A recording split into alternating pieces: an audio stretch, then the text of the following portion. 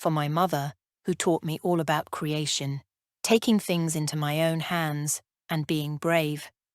1. In the cold clarity of hindsight, I would not have married Ashton Buchanan. I thought I had my life under control, that I was the architect of my future.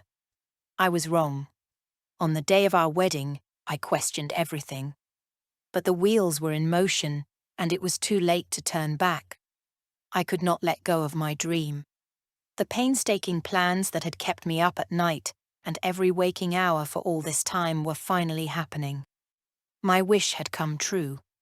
Ashton and I were getting married. It was a fantasy wedding beyond anything I could have hoped for. The sort of wedding you design in your head from the age of 6, a make-believe princess's fairy tale. Grand and elegant, the big white dress, the something borrowed something blue gifts, the ever-after speeches. Distant island, where Ashton's family house had stood for nearly 200 years, and where our wedding was set, could not have looked more beautiful. Glorious in its antebellum magnificence, the mansion, Distant Sands, presided over the coastal waterfront and its private dock, reflecting the pale blue, late April sky. As if it knew my secret, as if it held our history in the eyes of every windowpane, the limbs of every door, watching us. Watching me as I moved ahead with my mistake. There was no stopping me now. Huge white marquees on the lawn and tables dressed with the finest linen, and silverware real, not plate shimmered in the afternoon sun, while guests chatted and laughed, sipping champagne from crystal glasses, throwing back their heads in abandon, and toasting the happiest couple in the world. Waitstaff weaved between the throngs, carrying canapés and trays with drink refills, as children circled and skipped between grown-ups' knees and elbows, and dogs in bow ties barked happily on the gleaming green spread of lawn. Everything was perfect. Except it wasn't. I couldn't believe I had actually gone through with this, but I had, and you would never have known from the smile on my face what I felt deep down inside, because, despite my reservations, despite myself, I did feel like the luckiest girl in the universe. "Honey, are you all right? Everything okay?" Ashton, his face brimming with consternation, swept a tendril of hair from my brow, careful not to dislodge my perfect hairdo, styled and fussed over all morning by South Carolina's top hairdresser. Ashton looked like the perfect Southern gentleman in his tailored tails, the rosebud buttonhole he sported, the shiny black shoes polished to within an inch of their lives. His sandy hair that turned blondish in summer and back to brown in winter flopped over his liquid brown, multi-century eyes. Observing Ashton did make you believe in reincarnation. As though he'd lived so many lives already. His wise, heavy brow that told you he had it covered, that he could fix any problem. The strength of his jawline spoke of quiet determination and justice, but even a hint of his boyish smile took all that away. The paradox of him confused me. Ashton was so much more than just my husband. He was. "Vivian, honey, are you all right?" Teary-eyed, I fixed him a smile and said, "Ashton, it couldn't be more beautiful. I only wish I could have shared all this with my parents." "I know, sweetheart, but I swear I'll make up for what you've lost. I'll make you so happy, you'll see." Ashton had extraordinary self-belief. Something I so admired about him. He was a fixer not just because of his job as one of the best neurosurgeons in the South, but because of his unwavering confidence in himself. Why shouldn't he be confident? Full scholarship to the best medical school in the country, Johns Hopkins, top of his class. Board-certified neurosurgeon before he'd reached 30. Had written papers on this and that, published in science journals, lectured all over the world. Respect was a word that came to mind, and awe. People were in awe of him. I was in awe of him. And that was the truth. But not the whole truth. I mulled over what he'd said. Make up for what you've lost. I clung on to that belief. The wedding spilled into the evening, until the ink-eye gold of the sun dipped below the skyline, and guests ventured, some of them, the more adventurous ones, into waiting sailboats. They took off across the smooth water, the white sails looking like pretty handkerchiefs against the horizon, until the first stars twinkled in the Carolina sky. I didn't take a boat ride myself, but chatted with the other guests, my smile a beacon, my wedding gown's beaded hem and train heavy around my ankles, swishing and swinging and making me feel that my life was indeed fit for a character in some classic romance novel centuries ago. Then Ashton and I had our first dance, and when he fixed his gaze on me, I felt my heart leap inside my chest all over again, the way it did the very first time we met. The way it still did when I wasn't thinking. Darling, oh my darling, you look divine. My reverie was interrupted by Georgia May, Ashton's mother, who had been released from her care home, supervised of course, for just a few hours, to partake in the nuptial celebrations. All elegance in her double strand of pearls and pink chiffon dress, she looked at me dreamily for a moment, and then a furrow of confusion scrunched her brow, and she suddenly seemed to not remember who I was nor why she was even here at all. The poor lady had Alzheimer's, something Ashton always hated to discuss. I remembered in that brief moment after my dance with Ashton, and between Georgia May's hazy confusion and several sips of champagne confiding in a friend, one time, that I was unhappy about something I couldn't remember what, and my friend had told me, "I'm so sorry your life hasn't turned out exactly as you wanted it to be." Her words had shocked me and angered me too, but it also gave me a kick up the butt. I decided in that second, I am going to make my life turn out exactly as I want it to be, and no one's going to stop me. And here I was now, marrying Dr. Ashton Buchanan. 2. Everything was perfect for us for the first 5 months.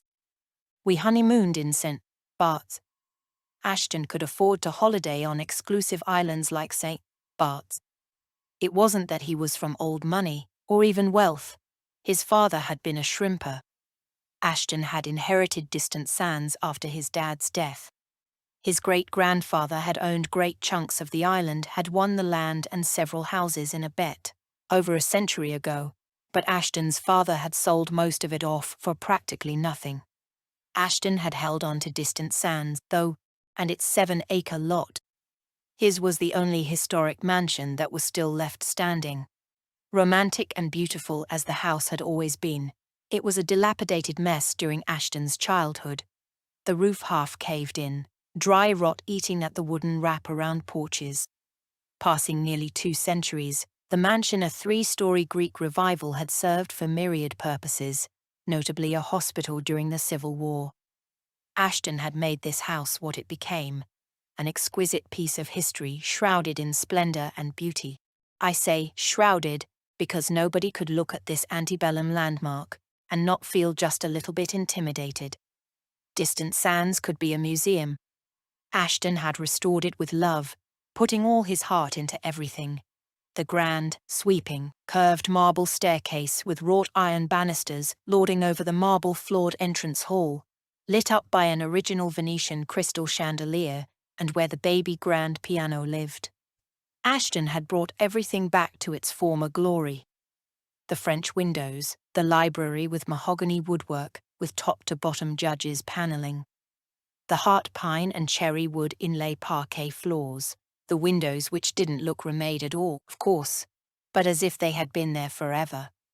There were 2 parlors, one a drawing room with Chippendale settees, where men once drank cognac and smoked cigars, the other where the ladies would retire after a formal dinner or sip iced tea and catch up with gossip.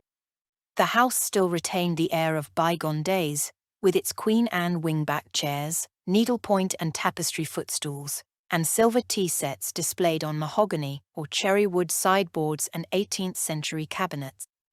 It was almost as if you could hear their chatter in the walls, the hazy, heated summer days. Ladies with fans sipping long, cool glasses of iced lemonade. I couldn't help but feel this place would always haunt me. It wasn't me. I would never fit in, never feel at home here, no matter what I did. Distant Sands. Its name spoke volumes to me. Distant. So true. Distant Sands maintained its classic, deep South antebellum design, with wide wood plantation shutters and upper and lower front porches. The back porch overlooked shaded green wooded land, and the front of the mansion faced the water and a live oak tree of such magnitude at least 80 feet high that people would come and visit it in awe. The tree was older than the house itself, and the most beautiful, majestic thing I had ever seen. Draped in swaths of gorgeous Spanish moss, it seemed like some elegant grand dame in her finest clothes, or a wild Medusa standing proud, guarding distant sands, her very own Greek revival mansion garlanded and festooned with streamers in her leafy hair. The minute I arrived, Distant Island gave me a feeling that I was on a remote, going back in time, Carolina Sea Island. I felt a little isolated.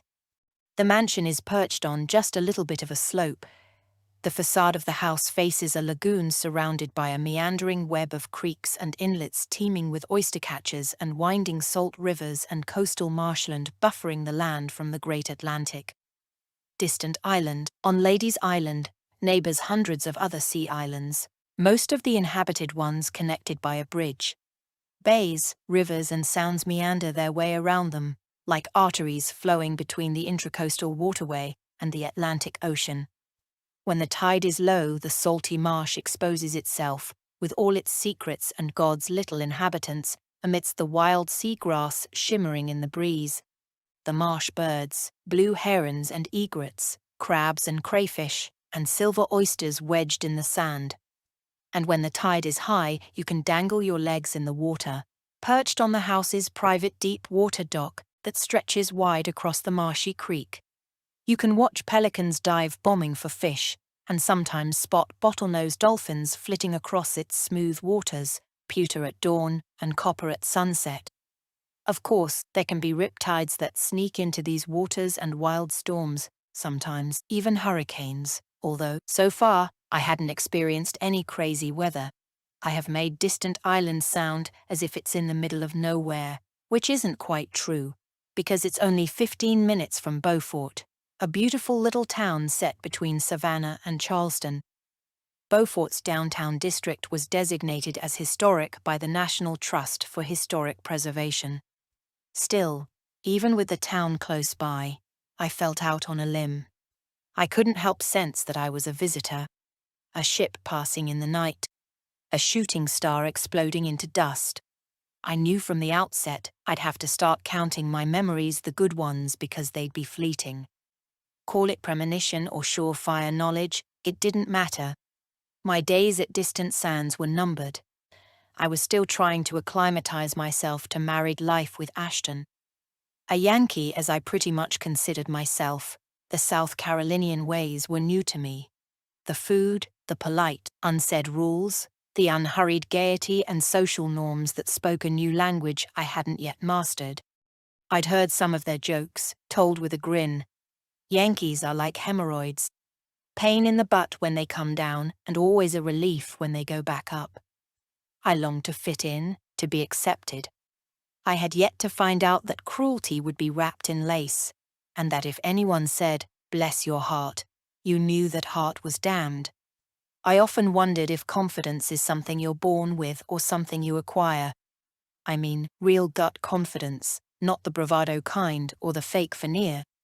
I'd certainly had to acquire bucket loads of confidence since I'd been married to Ashton. The way you pick seashells from the shore, I had to collect confidence amidst the grains of sand, make myself sparkle, ease myself into feeling at home in a foreign world. Because the low country was foreign to me, everyone was more than welcoming. But I wanted to be the perfect wife, to look as if Ashton and I matched, and that we had been made for each other, belonged together. But being perfect doesn't come easy. You have to work at it, and work at it I did. The understated clothing, but always quality brands, never flashy, never brash, but effortlessly well turned out. My dark hair long enough to be sexy, but always styled and cut so it was neat. Makeup applied with such precision that it looked as if I hardly wore any. A touch of mascara, maybe a dash of brown eyeliner to bring out the blue of my eyes, a dab of rouge or lip gloss. Natural was the byword, the key. Shoes, low heels or pristine sneakers. I favored pearl stud earrings. The only thing that drew attention was my solitaire diamond engagement ring that Ashton had made especially for me. I tried so hard to be one of them. I watched my diet, too. Salads and low carbs, no red meat, and rarely dessert. I drove an electric Volvo. Safe, expensive, and top of the range, but not ostentatious. I exuded class, or at least that's what I was aiming for. Ashton may have been a southern boy at heart, a shrimper's son and a dab hand at the barbecue, but he was ambitious and a hard worker and had made himself a pillar of the community. It wasn't that he asked me to do these things or behave in any particular way, like going to the gym or practicing tennis, till I could slam a backhand and challenge anyone to a decent game. But I knew it was part and parcel of my marriage, and I had to keep up. This marriage was everything to me. Without parents to call my own, I clung to it like a lifeline, and I needed to make it work. And the truth was, Ashton was the only man I had ever loved, the only one I could ever imagine being with. I didn't make friends easily, but Lindy, the wife of the owner of the Sea Oats Country Club we frequented where Ashton played golf, had taken me under her wing, and we soon became fast friends. Not best friends, though. I needed to keep her curiosity at arm's length. Trust is not something gained overnight. There were secrets I would always leave unwrapped. Skeletons that could stay right there in their creaky old closets. But Lindy was kind, and kindness is a gift. I knew only too well about life's blows and switchback bends. Grateful was a word I cherished. I reminded myself every day how grateful I was for my marriage with Ashton, and the chance to make things right again. As well as keeping up with our social life at the country club, I worked long hours at a local foundation, Community Promise. We provided safe, temporary shelter and meals for those in need. Transportation to employment interviews, or medical appointments, or school. It gave women and youngsters a chance in life to learn skill sets that would offer them jobs or places at college. Our life skills program provided assistance in securing employment, access to medical care, school placement, and, ultimately, help in locating affordable housing. We helped kids who had been abandoned by their parents, steered them away from temptations of drugs or crime. We also offered shelter from family abuse, or to runaway kids who had been molested. Troublemakers who were doing badly at school. Give a troublemaker responsibility, and those troubles can melt away. So many kids are just not given a chance. It was a way of giving back, and my job meant the world to me. Our music classes in particular were transformative. With some youngsters, it had been like watching the morning break, seeing the sun's orb rise from a dark horizon, and then shine slowly, brighter and brighter, lighting up the sky, making everything gleam in its wake. Some of these teenagers had made 180-degree turns. Nothing gave me more pleasure than being part of their journey, a key element to their healing process. Ashton loved what I did because, being a doctor, a surgeon, no less mending people and cutting out the bad parts was in his DNA. I did everything I could to make Distant Island feel like my second skin. I wanted Ashton to be proud of me. I needed his mother, Georgia May, to love me as her own daughter, especially since my parents were no longer in my life. I began visiting her at her care home, Heritage Park Assisted Living, and I believed she now recognized me as her daughter-in-law and was really starting to warm up. Next were Ashton's friends in the community and his work colleagues. I left him to his own devices with his old fishing buddies and friends from childhood. What interested me more was the social scene at the country club and bonding with the other women. A social climber, trying to hook my foot onto the middle rungs of the ladder and haul myself up to the top. You might assume that, if you didn't know me better, let's just say I cared about being accepted by good society people. I cared about fitting in. Our first dinner party I gave was a huge success. I spent weeks studying various different cookbooks, unsure of what to give them. The trick was to make it seem casual and second nature, as if I were born into the laid-back, unhurried, easy drawl of their world, but was also effortlessly chic. I pretended that the dinner was no big deal. The guests were just Lindy and her husband Richard, and another younger couple, June and Michael. Michael was an intern at the hospital where Ashton worked in Charleston, a protégé, who had an uncanny resemblance to one of my favorite actors, Sidney Poitier. Neurosurgery is tough to master, obviously, and there aren't so many neurosurgeons in the States, not even throughout the world. You have to be meticulous, have hands like Leonardo da Vinci, and a brain like Einstein. Something I'd tell Ashton if he was stressed after a long day, if he needed to be bolstered. Leo and Al, remember, I'd say. He'd always laugh. For the entree, I cooked a Basque piparade of stewed green peppers, local clams and white fish, followed by a wine-braised chicken sprinkled with pearl onions and button mushrooms, and for dessert a cinnamon apple bostock splashed with French calvados with frangipane cream and toasted almonds, sweet and crunchy. I'd baked bread, too, dripping with butter and garnished with herbs from the garden. I served it all with a crisp, cold Pinot Grigio, but had a good red on standby for those that might not like white, and a sweet French sauternes for dessert. I was out to impress. "So tell me how you two met," Michael asked, dabbing his mouth with one of the linen napkins we had been given as a wedding gift. I had brought out all the best china and glasses and silverware too. I wanted his friends to approve of me. "At the Citrus Club?" Ashton and I said in unison, and then laughed at how in sync we were. June's eyes lit up. "The Citrus Club in Charleston," we nodded. "And who spoke to whom first?" I looked at Ashton, and he told them.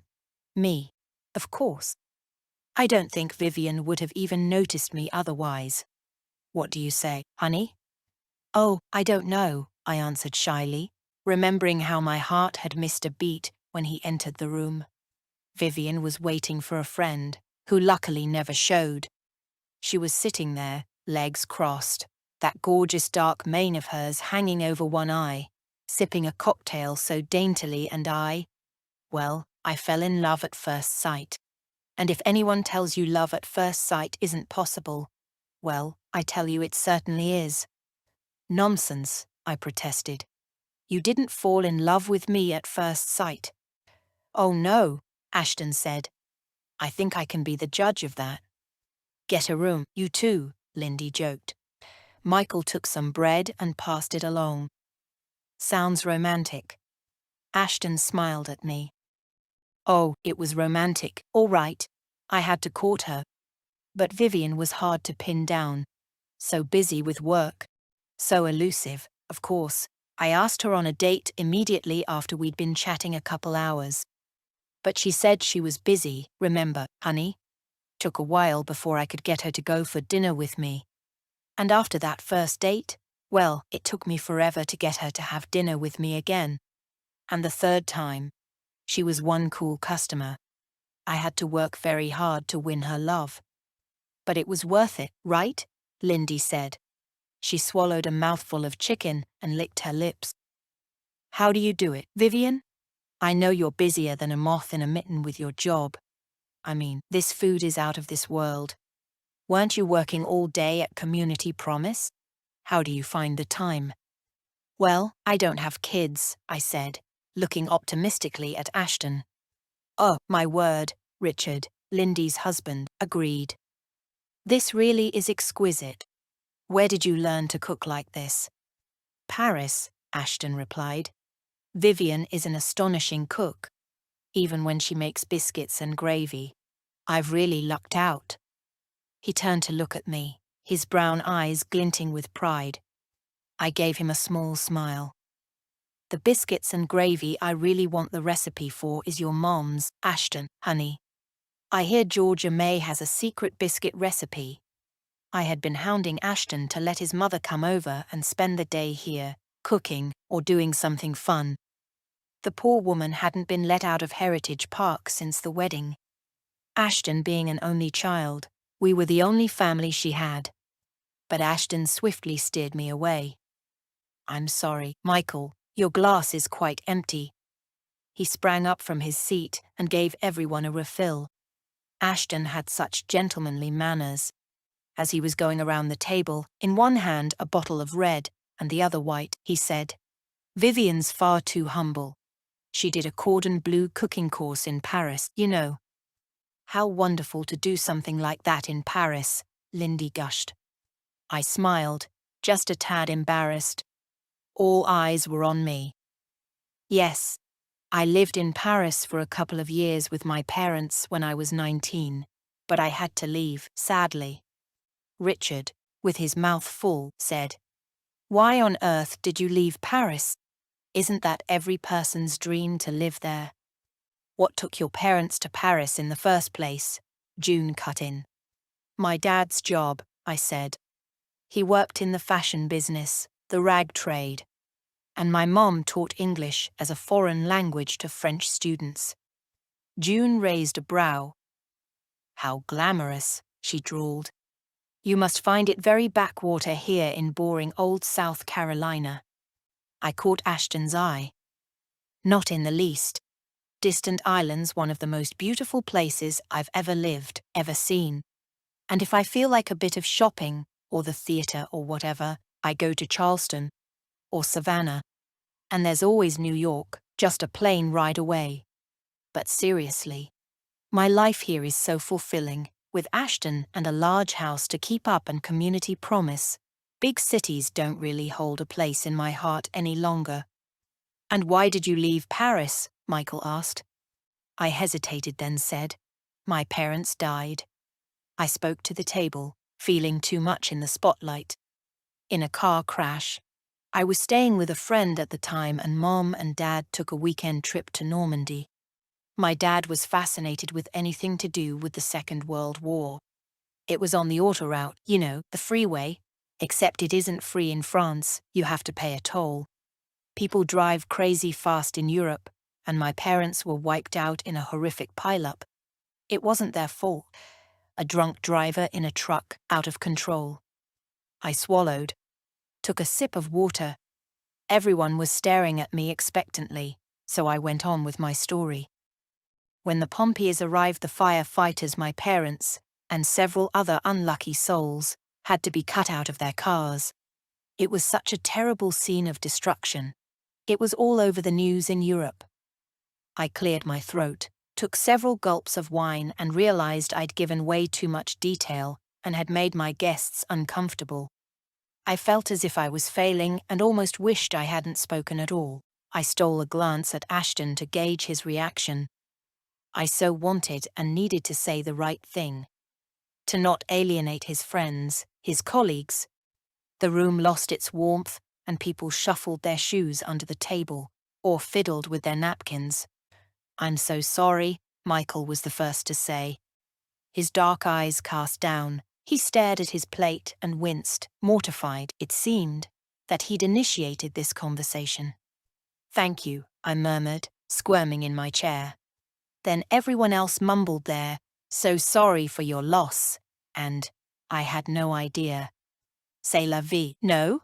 Or in English we translate that as, "Life sucks," June offered, giving me a pitying smile.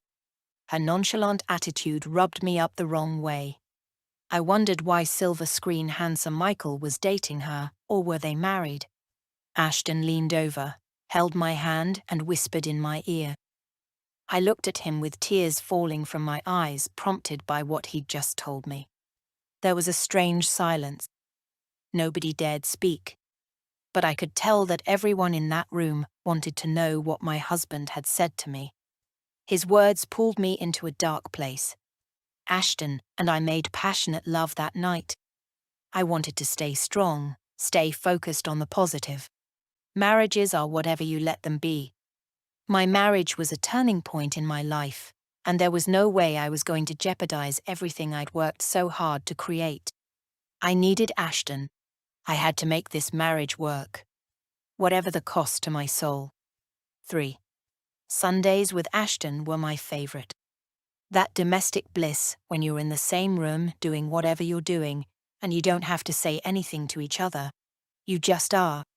But when you've only been married 6 months, still just newlyweds, there is still so much discovering to do. Who is this man I've married? What makes his mind tick? We had done things the old-fashioned way. No living together first.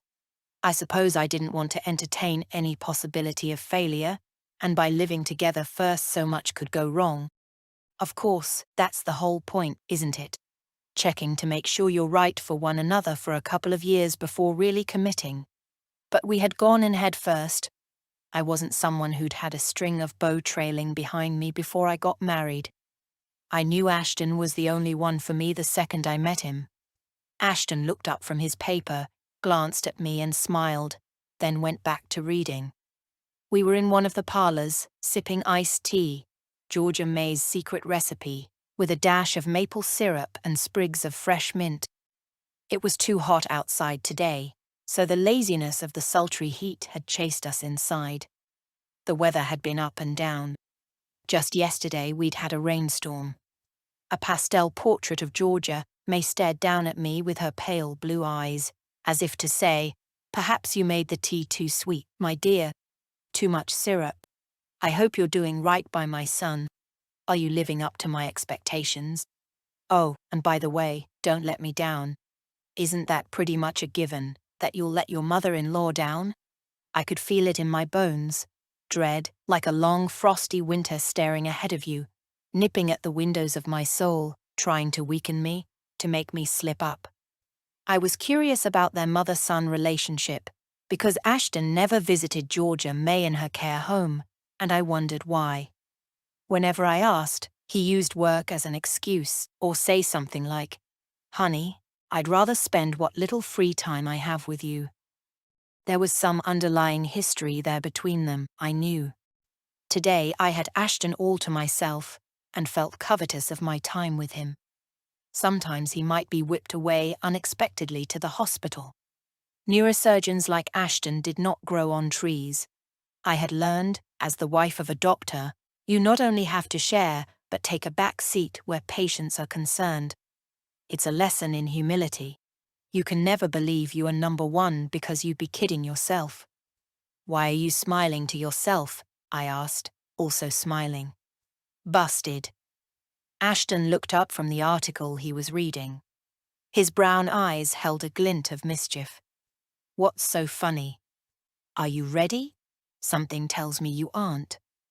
His smile lifted into a grin. "Ready for what?" "The test." "What test?" "The test of true courage." "I'm a lot more courageous than you think," I told him. "I'm tougher than you, probably." He roared with laughter. "I am. I'm a strong woman. I'll surprise you one day, you watch." "What are you reading about? Bungee jumping or something?" "They've spotted her again.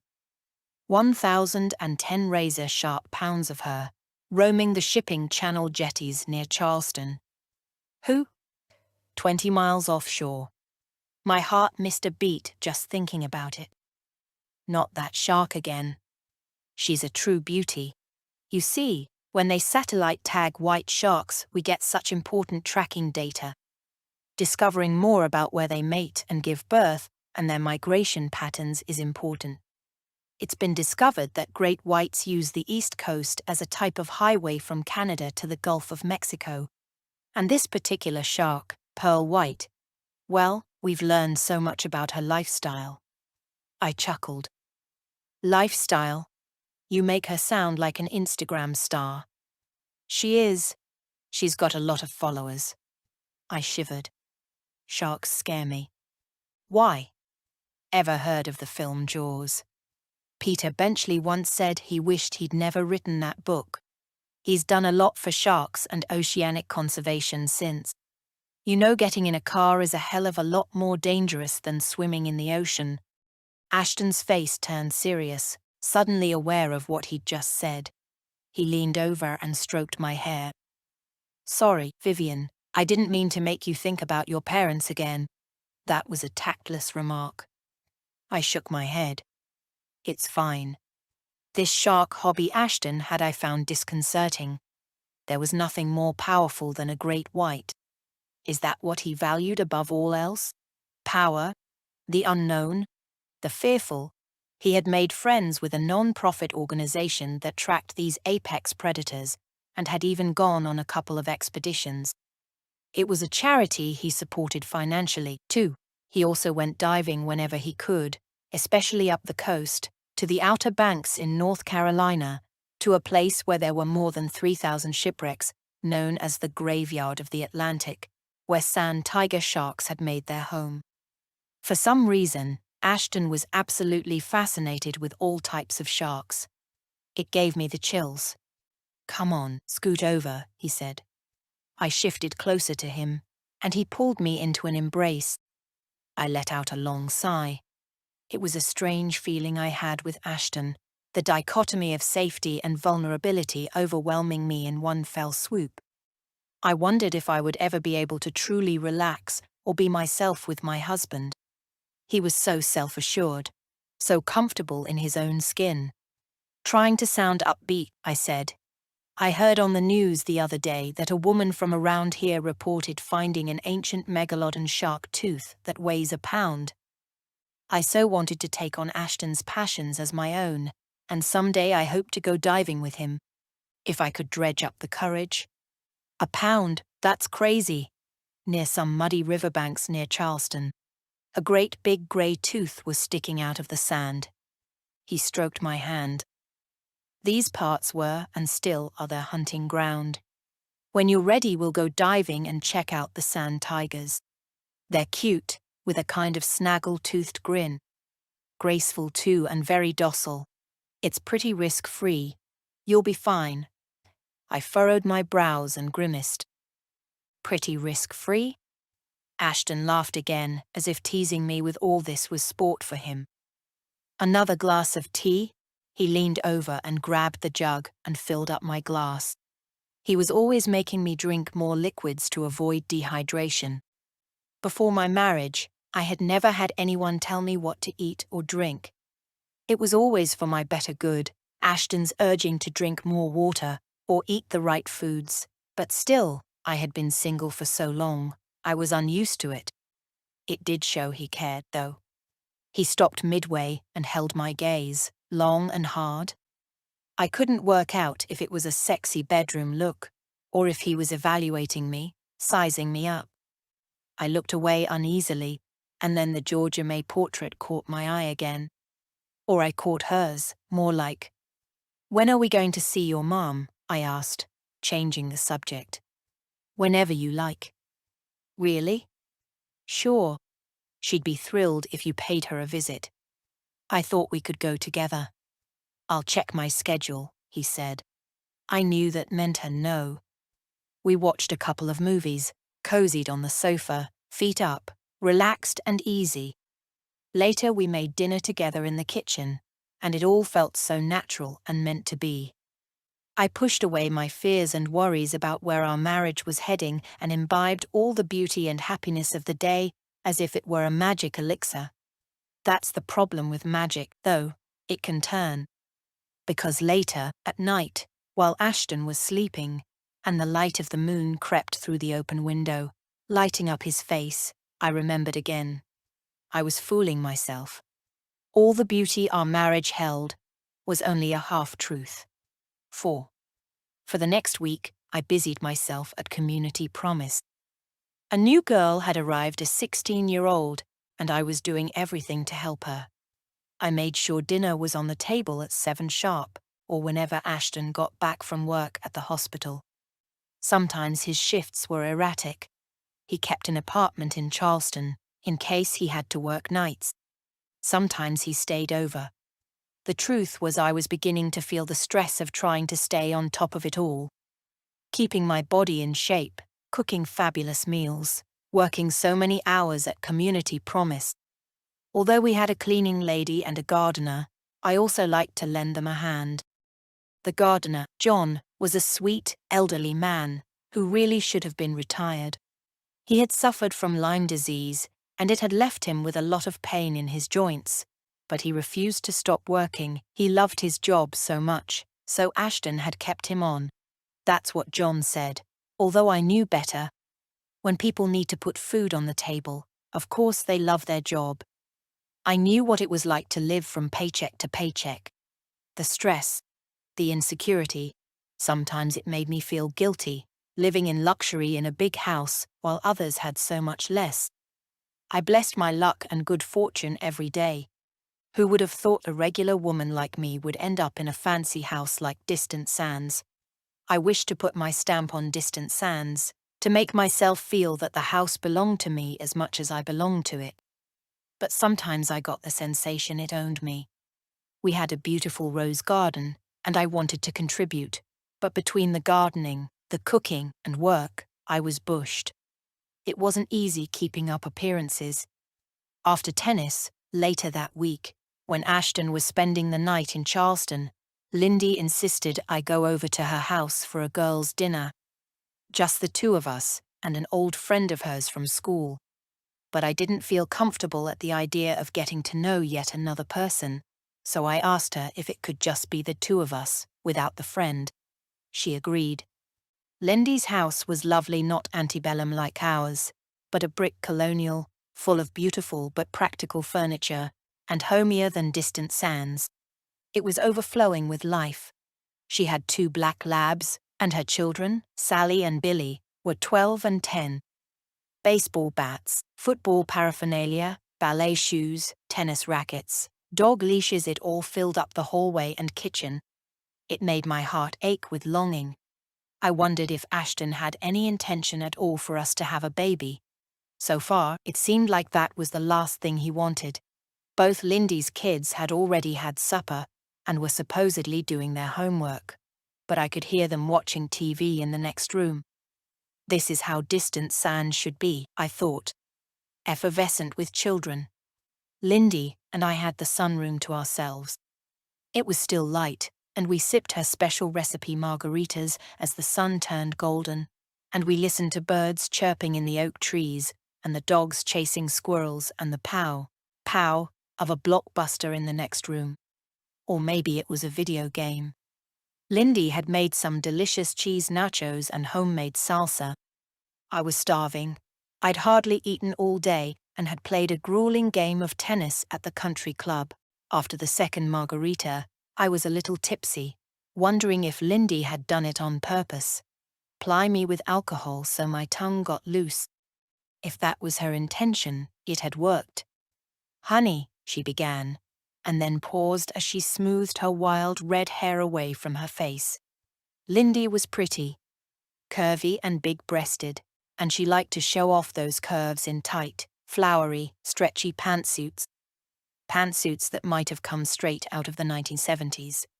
I often wondered if her clothing was retro, but hadn't asked. She, I decided, was one of those born confident people. She wore her extra weight with a sexy swagger and delicious self-assurance. She had big green eyes, and her mascara and lipstick were always slightly smudged. I liked Lindy. She didn't care what people thought of her. She spoke her mind and called a spade a spade.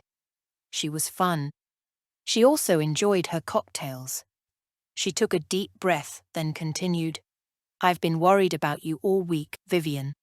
That dinner party you gave was so wonderful, the food to die for. But I have to admit, I saw the sadness in your eyes when you told us about your parents, and—" She hesitated as if she couldn't find the right words. I helped her out. "It's been a good long while since my parents died. Don't worry about me, Lindy. I'm, over it." She sighed and inspected her long nails. "You can never get over that kind of thing. You don't have siblings, anyone to commiserate with." I took a gulp of my margarita, then licked some salt from the rim. "No, just me." Lindy handed me the nachos and took some herself. "Tell me what happened after you left Paris," she said, crunching. "I went back to live in New York." "That's where you were raised? In New York City?" I nodded. It was lonely. I was miserable for a long time. But I had a good job worked at. "Look, Lindy, I'm not from a wealthy family. There was no life insurance money after my parents died. I had to work. Had to struggle some. Of course you did, honey. I understand. I'm from a regular family, nothing special. In fact, when I met Richard, I was so poor I couldn't afford to pay attention. She laughed. It's Richard who gave me this lifestyle. He's from old money. Insurance is what built his great-grandparents' fortune. I'm just a regular girl trying to make good.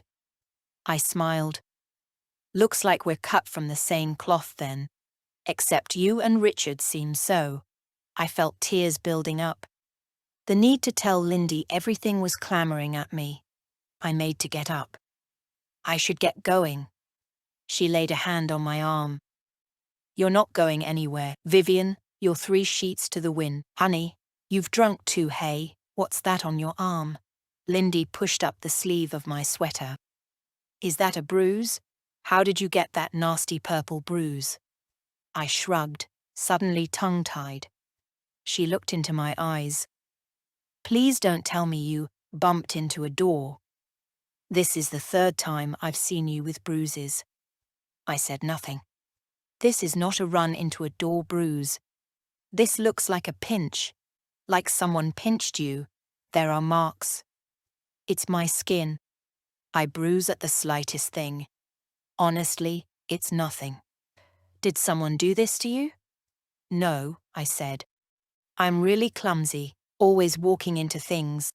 My thighs, too. Always banging into corners of tables. I was born with 2 left feet. Lindy looked at me with suspicion. It's not. Nobody touched me, I protested. Please don't think Ashton would ever lay a finger. But it looks like someone did lay a finger on you. 2 fingers, by the looks of it, she shouted. Then looking in the direction of where her kids were, simmered her voice. You know you can trust me and share anything with me, right? Sure, I said, wondering if I could trust Lindy. But, Vivian, this seems to be a recurring thing, these bruises. I pressed my lips together. Lindy was trying to squeeze it out of me. Did this happen even before y'all got married? I gave her a neutral look, but couldn't bring myself to say a word. Lindy tightened her mouth into a narrow line and shook her head in what seemed like slow motion. Her eyes were wide with both shock and anger. I'm amazed, frankly. I had Ashton pegged for the perfect Southern gentleman. Perfect manners, kind, too. Okay, he has his past, he was a bit of a ladies' man in his day. But boy, did I read him wrong. Turns out he's lower than a snake's belly in a wagon rut.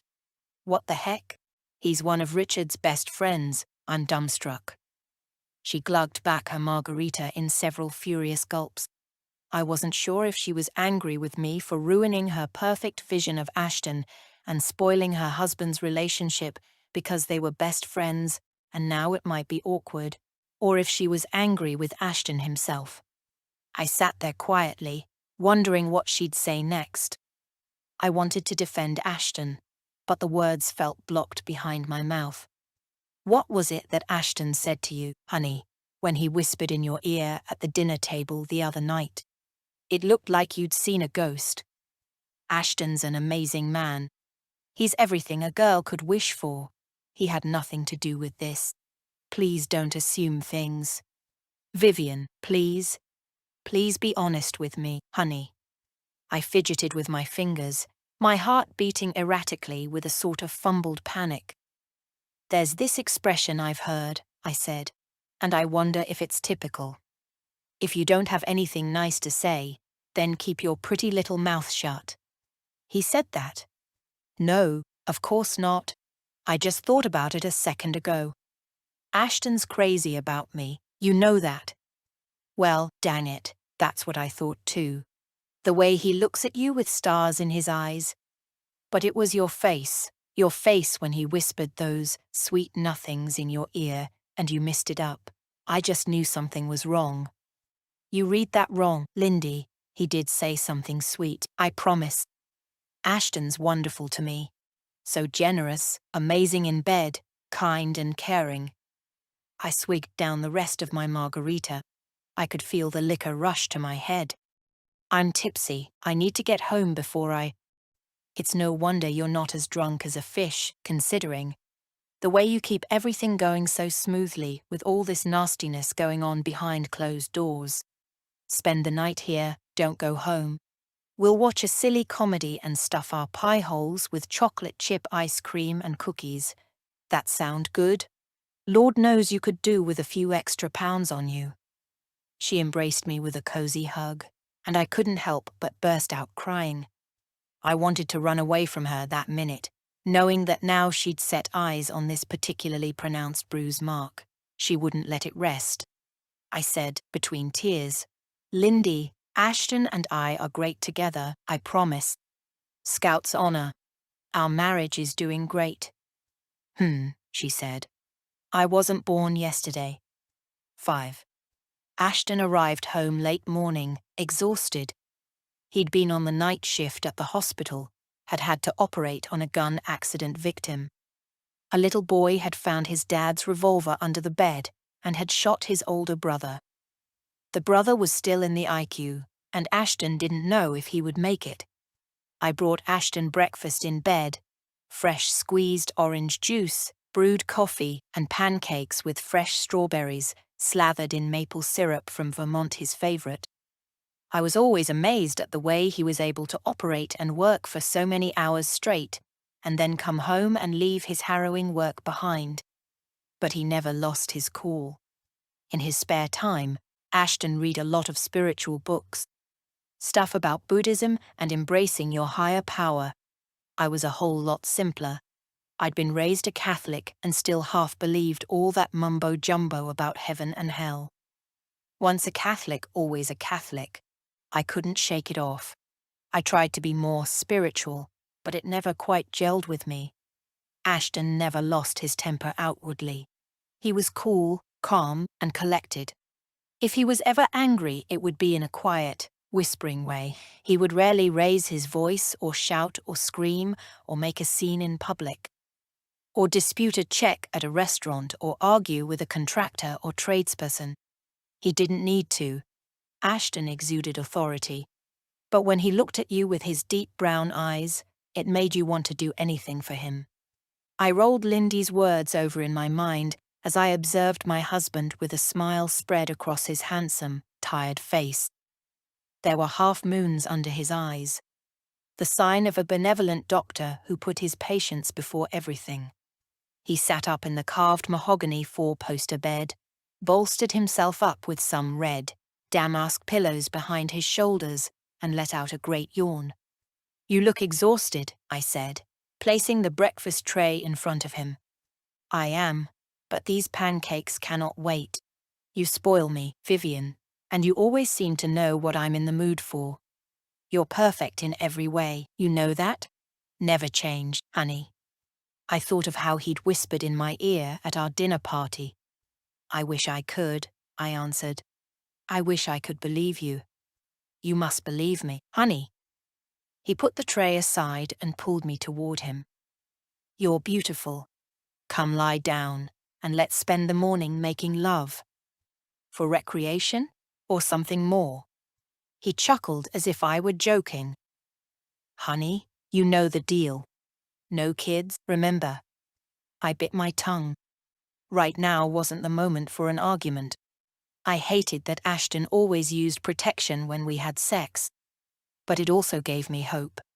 He had said he didn't want kids, but if he really, really didn't want kids, he would have had some kind of medical intervention by now, surely. And he hadn't, so there was still that window open. I pictured what a son of ours would look like. I wondered if he'd inherit my looks or Ashton's, if our child would have brown eyes like him, or blue eyes like me. I assumed brown because brown is the dominant gene.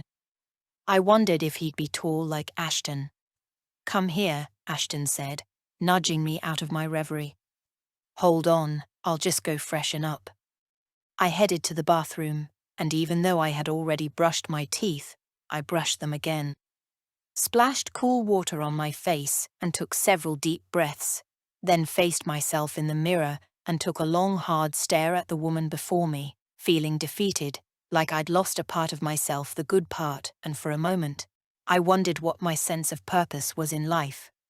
When I came back into the bedroom, Ashton was fast asleep, the food only half eaten.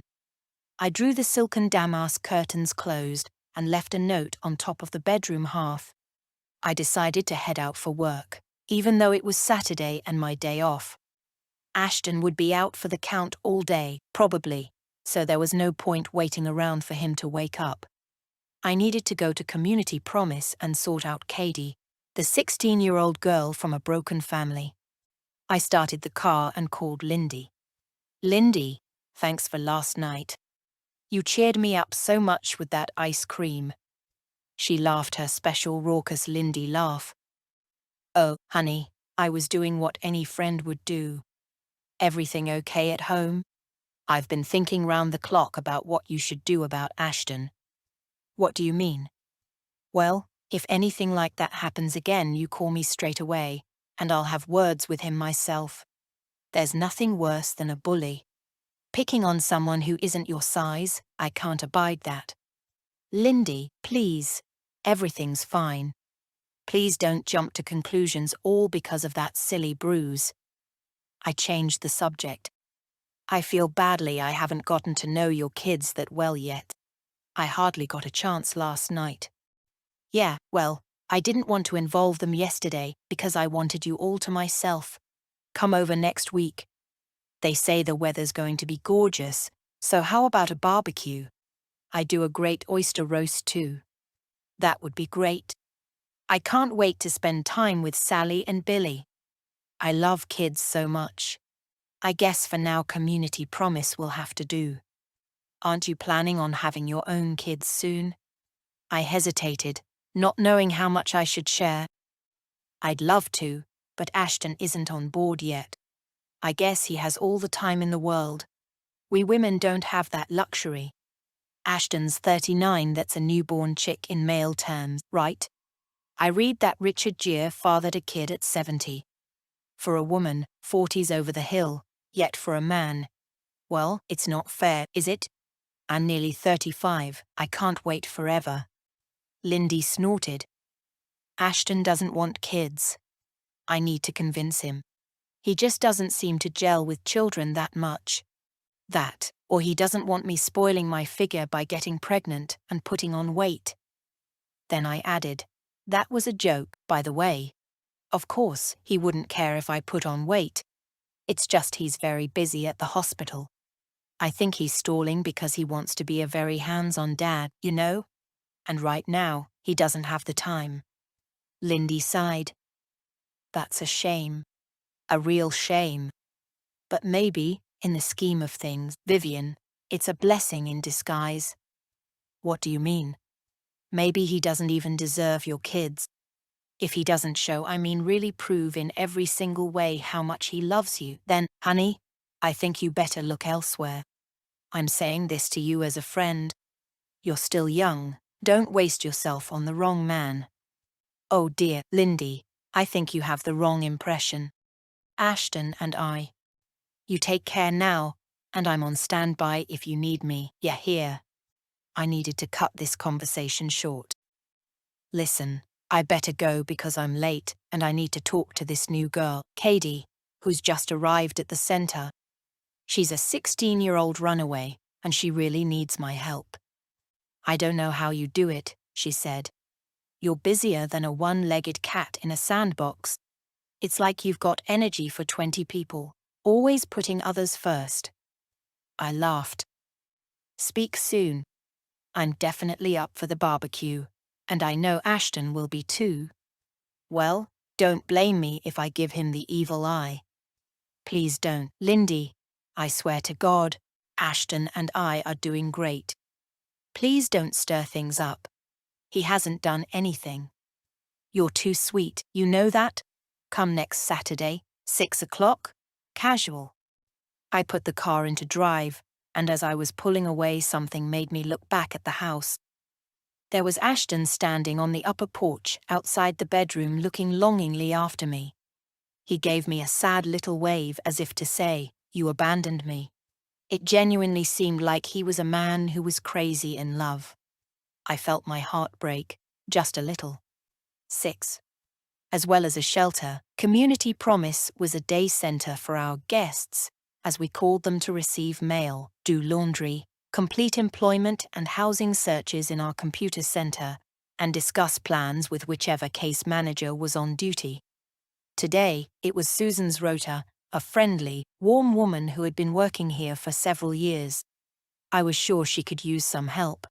It was all go, go, go, people hustling around the Xerox machine and busy staring at screens and talking on phones. In that moment, we had about 10 teenagers we were helping.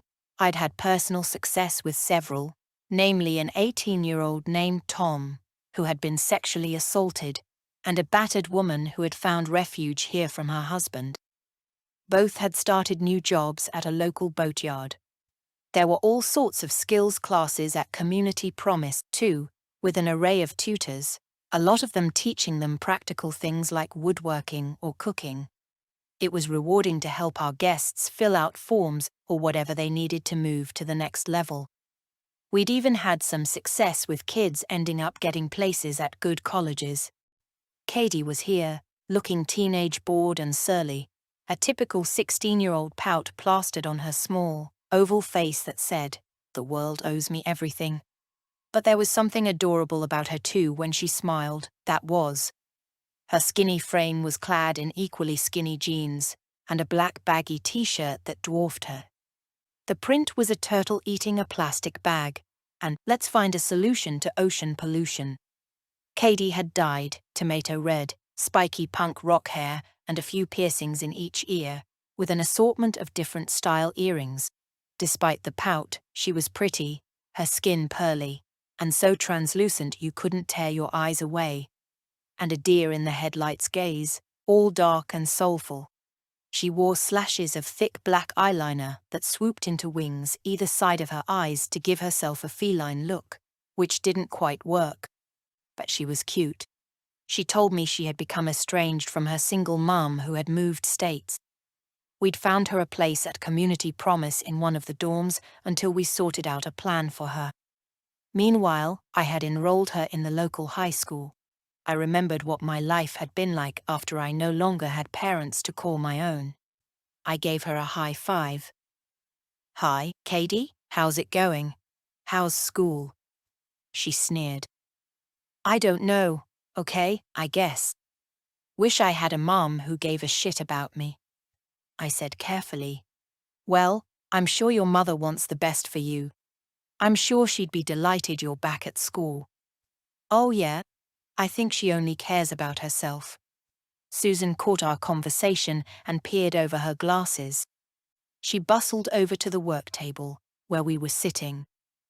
"You want to talk to one of our therapists, Katie?" "No, it is what it is. I was just telling Mrs. Buchanan here that my mom doesn't give a shit about me." She chewed on a pen. "She found a guy and basically just dumped my ass. She was staying with a friend, a girl," I explained to Susan. It was Katie's idea to spend the vacation in New York with her friend. Her mom agreed, until she went to live with her mother in her new house and... Yeah, but me and Amy fell out, so it was, like, complicated, even though Amy's mom was super cool. I think Amy got jealous. Then I had nowhere to go, Katie said. "And your mom?" Susan asked. "She, like, bailed on me, basically." Katie bit her cuticles, her nubby fingers half in her mouth. Susan asked gently, "Did you try living with your mom and her new partner?" Katie looked at us tearfully. "I called my mom, and she told me I couldn't live with her until things got settled." "What the hell does that mean?" "Settled. She obviously doesn't want me around." "Maybe things might change soon," I said to her. "Meanwhile, you're safe here at Community Promise." A tear plopped onto the legal pad she was doodling flowers and guns on. I explained Katie's situation to Susan. It was a temporary solution, but then Katie heard about Community Promise from another friend of hers and got on a train and came here. "But her mother's responsible for her until she reaches the age of 18, Susan said. "In every way, especially financially. Katie wiped her tears away with the back of her wrist. I don't need my mom. I make my own money. I have a drop shipping business and make real good money selling stuff online. Susan looked blank. You know, like an e-commerce store, Katie explained. Without the hassle of keeping goods in stock or owning the inventory. Wow, said Susan. That's very impressive. You're only 16. Yeah, 17 in 3 days. I said, well, that shows you have a lot of gumption and talent, and you'll go places in the world. You should be proud of yourself that you got this business together. Like Susan says, impressive. Did anyone give you a hand? In the beginning my mom helped me, but now it pretty much runs itself. Like I say, it's drop shipping so I don't have to do any packing myself. It's pretty cool. Can we speak to your mom? Asked Susan. Maybe if she realizes you're here, she'll be very worried and want you to come home. Maybe you can work something out with her and her new husband. Or is it boyfriend? Same difference. Well, I can see that you're a very smart kid, I said. Really smart. And I'm so sorry about your situation. We'll call your mother and work out a solution. I was raped, Katie suddenly said. Her words hit me in the gut. Are you serious? Yeah, I'm serious. You think I'd make something like that up? I held her gently by the wrist. It was frail and thin. What happened, Katie? That's so awful. Susan laid a plump arm around Katie's shoulder. Oh, my word. I'm so sorry this happened to you, honey. You must be in a state of terrible shock. Would you like to see a doctor? After a long while, Katie shook her head. What can any doctor do? This happened, like, a few months ago. They want a rape kit and all that crap. They wouldn't believe me anyways. It was like a date rape kind of thing, you know? I knew the guy. We went to a movie, and then he took me in an alleyway. It was dark. He pushed himself on me, and I told him no, but he forced himself. He was real tall and big, and there was no way I could get him off me. Anyways, I just kind of didn't react. Figured by being like a zombie, he'd leave me alone, but he didn't. He finished what he came to do and strolled away. I don't think he even got that it was rape. That's how sick the whole deal was. Oh my God, I gasped. Did you report this to the police? Nope. I took Katie's hand again and looked into her eyes. She shook my hand away, fuming. Damn it, you think I'm making this shit up? No, I know there's nothing worse than a woman who isn't believed. Susan said, we need to report this. This guy cannot get away with this. You have his name and everything. Of course you do. You went to a movie with him. You have any phone calls or text messages we can show for proof? Yeah, I can prove I went out with a guy, but I can't prove he raped me, can I? It happened so long ago now. When? Susan and I said in unison. Like a few months ago. Look, the guy's a jerk. It happened. I'll just have to get over it, right? We'll help you, I said. I promise. She looked at me with her teary doe eyes and managed a trembling smile. My heart felt splintered in two. Yet why did I get the feeling she was hiding something? Something dark. I drove home so I could quickly change into something nicer. Ashton was still fast asleep, and I didn't disturb him. Today was my day of giving back, paying it forward. Georgia May was next on my list. I passed by our mailbox at the end of the driveway. There were 6 letters and 2 small parcels. I sifted through them. Mostly bills. Then there was one that was stuck between 2 local flyers that looked like it had been sitting there for ages. Neither Ashton nor I had gotten around to throwing the flyers out. The envelope, a good quality one, had gotten damp at some point. The postmark was smeared and unreadable. I couldn't make out the date, nor the place. I opened it. On expensive white paper, someone had written, in slanting capitals, "Leave Ashton while the going's good." 7. On the drive to Georgia May's care facility, I turned that freaky note over and over in my head. Who could have sent it? Lindy. What did people know? Was Lindy a gossip? A jealous ex-girlfriend? It had to be someone who knew my address. Easy enough to find out, I supposed. I slipped the paper back into the envelope and decided to keep it. Just in case things got worse, and I needed to ask the police to scan it for fingerprints. Who had sent that ominous note? Was it a threat? A friendly warning. It felt to me like a threat. But maybe I was being paranoid. I arrived at the gates of Georgia May's private care facility, where she lived full-time. There was quite a lot of security at the fenced-in property. I guess they were worried about the residents wandering off, because a lot of them had dementia or Alzheimer's, Georgia May being no exception.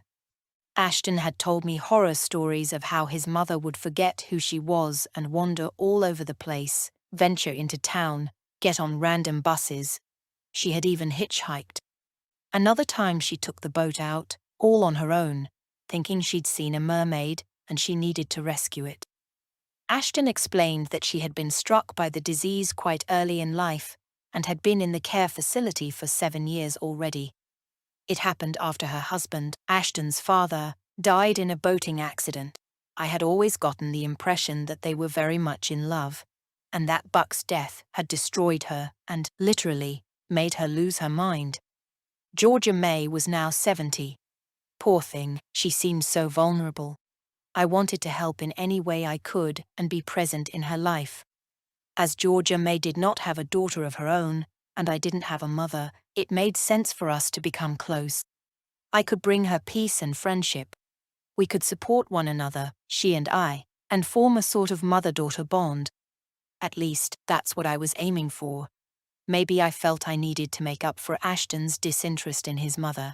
His distance. It was strange the way he just didn't appear to show an active concern with his mom's care, or spend time with her. I guess that's what wives so often do for their husbands. Compensate, take on their family duties, fill in the gaps. Maybe I was reaching too high, but I could try. It was such a shame for her to be living in seclusion when she was clearly a very sociable person, and I was tempted to persuade Ashton to let her live with us at least in our self-contained guest house attached to the property and hire a full-time nurse. But I also knew his mum was probably better off here, with her bridge games and activities, her regular, wholesome meals taken with friends. With my work at Community Promise and Ashton's at the hospital, there was no way we could give her the same care and attention. At the gates, I gave the security officer my name, parked, then presented myself at the reception. They knew me well. Usually Georgia May would come down with her nurse, and we'd go for a walk around the grounds. There were sweeping lawns and rose bushes and azaleas and paths that meandered through the 9-acre lot. Huge oaks laden with Spanish moss and sugar maples and beds of black-eyed Susans and hibiscus and canna lilies were in bloom. There were plenty of benches to sit on, peppered along the paths. The place was beautiful, and, appraising it all again, it made me feel so much better, because she was extremely well looked after, or so Ashton always assured me, and certainly the members of staff were smiley and friendly. They did seem genuine. "Don't be surprised if Mrs. Buchanan doesn't recognize you," Ruby, the receptionist, warned. She was an ample-bosomed, portly lady, with sparkly eyes that tilted up at the edges and freckles that dotted her earth-brown skin. She had worked as a nurse before, but had switched her skills to receptionist when arthritis got the better of her. I shrugged. "I know, Ruby. I know how it goes." But last time she knew exactly who I was and remembered our wedding and everything. I couldn't deny feeling hurt on the occasions when Georgia May forgot who I was. It was foolish. It wasn't personal, just the disease, but my pride made me want her to always know me, to need me. Silly, but I couldn't help myself.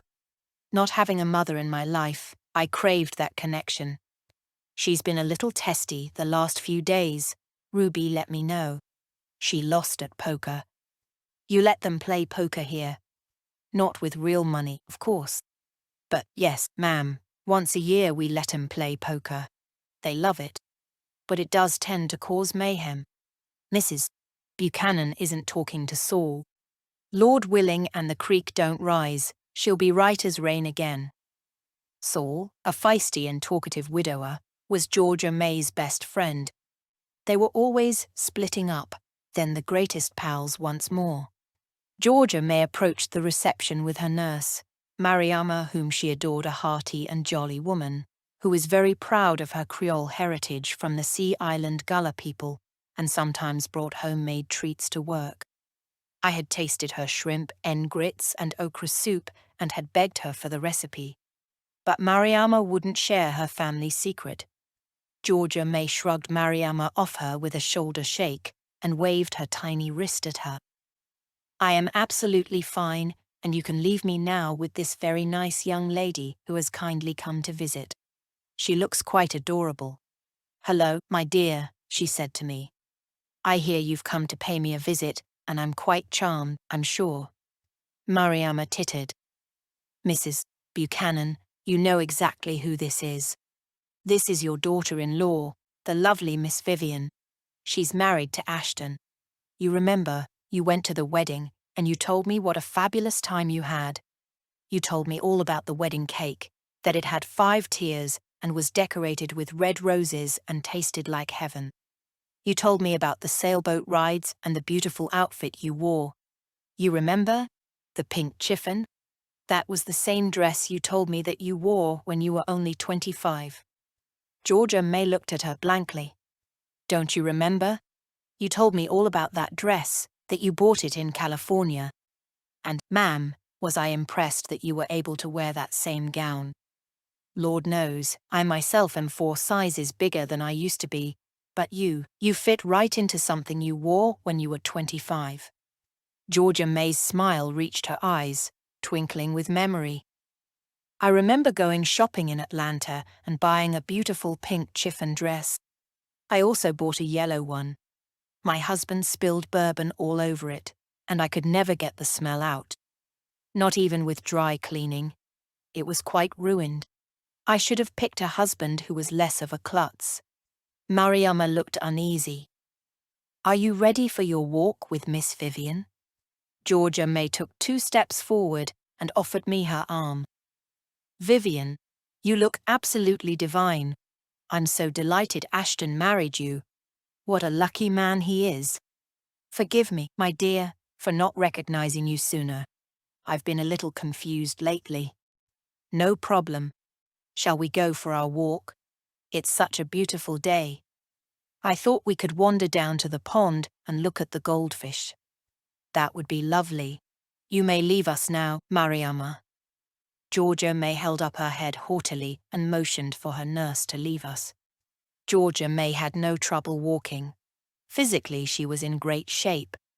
It was just this forgetfulness she had trouble with. Isn't it the most stunning September day? I said brightly. I love it here, those huge trees and so much chattering birdsong. It's such a lovely place to live, don't you think?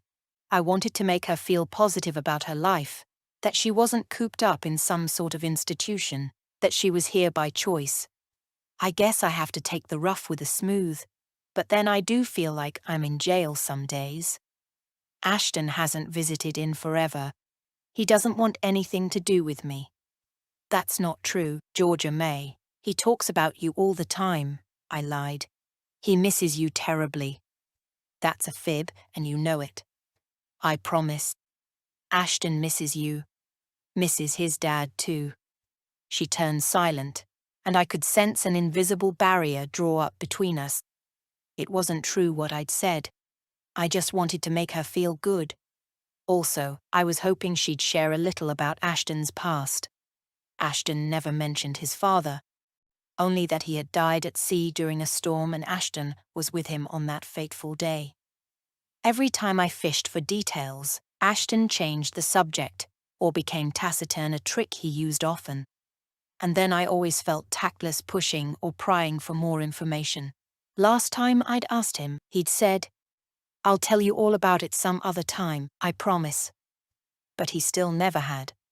Ashton hardly ever spoke about his childhood.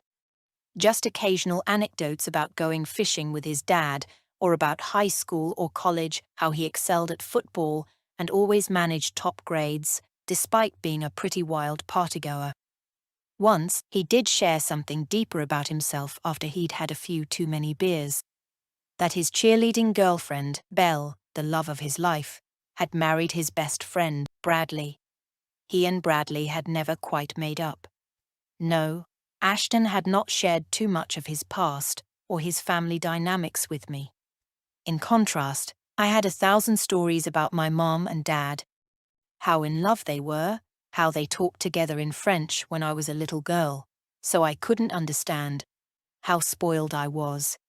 How Mom had had several miscarriages before me, so by the time I came along, I was the most treasured thing in their world.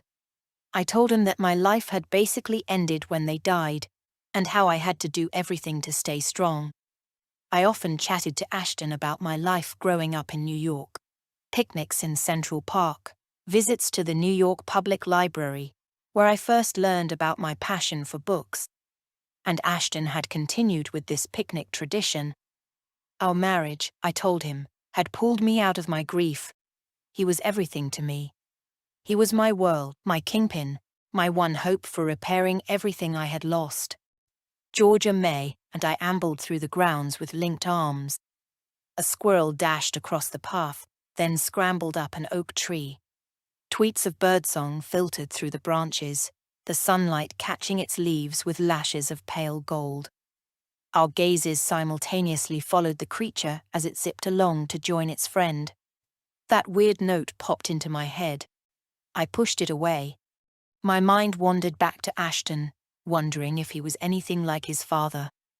Every scrap of information I gleaned would help me know my husband better. Marriages are like gardens. You have to tend them constantly. Just when the roses bloom, little weeds peek through the earth. And if you don't pluck them out when they're tender, they grow thick and stubborn. What was Ashton's father like? I asked Georgia May as we ambled along together, slow as snails. She stopped walking. Buck Buchanan had powers of persuasion and charm. Jackson Holt had asked for my hand in marriage, you know, but I foolishly turned him down. Chose Buck instead. Jackson became an attorney. Very wealthy, but I lived a life of relative poverty with Buck. I was a real beauty, you know. I could have chosen any number of beaux. She looked up at the tree as if in another world. I bet you were. You're still a beauty, Georgia May. I hid my surprise at what she had alluded to, that she had made a mistake marrying Buck. She was really stunning for her age. She had a heart-shaped face and a cute, pointy little chin and big, blue eyes. Silvery blonde hair and high cheekbones, and what really made her lovely was her beautiful nose. I noticed noses. Noses can make or break a person's face, and Georgia May's nose was fine and elegant, ever so slightly retroussé. It fit her countenance perfectly. She was petite, slim, and probably quite athletic in her day. She still had very fine ankles and wrists and an elegant long neck. She always wore double pearls, even when paired with sneakers and a jogging suit. Today she was all in white.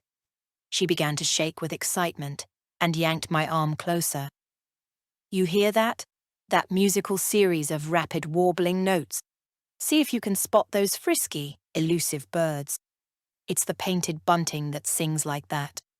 The one with the bright reddish-orange breastplate and purple-blue head. Look, you saw it? He just flew out of that oak. Such a beautiful bird. That's the male. The female is yellowish in color. I'm sorry, I missed it, I said, disappointed. Darn, how did I miss that? I let a good amount of silence lapse, then pressed her again. Tell me more about Buck. Ashton says he was the best shrimper in South Carolina. Georgia May started walking again and replied dreamily. You know, Ashton is such a good boy, a sweet-natured child. He likes to collect butterflies. He loves beautiful things. He has quite a collection. He even helps me bake cakes sometimes. Always full of concern, always kind. He thinks about others less fortunate than himself. Says he wants to be a doctor when he grows up. Such an adorable child. He takes our eggs to old Mrs. Zachary, offers to wash her car for her. Never asks for a cent in return. He's a darling boy. And, oh, what a smart mind. He's not like his father at all. Her face suddenly darkened and a fire lit in her eyes. Oh, no, Siri. Nothing like the mean son of a gun, Buck. Ashton's father is a brute sometimes. I noticed how she was suddenly talking in the present tense. Why? I asked, all ears. What does Buck do? I was tempted to ask her if Buck had been abusive. But of course I couldn't. That would have been too intrusive. She smiled and looked all sweetness and light again. The flashing fury I'd just witnessed wiped clean from her face. Buck. Why, he was a real charmer, very handsome, the most charming man this side of Beaufort County. We were extremely happy. The envy of all. Such a happy marriage. Georgia May stopped walking and glanced up to the trees again, then back to me. I was agog, her sudden change of humor, and her story changing on the flip of a dime. May I offer you a little snippet of advice, Vivian, my dear? Of course. I tried to appear relaxed and unfazed, so I smiled at her. If you don't have anything nice to say, then keep your pretty little mouth shut. Was she referring to me or herself? That expression was not new to me. What are you saying? She beamed at me sweetly, a tiny splotch of fuchsia pink lipstick stuck on her front tooth. I'm telling you that Buck and I had the perfect marriage. And if anyone, I mean anyone, tells you different, they are quite simply lying. 8. By the time I got home, it was already 6:30. I had meant to call Ashton, but ended up not having time. I did send him a text to let him know I'd be late, and that I hadn't organized anything for dinner. I hoped he wouldn't be too disappointed. I checked the mailbox again. No new note. I still had no clue, no inkling who had sent it. Ashton was waiting for me, all bright and happy as if I'd been away for months. He opened the kitchen screen door with a flourish and let me pass through. Ashton always opened doors for women, and if you were at a restaurant and got up to go to the bathroom, he would rise from his chair and give a nod in a true gentlemanly fashion. He behaved this way with all women, not just me. Once, I witnessed him stop his car in the middle of a traffic-choked street, get out and help an old lady cross the road. The vehicles were honking their horns, but he didn't care one whit. "Honey," he said, "how was your day?" He pulled me into a bear hug. His hug said it all. A release of tension from doing such a demanding, high-precision job. Operating on people's nervous systems, with vulnerable lives in his hands every day of the week, must be beyond stressful, I thought. Just one slip of the scalpel or laser. It didn't bear thinking about. He clasped me even closer and inhaled my hair. Then out came a long, appreciative sigh. We stayed like that, our hearts beating at different rhythms, but connected. These were the moments I treasured so much. If only it had been like this always. I finally broke the embrace. "I'm sorry it took me so long to get home, but I got involved at Community Promise, and then I went to see your mom." "I know, thanks for the text." I waited for him to ask me how she was doing, but he said nothing. "I wish you'd come too sometime," I said. "She'd adore to see you." I will. Just so busy at the moment." "She doing okay?" He said this without feeling, as if it was his duty to ask. He got some white wine out of the fridge and poured me a glass, then fixed himself a scotch on the rocks. "She was in pretty good spirits," I let him know. "Talked about your father, actually." I hoped this would act as a springboard for Ashton to say more, but all he did was tell me a few stories about his dad and him going fishing. After a while, I said, It's such a shame your mom can't live with us in the guest house. Be independent yet close by. Ashton didn't respond, just came out with, I've made dinner, by the way. He held both of my hands and appraised me for a beat, as if to show how much he approved of me. I had made an effort for Georgia May and was wearing a floral print silk jumpsuit and makeup. Vivian, honey, how come you decided to work on your day off? I figured you'd be sleeping most of the day. And there's this kid, this teenager, who really needs my help right now. You didn't have to make dinner, Ashton, honey. There's a lot of stuff in the freezer we could have heated up. He led me to the kitchen table, where he'd set it up beautifully, with candles, linen napkins, and an open bottle of red. He poured me a fresh glass and handed it to me, then one for himself. We made a toast to our happiness. I took a long sip, then set my wine down. The table looks beautiful. I felt like cooking.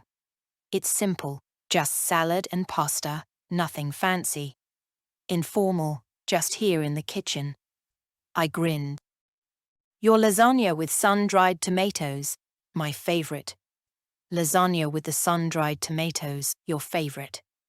He kissed me on the forehead and held my face before laying his lips gently on mine. I've missed you, he breathed into my mouth. You escaped earlier. My fault, I guess, for falling asleep on you. I abandoned myself to his kiss, my body blazing from the intimacy.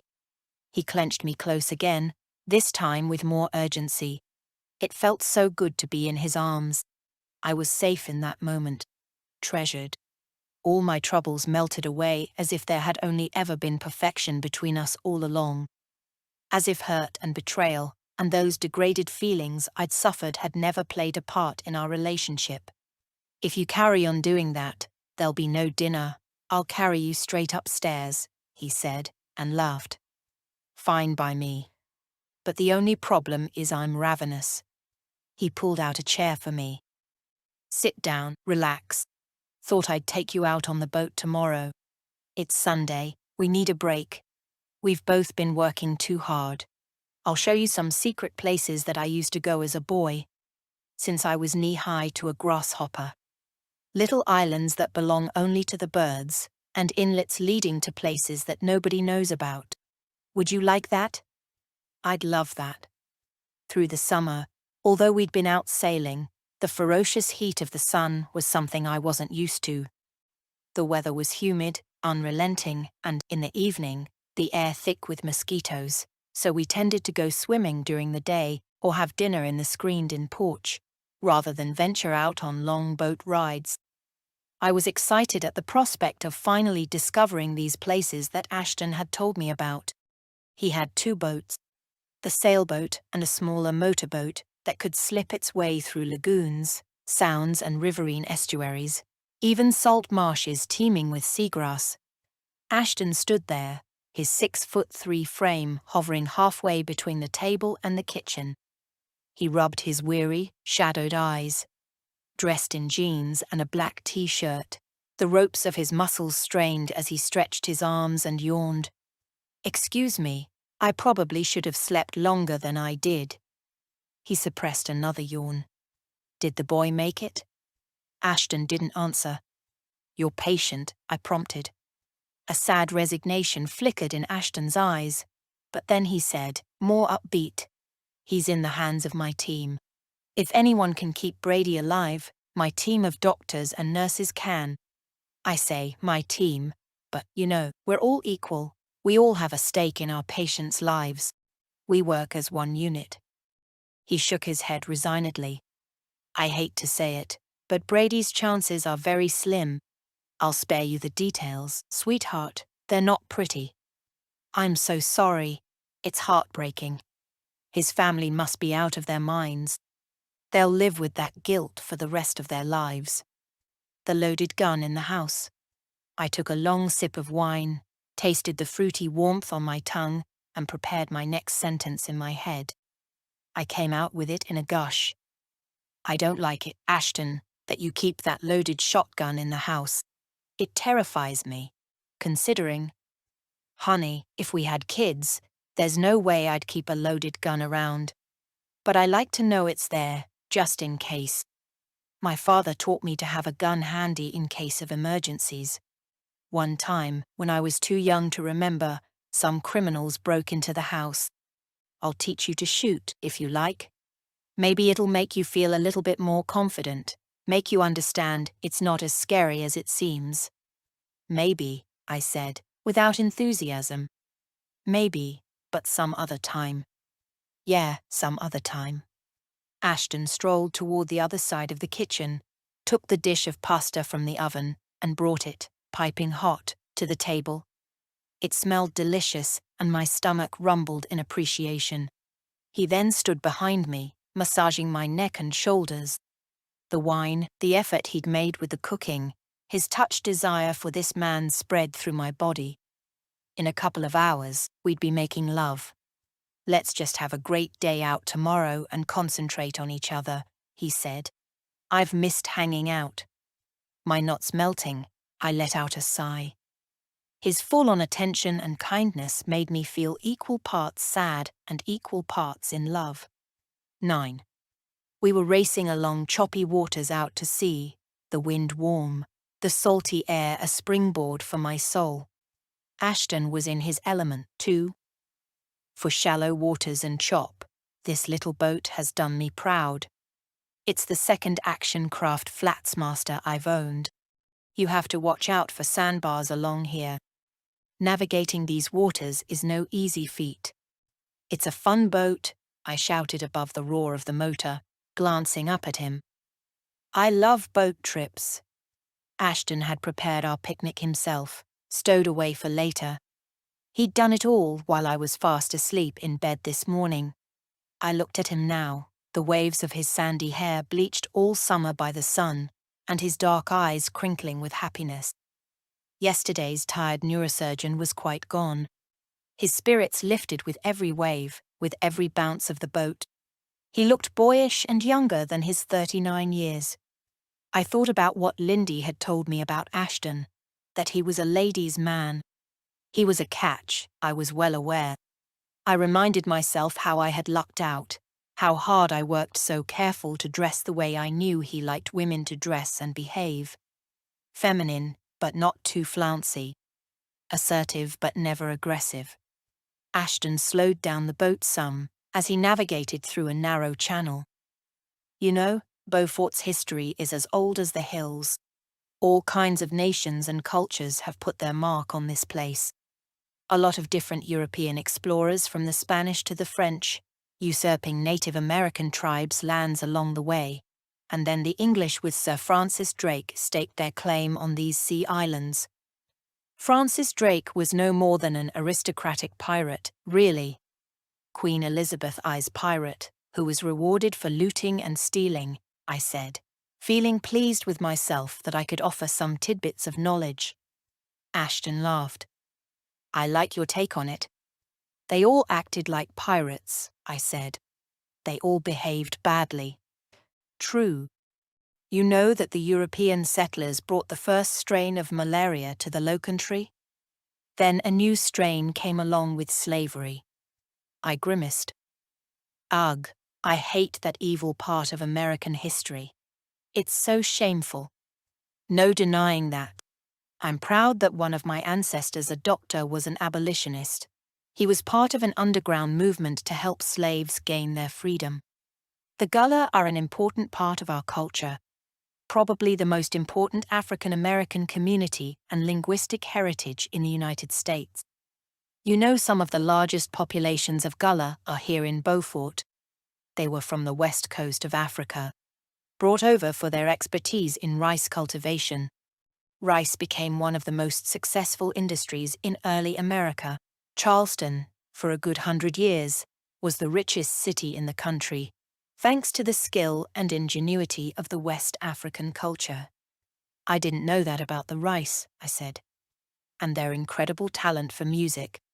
Gullah music was the basis for gospel, jazz, and the blues, and influenced all American music, really. And, of course, their sweet grass basket weaving is famous.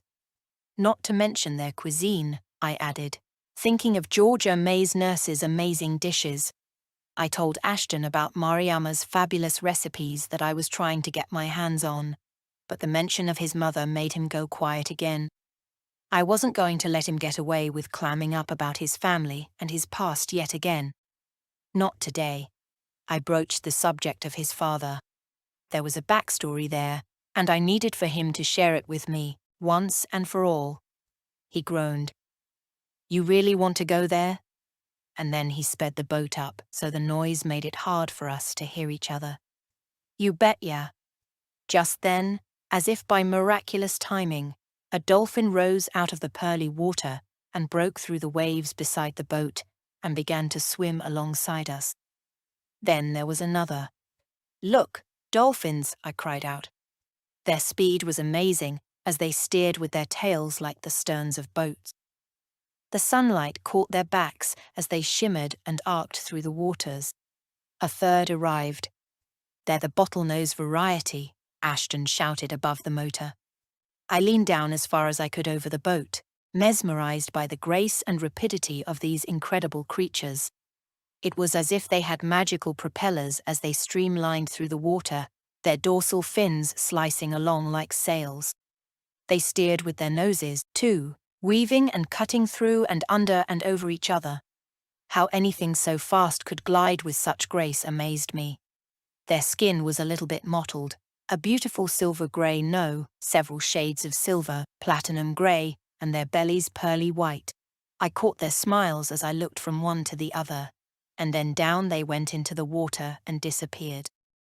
My heart dropped with disappointment at such a fleeting visit from them. But Ashton shouted, They're over here, starboard. I scrambled to the other side of the boat, my eyes darting around the water, and I made out the moving shadows beneath. Then they came up again, one and then the other, and the third, smaller one. Their curving, powerful leaps almost took me by surprise. Water unspooled off their backs like ribbons as they dived back down, bottlenose first. So free. I shuddered to think of their cousins, captive and imprisoned at sea parks around the world, hiding their misery with default, permanent smiles. These dolphins were so liberated, so one with nature. Tears, wind tears or real tears, I wasn't sure were streaming down my face. The flutter in my heart told me they were tears of happiness, because I had never been up so close and personal to an exotic and majestic wild animal before. A free wild animal. Then, as miraculously as they had appeared beside our boat, they vanished deep into the Carolina waters. I looked around, bereft. They were gone. My gaze finally tore itself reluctantly away from the water as Ashton slowed the boat down. The creek became smaller, dividing itself into thin arteries like veins on a leaf. Spartina flanked the marshy, narrow channels with abundant grass. After Ashton navigated a left, we arrived at a tiny island, where a thick grove of palmettos and a fountaining sound of cicadas welcomed our arrival. Sea oats flipped their tawny green colors in the salty breeze, and the wind lifted a little, shimmying feathery ripples through the water. The boat puttered in the suddenly shallow creek. Then he killed the motor, and we drifted noiselessly. A scatter of crabs and creatures in shells scampered on the muddy sand. A gull cried in the distant, clear blue skies. The cicadas kept up their shrill chirp. Ashton lifted the motor out of the water, rolled up his pants and jumped from the boat, hauling it toward land. He locked the motor, then offered me his hand as I stood balancing on the bow. I jumped out, my feet meeting an oozy squelch of muddy sand, which seeped thickly between my toes. I wouldn't want to be marooned out here alone, I thought. Ashton said, My dad and I used to camp here when I was a boy. I'm amazed you remembered how to get here. It's a maze of estuaries and possible dead ends. It was our secret, he said. Not many folks know about this place. You were telling me about your dad before the dolphins so rudely interrupted us. I joked, the experience of seeing them one of the highlights of my life so far, and something I knew I'd never forget. I inhaled the air, imbibed the scene around me. The brackish odor smelled as ancient as time, and in that moment, the dolphins, this boat trip, everything infused itself into my soul, latched onto my memory cells, or so I prayed to be picked up and savored another time, another place, somewhere in the future. Whether Ashton chose to trust me or not and open up about his father wouldn't matter. This day would still be forever perfect, either way. He attached the boat to a dead tree stump, tying an expert sailor's knot in the rope. I needed to learn how to tie knots like that. He looked around, then back at me. Linking his long fingers behind his neck, he stared up into the blue as if he couldn't decide what to do next, or what to say. I waited patiently, fixated on those fingers that did the most complicated stomach-churning medical procedures. What kind of a person cuts into someone's brain and skull? Finally, Ashton lowered his gaze and spoke to me in his baritone woodwind voice. "My dad wasn't out shrimping that day," he began, "but had taken his other boat, a small motorboat, to drop off fuel for a friend in downtown Beaufort. Instead of getting around by car, Pa preferred to go by boat. I happened to be home for the weekend. I'd heard a storm was brewing, so I told him to go another day. But he wouldn't hear of it. Told me old Mr. Briggs had waited long enough, and he'd be quick. So I figured I'd accompany him. Didn't want him going alone. The storm came in earlier than we thought it would, whipped up out of nowhere like a bat out of hell. My dad had forgotten his cell phone, and mine wound up going overboard, so we couldn't call for help. The boat capsized. There was so much wind, boy, the 200-something mile-an-hour wind and hammering waves were mean, out of control. By that point we were in a narrow estuary quite away from home. Guess Papa's feet got tangled in weed, or he got knocked out by a piece of flying driftwood. He was a pretty strong swimmer, but I lost him. Swallowing water, trying to keep afloat, I couldn't see more than a foot in front of my face. Eventually Ashton paused, took a breath and gathered his composure. I thought he'd cut his story to an end. He turned still and quiet. I watched his every gesture, wondering how he felt inside. After a long while, he continued. By the time I saw Pa, he was face down in the water floating out to sea. I dragged him to shore. I'd done some lifeguard training years before gave him the kiss of life, but it was too darn late. "I'm so sorry," I said, almost wishing I hadn't forced Ashton to share this tragic incident with me. I'd been so pushy for information, I felt callous. "How awful. How traumatic for you." I stood in the sand awkwardly, the water lapping softly at my calves. Ashton shrugged. "Worse for him." "Yeah, but I feel for you, honey. There's nothing worse than losing a parent. Especially when you could have saved." "It's not your fault," I broke in. "You did everything you could. It was your dad's choice. He insisted on going out that day. I could have stopped him. We can't live our lives with woulda, shoulda, coulda mantras stuck in our heads. Woulda, shoulda, coulda. There were plenty of woulda, shoulda, couldas competing for space in my head, too. Honey, I'm so sorry," I added. He pressed his fist to his mouth. "Life's a bitch sometimes." "And your mom? Is that when she deteriorated and needed to go to a care facility?" "Exactly," he said, offering no more details. "So you were all alone after that?" "Yep, being an only child, I felt the brunt of it." "I sure can identify with that. What was your dad like?" An almost imperceptible flicker of Ashton's brow told me he did not like my question. "He was a wonderful man. Let me show you around this minuscule treasure island." We meandered around. There were some old, broken down, rotten planks with rusty nails peeking out from behind the grove of palmettos. The breeze idled through the leaves. "Your camp?" I asked. I took out some sunscreen from my cloth bag, where I had some mosquito repellent, hat, water, and my camera. I smeared some cream on my face. Yep, this was our hidey hole. We'd fish, catch crabs, play cards. Then barbecue the fish we caught that day and cook it with grits. Sea bass usually, or shrimp. Tell jokes. First time I ever drank wild turkey was right here. On my 15th birthday, my inauguration, Pa told me I was ready to be a man. Your mum didn't join you? Hell, no. Mama had no place here. This was boys' alone time. Were they very happy, your parents? Did they have a good marriage? Ashton's gaze fixed on mine, and he held it there for a beat, his face enkindled by the late morning sun, the light catching his hair. I caught a flash, just a fleeting flash of what I could only describe as a covert look in his eye. He said with a smile, "Let's have lunch." We got chilled champagne and all kinds of sandwiches, and pecan pie for dessert. Come on, I'm starving. Again, I persevered, but dressed the question more prettily. They were very in love then, huh? Your parents? Ashton strode off toward the boat, grabbed his baseball cap, and while he was busy bringing out the cooler, with his back to me, he mumbled, "Uh-huh." They were really happy? I was determined to get a straight answer. He turned, smiled, and said decisively, "The envy of every married couple this side of Beaufort County." Those were his mother's words, weren't they? Like mother, like son. Both were lying. Not that I cared.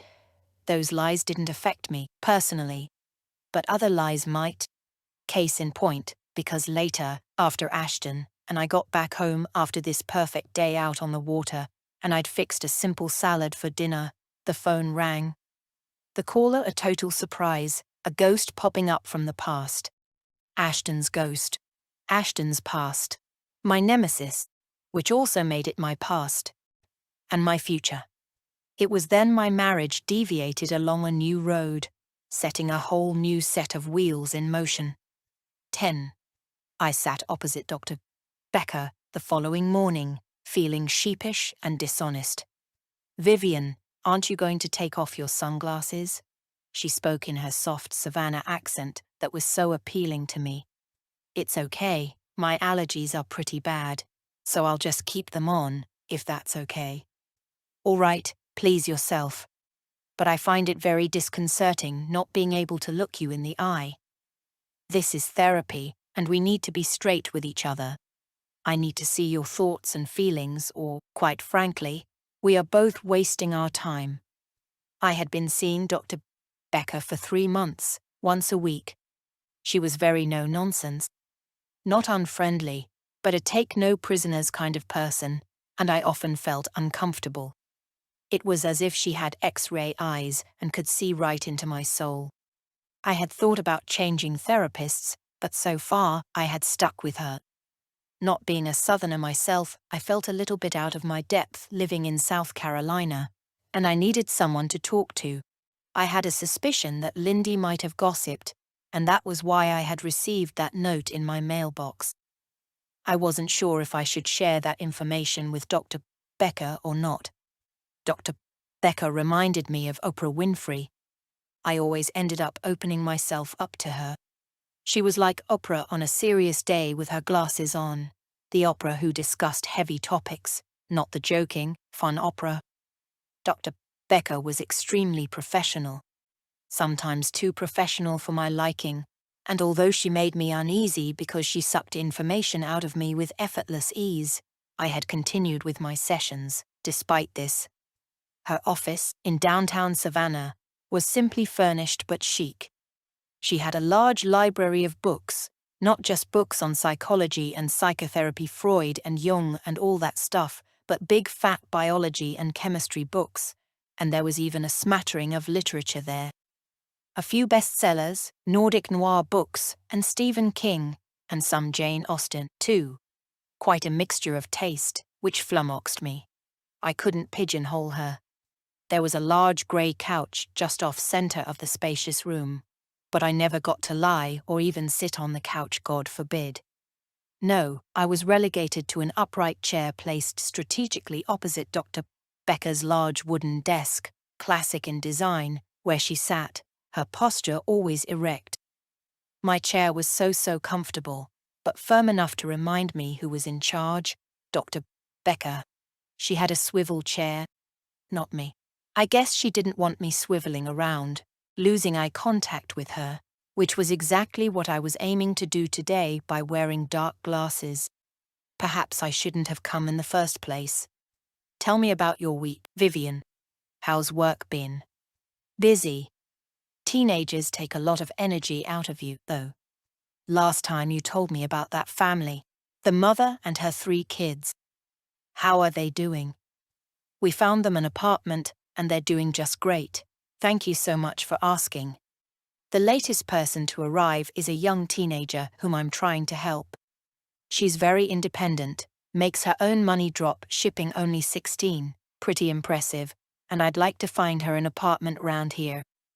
But because she's a minor, I need to talk to her mother about it. If and when I can get in touch with her, that is. I just remember how I felt so out on a limb as a teenager with nobody to turn to. Go on, Dr. Becker prompted. Well, I've had problems. I had problems today at work. This morning Susan told me that we can't keep Katie at the shelter any longer without permission from a guardian. So that's why I'm trying to hunt down her mom, but she's a little bit elusive. I feel compelled to help Katie, you know? But it's hard juggling everything. Dr. Becker nodded. And how's everything going with Ashton? Last week I asked you about the bruises. Bruises? Yes, Vivian. The bruises that I could tell were from someone pinching you. I asked you if it was Ashton, and you promised we'd discuss it today. She let the words hang in the air. I said nothing, just sat there waiting for her to keep talking. But, of course, therapists don't work that way, do they? They're smarter than that. They wait for you to throw the ball before they catch it. I blew my nose, pretending I had hay fever. We discussed how you were going to ask Ashton if he would like to come here for a couple's session to talk things through. I sat there dumbly. Don't you remember? It was true. I had promised Dr. Becker that I would put the idea to him of us coming in to see Dr. Becker together. I hadn't done that. I had not discussed anything with Ashton at all. Why would I rock the boat, except the boat was already rocked? That was why I was wearing sunglasses. Vivian, I would so appreciate it if you would take off your sunglasses. Dr. Becker said this gently. In fact, she always spoke in a kind, calming voice. Some of what she said, though, was less calming. I swallowed. I took off my shades and set them on the desk in front of me. How I wished I were lying on her soft grey couch this minute. It was no coincidence that she had me sitting face to face, which always made it awkward for me to tell lies, because I guessed she could read the deceit in my eyes.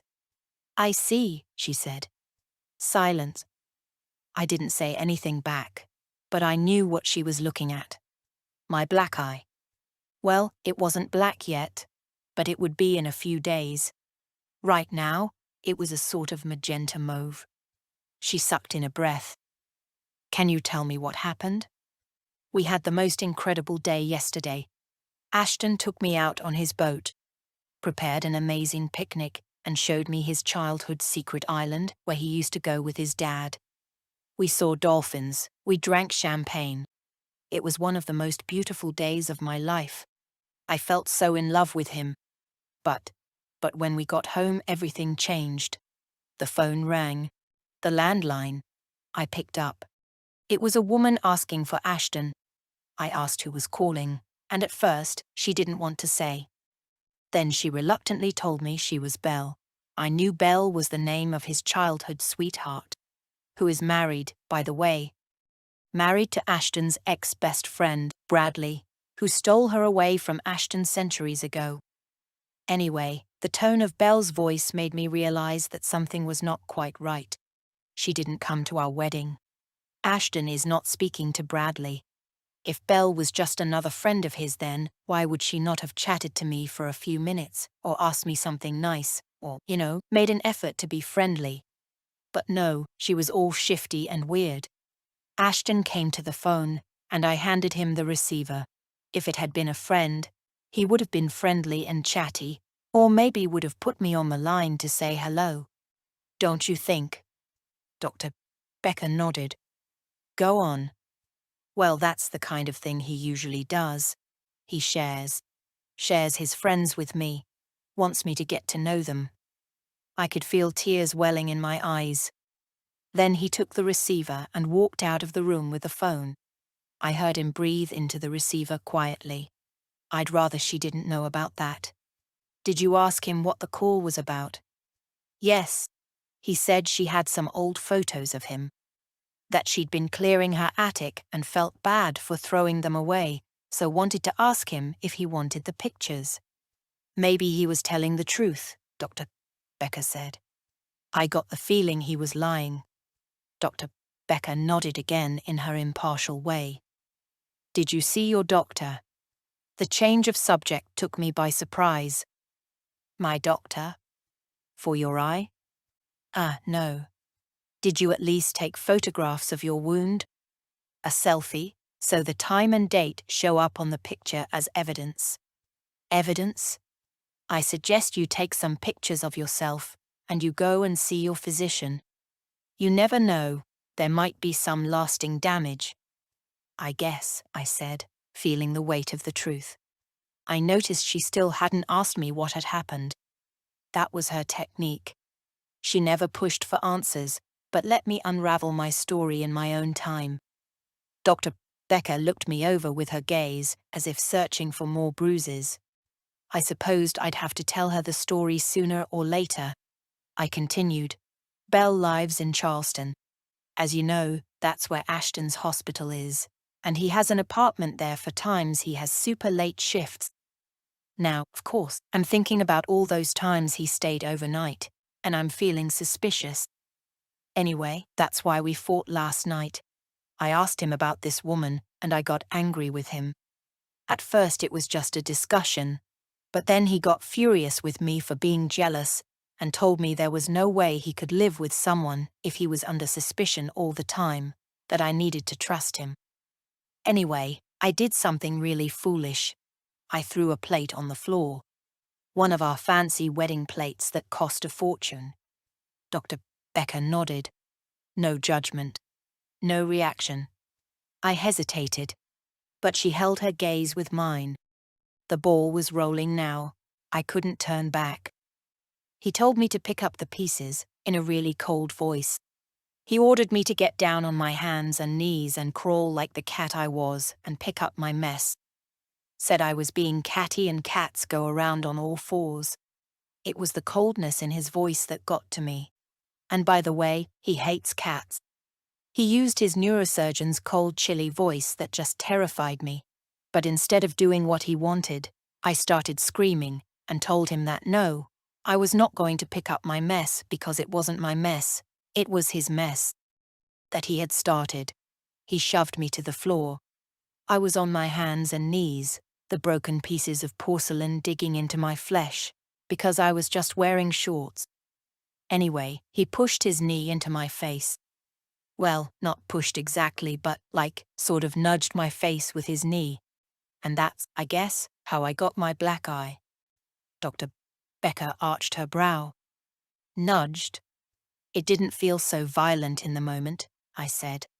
I mean, it wasn't like a punch or anything. Her other eyebrow shot up. Are you excusing him? No, but I can't say he hit me exactly, 'cause he didn't. He didn't punch me or kick me either. Vivian, he did. It just so happened to be with his knee, which I admit is a little bit unusual, but it is still a violent act. Do you not see that? She said this gently, which made it all sound so much worse. You don't understand, it wasn't like that. It was me being hysterical and screaming and shouting at him. I really don't think he meant to hurt me. He just meant to. I couldn't think of the right words. What did he not mean to do, she said. A beat stretched into a long silence. I don't know. I don't know. Do you have your own money saved? Your own bank account and your own financial independence? she asked, seemingly out of the blue. What's that got to do with any of this? Because you need to make a contingency plan to leave Ashton. You need a strategy. You need to find yourself an apartment. And that's why I'm asking you if you have savings and if you are financially independent. I guess you must be because you have a job. Actually, my job is, I don't get paid, it's voluntary. I just get given expenses. Oh, I see. Still, you have a certain skill set and lots of experience and a degree in, what was it again? I majored in English literature and psychology. Okay, good. Her words about leaving Ashton felt like a pitchfork prodding me. This was way too soon. Our relationship is very complicated. I can't just walk away. Dr. Becker didn't reply. Our marriage is a journey, I said, filling the silence. It's about karma, you know? I mean, I swear, Ashton is a good man. I feel like I've betrayed him. He's good. He's a kind person. This will never happen again. Dr. Becker pursed her lips. She opened her mouth to speak, but I cut her short. I do have my own bank account. Ashton and I also have a joint account for household expenditure. I don't have a lot of savings, though. But, Dr. Becker, I don't want to leave him. I'm in love with Ashton. For a long time, she sat there in her chair silently, waiting for me to go on. When I didn't speak, she said, I see how hard this is for you. I do. But the problem is, Vivian, he's violent. We're not just talking about marital problems here. We're talking about domestic abuse. But he's not abusive. Not really. It was more like an accident. You think you're the first woman who's made excuses for domestic violence. Excusing Ashton and trying to understand his actions will not make this go away. She laid a hand on mine. I wasn't sure if it was a kind gesture, or if she was irritated by me fiddling with a stray pen I'd picked up on her desk. She maintained eye contact, but I looked away uneasily. And you think he's cheating on you as well with this woman, Belle? It sounds as if you also have major trust issues. She wasn't mincing words. I lifted my chin. I don't think so. I think it's just me being jealous and insecure. 90% of the time, even 95% of the time, he treats me like a goddess. So tender, so caring. He buys me beautiful gifts, cooks for me, calls me several times a day when he's at work, pays for everything. I never dreamed I'd have this skyscraper kind of love.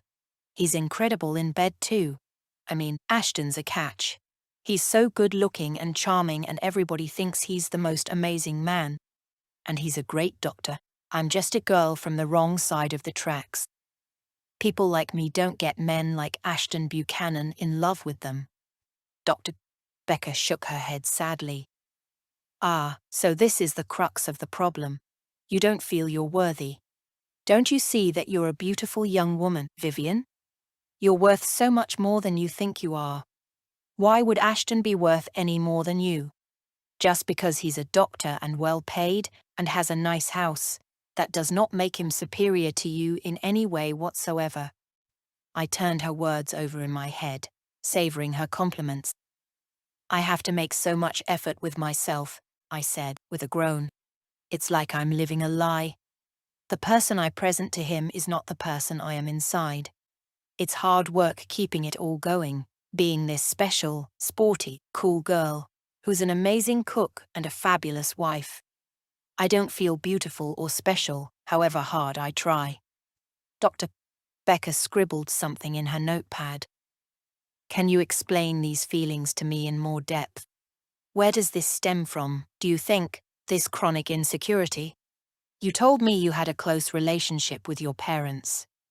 I shrugged, picked up the pen again.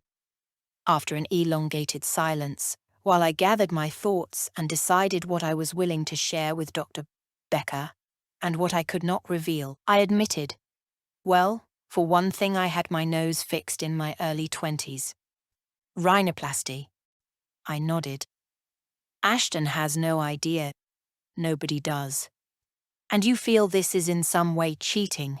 Cheating on beauty. Think of all the celebrities we all aspire to be like. So many of them have had cosmetic surgery. Even many men. It doesn't make them any less special. A tear slid down my now elegant nose, which I still couldn't believe really belonged to me. I wiped it away with the back of my hand. Once you've had a horrible complex about yourself, even if you change it, it sticks with you for life. Inside, I feel like this girl, this woman with a big hook nose and ugly face. The teasing at school, the jibes. Because, once upon a time, my nose ruled everything. Like it was an entity, a personality in its own right. And, yeah, I guess I feel like I'm conning people. Tricking them into believing I'm someone I'm not. That's just how I feel. I try so hard to shake it, but it just lives with me, this feeling. Dr. Becker handed me some tissues and tilted her head at an angle, as if imagining me with a large nose. I'm so sorry you feel this way, but you're not alone. I've come across this frequently with many women who once had weight problems, even after they lose the weight. But you're a very attractive woman, and this is something we need to work on. When you say, wrong side of the tracks, what do you mean by that? It doesn't seem to fit. Ugh, I groaned, cutting her short. I felt a throbbing at the base of my skull. Delving into my childhood was the last thing I needed right now. I'd already gone into detail in previous sessions about where I was raised and had told her everything. We had discussed my parents' death at length, the fact that I felt lonely without brothers or sisters. Listen, Dr. Becker, I'm really sorry, but can we take a rain check? I think I need to go home and lie down. She got up, smoothed her skirt briskly and said, remember what I suggested about planning a strategy. Unless a miracle happens, sooner or later, you'll need to leave your husband. It sounds scary, and it may be the last thing in the world you want to hear. But next time, and there will be a next time, I can assure you things could get very dangerous with Ashton. 11. How's the eye? Ashton's gaze was all concern and brimming over with sympathy. We were in the kitchen having breakfast. He had made kedgeree with fresh collard greens. He was doing everything he could to be sweet and loving, and was lavishing me with attention. I'm so sorry, honey, he gushed. That kind of accident is unlikely to happen twice. Did you ice it this morning? Accident? It was no accident. I shook my head. I iced it last night. Let me get you something to help with that nasty bruise. He almost tripped over himself, rushing to the refrigerator and pulled out a bag of frozen peas. Strolled over to where I was slumped at the breakfast table, head in my hands, and he tenderly lifted my chin and put the bag to my eye. Hold it like this, he whispered, as if his voice alone could do damage. That's right. Keep your elbow on the table and ice the eye for as long as you can stand it. I don't think you should go into work today with that bash, sweetheart. But they're waiting for me. I reluctantly pressed the bag on my eye. I'll call them and tell them you're sick, okay? Don't get your feathers ruffled about work. Okay. I feel bad about playing hooky, though. I hate letting vulnerable people down. Those youngsters rely on me. Ashton took my other hand, the hand that wasn't holding the frozen peas in place. You never take a day off, Vivian. You've been so loyal and conscientious with that job.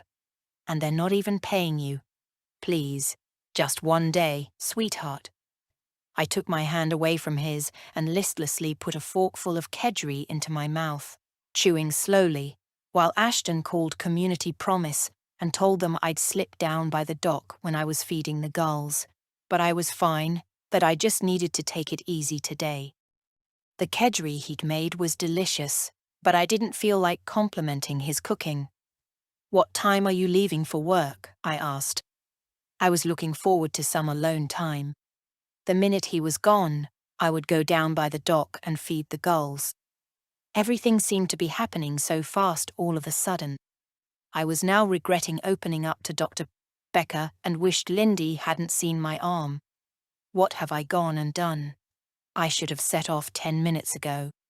But I hate to leave you like this, sweetie. And I'm sorry, but tonight I'm going to have to stay over at the apartment. Should I come and meet you later? For dinner? I offered. You'd be having dinner all alone if you came, I'm afraid. I've got a late afternoon meeting and 2 operations back-to-back starting at 6 a.m.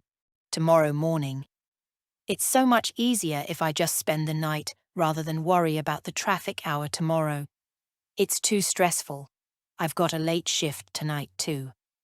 Belle popped into my mind. Was Ashton telling the truth?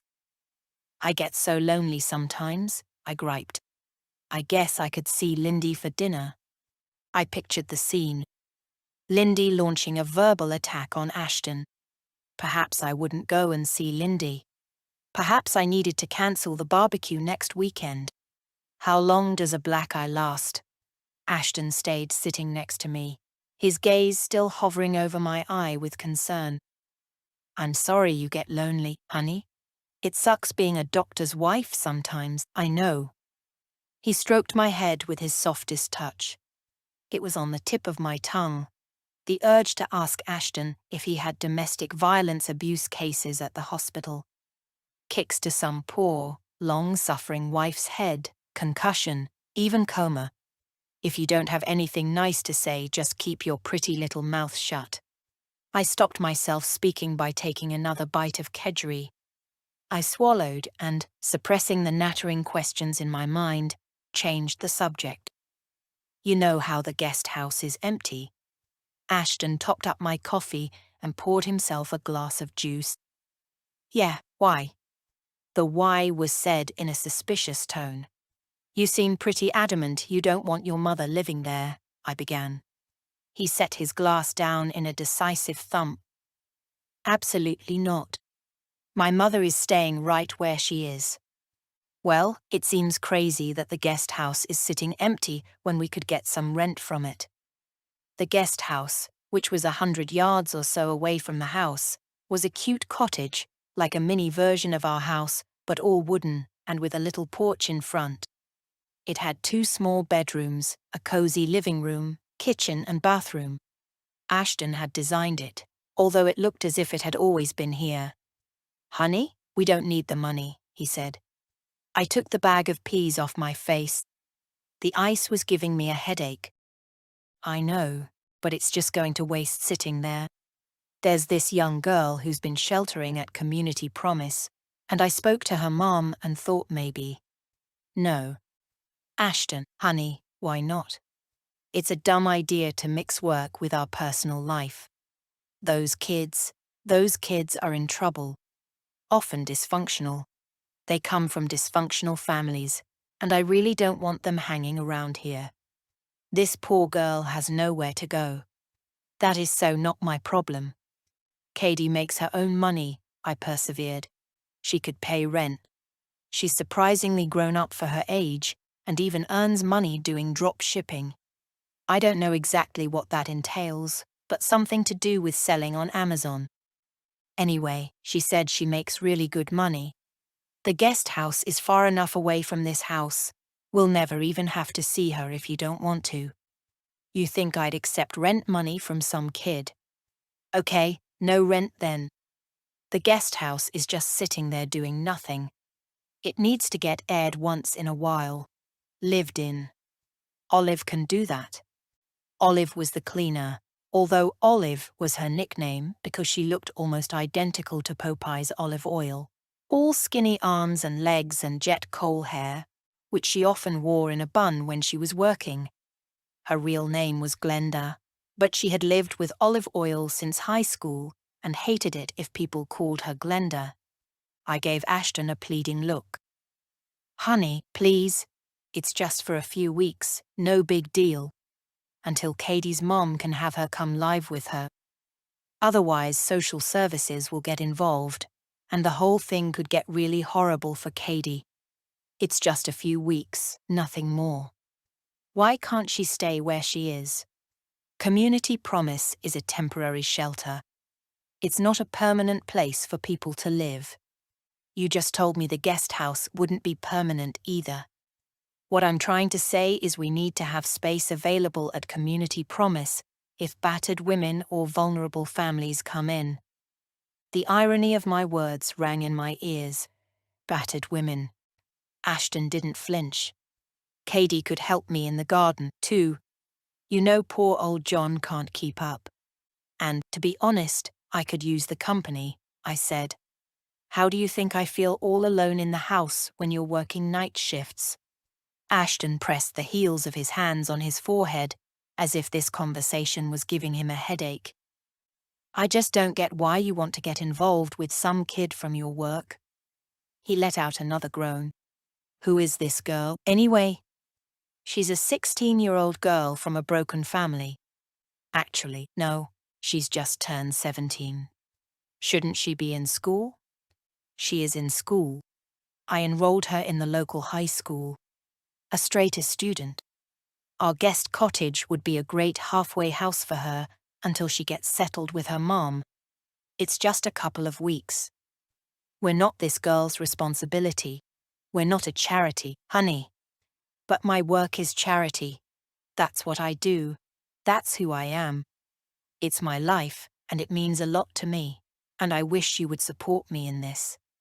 I could see the cogs turning in Ashton's inflexible, neurosurgical brain. He raked his hands through his swathe of thick hair. He wasn't in the mood to discuss this. It was easier for Ashton to slice someone's head open and fiddle around with his brain biopsy instruments and grey matter than discuss domestic matters with his wife. He finally spoke. Where are her parents? She doesn't know her dad. I've already spoken to her mom. This is the kind of thing you need in writing, honey. She's a minor. I have emails, I told him. Her mother's more than happy to let Katie stay here, under my wing. He threw up his hands, sighed dramatically. If it means that much to you, then we can give this Katie girl a trial run for a week. If there's any nonsense, any bullshit, she's out, okay? I don't want her anywhere near the house. I know what teenagers are like. I know what I was like as a teenager. No drugs, no male visitors, no smoking weed, no cigarettes, no drinking, not even beer, period. She's not into any of that stuff. All teenagers are into something bad. I promise, you won't get any of that from her. How do you know? Because I've spent enough time with her to intuit these things. Ashton's gaze was fixed on the table, and then his eyes were on me, his expression morphing from irritated to menacing. He held my gaze for a second, as if my black eye had insulted him somehow. He suddenly sprang up, which sent his chair tumbling to the floor. He placed it back, grabbed the peas from the table, and marched back to the icebox with them, shoving them in the freezer and slapping the refrigerator door closed. I wondered if he secretly thought I looked less beautiful with a bruised eye, or if he pitied me and in turn found me distasteful my perfection marred. Intuit these things? He said in a thunderous voice, which was so unlike him. Actually, you know what, Vivian? No, just, no. Katie's flaky mother can deal with the girl herself. This teenager is not our problem. I cleared the breakfast things away after Ashton had set off for work, considering everything he'd said. What I'd told them all at my dinner party about my parents dying when I was 19. The truth was I was only 17 when I was lumbered with responsibility and all alone in the world. I'd had to fend for myself, support myself financially. I was almost the same age as Katie now. I knew what it was like to be without a grown-up in your life at such a vulnerable age. Without help, without any help at all. My moral compass and every muscle and bone in my body told me I needed to do right by her. I had to fix things. I stared at my cell phone, my mind pushing and pulling me in different directions about Ashton, everything that had happened, the choices before me. My fingers hovered over the numbers, twitching to call the National Domestic Violence Hotline. But I couldn't do it. I just couldn't bring myself to. I didn't want to waste some poor person's time. There were real victims out there. Women beaten by their husbands or boyfriends, even brothers or fathers, on a regular basis. Women with no money, trapped, not able to leave their abusers. I wanted to reach out to them and say, I understand. I'm nothing like you. Ashton is not like them, but I get it. Instead of calling, I browsed through some of the statistics on various domestic abuse websites instead. 20 people per minute are physically abused by an intimate partner in the United States, it said. 1 in 4 women experience physical violence from a partner. 70% of women have experienced physical and/or sexual violence from an intimate partner in their lifetime. And men who have witnessed their fathers being violent with their mothers, or have been raised in a violent environment, are far more likely to continue the cycle with their own wives or partners in their own relationships. Ashton's father, Buck. I had a sneaky suspicion he had been a big drinker. After all, he'd initiated Ashton to wild turkey when he was only 15. No doubt wanting a drinking buddy. I remembered what Georgia May had said to Mariama, that Buck had spilled bourbon all over her dress, and she'd not been able to get the smell out. She'd said that Buck was a mean son of a gun and a brute. It made me wonder. My eyes flicked back to my phone. A gun in the house increases the risk of homicide by 500%. Goosebumps spread like pinprick warnings along my arms. Marching toward the living room, I found Ashton's shotgun that he kept hidden behind a bookshelf.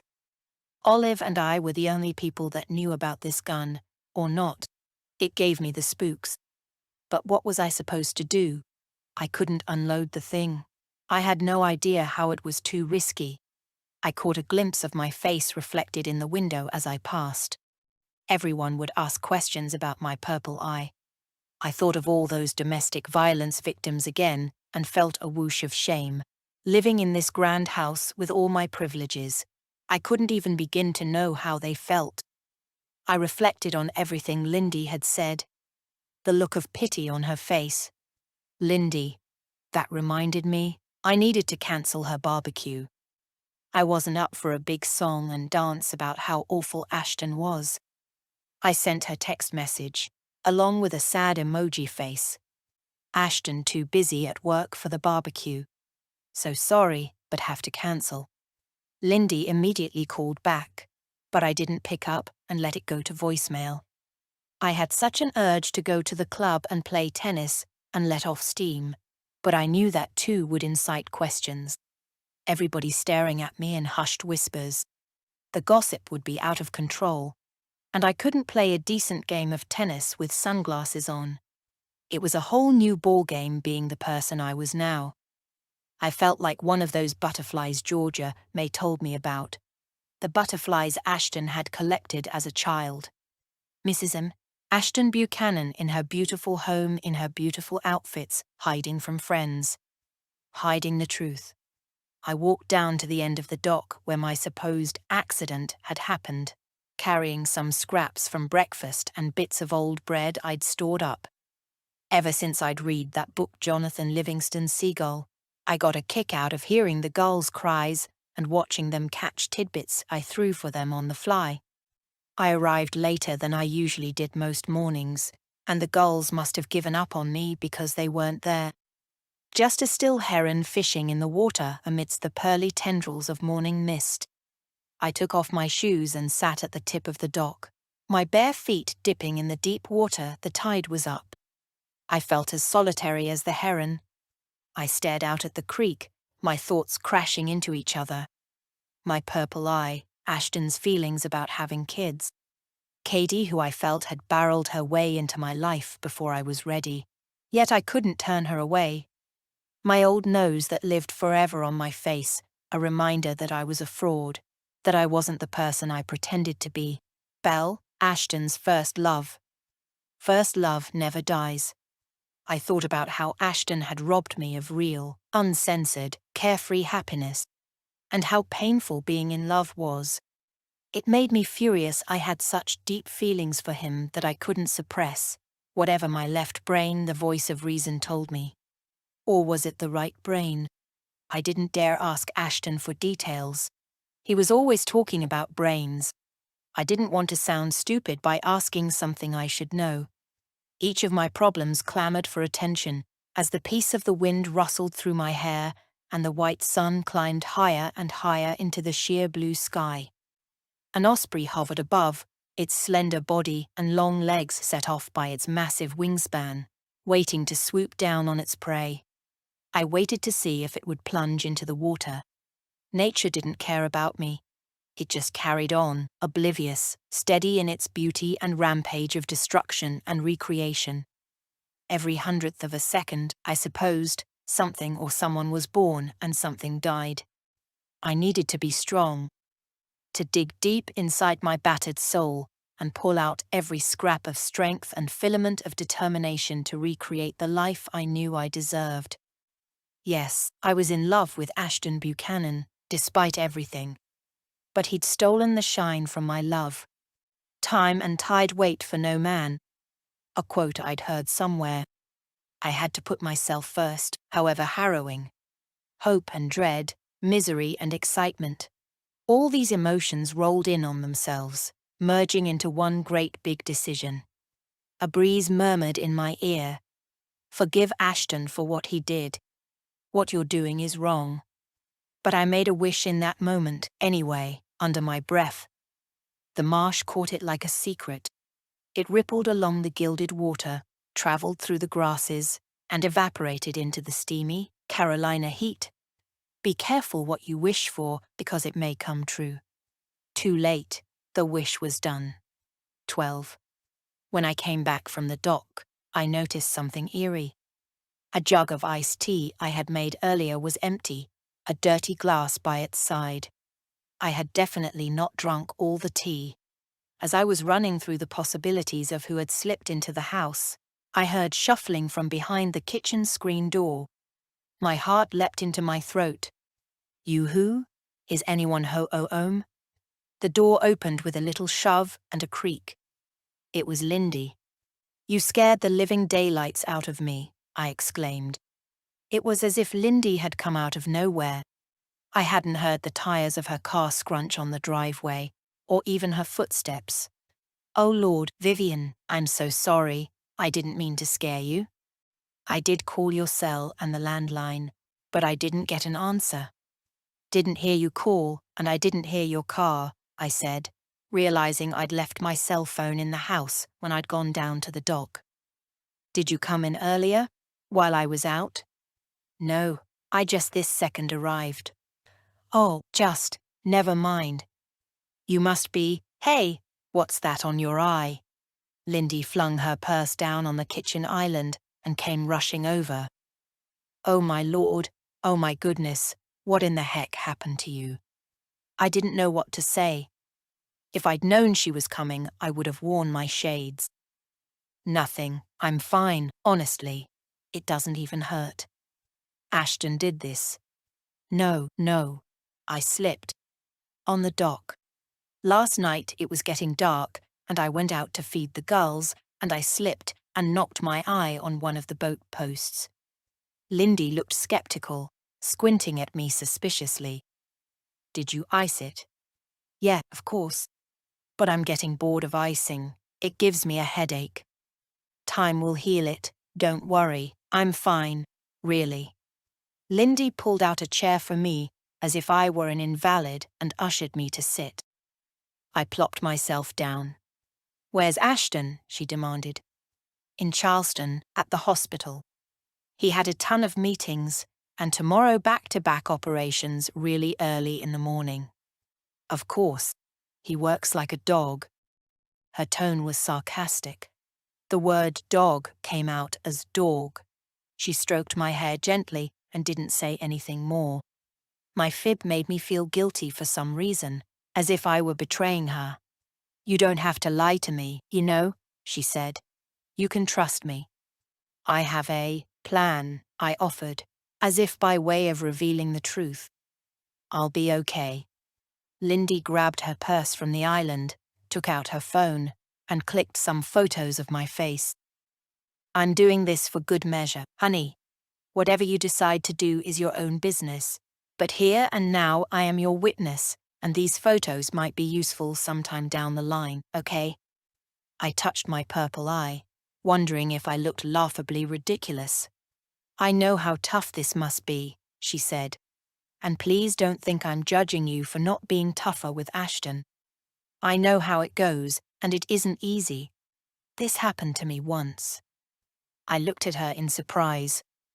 I couldn't imagine anyone being violent with tough cookie Lindy. Really? With Richard? No, not Richard. Richard would never lay a finger on me. It was Tony, my boyfriend, actually my fiancé, a few years before I met Richard. I was desperately in love with a guy, and we were all set to get married. We even had wedding invitations made up, everything. My parents adored him. But then I discovered his true colors. He was so jealous and insanely possessive and turned out to be a hitter. Oh, and guess what? At the same time, he was cheating on me with his ex-girlfriend. It broke my heart to break up with him, but I did. I never stopped loving the bastard, even to this day. How crazy is that? I blinked at her, surprised. I always think of you and Richard as really happy together. We are, but my feeling is, if a man loves a woman at least 10% more than she loves him, it makes for a good, working marriage. The woman has always got to be a little bit on top, in more ways than one, she laughed. Excuse my potty mouth, but you know what I mean. When you're desperately in love with a guy, it hurts. Believe me, I know. Better that he's the one who's in love with you. I could feel my eyes misting. Ashton's my world. I wish he hadn't hurt me. She tucked a loose tendril of my hair behind my ear. I know, honey, I'm so sorry. Does this ex of yours live round here? No, he lives in Richmond, Virginia. It looks like everything turned out perfect for him. He and his wife have 4 kids. I've seen her Facebook page, she has 0 filters in place. She's madly in love with him, happy as a pig in mud, and it makes me jealous.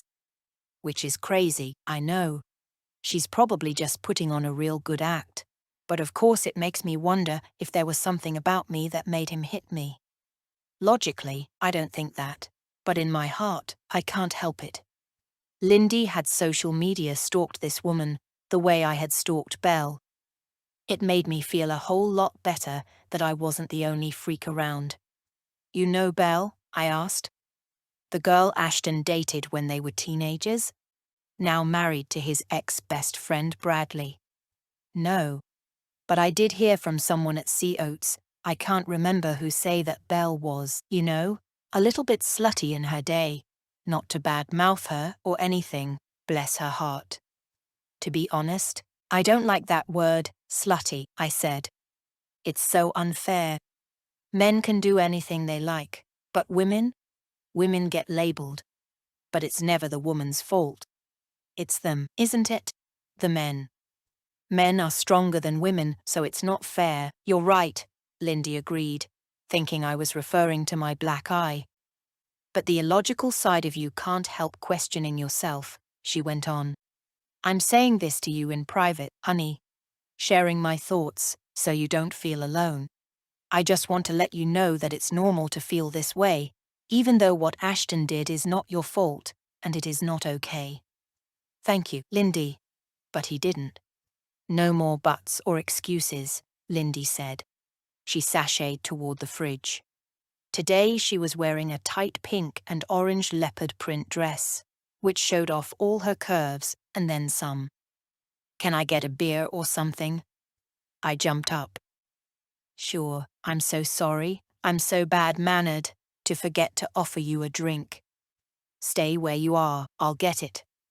Lindy opened the fridge door and pulled out a couple of beers. She unscrewed the tops using the hem of her dress and handed me one. It's hot, isn't it? She wiped some jewels of perspiration from her brow. Excuse me, darling. I'm sweating like a sinner in church. I laughed. I loved these southern expressions. She took several gulps, then breathed out a sigh of satisfaction. Have you gone through Ashton's bank records? Made copies of all his bank statements? Her question came out of left field. No? Why? 'Cause when the shit hits the fan, he'll hide his money. You can bet on it. All men do that when they know a divorce is pending. Does he have any idea that you're thinking about leaving him? No, none.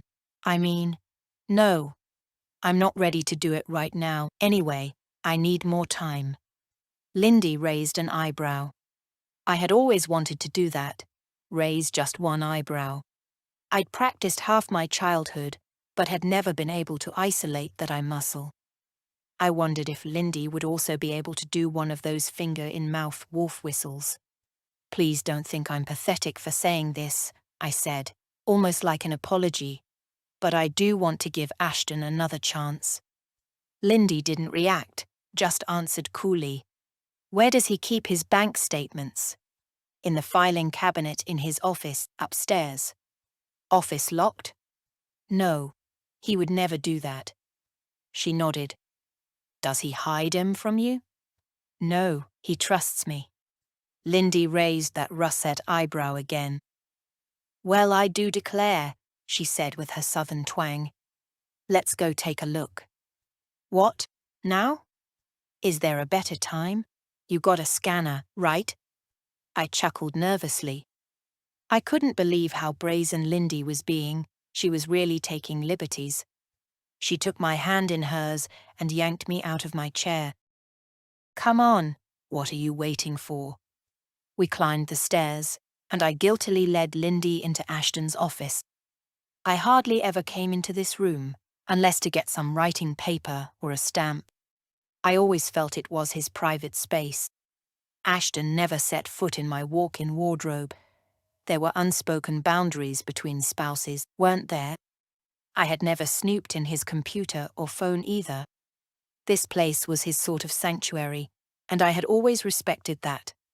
It had never occurred to me to look at Ashton's bank statements. He was so generous with money, never questioning credit card bills or household expenditure. He bought me my beautiful car, and he paid all the bills without question, always on time. We never had disputes about money like many couples. Ashton was meticulous about paying his taxes, and very honest, as far as I knew. He didn't have offshore accounts, either, as far as I knew. But the truth was, I had never asked him. Always being financially independent myself up until this marriage, I somehow didn't think it was my business. I had offered to contribute from my paltry savings, but he insisted upon paying every single bill himself when it came to running the house. The heat, air conditioning, and electricity. He took care of the gardener, the cleaner, he even paid for my car to be serviced. Everything. Why would I need to question him about his financial affairs? His office looked onto the wrap-around porch. It had a beautiful view over the garden and the creek beyond. His imposing, Victorian campaign desk, the top leathered in black and gold detail, faced the view. Sunbeams streamed in through the windows. There was a leather Chesterfield and a big set of old wooden filing cabinets from the last century. None locked. I started sifting through them, feeling like a spy. Don't hold back, Lindy instructed, with a rebellious, cat-ate-the-cream smile, lopsided and irreverent. My fingers flitted through the paperwork, all vertically stashed. Ashton had 3 bank accounts. In his savings $258,000, in his checking $11,300, and in a money market account there was $59,000. Everything was filed meticulously in alphabetical order, from Ashton personal to water bills. Ashton's not about to arrive home right now, is he? Lindy let out a raucous peal of laughter. How embarrassing that would be if he caught us red-handed. I shook my head. No, definitely not. Lindy's voice turned whispery and conspiratorial. Scan what's important, and then send them in emails to yourself, so you have the send dates recorded. Really? I began to scan the latest bank statements, still feeling terrible about it. Meanwhile, Lindy was going around the office opening drawers. I was shocked by her behavior, although I couldn't stop myself from joining in. She was just being a good friend to me and on my side, which I was grateful for. Yet I was secretly appalled at how little respect she had for someone else's property. Ashton was my husband, so at least I had a legal right to look through his things in my own home. But Lindy was dyed-in-the-wool outrageous. Hey, for crying out loud. This drawer doesn't open, Vivian. It's locked. You got the key. It was the bottom drawer of Ashton's vintage campaign desk. I had no idea where the key might be. Lindy got down on her hands and knees and started brushing her hand under an old Persian rug, her feral red hair covering half her rebellious green eyes. I giggled at the scene, despite myself. She was like the bad girl at school who leads others into trouble. The ringleader. It won't be far, she said, scrambling around the room. When people hide keys, they usually stash them somewhere nearby, in a pretty obvious place, because otherwise they forget where they are. She heaved herself up, rummaged around the bookshelves, under another carpet, under ornaments. She approached the hearth, her eyes darting around wildly for a clue. There was a beautiful model boat above the fireplace. It was a museum-quality model ship of the American frigate USS Constitution that Ashton had proudly told me he had bought in an auction at Christie's. It was one of his absolute treasures. I saw Lindy's great hand reaching for it like a child's sticky fingers for candy on a top shelf. I screeched, "Please be careful, Lindy. That thing's incredibly delicate and Ashton will freak if it gets broken." But she was unstoppable. She took off her shoes, pulled out a chair and climbed on top of it so she could get a better view. "I knew it," she squealed. "There's a key right here." She seized the key with her cumbersome fingers. I winced as she did, so then clambered down from the chair. The key fit beautifully into the drawer. Lindy's grin lit up her flashing green eyes. "There'll be something juicy in here, you can bet, yeah." I started to rifle through all the paperwork. Nothing was filed but neatly stacked in a pile. There was a huge brown envelope marked house. I gingerly pulled it out, careful to remember where in the pile it had been.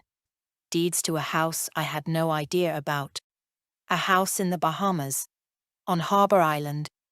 Any house on Harbor Island had to be worth millions. The place was beyond exclusive, beyond gorgeous. No cars, just golf carts. Zillionaires and their winter homes. Pink sand beaches. Ocean the brightest turquoise, so blue it looked fake. I'd seen this paradise online. Why had Ashton hidden this from me? "Tell, Lindy squawked.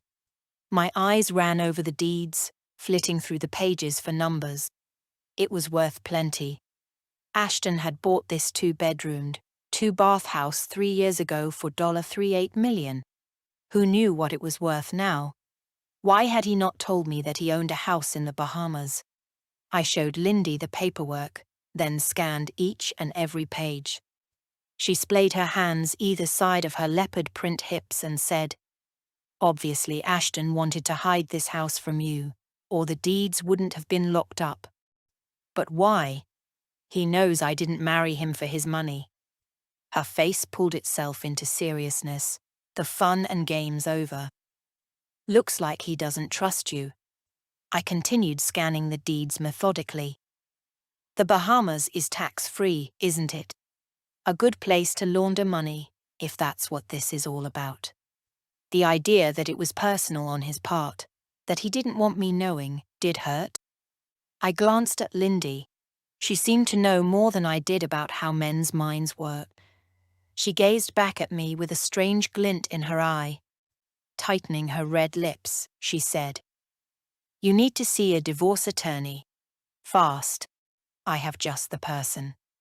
13. The more I pondered over everything in bed the next morning, the more chaotic my mind became. I wanted things to slow down. The leave Ashton while the going's good note. The Harbor Island house. Ashton spending nights at the apartment in Charleston. Belle. Especially Belle, his cheerleading ex, who supposedly had the perfect life, according to her Facebook page. The whole darn lot was sifting through my brain like ingredients for some cake, which it was better not to eat because it would ruin you. Belle thrown into the mix. That's how crazy and jumbled my mind was when I awoke with a jerk in a horrible sweat, half dreaming, my breath hot on the pillow, my throat parched with thirst. It was after Ashton had called me last night to say he was staying on in Charleston, a couple more nights that put my suspicious brain into overload. He told me an emergency had come up, another shotgun wound, and he just couldn't face coming home because he was too dog-tired. Belle lived in Charleston. Was I being paranoid to imagine the worst? All last night I had tossed and lobbed myself around in our king-size bed, alone.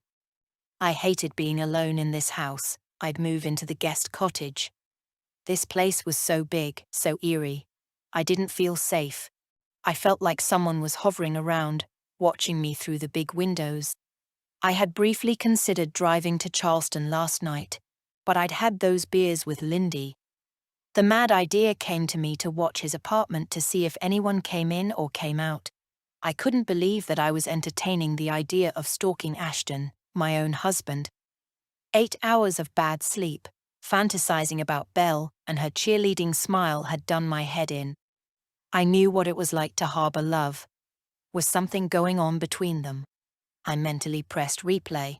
Ashton talking to her on the landline when she'd called the house, supposedly offering him a bunch of old photos. Ashton walking out of the room with the phone, breathing into the receiver quietly. I'd rather she didn't know about that. Didn't know about what? Now fully awake, I dragged myself to the bathroom feeling like a headache was blooming. I looked in the mirror at the ridiculous color of my eye. Took a shower, drank a whole bottle of water, and then I did my makeup, concentrating on fixing the purple. I needed to call Belle myself. Talk to her in person.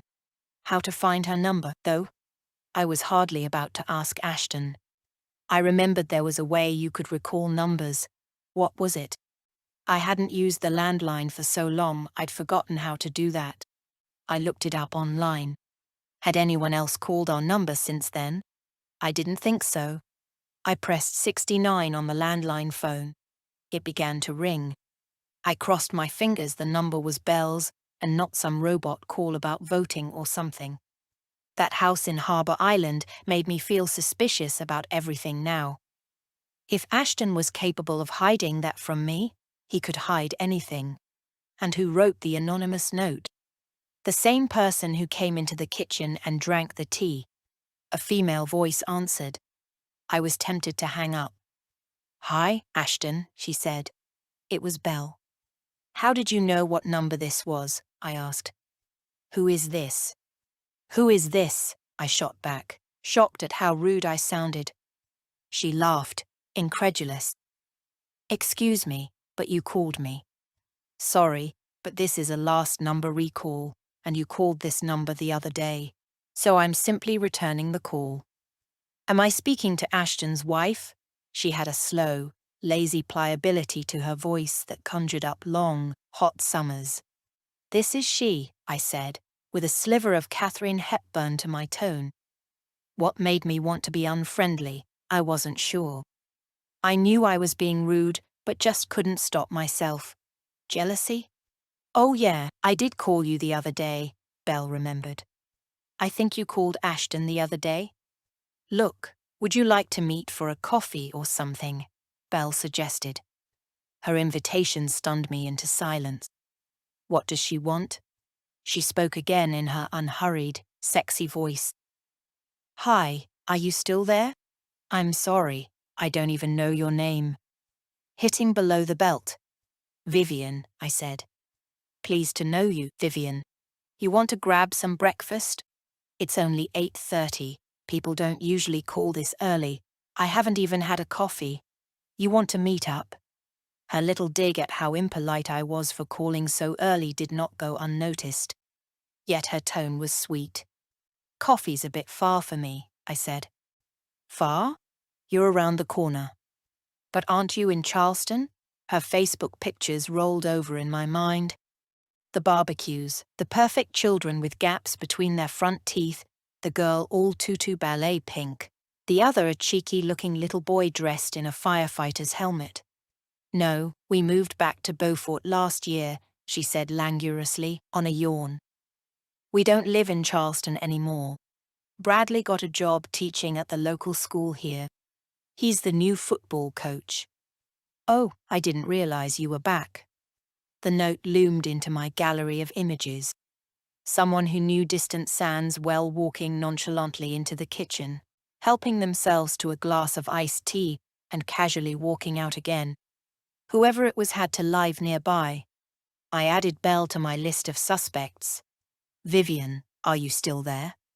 Yeah, I'm still here. You want to grab a coffee? Sure. Let's meet at the Dock Cafe, that new place at Waterfront Park. Should we say 20 minutes? Sure, I said, looking forward to it. My curiosity made me say yes, but the fact Belle wanted to meet in person, woman to woman, made me edgy. Was she going to spill the beans about her and Ashton? 20 minutes later, I arrived at the cute cafe by the waterfront. I parked and waited for Belle. Checked my makeup in the car. Reapplied my mascara. Just a dash, so I looked natural, yet appropriately freshened up for 8:50 in the morning. I didn't want to feel eclipsed by her. Belle. Belle. Beautiful in French. Her parents must have really adored her to call her such a pretty name. I walked into the Dock Cafe and told the hostess I was waiting for a friend, doubting very much that Belle and I would ever be friends. Belle glided into the cafe and did look as beautiful as her namesake.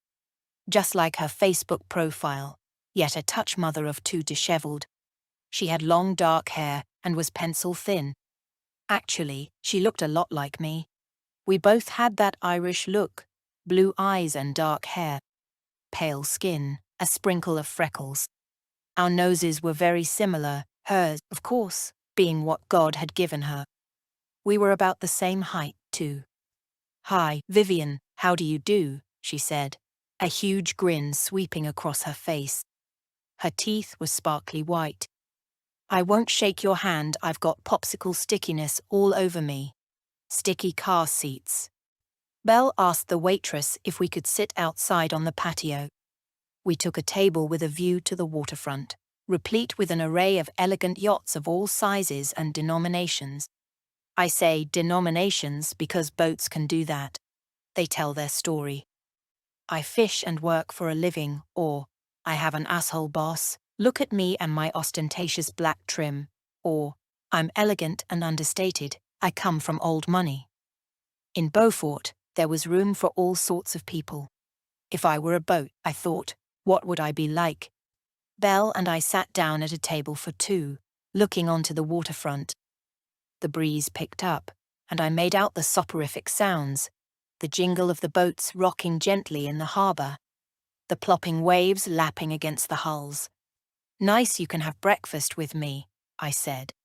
You didn't have to take your kids to school. No, Bradley does that. She shed her jacket and hung it on the back of the chair. How do you know I have kids? The popsicle. She laughed. Her smile was bright and pretty, with one tooth ever so slightly overlapping the other, which gave her a cute, girlish charm. She ordered a black coffee and some muesli with berries and Greek yogurt. Healthy. To hell with any kind of diet. I'd order a latte and some shrimp and grits. But then, looking at her svelte figure, I quickly changed my mind. I ordered the same as Belle. Belle looked like a yummy mommy hippie, in a pretty flowery dress and lace-up boots. I felt almost preppy next to her, and boring, dressed in my jeans, sneakers, and cashmere sweater. An unbidden wave of envy washed over me. I couldn't help it remembering that Belle had been Ashton's first love, and maybe, despite Bradley, he was still in love with her. I decided to come straight out with it. No point nurturing my paranoia and dragging out my mistrust any longer. Is this meeting about you and Ashton? I said, my tone a little brusque. Belle spluttered her coffee mid-sip. What? I thought maybe something's going on between you, I said. This is crazy. No, you don't understand. It's not like that at all. I said nothing. Belle burst out.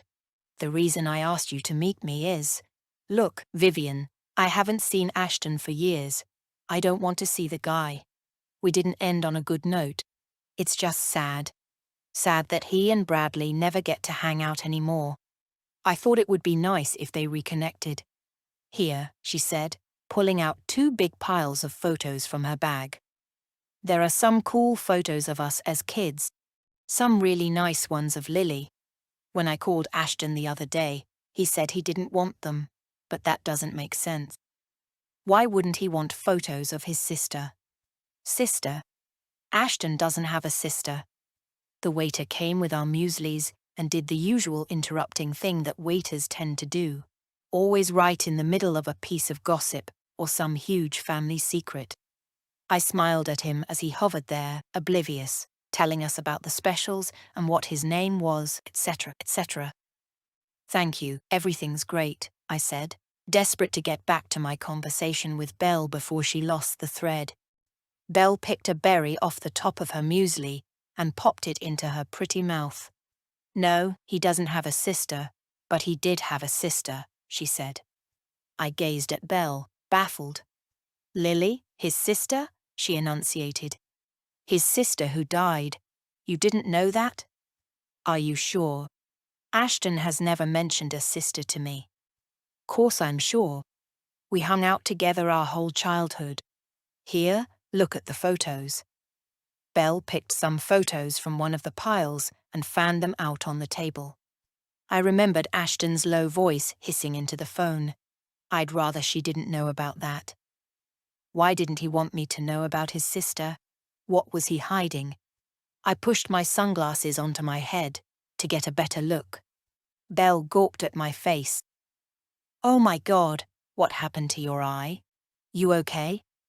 I'm fine, I said quickly. Bumped my eye on a boat post. Sorry, I meant to keep my shades on. Right, Belle said, unconvinced. Keep your shades on to keep up appearances, right?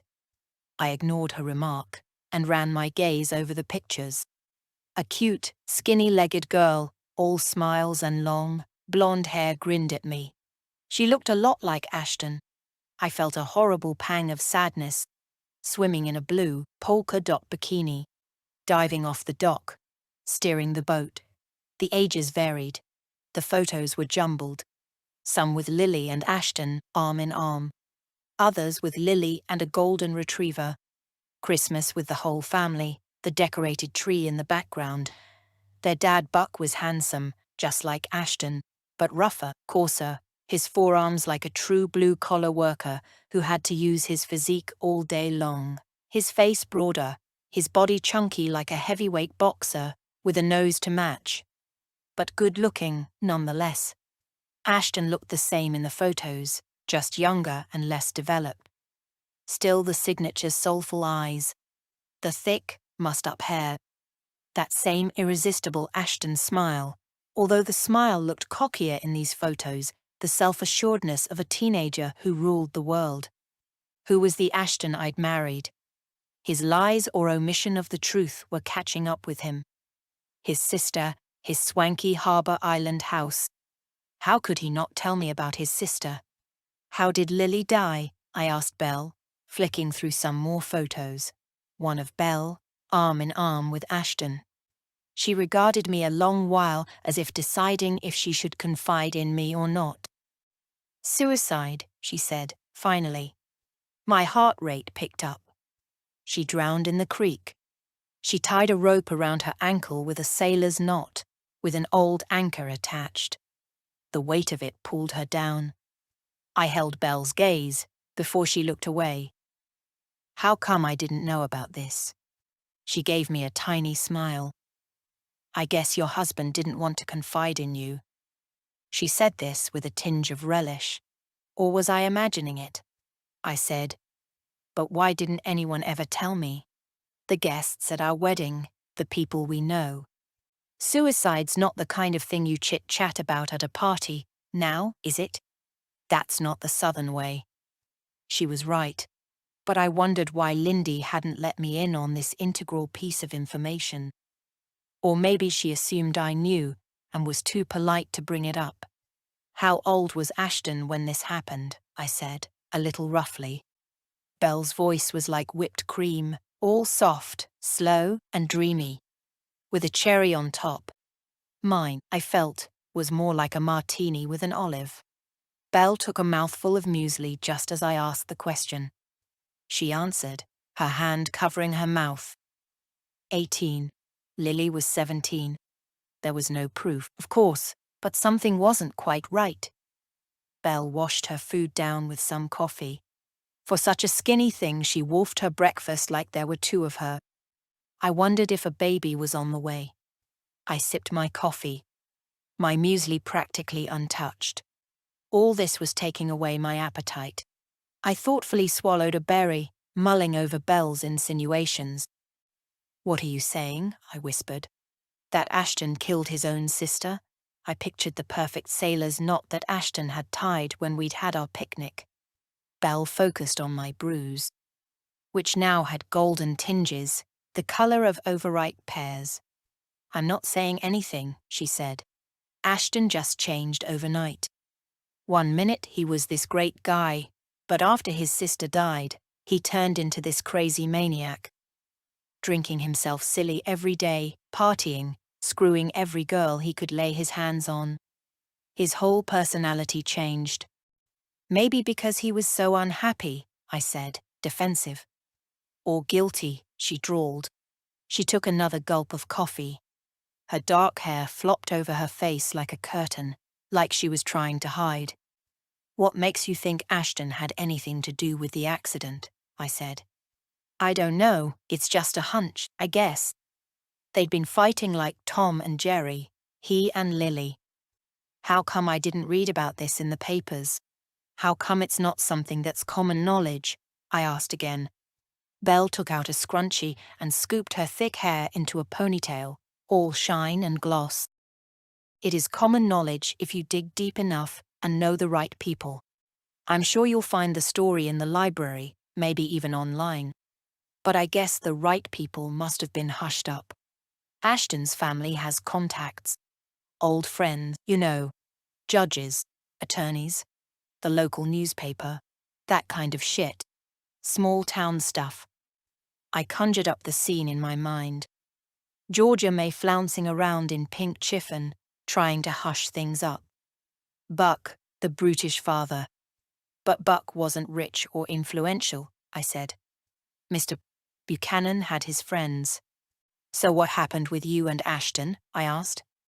Ashton was like a different person, like Jekyll and Hyde.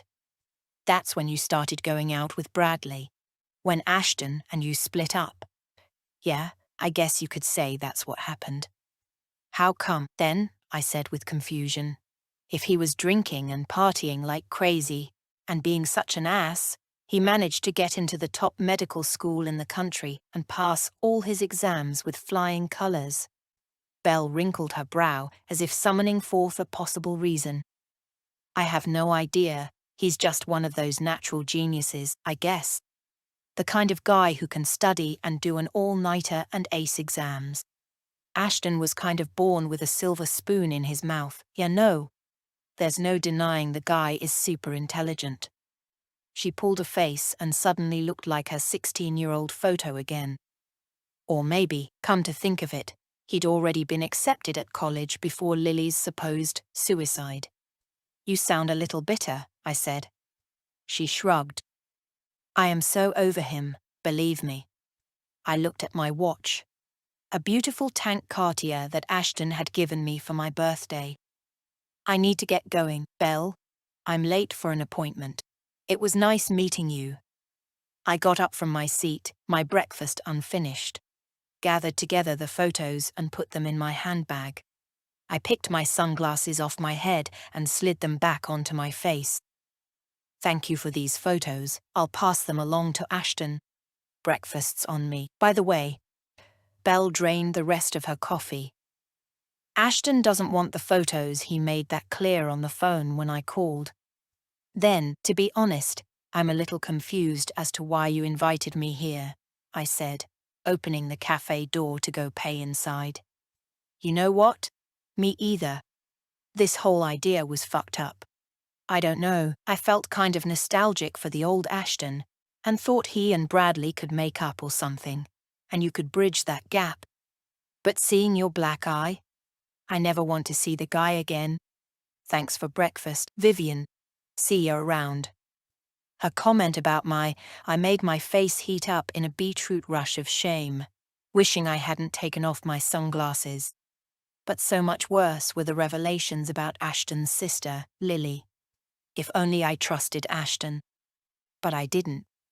Marriage without trust is like rain without clouds. It simply doesn't make sense. Ashton was a dark horse. A horse that could throw me to the ground and trample me down. 14. I moved Katie into the guest house. I'd deal with the consequences later. I couldn't leave the poor thing stranded with nowhere to go. When I arrived with a big box of groceries, Katie was busy organizing herself. Dressed in overalls, her spiky hair now dyed ginger, she was cleaning the windows. Hi, Katie Hon. I brought over some things for the kitchen. Olive oil, stuff for making salads, salt and pepper, pasta, things to get you started. Standing barefoot on the kitchen countertop, she replied, Cool.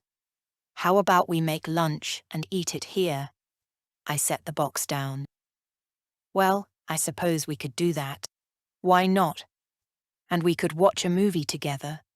It was raining outside, and the idea of a movie and lunch was really appealing.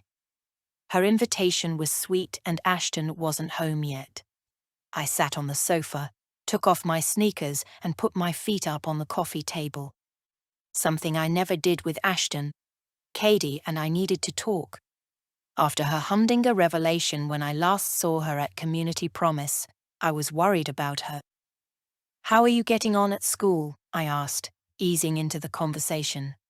She took a fresh cloth from the pocket of her overalls and dried and polished the window to a shine. Okay, I guess.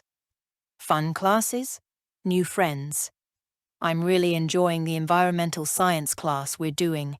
It's pretty cool. We saw this film, Breaking Their Silence, about these awesome women in Africa on the front line of the poaching war, protecting mainly elephants and rhinos. These incredible women are risking their lives. The film crew couldn't even mention where they were because they'd be attacked and poachers would come kill the elephants. It's so nasty. 100 elephants are killed in Africa every single day for the ivory and even body parts. Did you know that? I didn't know it was that bad. How awful. Me either. And 5 rhinos every day are also poached. It's horrible. The horns get ground up to powder for some medicinal cure and sold in Asia. It's gross. It makes me so mad. I grimaced.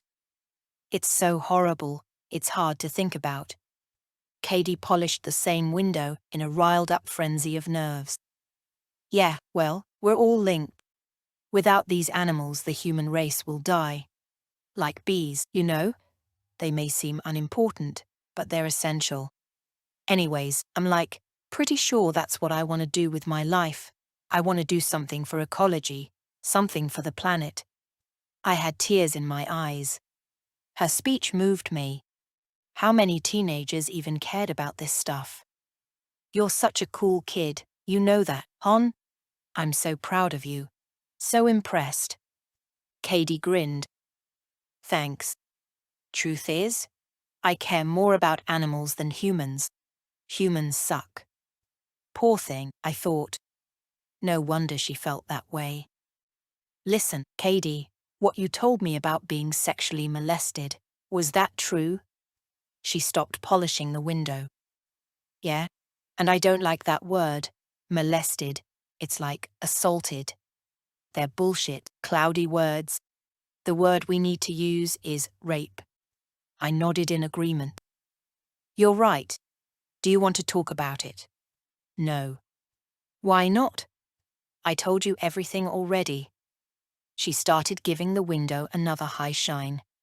I'm not talking about details, I'm talking about your feelings. That kind of stuff runs deep, and it follows you through life. You know that, don't you? You can't bottle that stuff up. I'll be fine. Would you like to see a therapist about it? Hell, no. Why not? 'Cause I can deal with this shit on my own. You need to talk to someone. No, I don't. Please think about it, Katie. Do you want to talk to me? I already said no. Well, I'm always here if you need me. All I could do was my best, given the circumstances. I remembered how I felt at her age. I cooked up some pasta with pesto and tomatoes, and we watched a rom-com to lighten the mood. It felt good, relaxed. I hoped at some point Katie would open up to me about her terrible ordeal. I couldn't even imagine what she must be going through. I wanted to be there for her, and whatever Ashton said, I had the right to make choices too in our home, and this was my choice. To set Katie up in the guest cottage temporarily. A couple of hours later, I heard Ashton's car roll into the driveway. I left Katie with the TV on softly, slipped out the door and ran to the side of the main house, remembering I hadn't locked the doors. Again. Luckily, there was no sign of any visitor.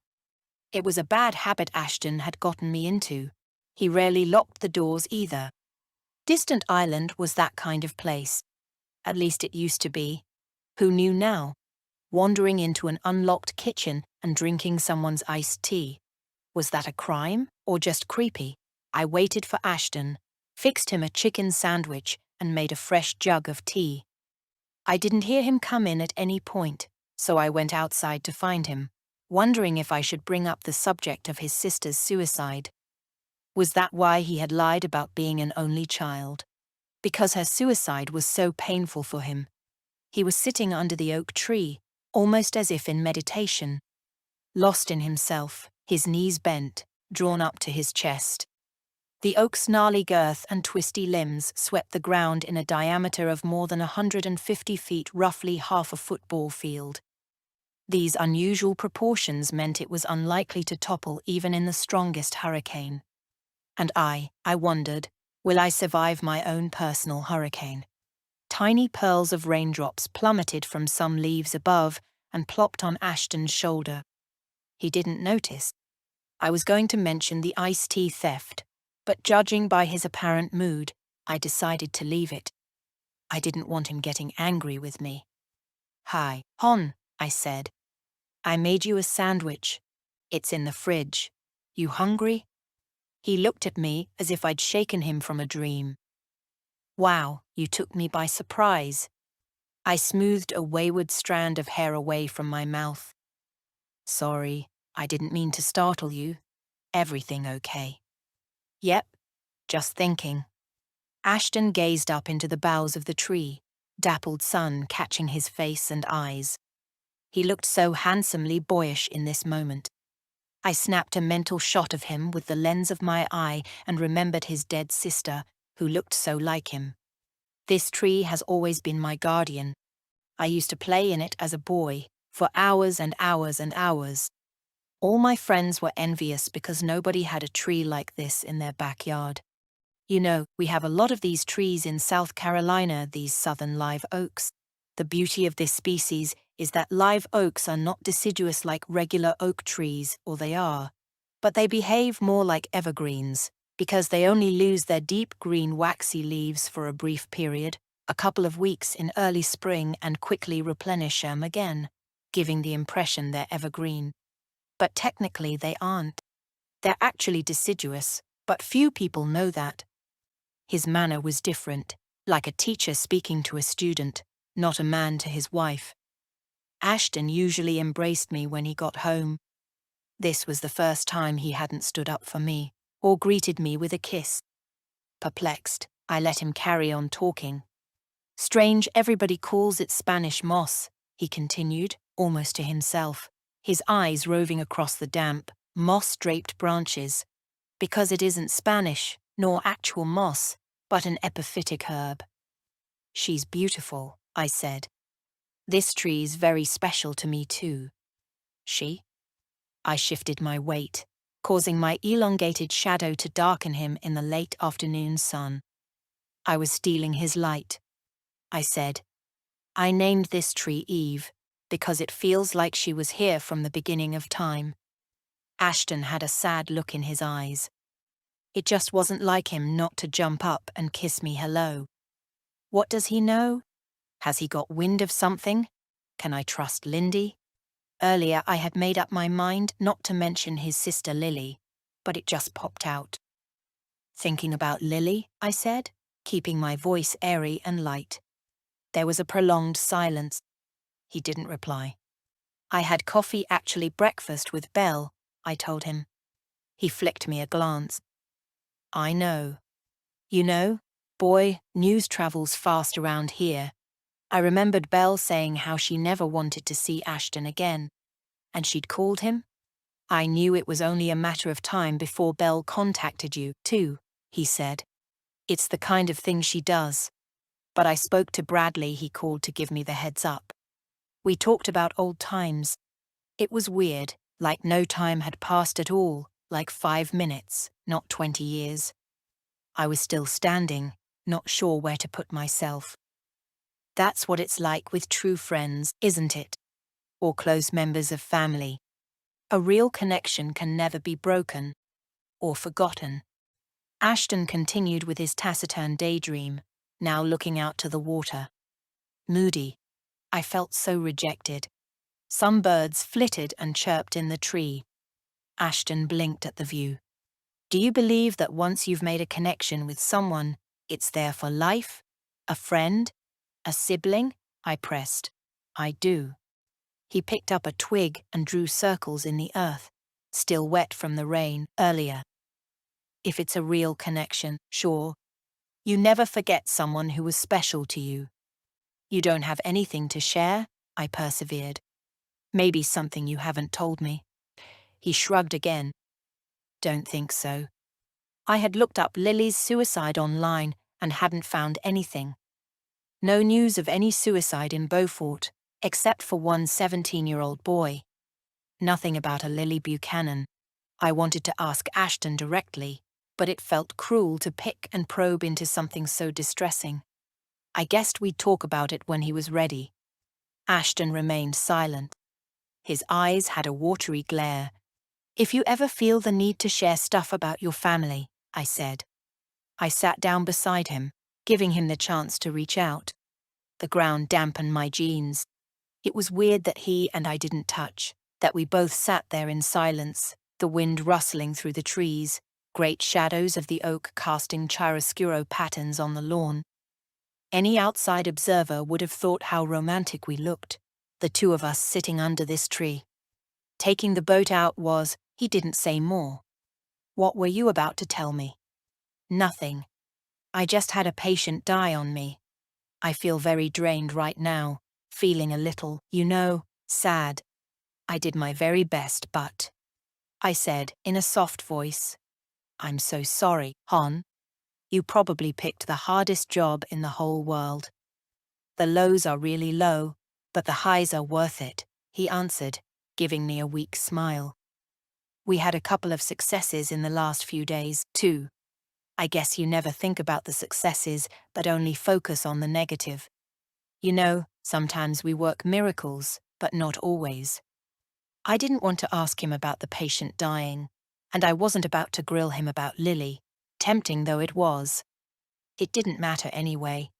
I'd find out from Lindy or go to the library and search through records. I have something to tell you, I said. You've moved that girl in? How did you know? I saw the windows open to the cottage when I drove up to the house. If you think I'm going to fight you on this, you're wrong. I just don't have the energy right now. I responded brightly. You'll like her, she's a good kid. Silence. I touched his shoulder. You aren't pissed. I'm not going to argue with you, okay? Whatever you say or do is fine. Do whatever you want. I just want to have 5 minutes here under my tree, take a nap in my bedroom, enjoy a big glass of wine, and then take you to bed. That's all I ask, nothing more, nothing less. He smiled at me briefly, flashed his Ashton smile for a nanosecond, and then it was gone. This hot and cold treatment from him was disarming. I still wondered if Lindy had said something to her husband. If so, why didn't Ashton just come out with it? I hated this silent tension, the buried secrets. I wished I could rewind the clock. I felt like I had created chaos in our relationship, but now it was all too late. Something was up, for sure. His mood had changed so radically. You can talk to me, Ashton. You can trust me. Silence. Today I certainly wasn't having any luck with people opening up to me. Ashton. Katie. I persevered. If you want to share stuff about your past, I understand. Some of your friends say that you went on a drinking spree and slept with lots of girls. He closed his eyes and sipped in a deep breath, inhaling the sweet, rain-scented air. Then let out a groan. Smells good, doesn't it? After a bout of rain, he looked back at the water. Truth is, I don't remember anything I did back then. It's like one big, black cloud. I lifted my brows. People always talk about blacking out when they're drunk, but maybe that's an excuse to behave badly. An excuse so people will forgive you. I tried to make it sound jokey, not accusatory, but Ashton didn't smile. Maybe because you've never gone off the rails like I have. I don't even know what I did. Like I said, it's all a haze. Guess I must have been drinking a whole darn lot for me not to remember that period in my life. I felt the damp of the ground seep into my skin, but remained sitting. Anything Ashton shared about his past might give me some insight, some clues, but he still wasn't saying anything about Lily. How did you manage your exams at Johns Hopkins? Guess I have a kind of photographic memory for textbook stuff. Words, numbers, facts, learning by rote. Some people might call it intelligence, but I call it luck. I was born that way. I aced my exams a miracle, really. But don't ask me to remember those years. Don't get me wrong, I know what I'm doing now. My neurosurgical internship, that I also did at Johns Hopkins, was like a cold bucket of water thrown over my head. Dr. Daniel Gates was my mentor, and he sure as hell knocked some sense into me. Ashton crossed his arms. And I never drink on duty. Not even a beer. I need my hands steady and my brain sharp. I touched his knee. I know, I said. I know what a good doctor you are and how seriously you take things. Ashton breathed in the rainy aftermath again and surveyed the view. The sultry grey clouds held the humidity in the air. I followed his gaze. A pod of pelicans flew over the water in the distance, their bills impossibly long, cruising the coast for prey. I shuffled on the ground, my butt damp and acorns sticking into me, but I felt it necessary to hold on to these straws of conversation while I could, before Ashton shut down completely. Tell me about your family. Were you close? Honey, I really don't want to dredge all this up right now. My past seriously doesn't interest me. There's nothing I can do about any of it. I moved on. Look, it's a long and complicated story, and someday soon we can talk about it. But right now's not the moment, okay? I had a feeling it would never be the moment. I'd find out, though. I'd find out. 15. Over the next couple of days, I searched everywhere for information about Lily Buchanan. Nothing. In the library, online. I knew that the internet was in its infancy when she died, and not every single thing someone ate for breakfast was reported in those days. But death. It was weird. Nowhere did I find any hint about the suicide of a Lily Buchanan.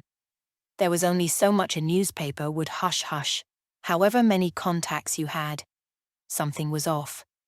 I decided to pay Georgia May a visit, and not just for altruistic reasons. This time I didn't call ahead, but decided to just turn up. It was not the best idea, as I discovered afterward. As I was about to get out of my car, in the parking lot of Heritage Park, Lindy called. "Vivian, hi, everything all right? I've been thinking about you. Thought we should catch up and have lunch sometime." "That would be lovely." "Everything's fine. I'm about to visit my mother-in-law." "Oh, that's so good of you. She must adore your visits." "I was just wondering if you'd called Silverman to make an appointment." "Silverman?" "Noah Silverman, the divorce attorney." I closed the car door and walked toward reception. "No, I haven't had time." "You need to prepare yourself, just in case, don't you think? Ashton has hidden his assets from you. Don't you want to know where you stand legally? Get your ducks in a row." It seems so precipitated. Shouldn't I talk to Ashton first about this? "Honey, he's hiding stuff from you for a reason. If you let him know you know, I don't think that would be very smart, do you?" "Maybe you're right. Listen, I need to go. I'll call you back later, okay?" "Okay, but don't be nervous about seeing Silverman. He won't bite." "Okay, thanks for looking out for me, Lindy. Bye. I'll call you about lunch." Georgia May was not dressed in her usual garb of double pearls and pink. Today she looked a little unkempt, and I could tell I had embarrassed her by not giving her time to prepare for me, by not calling in advance. She was all about appearances, and I remembered that the pearls were part of her reinvention of herself. She was a shrimper's wife, nothing fancy, not this old money act that she put on for strangers and for everyone, even me. Georgia May was just a regular woman, but she behaved as if she was from high aristocracy. A new nurse, not Mariama, stood by us as we had a cup of coffee together in the cafeteria. The nurse was young, slim, and edgy nervous, with white skin that looked as if she suffered from some kind of skin disorder like psoriasis. Her name was Lucy. On the way here, I had stopped to pick up a pretty frame and picked the nicest photo of Lily from the pack of photos Belle had given me. I thought Georgia might like a memento, but was a little wary of how she might respond. Lucy, after introducing herself, said to me, "I'm sorry, Mrs. Buchanan, that this is highly unusual to just drop by like this, so Mrs. Buchanan Sr. can only give you 5 minutes of her time." My mother-in-law stared at me, her eyes glazy and bewildered. "This lady should never have come here if she knows what's good for her," Georgia May called out, turning to Lucy. She fluttered her hand to gesture me away. "It's me, Vivian, your daughter-in-law, Ashton's wife." "It's too late, young lady, too late. Get out of here. Keep away from my son." Her words sent a shudder through my body. "I was a fool to have opened my arms to you. Stay away. Stay away." What she said stunned me into silence. Such a 180 from the last time we'd met. I persevered. Brought out the framed photo of Lily from my purse. "I brought you something." I handed it to her. She stared at it for a long while, then gave a little yelp. "Why are you giving me this picture?" "It's Lily when she was about 16. "I don't know who this is." "Why are you showing me this photograph?" She handed me back the frame. "Because I thought you might like a picture of Lily, your daughter." "I don't have a daughter." "Ashton's sister, Lily, your daughter," I said again, but then realized too late that in her condition I might have done the worst thing possible by showing her this photo. She turned to Lucy. "Why is she insisting? Please make her leave." Lucy shrugged, making an "I'm sorry" face. "I really think you should leave now. Mrs. Buchanan is very upset. I really don't want her to have a relapse." "I'm so sorry, I really didn't mean to." "Please leave," Lucy said, stern now. "I don't want any trouble. This is just my second week here, and I can't afford to have any problems." "I'm so sorry," That photograph is upsetting her. Best if you take it with you. Georgia May pointed a finger at me, her pink nails long and curly. It's the duet, isn't it? Are you part of this now? A scowl clouded her face. Twisting the truth, pretending things happened when they didn't. You should never have gotten involved with my family. I'm so sorry. I mustered up a small smile. Oh, so you're laughing at me now, Georgia May scoffed. Think this is funny? No, God, no, I. Best be on your way now, Lucy said, and make sure you call next time. I left, flabbergasted. The duet? What was that? She was talking about classical music or something. As I drove away from the clinic, I felt just awful about what had happened. But curiosity was nipping at my heels too. I considered calling Belle again to grill her for the truth. I didn't know any other old-timers here. I'd press Lindy, just in case Richard knew something. Ashton, and maybe Georgia May too, were harboring shady secrets. Who was this man I'd married? 16. Dr. Becker looked drained. Even through her glasses, I could detect she had tender dark pillows under her eyes. I had no idea how many patients she saw each day. Good morning, Vivian. Please sit down. She didn't get up to greet me this time, the way she usually did. Good morning, Dr. Becker, how are you? I wanted my voice to sound chirpy and bright, but I was worried and stressed. Ashton had turned cold on me. I had ruined our marriage, like a ball rolling down a hill that you can't stop, or a paper flying along the ground in the wind that every time you try to step on flies off just a bit further, and then eventually ends up in a puddle or worse, a drain. I kept having to remind myself that Ashton was not the innocent one here, and that I wasn't a bad person. I am not a bad person. I'm just fine, thank you, Vivian, Dr. Becker replied. Tell me about your week. I sat down on my usual chair, opposite her. Well, I moved that teenager, Katie, into the guest cottage. My word, that was pretty quick. And what did Ashton think about that? He was against it and told me not to. But you did it anyway. I bit my lip. Yes. Overruling him. Interesting. And did this cause any kind of scene? Strangely, no. He took it with resignation, like he was tired and couldn't face arguing with me. He said as much. Any more signs of violence? Dr. Becker poised a pen above her notepad. No, not at all. Dr. Becker nodded again and scribbled something down. Are you and Ashton still tactile, intimate? Her question took me by surprise. I felt so uneasy, like she was prying too much. Of course she was. It was her job. That part of our relationship's still very good. It hasn't been affected at all with what happened. I hesitated before I spoke. Lately, he hasn't been very cuddly or affectionate. But we've been having sex. It's different from usual. She peered at me over her glasses. How so? Animalistic. Like a kind of craving. It's disconcerting. But it's... Look, I don't want to talk about that. I'd rather talk about his sister, Lily. A new discovery. Ashton has a sister. His ex-girlfriend, Belle, called me with a bunch of photos. We had coffee, and I discovered Ashton had a sister who died at the age of 17. Belle said she supposedly killed herself. But I can't find anything in the papers, or on the internet, or in the library, nothing about her death. And Ashton won't talk about it, and his mother pretends like she never had a daughter. But I know that there was a daughter and a sister because I've seen the photos and the photos look just like Ashton. I mean, it's definitely his sister. Dr. Becker frowned. What is it exactly you're worried about? I'm thinking maybe there was some kind of accident and she was killed.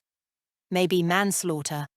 Belle said that she and Ashton had been fighting, and then Lily supposedly took her own life. But it wasn't suicide according to Bell, reading between the lines. Dr.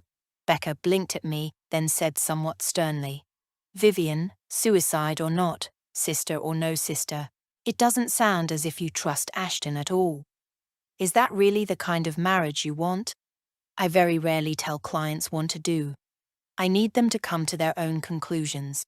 But in your case, you are stalling even though you're frightened of Ashton. And with good reason. He has a track record of violence, and he could hurt you. And everything you're telling me is compounding this. Even if Ashton is innocent of hurting his sister, you feel threatened. And that is what is paramount. Again, I felt that desperation to turn back the clock. I wished now that Dr. Becker had never seen my black eye. Or Lindy the bruises. Everything felt like it was spinning out of control, moving way too fast. I know. I just need a little bit more time. My friend Lindy recommended a divorce attorney, and I have an appointment lined up. Actually, it was a lie. I hadn't yet called the lawyer. Dr. Becker nodded sagely. That's great to know. As you know, I don't have much money. I love my job so much, but the idea of paying for everything myself, finding an apartment, setting out on my own again, it scares me. You're young, Vivian. You have qualifications, you have skills. You'll find a new job, a paying one. You make it sound so easy, and the question of where I should live has been weighing on me. I find it hard to get to sleep for the worry. Obviously, I wouldn't be able to stay here.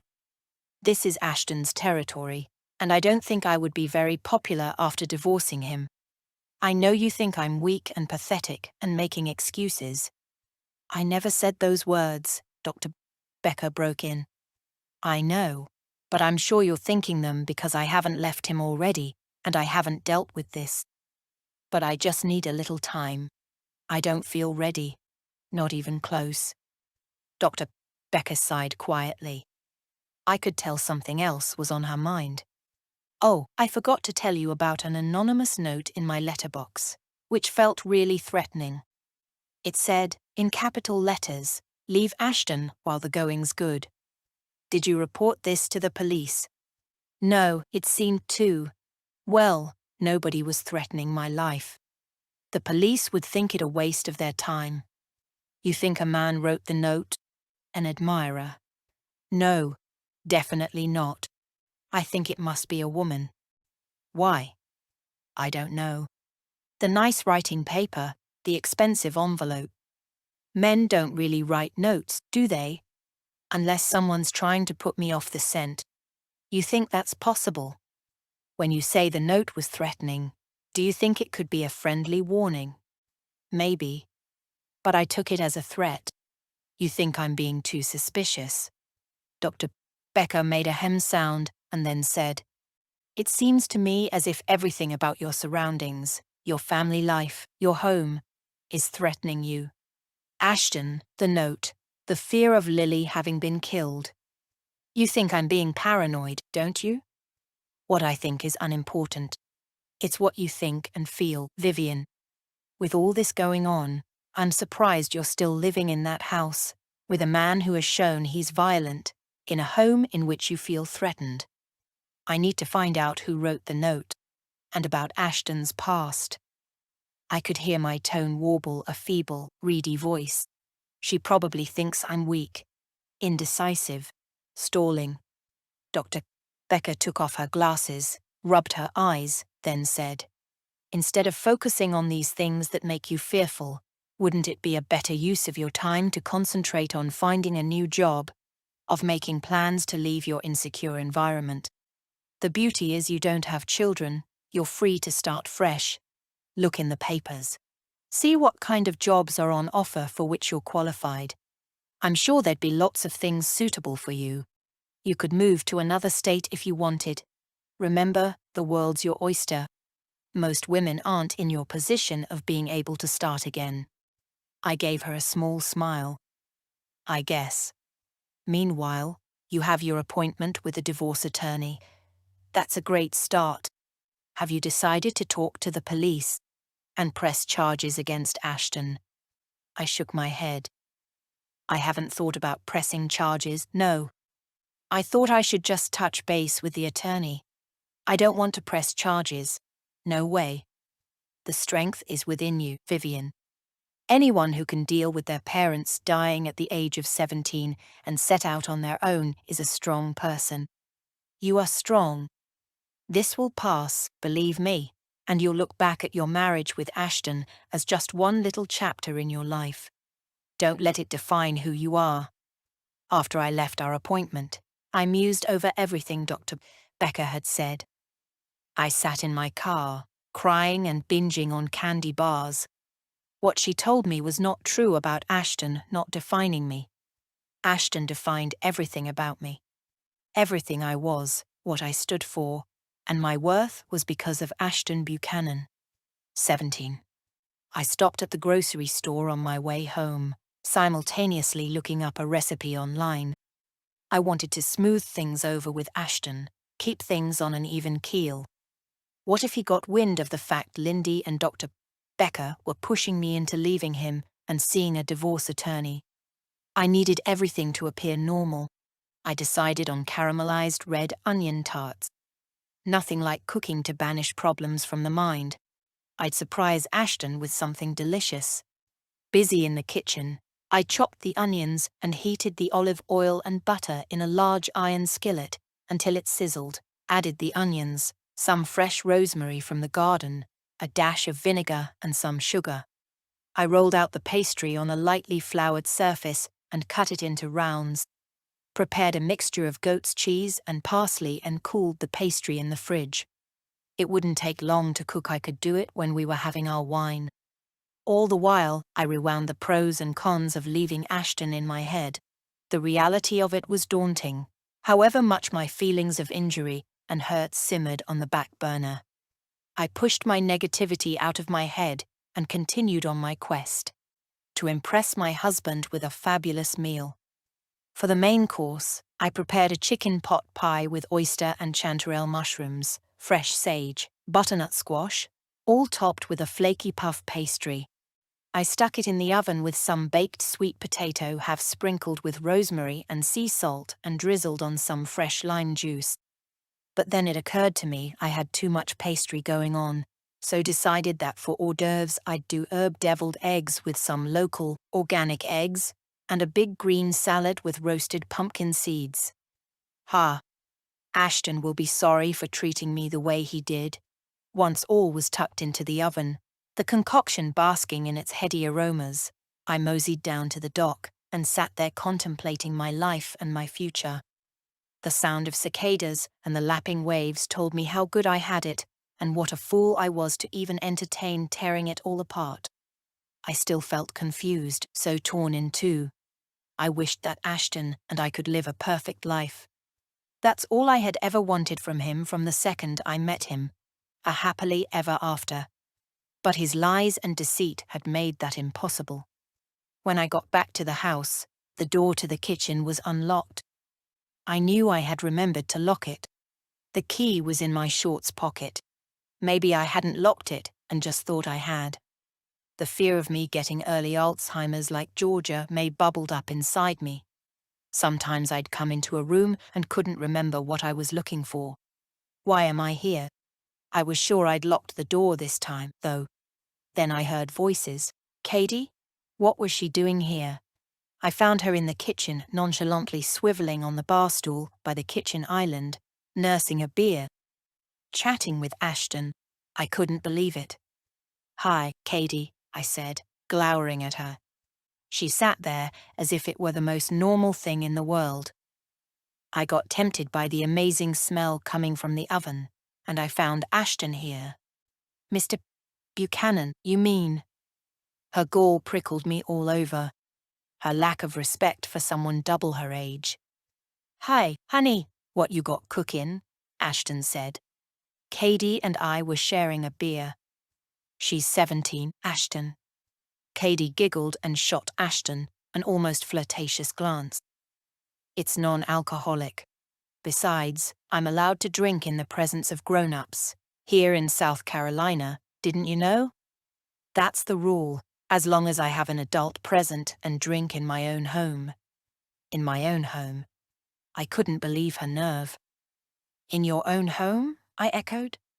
It smells so amazing. Ashton's invited me for dinner. Has he?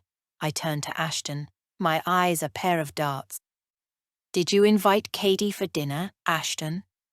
Why not? The girl needs fattening up. Looks like she needs a full square meal. How had he even noticed that? He had appraised her body, noticed she was thin. I felt a vain throb in my temple. I made the meal for my husband, Katie. This was not supposed to be a group dinner. Besides, dinner won't appeal to your vegan taste, as I'm cooking chicken pie. I can eat those yummy sweet potatoes. And the salad. I'll help set the table, Katie offered, ignoring my remark. How about that? Ashton said, a hint of a smile twitching on his lips. I thought we could eat in the dining room tonight instead of the kitchen. That sound good. It was as if a rug had been ripped from underneath my feet and I had tumbled, or when someone knocks you at the back of your knees and you crumple to the floor. This 180-degree change in Ashton's attitude toward having Katie around flummoxed me.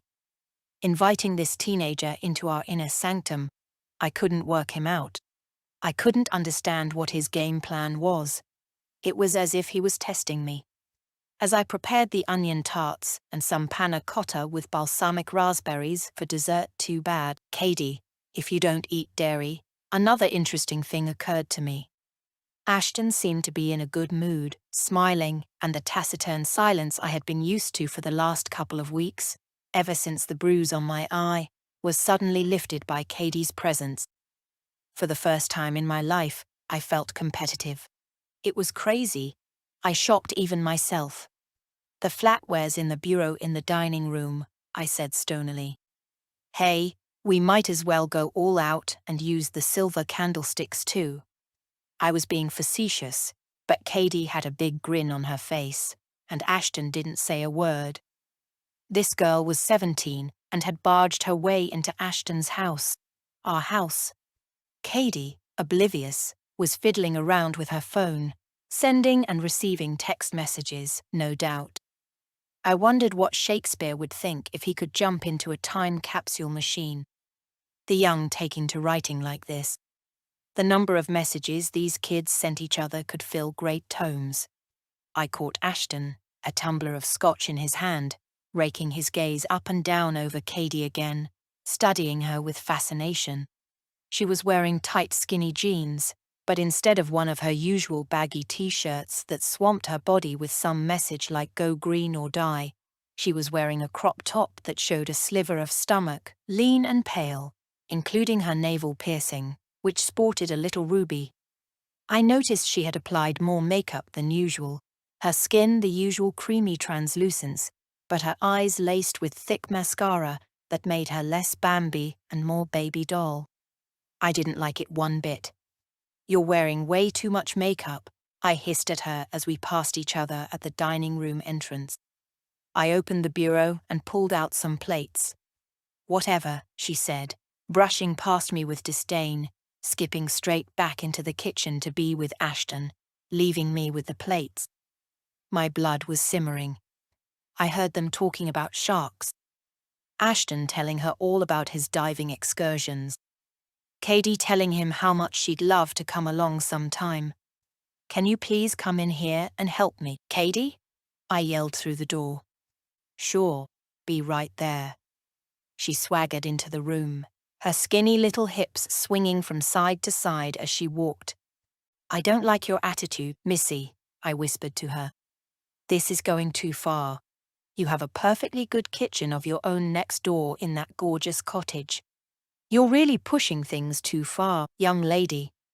But Ashton says it's fine. I don't care what Ashton says. And by the way, it's Mr. Buchanan to you, got it? She stuck out her bottom lip. Sorry, just going with the flow, you know? Lighten up. She spun around in a circle, swinging her arms. This house is so swanky. I love the silver candlesticks. I've never had dinner by candlelight before. Oh, haven't you? I said. Katie was really pushing her luck. I couldn't believe what a fast worker the girl was. As if this were her house.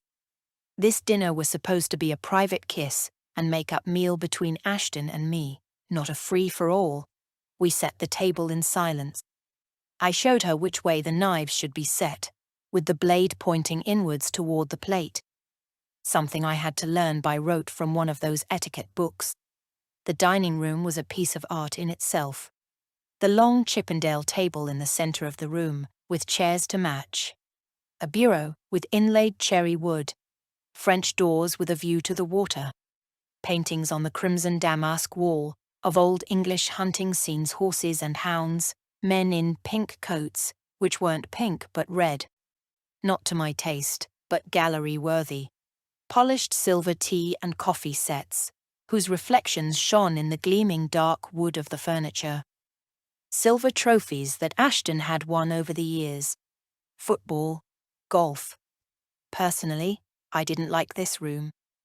But it was impressive, if you were into this sort of thing. Is this some kind of trick? I questioned Ashton quietly, back in the kitchen. I got out the salad bowl, ripped the lettuce furiously, and chopped up some herbs. I counted to 10 under my breath to stop myself lashing out at him. What was he up to? He laughed. Why would you think it's a trick? Then he held his eyes with mine, hazel highlights in his irises glittering with mirth. Takes one to know one, huh? My nostrils flared. What the heck are you talking about? You're the one who invited Katie here. I'd be interested to see where this goes. I hadn't imagined she'd barge her way into this house and expect dinner. I didn't expect my husband to invite a 17-year-old into our home when she has her own kitchen, in her own guest house. From my generosity, I may add. Not mine, he challenged. Touché. A weighty silence filled the space between us. Then I said, this dinner was meant to be something special for us this evening, not a spoiled teenager. The last thing I expected was for her to gate crash my... It'll be fun, Ashton broke in. Don't you think? You were the one who invited Katie into our life. You've made your bed, honey, so now you can lie in it. I could feel my eyes sting. I wasn't sure if it was chopping the onions earlier or tears threatening to brim over. Katie, I shouted for Katie, but didn't get an answer. I marched into the hallway, then heard her upstairs in one of the bathrooms. Wow, she was really taking liberties. I raced upstairs and knocked on the door. Katie? Katie, are you in there? I'll be out in a sec. I waited for her until she emerged. My hands were shaking, my breathing like a dragon's invisible steam coming out of me in hot bursts. You were meant to use the bathroom downstairs. Who said you could come up here? Nobody. Exactly, nobody. This is the last time you're coming into this house, do you understand? You'll behave yourself at dinner, and then I never want to see you here again. Have I made myself clear? But Ashton invited. Do I make myself clear? I yelled. I was aware that Ashton could hear me. I wanted him to. Now get downstairs and busy yourself in the garden while I have a word with my husband. Garden, she mimicked. The backyard. Come back in 10 minutes, wash your hands again, and we'll all have dinner together. Katie bounded down the stairs, jumping 3 steps at a time, and tore into the kitchen. I heard her go outside. I went downstairs slowly, turning everything over in my mind. Everything felt like it was inside out, upside down. Ashton was standing in the doorway, a smirk on his face. I warned you not to mix pleasure with work. I told you these kids from Community Promise were from dysfunctional homes. Let's just have dinner and get it over with, I snapped. Well, it smells incredible.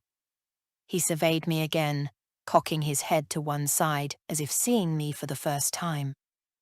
Was marrying you the greatest thing I ever did, or the dumbest? 18. Lindy, and I met for lunch at the Sea Oats Country Club, the place her husband owned. The dinner that Katie had gate-crashed last week was still rolling over in my mind. The welling feeling of betrayal, the realization that things were beyond my control. Should I share this with Lindy? The club was a pretty clapboard colonial surrounded by great swaths of land, a winding driveway leading up to the clubhouse, flanked with magnolias. Some majestic oaks peppered the land, an indoor and outdoor pool, 3 tennis courts, and, of course, their famous golf course. It screamed chic because the place wasn't ostentatious or glitzy, but old-worldly, and you had to be a member.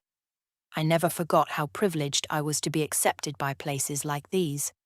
Some people took membership in their stride as if it was their birthright. Me. I had had to earn my place here, I was all too aware. I had no desire to play tennis today or swim. We had just come for a ladies' lunch. I hadn't seen Lindy for a couple of weeks, only spoken on the phone. I needed to get out of the house, away from distant sands. I wasn't the only one not taking any exercise today. A lot of the women came here to relax. There was a dietitian, a beautician, and a masseuse, amongst other services. Many of these women here were on their lunch breaks. Others were ladies of leisure or retired. Yet the less they worked or had jobs, the busier they often pretended to be. Being a lady of leisure was not me, sadly, despite Ashton's ongoing suggestion that I give up my job. Lindy and I had nearly collided into each other in the car park. She was reversing her sports car, roof down. It was fall now, but a beautiful, sunny day, the sky a sheer, sharp blue, not a cloud in sight. But the air cool. Lindy wore a silk scarf, 1950s style, her wild red hair tamed beneath. She laughed when she almost reversed into me. She shouted out the window, "What is it about parking lots that's so dangerous?" I swear to God I've had more accidents in parking lots than anywhere else. People drive like lunatics, me included. We both got out of our cars and walked into the club, arm in arm, the sweep of verdant lawn fringing the path to the entrance. The roll-perfect golf course stretched beyond us, almost as far as the eye could see. Ashton would often come here to play golf. "Your eye," Lindy said. "There's no trace of colour anymore. All gone." "Makeup," I said. "The yellow's easy to cover up." "How are things with Ashton?" "Good," I lied. "Much better, thanks." I didn't want to go into detail about how Ashton and I had become virtual strangers lately. Like passing ships in the night, except, of course, when we were in bed together. Things were civil but quiet, no arguments, no scenes. But I didn't share this with Lindy. It's weird, I thought to myself, as we walked through the main entrance and toward the clubhouse dining room, that ever since the accident to my eye, Ashton has completely changed. "You think it's going to happen again?" she asked. "What?" I said. "Your eye?" "No." "You seem very sure about that." "I am. Nothing like that will happen again," I said, upbeat. We took a discreet table by the window and both ordered white wine spritzers and the fish special of the day with new potatoes and a dill sauce. "How are the kids?" I asked. Lindy unfolded a linen napkin and placed it on her lap. "Fine, but I really don't want to talk about them right now. I feel so housebound at the moment. My life is very uninteresting. I'd rather talk about you. What's going on in your household? I'm worried about you, honey." "Well," I said, not sure of how much I should reveal or hide. "You remember Katie? The teenager? The one who moved into the cottage. She's taking liberties, and I realize I might have made a big mistake inviting her to stay." Lindy sighed, as if she knew what was coming. "Why?" "She and Ashton seem to be kind of hanging out together when he gets home from work. But she's only 16. 17 now." "Wow, like that really makes a difference." "Ever since she barged in on our dinner last week. Well, Ashton invited her, so I couldn't say anything. Katie. Anyway, she now hangs out with him in the kitchen. You know, they talk. They chat about ecology. Saving sharks, in particular. She asked him to help her get a petition together to free sharks and dolphins and orca whales from aquariums.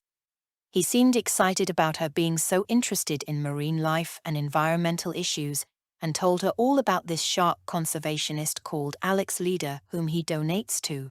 Katie keeps asking Ashton to help her with her homework too.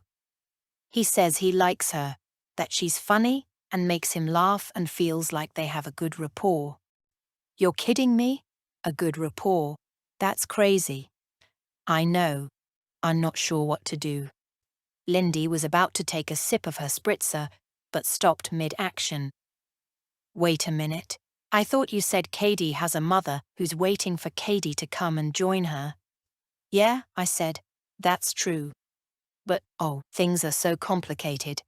Her mom says she's not ready yet. I feel responsible. But I want to get that girl away from Ashton, because I don't trust them together. Lindy raised an eyebrow. He lied to you about the Bahamas property. He hit you so hard you got a black eye. And now this. What's the next step? Are you planning to divorce him or not? You must go see Silverman, the divorce attorney. Did you call him? SSH, let's keep our voices down. I don't want anyone to hear you say the D word. Lindy shook her head. She was disappointed in me, I could tell. There's something I want to ask you about, I said, changing the subject. Fire away. Ashton's sister. Yeah, you mentioned that, and I told you I had no idea. I didn't know he had a sister, and I've never heard anything about a suicide, so I'm sorry I can't help you there. Did you ask Richard? I did, actually, and you know what Richard's like. He doesn't share much with me, but he did tell me that he didn't know anything about a sister either. You know how it is? When he and Ashton get together, all they do is talk about hunting and fishing and sports and shit like that. Man talk. They never gossip or get personal or ask each other about their wives or anything. They keep it very light. Didn't you ask Ashton yourself? Sure I did. But right now, I don't want to rock the boat. Lindy shook her head. Listen, I think you're focusing on Ashton's sister because you don't want to face the real issues, like the state of your marriage and what you're going to do. Maybe, I said despondently. What I need to do first is move Katie out the guest cottage and make sure she never comes back to our house again. I have a weird feeling, like a premonition. Something bad could happen. I can feel it in my bones. As I was driving back after lunch, just 2 miles from home, I spotted Katie and Ashton riding side by side on bicycles. I couldn't believe my eyes. I slowed the car down. Buzzing the window open, I shouted out, "You know how dangerous it is to be riding side by side like this? No helmets?" Ashton stopped his bike. Katie pedaled on ahead. He leaned in through the window. "Come on, honey, we're just tootling along, no harm done." "I want you to stop hanging out with that child," I hissed at him. "It's a harmless bike ride." Katie wanted me to show her the neighborhood. I bet she did. He made a face. "You're overreacting, Vivian." "What am I meant to tell her mother?" I said. "If something happens to her, I am responsible for that girl." "No denying that," he said. "Well then, see you back home." He rode off, pedaling like crazy to catch up with Katie. I overtook them, and after I passed, I saw in my rearview mirror how they were hooting with laughter and joking. It even looked as if they were making fun of me. Back home, I waited for Ashton in the kitchen. I even poured myself a scotch and swallowed half a tumbler. I waited and waited. After 20 minutes, he still hadn't arrived. I stumbled outside and found the bikes in the driveway. Where were they? I checked the guest cottage. Nobody. I marched down towards the dock and saw 2 figures getting into the Flatsmaster. I waved and shouted, but they didn't hear me. By the time I reached the end of the dock, they were well on their way out to sea. I could feel it in my bones. This was the tipping point. 19. Mr. Silverman must have been in his early 40s. He was one of those men who had lost his youth early in life. A receding hairline followed the slope of his forehead, revealing a sun-bronzed patch where his hair was thinning. Yet he was still very attractive and sporty-looking. Clean-shaven. He had a friendly smile, but got straight down to business. Lindy had told me that he and Ashton disliked each other. "So, how can I help?" he said, after shaking my hand, his inflection very "don't waste my time." "Please do sit down." I sat down, took off my sunglasses without thinking. He stared at me. I quickly put my shades back on. The golden remnants of my bruise must have showed through the makeup. He raised his eyebrows as if to say, "Too late. I've got your number." He said, "Marital problems?" Lindy already filled me in. My mouth hung open, but instead of walking out the door, I sat there stupefied. Lindy's indiscretion was quite something. I wanted to tell this lawyer that I was only here because of pressure from her and my psychotherapist, but that would have made me look ridiculous. What I said instead came out in a garbled rush. "I still love my husband. I'm not even sure why I'm here. Really, I should go. So sorry, I shouldn't have come. I'm not ready for this." I got up, but he motioned me to stay sitting. "You don't have to explain, Mrs. Buchanan." He furrowed his forehead, eased himself down, but then stood up again and paced around the room. There were family photos on his desk in big silver frames, a happy man himself, by the looks of the pictures of him kissing his wife. Yet he was embroiled in this messy business of divorce. His bread and butter. I supposed he was able to feel impartial. Photos of him playing golf, scuba diving, a beach vacation with a kid on either arm. Twin boys. By the way, Mr. Silverman was striding around, chin in hand. He looked like the type to have a lot of excess energy he didn't know how to expend. But no bitterness, no axe to grind. Just a friendly guy who knew his business, which happened to be tearing families apart. He suddenly swiveled on his heel and said, "So, Mrs. Buchanan, you've only been married for 6 months." "Please call me Vivian," I said. "Yes, just 6 months." Lindy had obviously told him everything. "What's your goal here?" he asked. "Divorce, I assume?" No, not at all. I guess, Lindy said I should meet you, but the truth is, this is far too. In terms of your husband's financial assets, if you were to divorce, how would you like to leave this marriage?" His question dumbfounded me. He was so direct, brash. No small talk. No warm-up with a nice, civilized conversation. I sat there, my stomach fluttering with nerves. "Hypothetically speaking," he clarified. "I don't want to push you in any particular direction, but it's always useful to know where you stand in a marriage, right?" "I guess so.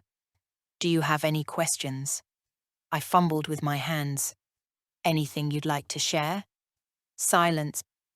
I filled the awkward gap with, "Well, I discovered Ashton has been hiding his assets from me. It's more a feeling of betrayal and him not trusting me that's been so surprising. And, to be honest, hurtful too. Can you tell me about these assets?" "Well, I don't know if I should." "Money? Houses? Stocks?" I looked around the room awkwardly. I felt pinned by his eyes. He wanted an answer. I finally said, "A house in Harbor Island, in the Bahamas." "Do you know its net worth?" "Well, on the deeds it said Ashton had paid $38 million. I have no idea what it might be worth now. I guess it's none of my business, really." "Is there money too, that you didn't know about? Savings, offshore accounts, shell companies?" "Yes, that too. I don't have a well-paying job. I work for a charity, so I volunteer. I do it for the love of it, Not for the money, but that's good. That looks very good. He nodded, his lips lifting a touch at what I'd said. Why? I inquired, feeling betrayal etched on my face, my lips. Because it shows you're not after his money, that you married him because you loved him, right? He drilled his gaze into me, and I felt extremely uncomfortable. I guessed this was what divorce attorneys were like. They got straight to the point and wanted to zero in on the truth. I've always been in love with Ashton. But you say he's violent with you? I lowered my eyes away from Silverman's intense gaze. I didn't say that. I didn't say that at all. He inhaled a sharp breath. Mrs. Buck Vivian, did you go to a doctor and get that examined?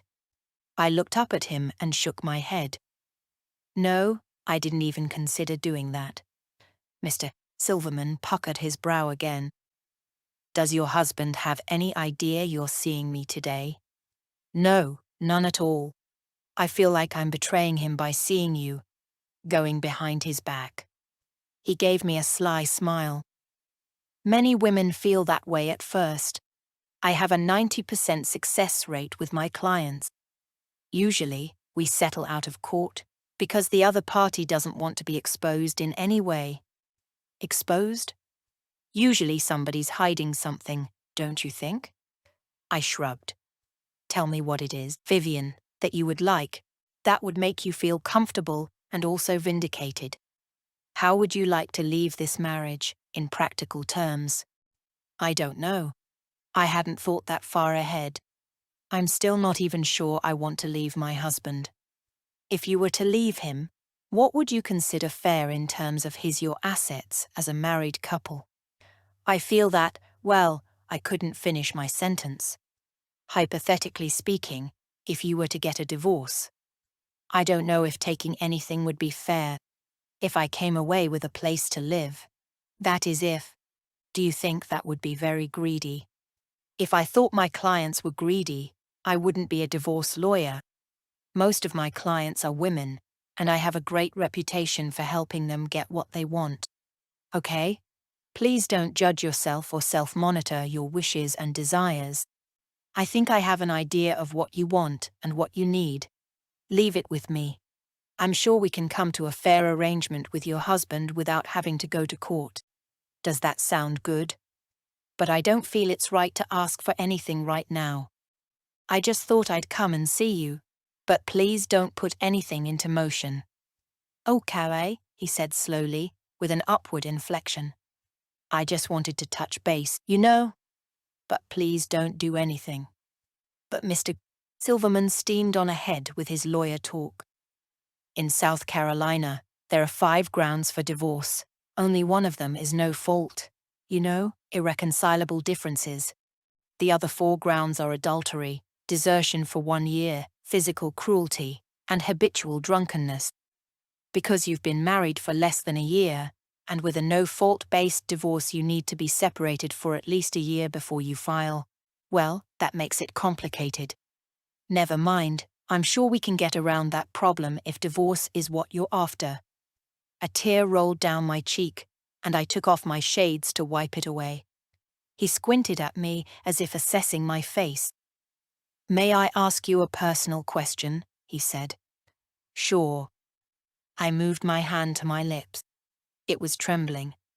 Are you willing to try and work things out with your husband? I've always wanted to work things out with Ashton. He's the only man I've ever loved. He nodded.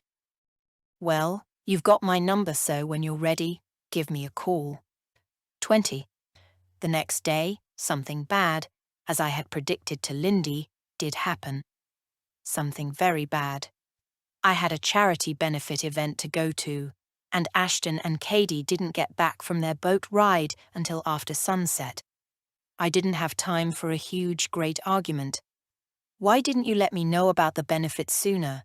Ashton demanded, still in his shorts, his hair wet from a swim. I stood there in a chic black dress and pearls, scowling at him. I did. I told you about this event a couple of weeks ago. I can't believe you took Katie out on the boat like that when you knew we were going out. Vivian, no, you did not tell me about this benefit. I would have remembered.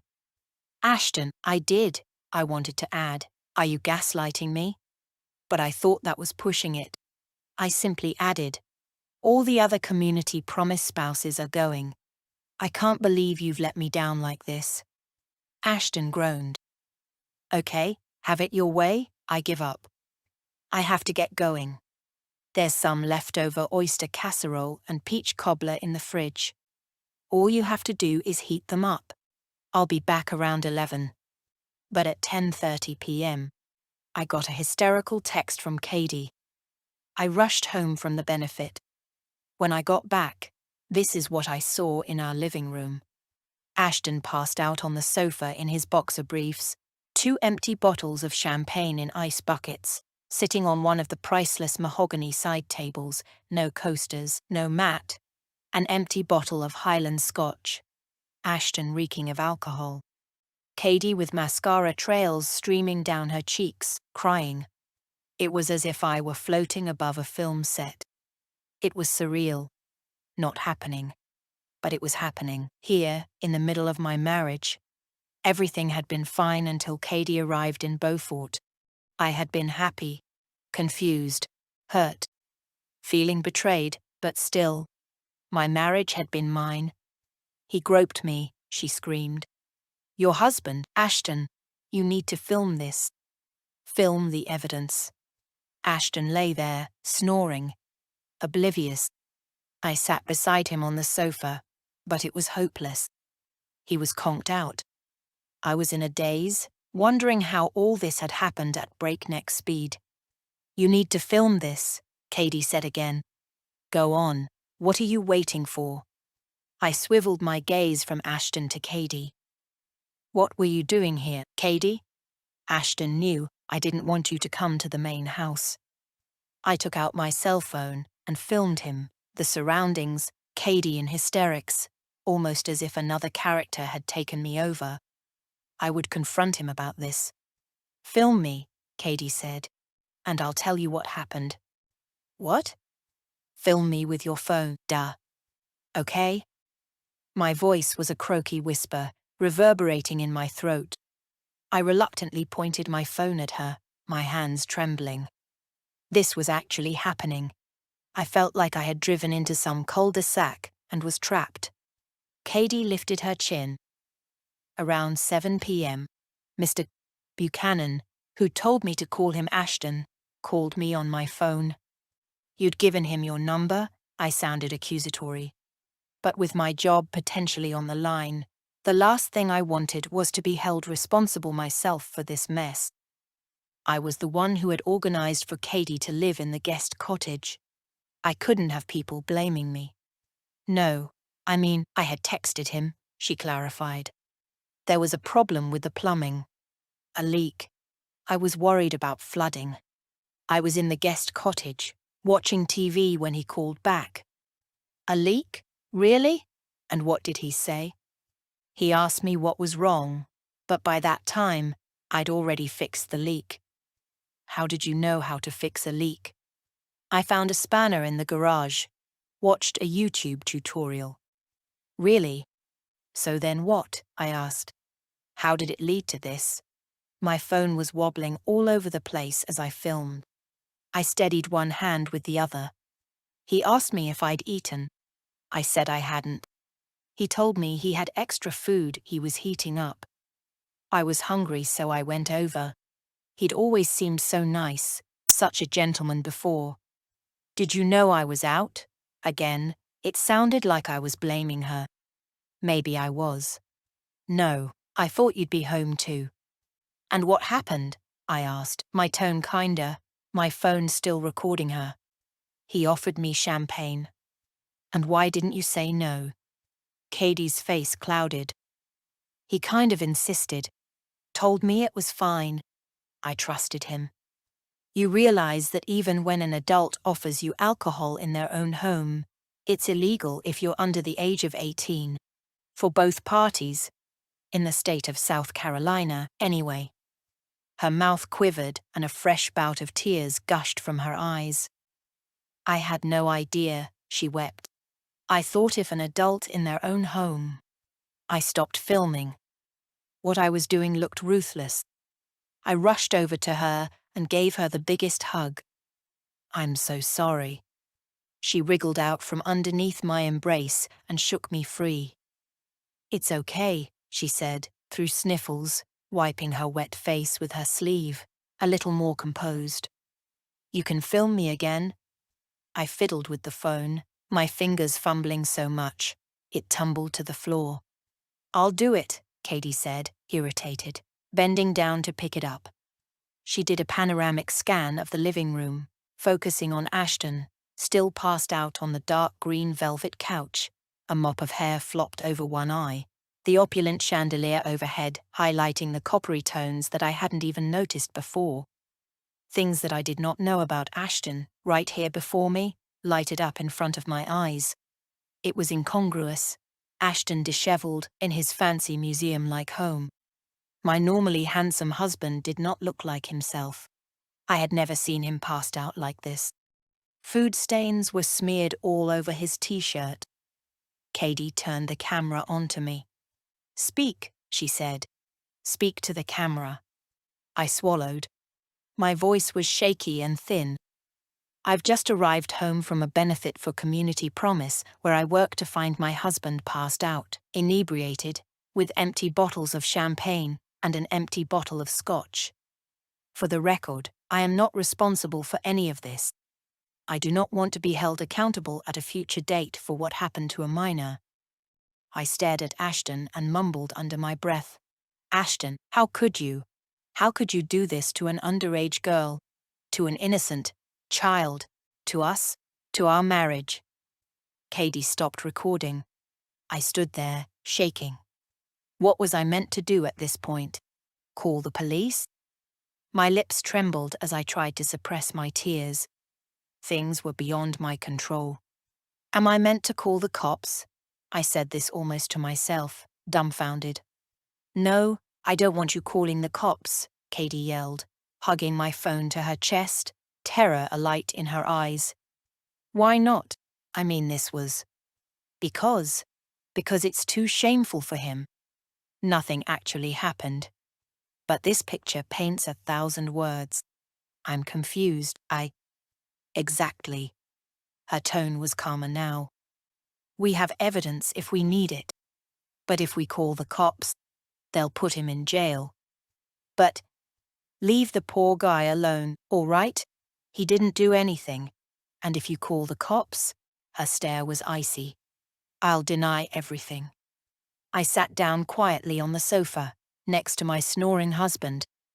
Goosebumps on my neck, my heart racing. I didn't know what to do next.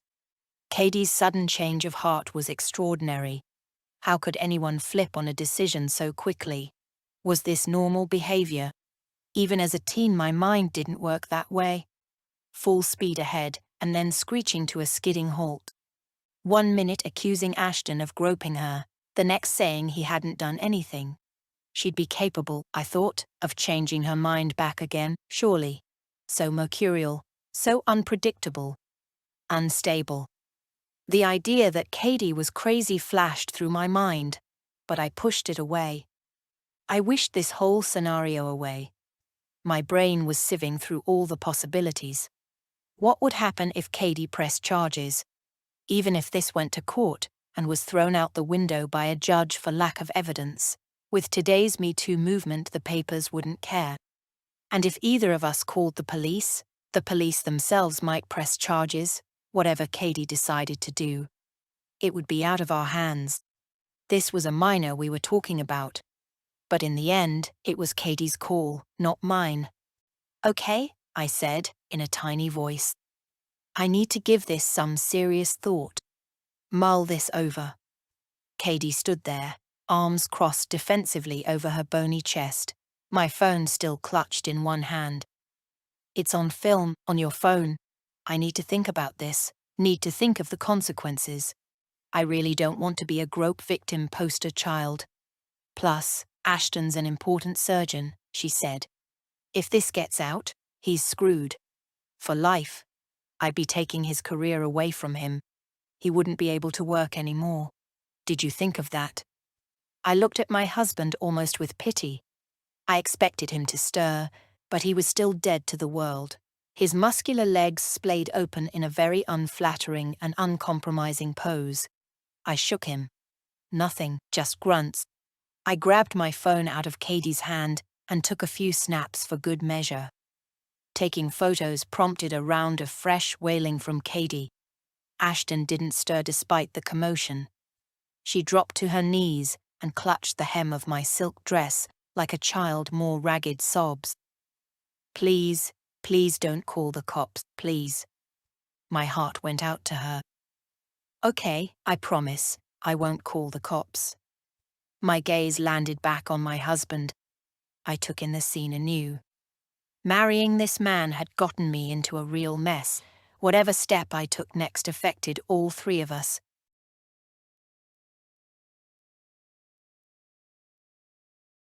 21. Today I'm going to tell you the truth, I told Dr. Becker. I had her attention. She fixed her bewildered gaze on me. I listened to my own voice as it rushed on in a waterfall of confession, unable to stop itself. I've been lying to you, Dr. Becker, and I'd finally like to set things straight. At what point have you been lying to me? Her eyes were on me, clouded by betrayal. From the beginning. About who I am. About pretty much everything. I'm sorry. Oh, she said. I see. May I lie on the couch today? The word lie grated in my ears. It was ironic, considering this time I would not be lying. For once. Sure. Sure, you can stretch out on the couch. Would you like some water? Yeah, actually, that would be great. She leaned down, and by the side of her desk seemed to be a mini fridge, which I had never noticed before, because she pulled out a drink from this secret place. She handed me a cold demi-bottle of mineral water and a box of tissues. I gratefully took the bottle. Go and get comfortable on the couch, then, she said. I did as she instructed, slipped off my shoes and lay down on the couch. There was a blanket on the arm and a large pillow, so I laid the blanket over my knees. She didn't have the air conditioner on, but something told me that the story I was about to tell her would send a chill through my body, because, for once, I'd be telling it from the heart. For once, it would be real. One thing I need to clear up first. Do you take patient confidentiality seriously? Of course I do, she replied, her tone offended. Even if what someone tells you is terrible. Did you murder someone, Vivian? No, the opposite. I saved a life. Did you hurt someone irrevocably? Not in a physical way, I answered. It was true, I had not hurt anyone in a physical way, but I was aware of the damage I had done, and I knew I would never be forgiven. But I couldn't help but believe in an eye for an eye and a tooth for a tooth. Was that Shakespeare, who had said that? I had no idea, but I'd heard that expression when I was a little girl, and I liked it and had held it close. Gandhi had contradicted it, saying that an eye for an eye makes the whole world blind. I'd take my chances. I cleared my throat.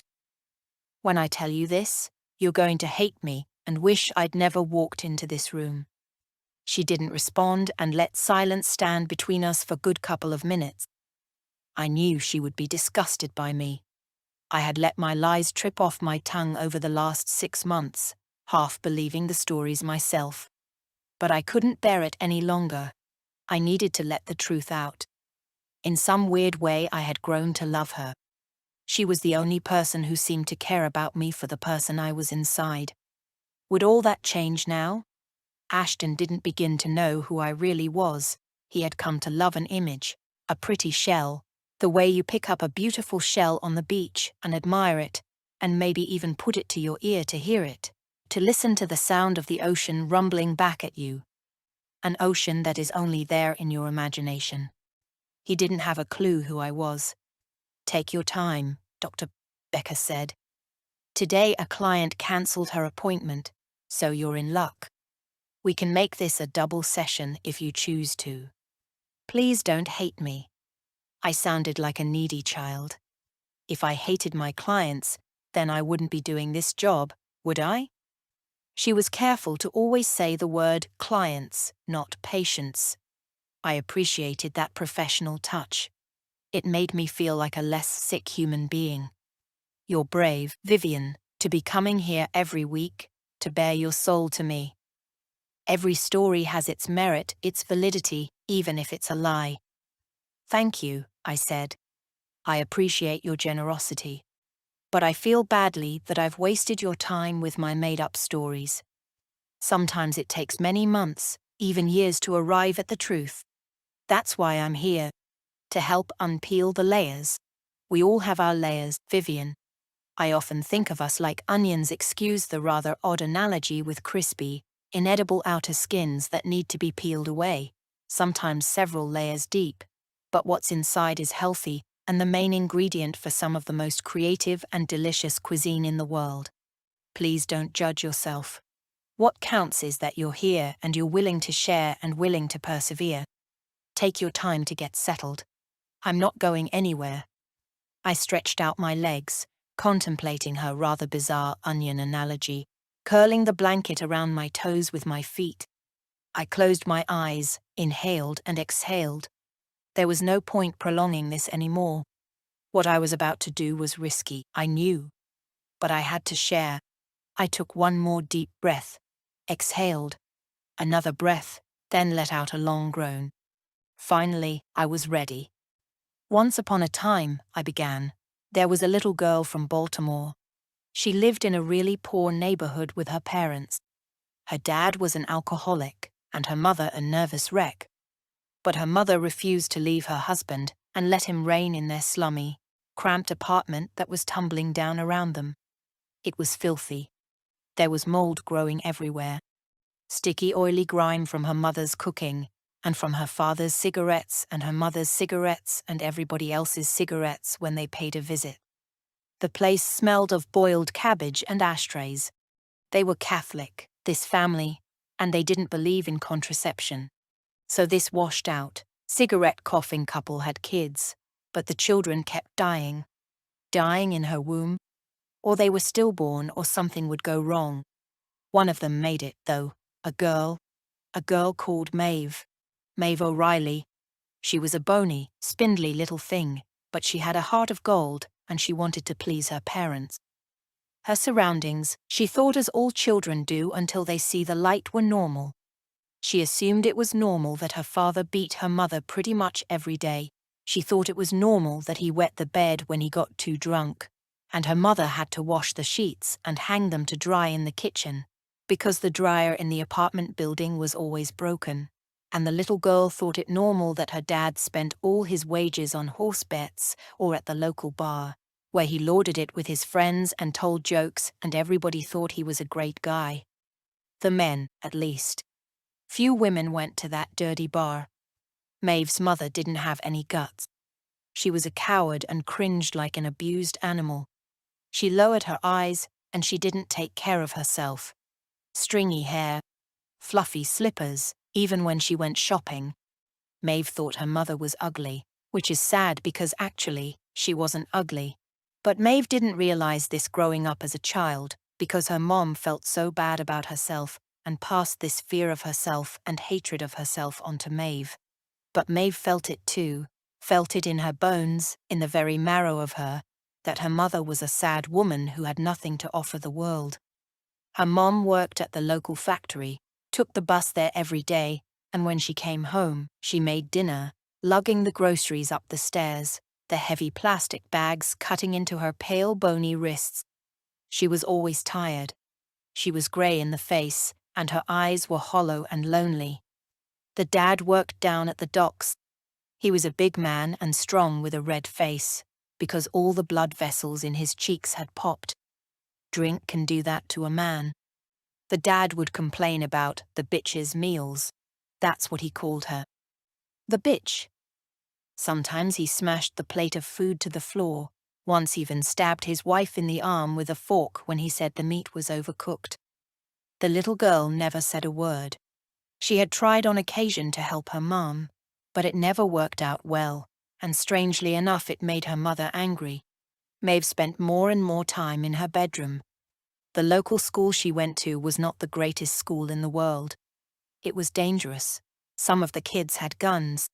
Some of the girls would get pregnant when they were 15 or even 13.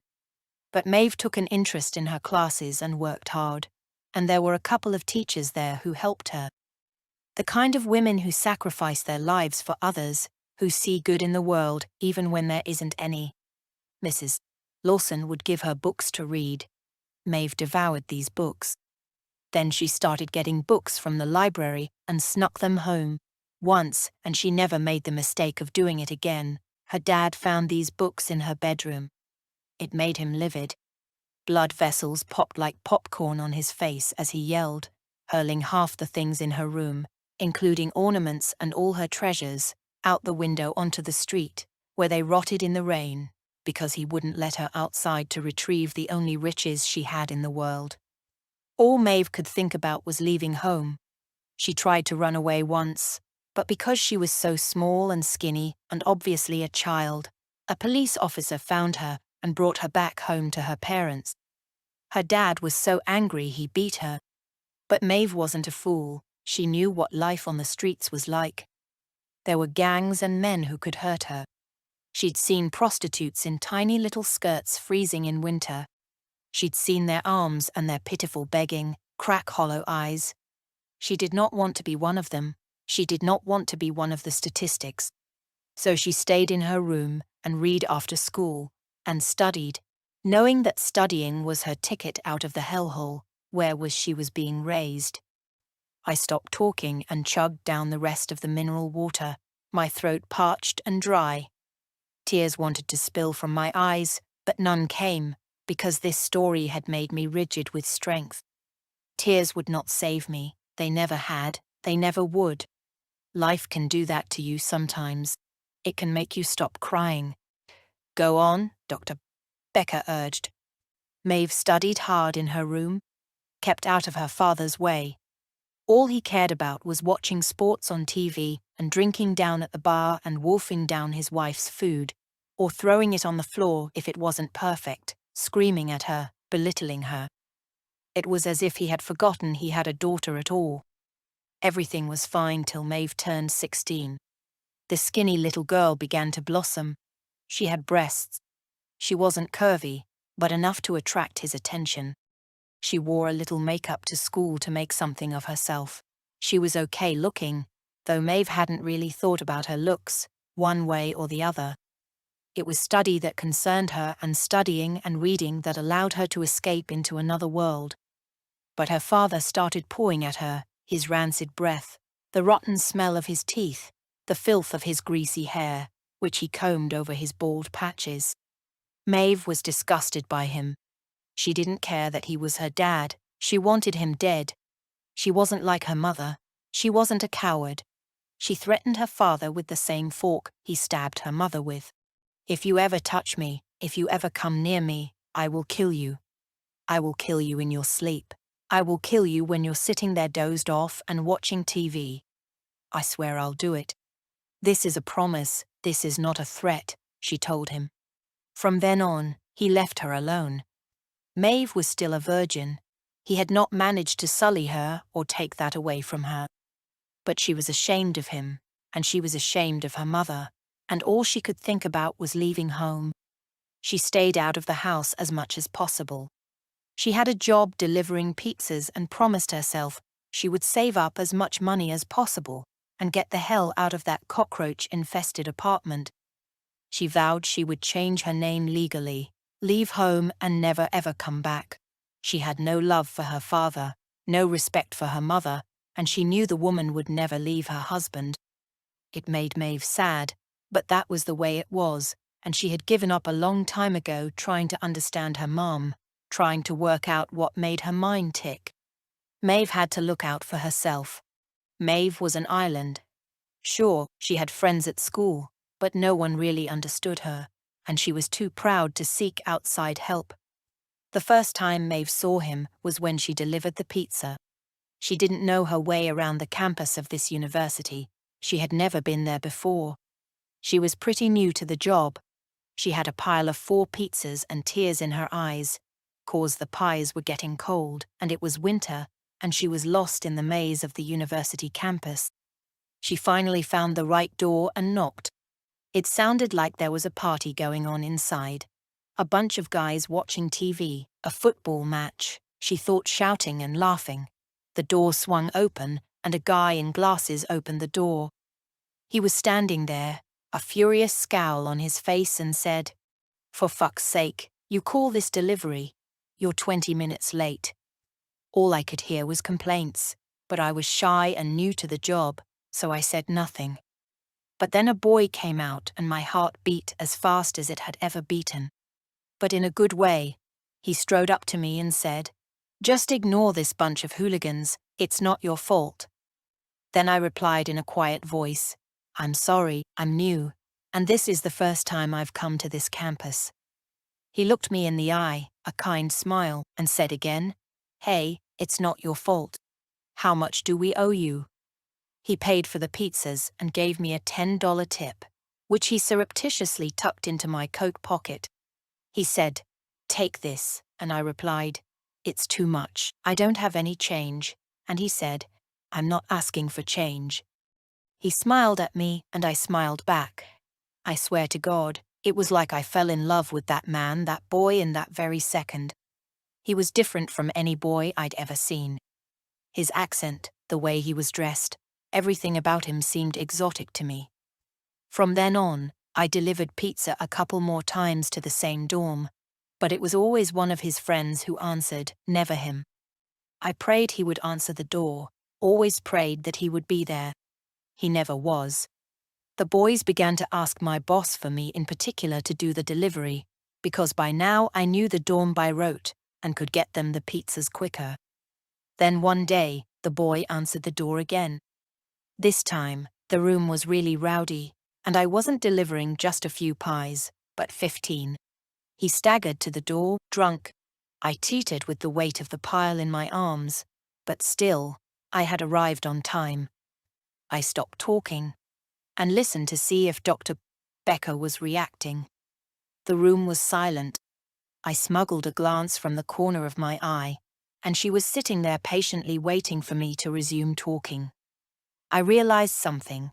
I had veered into the first-person narrative. I was no longer taking about Maeve, but because that's how I felt, like I was reliving it, reliving this all over again, and the emotions inside me had begun to bubble to the surface. "Carry on," Dr. Becker said. "I'm listening, I'm here." Her gentle words prompted me to settle back and divulge the rest. Well, there he was again, wearing a nicely tailored sports jacket, polite, even though tipsy. Something about him was just different from everybody I had seen before. Ever since that first time we'd met, I had made a huge effort with myself, always hoping he would answer the door. I wore makeup, a tight top that showed my cleavage, enhanced with a push-up bra, lip gloss. I did everything to make myself attractive. He looked at me curiously, and he caught the plea in my eyes, I guess. My hope. My beg for recognition, for approval. One of his friends paid me, tipping me badly, and the boy said, "Hey, that's no way to tip a lady." A lopsided, cute grin spread across his face and reached his dark brown eyes. His thick wavy hair flopped over half his face. He was so good-looking. "I've got some money in my car," he said. "How about you come with me? I'll escort you down, and let me give you a better tip." "Thanks," I said. "That would be great." I told him about myself as we walked to his car. It all came blurting out about my family, how poor we were, how I was saving to get away, how I had my final exams that summer in high school. I thought he'd be impressed by my grades. He was. He showed an interest in my life, awestruck, almost, that I lived in such a poor, dangerous neighborhood. He told me he'd heard it was crazy rough there, and that what I was doing was very cool, and that he too worked really hard to get good grades. Anyway, we got to his car. It was a Honda, I remember. Silver. With a dent on the back fender with a bumper sticker that read "Magic Happens." I loved that. And I imagined how I would have my own car too, one day, and how I'd buy one as soon as I'd saved the money and just drive away and have the same "Magic Happens" bumper sticker. Go west, maybe. California. Somewhere far, far away. And I'd never look back. The boy opened the door and said, "Hey, you want to chat a while?" We talked for over an hour. About school, about where he was from, about my dreams for the future. A week later, this happened again. I delivered the pizzas, and he invited me to his car to talk. It felt like we had really connected. My heart was pattering 1,000 miles an hour. He talked about stuff we'd do together. Go to the movies, for rides in his car. Eat at restaurants he'd treat me, he said. He told me he'd help me apply to college. Even quiz me so I'd score high in my SATs. I imagined a real future with him. My first boyfriend. His accent was slow and dreamy, languid and lazy. Then, on this second time, we kissed. Not for long because of my braces, the elastic bands kind of got in the way. I felt ashamed, so I kissed his cheek instead. It was smooth, not like the other guys with acne. The planes of his face made shadows. There was soft stubble on his chin. He smelled of soap. He smelled clean. Then he put the passenger seat down so it was almost horizontal, and I let him take off my top and allowed his smooth hand, he had clean nails, to feel my breasts and unbutton my jeans. And for some reason I linked all this with my ticket to freedom. It was his car. It was the fact that he went to this expensive school, but he was choosing to hang out with me. It was because he was paying me so much attention that I let him touch me anywhere he wanted. He fumbled in his jacket and took a condom foil from his wallet. It was dark. He handed it to me and said, "Deal with this, will you?" His demand surprised me. I had never done this before. But then it all felt so special, and I decided in that moment that I would let him be my first. I told him as much, that I was a virgin. "It's okay," he encouraged. "I'll be really gentle, I promise. Each time will get easier." Each time. We'd do this again, because we'd be dating. It took a while before I understood the only way to rip that silver packet open was to do it with my teeth. I was a real grown-up for the first time in my life. "Put it on me," he instructed. I felt like I couldn't deny him, and because I'd assumed we'd start dating seriously, that we'd be a couple, I didn't see a problem. I battled with the condom, my long nails getting in the way of each other, in the way of the slithery, slippery rubber. My nails were false, my one extravagance. My acrylic lilac nails with diamante tips combated with this condom, determined not to let it escape to the floor of the car and prove how naive I was. I unrolled it onto his enormous girth, the likes of which I had never seen before. It terrified me. It excited me. I felt emancipated but threatened too. I let him get on top of me, opened my legs, all in silence. He pressed himself inside me, and it hurt like crazy. It lasted less time than me drinking this half bottle of mineral water. It was over so fast it didn't seem like anything had happened at all. And I remember thinking it was like that song, "Is that all there is? Is that all there is?" It was so easy, and it was so nothing, yet it was everything. Also, I was concentrating on his hair, his beautiful thick hair, and his breath on my face even though he smelled of beer and juicy fruit. That's what I remember, that he tasted of juicy fruit.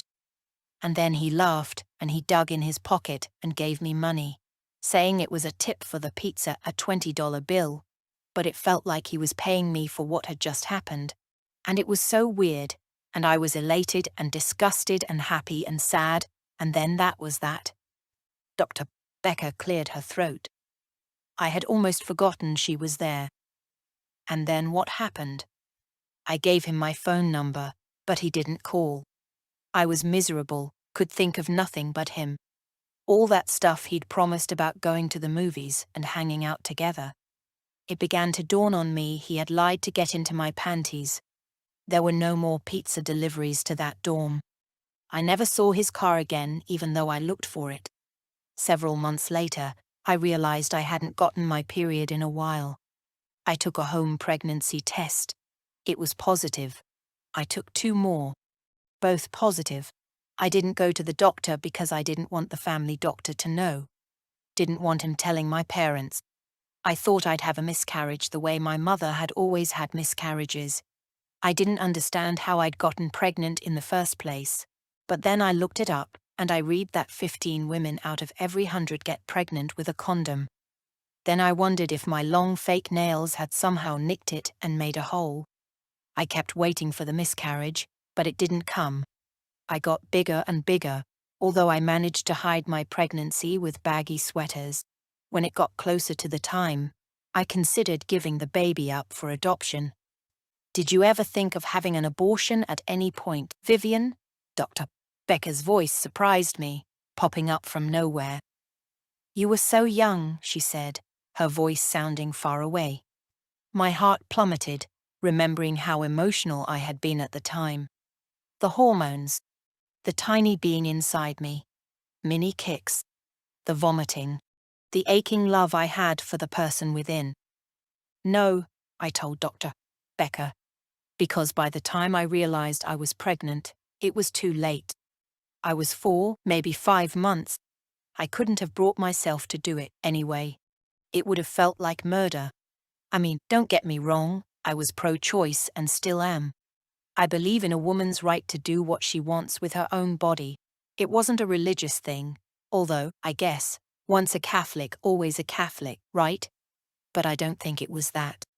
I loved what was inside me. It was his child growing like a seed, and I felt all the possibilities created from this beautiful guy with beautiful eyes, who was clever because he was at this brilliant school, and what was inside me was special and blessed and magical, and I didn't want to break the spell. And I knew it was a girl already, even though I didn't do a gender test. The girl inside, the girl within, was more than just a living being. She was already a part of my soul. I readjusted my position on the couch and threw a glance over my shoulder at Dr. Becker. Her expression was pained. She had taken off her glasses and was rubbing her eyes. Tiredness or tearful empathy, I couldn't make out. She was probably too professional to shed a tear. Please go on, Vivian. I laid my head back down on the pillow and stretched my arms above my head. I was still delivering pizzas. I needed the money.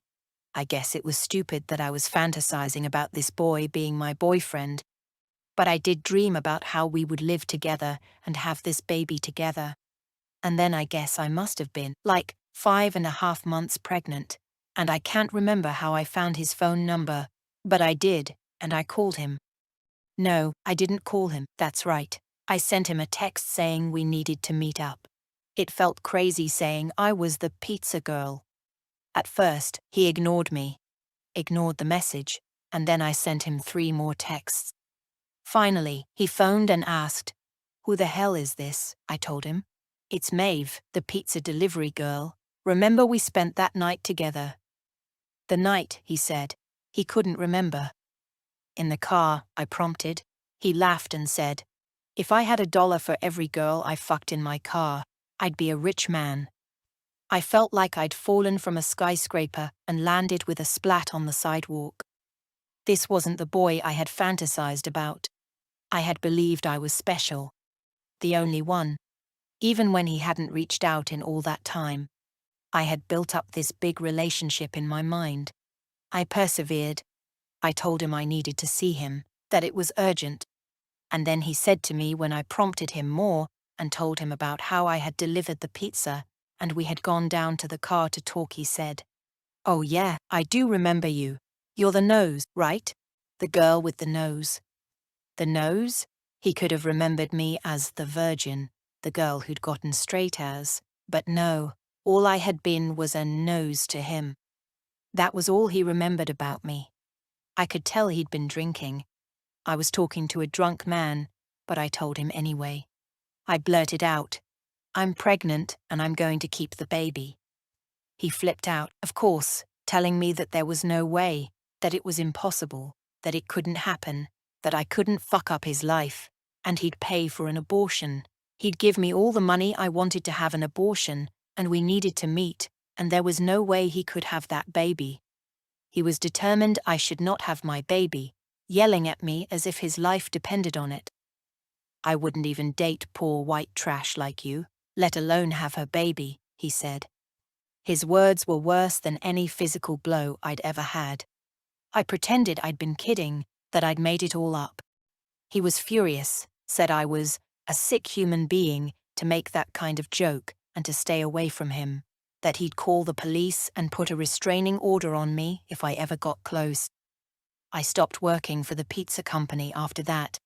It was safer to never see him again. I changed my phone, changed the number. It was just an old flip phone anyway. And the baby now? Dr. Becker asked. The baby is now 17 years old. Her name is Katie, 22. As I drove away from my therapy session with Dr. Becker, I felt a little lighter, but asked myself why I had let so much flood out all at once. I rewound my life up until now. The decisions I'd made, the path I'd taken. Some people might have considered me crazy, but I felt justified. All my actions were the results of someone else's cruel behavior. All I wanted to do was even the score. Originally, I had planned to have Dr. Becker as one of my witnesses. For her to see me with the black eye, to testify against Ashton on my behalf if I needed to go to court. But now she knew too much, and maybe even deduced who the father was too. She was my genuine confidant, my friend, in a way. I had to share my pain with somebody about my past. Not that I'd told her everything. Lord, no. She was too good a person to be privy to all the nitty-gritty, all my plots and schemes. She'd be horrified by my deeds. I thought about the options I'd had back then. Not so many. Nowadays they have special support programs to help pregnant students. On-campus childcare, scholarships and child-friendly resources. There are grants. Back then it was a lot harder. Fine if you had wealthy parents who could help out, or if you had guaranteed means to pay back a big loan in the future. I had the grades, I even had a place at college, but I was a poor, ignorant 17-year-old, pregnant and scared as hell. I was forced to make a choice. I ended up foregoing my place at university, getting out of my parents' house before I gave birth they never even knew, and I found a job to support my child. I put father unknown on my baby's birth certificate, changed my name legally the second I was an adult, and started afresh. But one thing was certain. Ashton Buchanan had ruined my life, and all I had thought about was getting even. Make him pay for his sins.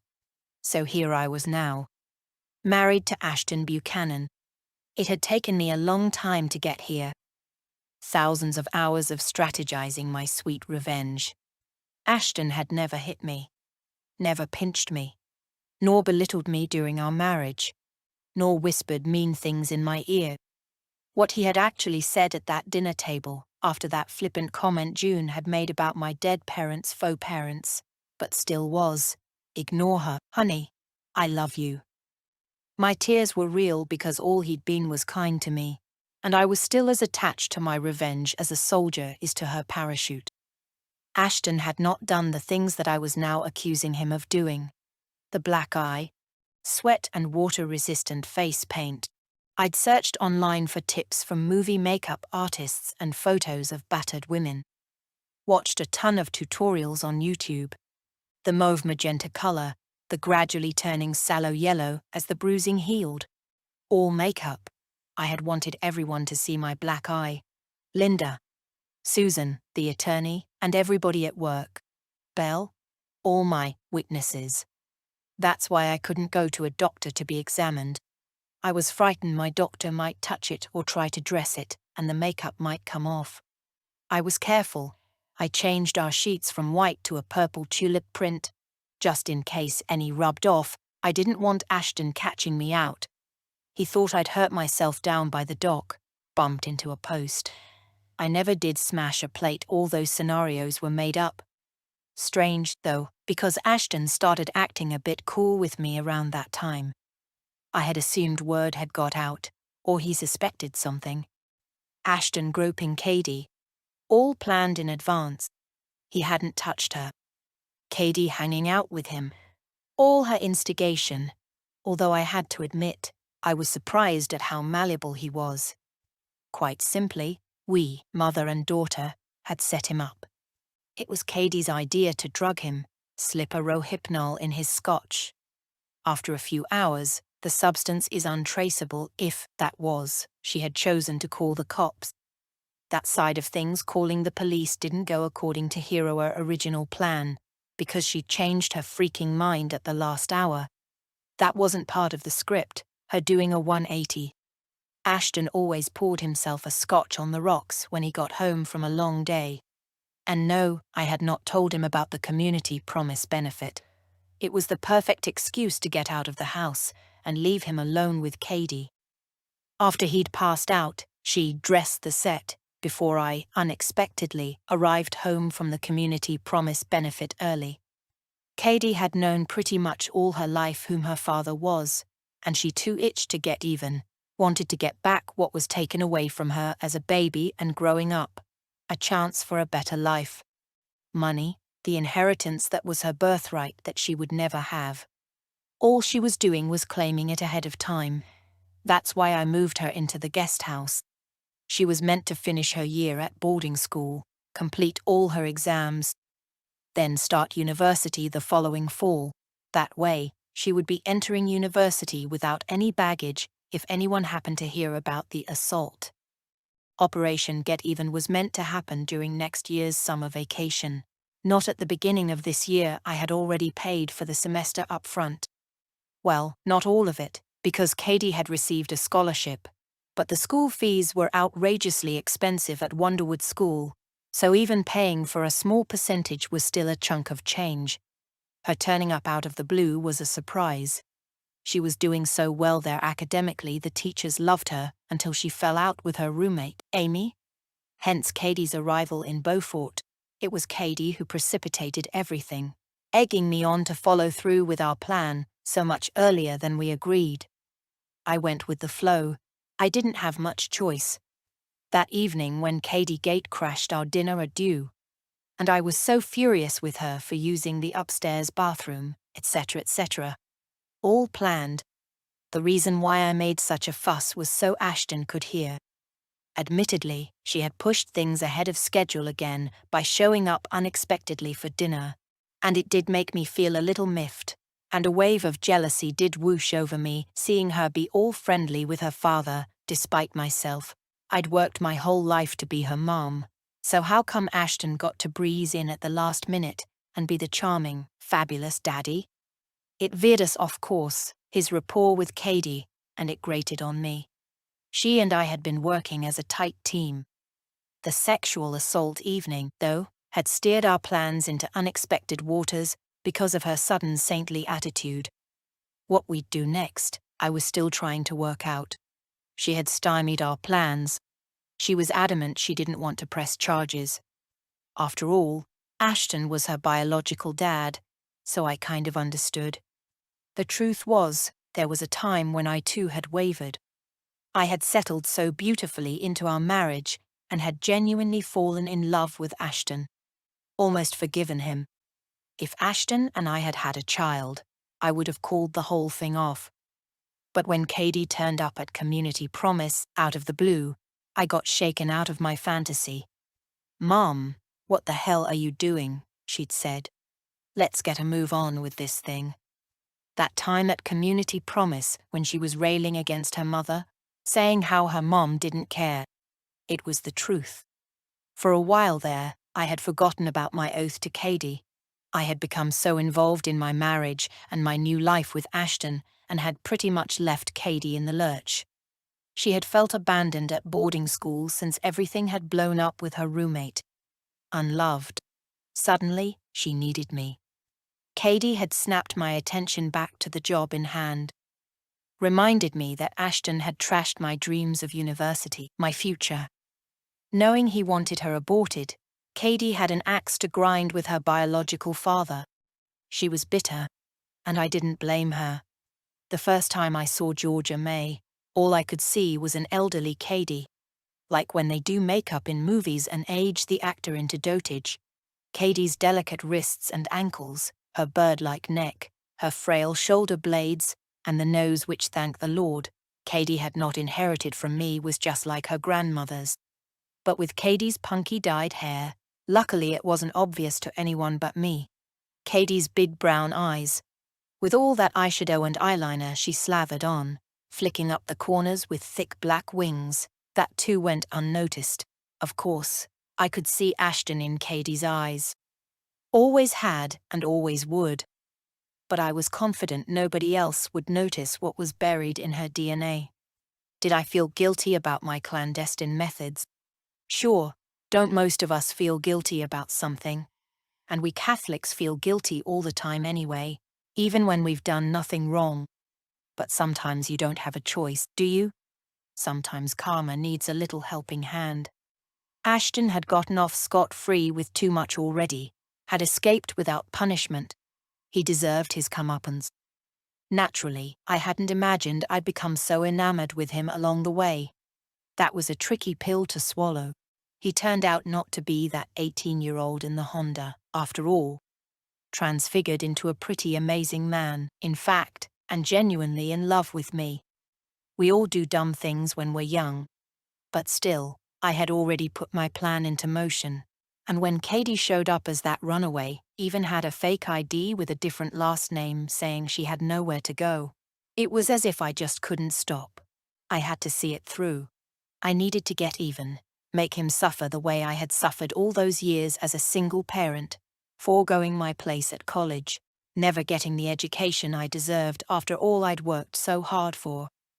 Meanwhile, Ashton had just swanned through life, not giving a damn about anyone else, least of all me. The poor white trash, the nose. To him I wasn't even a human being when he tricked me that night into having sex with him in his car. All those promises he'd made me the gullible, trusting girl I was nothing to him. Those kinds of scars never heal. Magic happens. For people like him, yeah, magic happens. His life had turned out frickin' perfect. But what about the rest of us? What about me and Katie? We had to manufacture our own magic. Cast our spells. It wasn't as if I had liked my nose before my encounter with Ashton. But after that, after his rejection of me and my baby of Katie, I became obsessed with changing my nose, transforming my whole persona.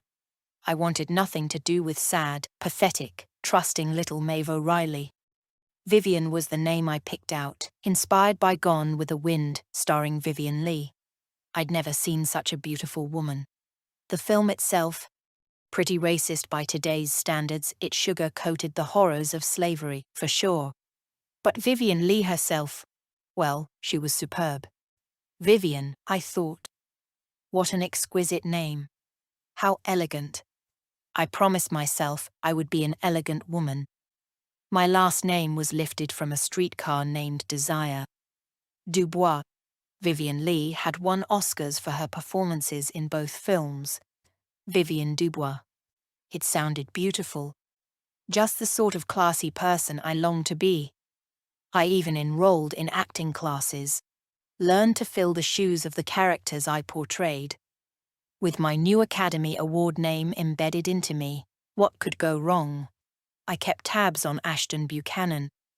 After Facebook was launched, I started silently stalking him. I knew exactly what he was doing in life, whom he was seeing.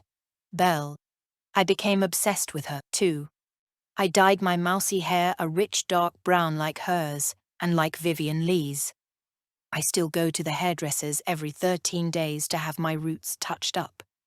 When I had enough money saved, I printed up Belle's Facebook profile picture along with a photo of Vivian, as backup took the photocopies to the plastic surgeon, and asked him to make my nose just like either Belle's or Vivian's, whichever would turn out best. He did a remarkable job. My nose is somewhere between the two. When I saw Belle at that cafe in Beaufort, It was almost like looking into a mirror. I studied everything during my self-induced makeover. Etiquette books, how to cook, how to set a table properly, how to speak. I practiced getting rid of my Baltimore accent. Walked with a book on my head. Studied fashion magazines and learned how to dress. No, I never did get that double degree in English literature and psychology, but I could have. I'd read enough books. I self-educated myself to the point of perfection. I read Dickens, Jane Austen, Thomas Hardy, even War and Peace and James Joyce, for heaven's sake. All the classics. I still subscribe to the New York Times Book Review, the New Yorker, you name it. If I haven't read it, I'll still know all about it. Strangely enough, Ashton is the one who seems uneducated these days, next to me. Clever he may be, a brilliant surgeon, but he's not well read the way I am. The chic, bohemian Paris-loving parents I cooked up, who died in that nasty car crash. It was true in a sense. I was left to defend myself after my parents had died. Because they were dead to me. I never saw them again after I left home, gave birth to Katie, and changed my name. I supposed that if they had ever given a damn, they could have tracked me down, made some effort, but of course they never did. They were not the types to hire a private detective and find out where I was, because they had never cared in the first place. I don't even know if they're alive now, and I don't care. That's my past and something I never want to think about again. I kept them a secret from Katie, too. I couldn't have that trashy pair asking me for money, which no doubt they would have. Katie didn't know, either, about me changing my name. I just told her that her grandparents were dead. A hard nut? Too right, I'm a hard nut. I've had to be. It was tempting to give in, to enjoy my new married life with Ashton, to carry on being his beautiful, sporty, perfect wife after our dream wedding. But I knew that wasn't fair on Katie. For some unknown reason he didn't want children, even with me. Vivian. So why would he suddenly embrace the child he'd spawned unknowingly from the poor white trash pizza delivery girl? He'd find out I was the nose. I couldn't allow that to happen. How humiliating. All I had ever wanted was justice. Nothing more, nothing less. Justice. Ashton ruined my life when I was only 17 years old, without any thought, without any guilt, without any feelings whatsoever. Just stomped all over me and everything I stood for.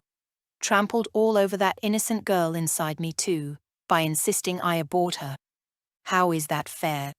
For his life to work out so nicely and mine and Katie's to be annihilated? No, not fair at all. Revenge is a dish best served cold.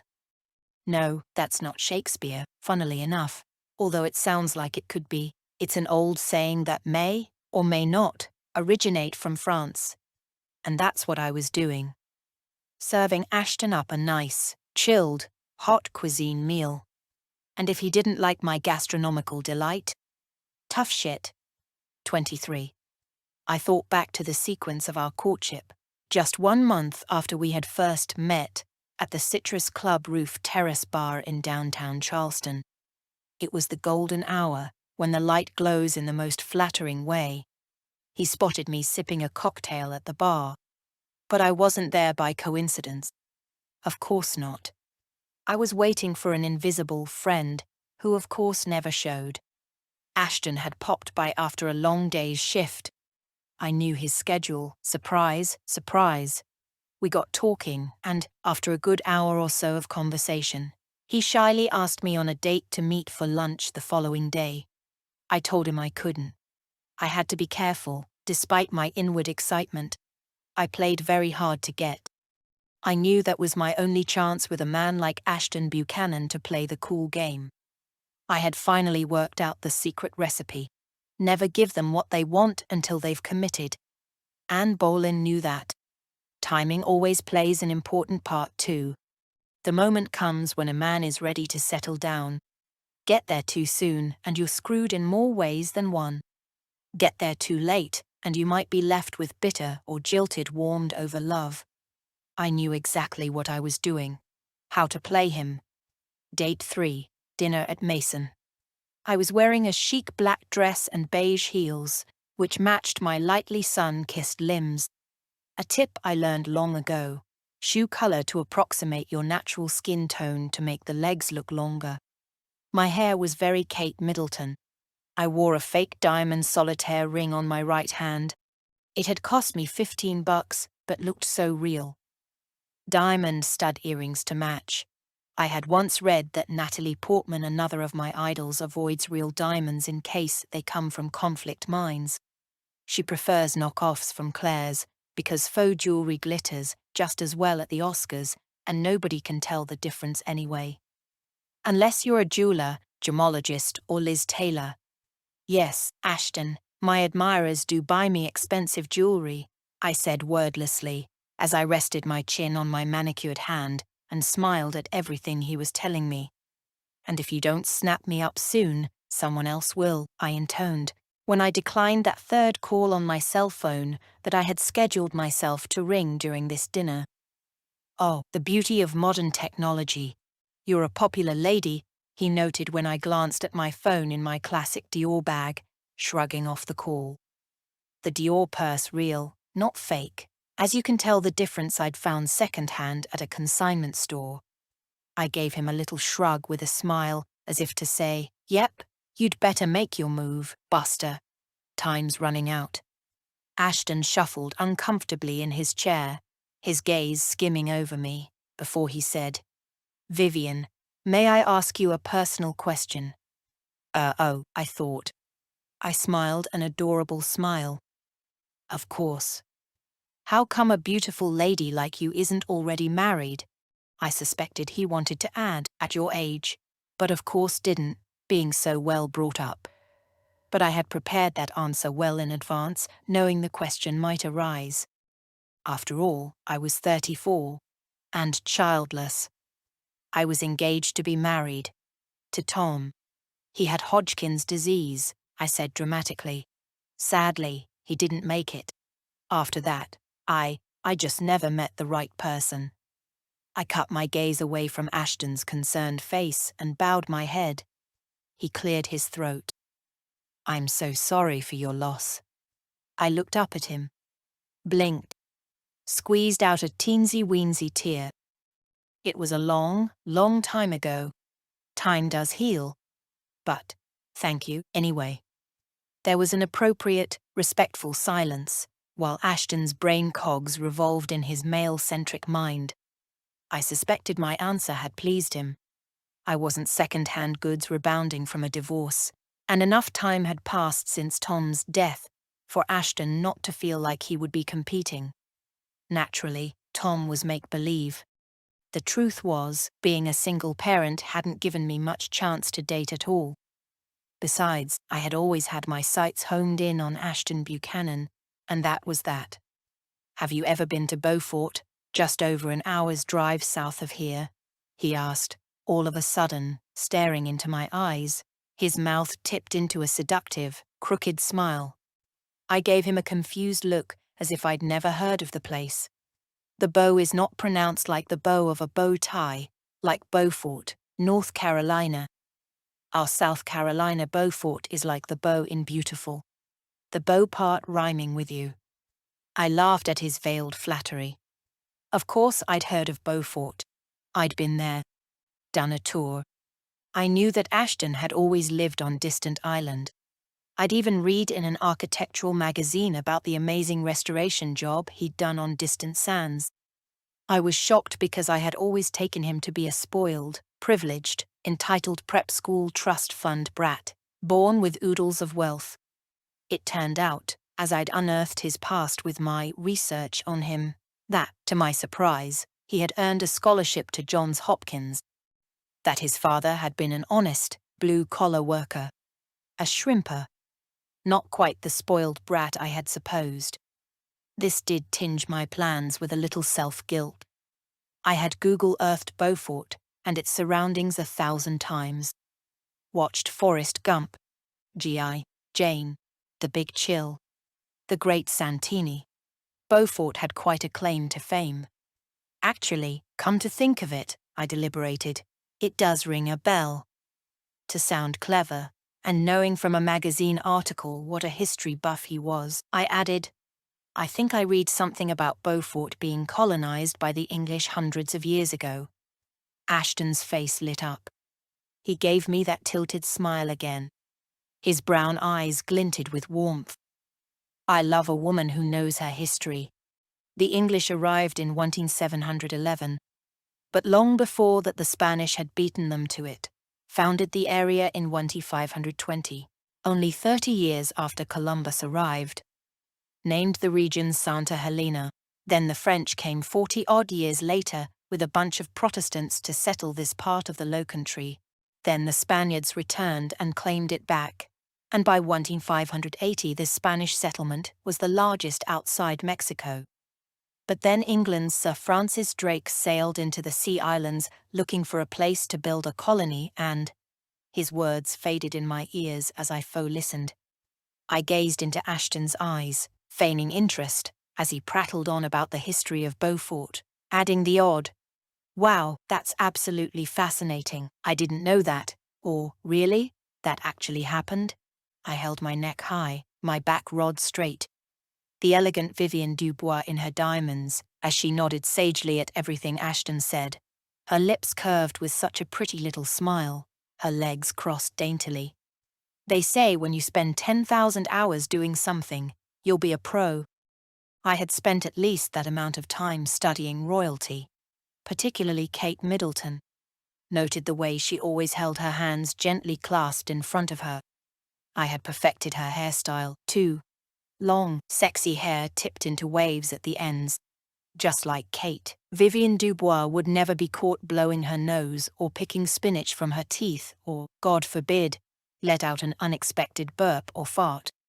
Vivienne Dubois was perfect, laughed at Ashton's jokes, gave coy smiles, lowering her head like Princess Diana, looking up at him at opportune moments from beneath her dark lashes.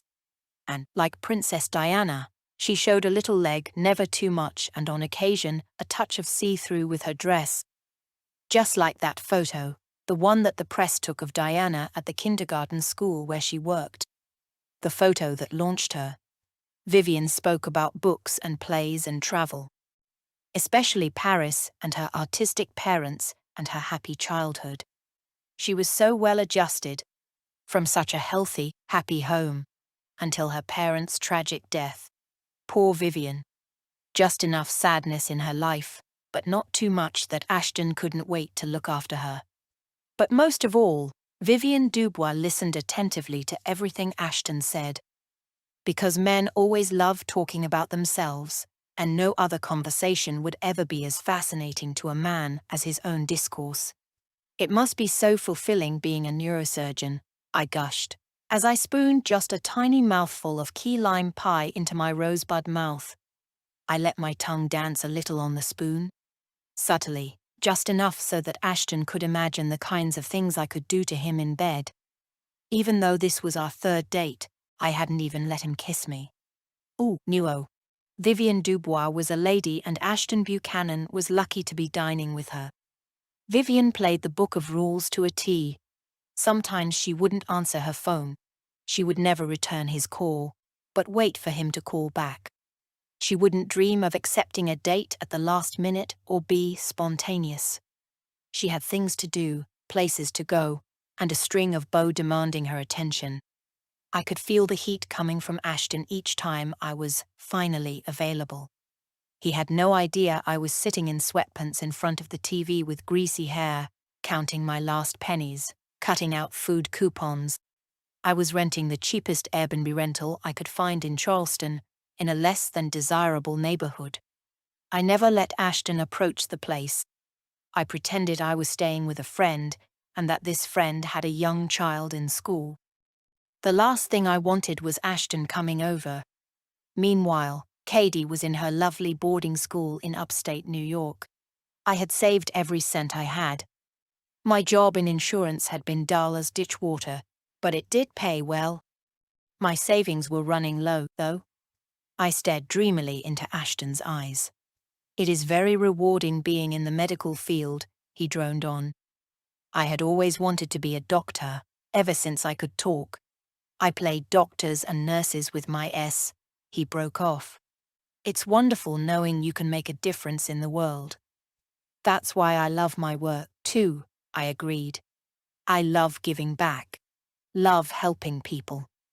The truth was I didn't have a job at all at that point.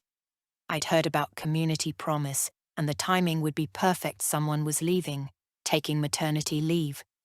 Assuming Ashton was on track, and he was getting serious with me. My job would be voluntary, no pay.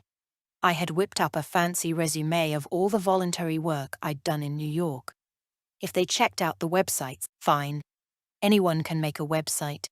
If they hit the Contact Us button, no problem.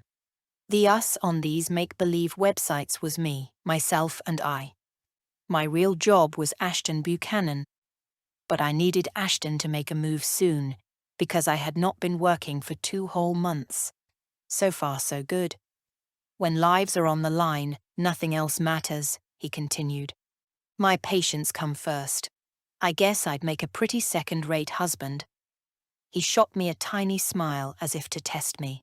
My heart leapt. Bingo! I was making real progress. If ever I got tempted by him, and I did.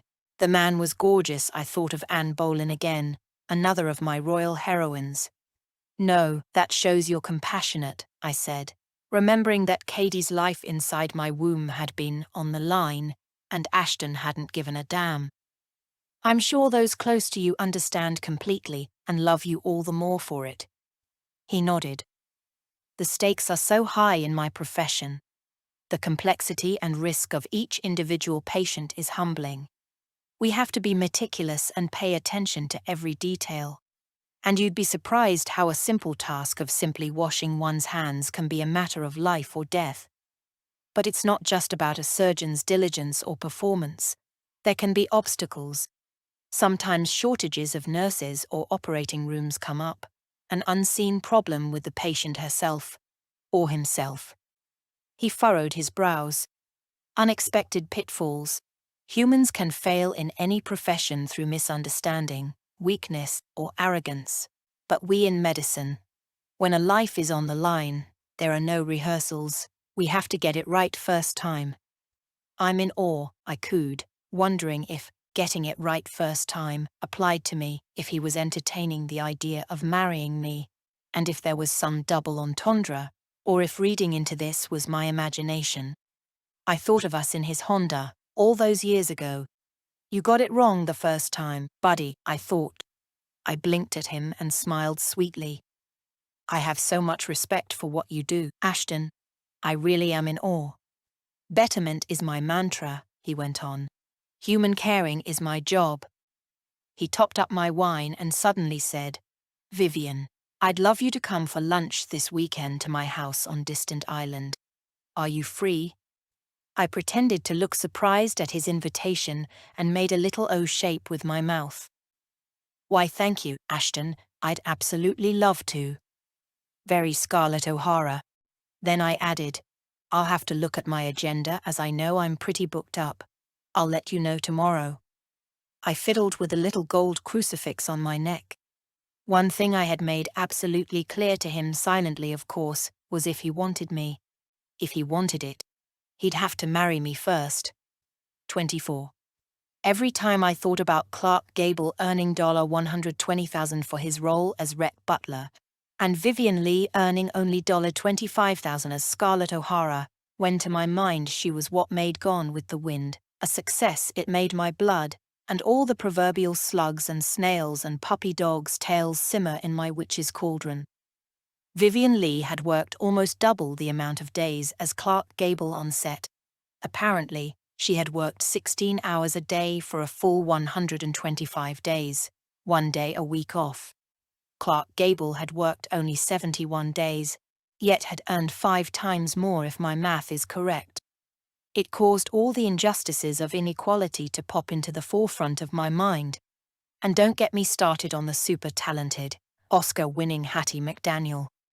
In all this time, nothing had changed regarding the supposed worth between men and women. It was not fair. I had worked 365 days a year for 17 whole years raising my child. Totaling 205 days, not even counting my pregnancy. Ashton, 0 days.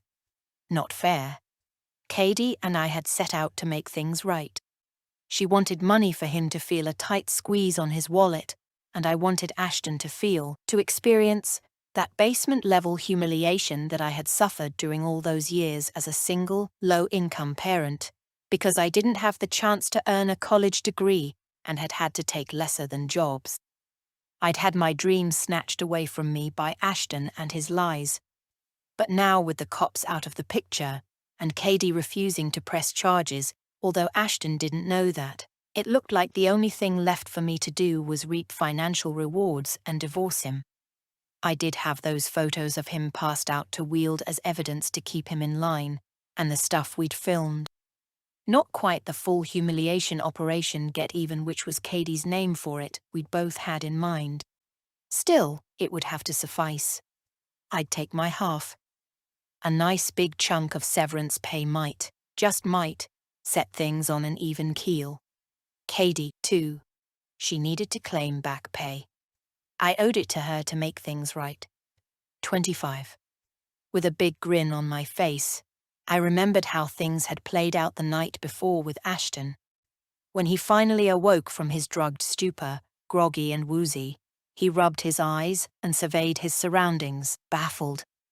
Empty bottles of champagne were strewn around the living room. I stood over him glowering.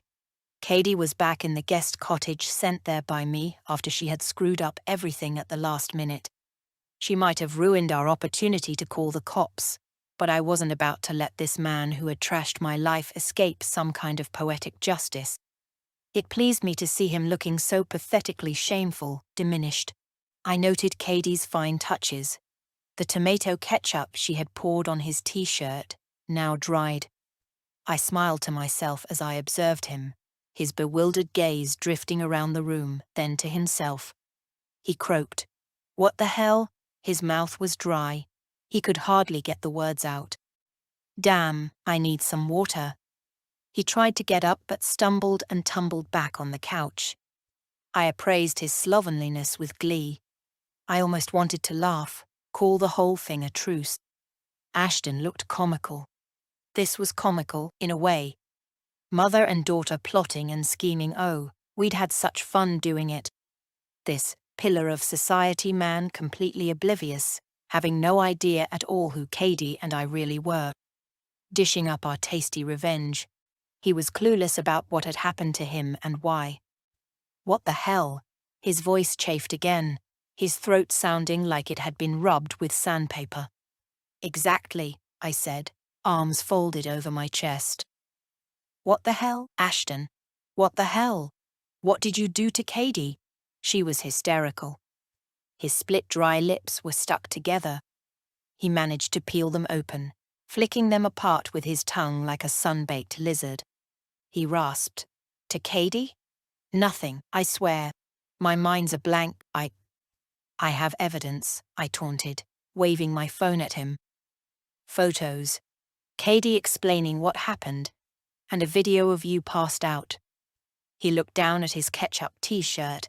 It looked like dried blood, and gasped in horror. I can't remember anything, he murmured. Then a flash of lightning threaded through his eyes. Someone set me up. You set yourself up, I countered. You'll be hearing from my attorney. I want a divorce. Plus, all the trimmings that go with it. And you can bet your bottom dollar that poor, compromised, abused teenager also wants plenty of compensation. Unless you want her to sue your ass to kingdom come. I need you out of the house by the end of the day. Go to your apartment in Charleston and stay there. I have a video. I have photos. Say what you like, think what you like, deny it all if you will, but I'm sure you can work out what's best for you. I advise you not to put up a fight if you don't want your reputation trashed in the gutter. A respected surgeon accused of groping a teenager, plying a minor with alcohol on a school night. Not good, Ashton. Not good at all. Just one whiff of this getting out will destroy you, your reputation, and your career. And even if you did get off in court, if she pressed charges, imagine what the papers would say. The public lap up these kinds of stories these days. Katie is underage, nobody listens to dirty old men anymore, and at 39, you're more than twice her age. The Me Too movement has put a stop, thank God, to men's patriarchal bullshit. You'll be hearing from my lawyer. Remember, out by the end of the day.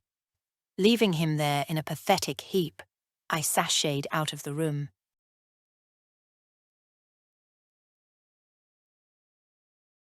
26. What the hell were you thinking? I said to Katie, after I'd arrived home from my session with Dr. Becker, the morning after the night before. We were in the guest cottage. Ashton had loped off, tail between his legs, to Charleston, as instructed by me. Now I was trying to make sense of the mess she and I had created as a team. Yet I, as usual, was picking up after my mercurial, inconstant teenager. We'd had such fun together, bonding over this, and now, the whole thing was up in flames. I thought that was what you wanted, I snapped. To pin your baby-killing father into a corner. Ruin his life. This whole Operation Get Even has turned out to be a frickin' fiasco. If you didn't notice, Mom, hello? I'm still here. Alive. He never killed me. Correction. I didn't kill you. Me, your loving mother, who has sacrificed her life to give you yours. Oh, please, I've heard this self-righteous bullshit 100 times already. I clamped my hand over my mouth. Why had I said that? What horror had just spilled out? Sometimes I wished I could shut myself up. Why I had ever told Katie about her biological father in the first place, I had no idea. It had been a weak moment, after she was desperate to know her family history. I should have lied, should have told her he was dead. But I wanted her to feel proud of who she was, where she came from. That her dad was a surgeon. Smart. Respected. What a dumb move. I was a crap parent. Started so young at this game, I'd gotten off on the wrong foot too long ago. It was almost as if Katie and I were sisters. I was the worst example of motherhood ever. Still, I loved that girl. Watching her sleep made my stomach fold with butterflies. She was my everything, my world. At least she was until I had foolishly decided to go ahead with my marriage. I stepped closer to her, gingerly tried to touch her hand. She backed away, giving me a glowering, withering look. Katie, hon, I'm sorry. I didn't mean it. You've been my light, my joy, my everything. But you know how it hasn't been easy for us. Mom, I'm not the one at fault here. I didn't ask to be born. Her recriminatory words spiked my guilty heart. Don't you say that. Don't you ever say that.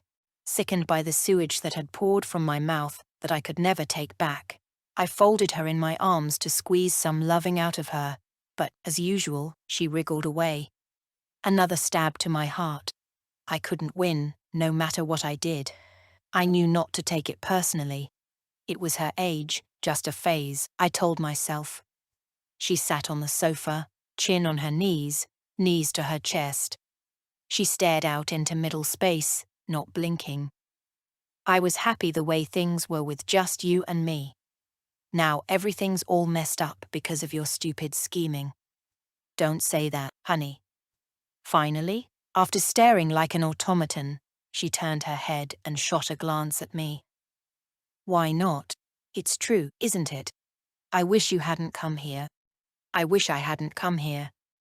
Katie, hon, you've got to think positively.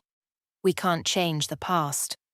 We have to turn things around, make the negative stuff work for us. You know what my gut's telling me? She mumbled something inaudible. What's it telling you? What? My voice a frantic squeal. What's it telling you? Never mind. No, honey, please tell me what's going on in your head. Never mind. I pushed an angry strand of Katie's hair out of her eyes and stroked her brow. Katie, hon, have you been eating properly? I had noticed this with her since she was a little girl. She could get hangry if she didn't eat right. angry because she was so hungry. Low blood sugar. Have you been getting enough protein? I asked. She gave me a withering glare and pushed me away. By protein, you mean meat, fish, and eggs, right? Not my deal, you know that. Has it occurred to you, this has nothing to do with me eating or not eating right and everything to do with you and what you've done. I'm going to make you something really special. I went to the kitchen and pulled out her favorite vegan cookbook, Thug Kitchen, Eat Like You Give at FCK, and thumbed through the pages. Katie was lazy about feeding herself properly if I wasn't around. I had spoken to the teachers at her school to make sure she was getting enough lentils and pulses in her diet. I had forgotten to stock up on trail mix ingredients. Usually I kept a jar of nuts and raisins for her to snack on. I browsed the recipes but decided that first I'd whip her up some guacamole. Fast, easy, nutritious. I started amassing the ingredients from the fridge. Why did you do it, Mom? Why did you drag me into your shit? She unfurled her body and sat up straight on the sofa, holding me with a withering gaze. Her eyes were usually two pools of liquid chocolate, but now they were two hard stones. I couldn't understand Katie. Here was a young woman who had been raped in an alley, yet she never spoke of this horrific act of violence, refused to discuss it. She focused everything on me, blamed me for all that went wrong. Her hurt was gnawing at my insides. I'd let her down. I'd screwed up. I stared out the window, just to calm myself, blanking my mind for a second, blanking out her cruel words that hit me with the truth. I mashed the avocados, squeezing in some lemon, chopping tomatoes and onions. Outside, the breeze murmured and leaves were tumbling like confetti in shades of red and gold. I needed to get some food inside Katie, fast. Cheer her up. Take the focus away from me, and what a terrible mother she thought I was. I poured in a dollop of olive oil, sea salt, and pepper, mixed it all up and set it on the coffee table in front of her with a big bowl of organic corn chips. She launched into the snack, and I felt temporarily triumphant. I knew better than to contradict Katie, or try to mollify or humor her when she was in this kind of mood. I agreed as she seethed on, not sure what it was I was agreeing with. I looked in the fridge again and decided on a pasta dish with vegetables and pine nuts. She said with her mouth full, "You totally let me down." I started chopping vegetables for the pasta, forcing myself to be cheerful, while my recriminating daughter talked about how wrong I was about everything. I couldn't deny it, she was right. This was tearing me up inside out, knowing this baby I had given birth to, now nearly a grown-up, thought I had failed her as a mother. "Do you remember Mandy from Community Promise?" I said jollily. "She has the most adorable little girl, cute as a button. Mandy has a fabulous job now. I'm so happy I got to." "Mom, why can't we have a conversation about this? About how screwed up things are? About what you've done?" I fried the onions, garlic, and celery. I listened to her tirade with half an ear, panicking about how she might react, how she might do something unexpected. We'd had such fun planning Operation Get Even, but now it seemed like it had been the worst idea ever. Katie suddenly sprang up from the sofa, her arms crossed accusingly over her. "There is no Planet BT." She regarded me while I cooked, her mistrust and disgust hanging in the space between us. I had let her down, and I wasn't sure how to pick up the pieces. Damn, things had been going so well. We had discussed how she wanted to work in the Bahamas with Alex Leader, this marine biologist Ashton had told her about, saving sharks and dolphins, living with me in my new place in Harbour Island, assuming I got what I wanted from Ashton. We'd also played cards and watched movies, cooked together. I'd shown her how to bake Georgia maize biscuits, swapping over some of the ingredients for vegan. We'd laughed. We'd bonded. We'd grown so close again.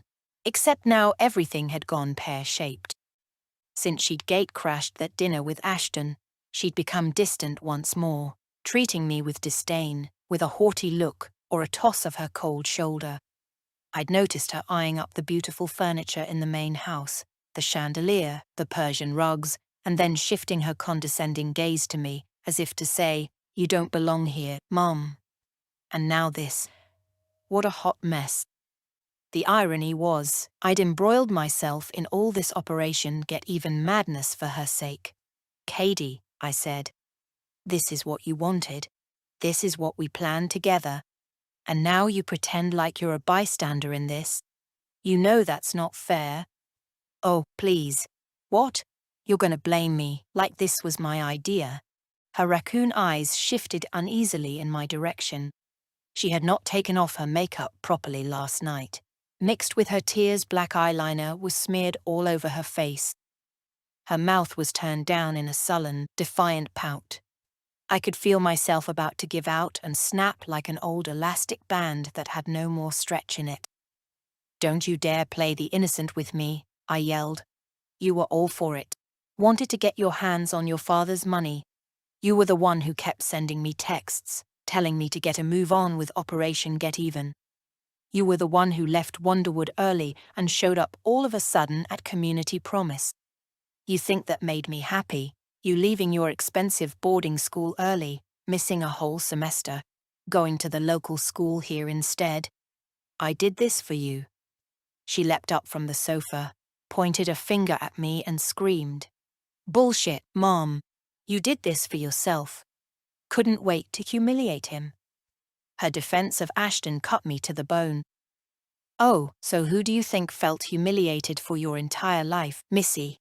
Working crappy, uninspiring jobs for years to pay the bills? To give you a fancy education like I never had? To give you opportunities? Blah, blah, blah." She put her hands over her ears and started humming, tuning out my lecture, yelling over her own sing-song noise. "I've heard this broken record before. I'm not listen, ing. I'm not here in you. Ungrateful, that's what you are," I yelled back. Entitled. At your age, I was delivering frickin' pizzas. "Yeah, and look where it got you." "Okay, fine," I shot back, draining the pasta, then frantically mixing it up with the vegetables with a big wooden spoon. "You back out of Operation Get Even. But me? I'm going to live in Harbor Island and start my life again. In a beautiful big house down by the ocean. Or maybe I'll stay here in South Carolina. I like it here. Force Ashton to sell this place and take half, and you can take your cut and do whatever you want with it. Come and study sharks in the Bahamas and live with me like you said you wanted to do work for that marine biologist you told me about. Or not, if you're so holier than thou and find Operation Get Even so distasteful. You choose. I'm done." I got out a plate, a fork, and put them on the coffee table. Back to the fridge and poured Katie out a glass of almond milk. She was still humming over my words, dancing around the room barefoot, covering her ears like her hands were headphones. "I'm not listening, Mom." Things were really screwed up now. Katie was a wild card, and she made the hair on the nape of my neck stand up. I had to think on my toes, think fast. That mother of hers who was waiting for things to settle until Katie could come and live with her. The one I'd written emails to? That very same mother, yours truly, needed to get Katie the hell away from South Carolina. I slapped the bowl of pasta and milk down in front of her. Katie stopped humming, took her hands away from her ears, snapped her eyes at me, and said with a sneer, "I'm getting out of this sick environment and away from you. You disgust me. I don't even want to eat your food. You know why? You make me puke." "Eat this pasta," I yelled. "Eat." "No, Mom, I'm leaving." She turned her attention to her phone. "Where are you going, might I ask?" She didn't look at me, just carried on texting. "Back to school." I heaved a sigh of relief, but quietly. The school here, or Wonderwood, because she had cut the semester after it started, I never got the fees back. But it was all paid up. Her stuff was still in her dorm. Her books, bedding, posters, the electric kettle. A pack to the gills car's worth of paraphernalia. At least I wouldn't have to worry about picking it all up again. Yeah, I'm going back to Wonderwood. When? Like, now? I'm gonna take the Greyhound. Today? Isn't that a little? I need to get away from you and your sick head games. I ignored her remark. Should I call the headmaster? No, I'll do it. I don't trust what you might say. She went back to texting. I wondered whom she was communicating with. You need money? I asked. Let me pay you back for the bus ticket. Wouldn't you rather fly? The bus'll take forever. She rolled her eyes. You offering me money? Ha! I make more than you, if you hadn't noticed. I don't want your dirty money that isn't yours anyway, but your husband's. I bit my lip to stop myself from saying anything. Her words cut deep, mostly because they were true. Let me drive you to the bus station. An Uber's coming. She looked at her phone. In 20 minutes. But that's crazy. Let me drive you, let me. You need a therapist, Mom. You know that, right? I was tempted to tell Katie I already had a therapist, but that would only make her gloat. Hon, please don't reject me. Please let. Spare me your Baltimore, Hon, you Baltimorean. Don't you speak to me that way, young madam, don't you? Baltimorean, she yelled. Just leave me alone. I don't need you. The cottage walls practically shook. Thank God nobody was around to hear. She pounded upstairs and slammed the door to her room. I could hear her flinging things about. I guessed she was packing her suitcase. I made a quick sign of the cross in thanks. My prayers had been answered. She was going back to school. Her Baltimorean insult rang in my ear. She knew how this hurt. We were Baltimoreans, those of us who hailed from the city of Baltimore, with an acute accent on the E, not Baltimoreans. Just like people from Maine were Mainers, not maniacs. Is that how she saw me? As a moron? She despised me so much she didn't even want me to drive her to the bus station. The food sat there untouched. For some crazy reason, this was more painful than even her attacking words. A symbol that she was rejecting me in every way. I was a total failure. I couldn't even feed my child. It occurred to me in that moment that Katie might actually hate me. 27. I slunk back to the main house, giving Katie space. I knew how her mind worked. If I crowded her or made her feel hemmed in, she'd only resent me all the more. The last thing I needed was her changing her mind about going back to Wonderwood. She'd come around in the end. She was sophisticated for her age, in some ways. Knew what she wanted. Only one more year and she'd be an adult. Going back to school was a smart move. Thank God she was choosing to do it of her own accord. I didn't want to risk saying goodbye or for her to make a scene in front of the taxi driver. I had no desire, either, to watch my daughter be driven away by a stranger because being with me was so detestable to her. I couldn't bear the agony. I slunk down to the dock, deep in thoughts of self-recrimination. It seemed nobody, not even animals, wanted me near them. A cormorant, balancing on one of the dock posts, was drying its dark wings in the sun and took flight as I approached, soaring high in the sky. As it flew, I thought of Katie, also taking flight, wishing herself away, far away from her mother. Being a parent sucked. I'd been a fool. I hadn't thought all of this through thoroughly enough. The ramifications, especially for Katie. I'd been selfish.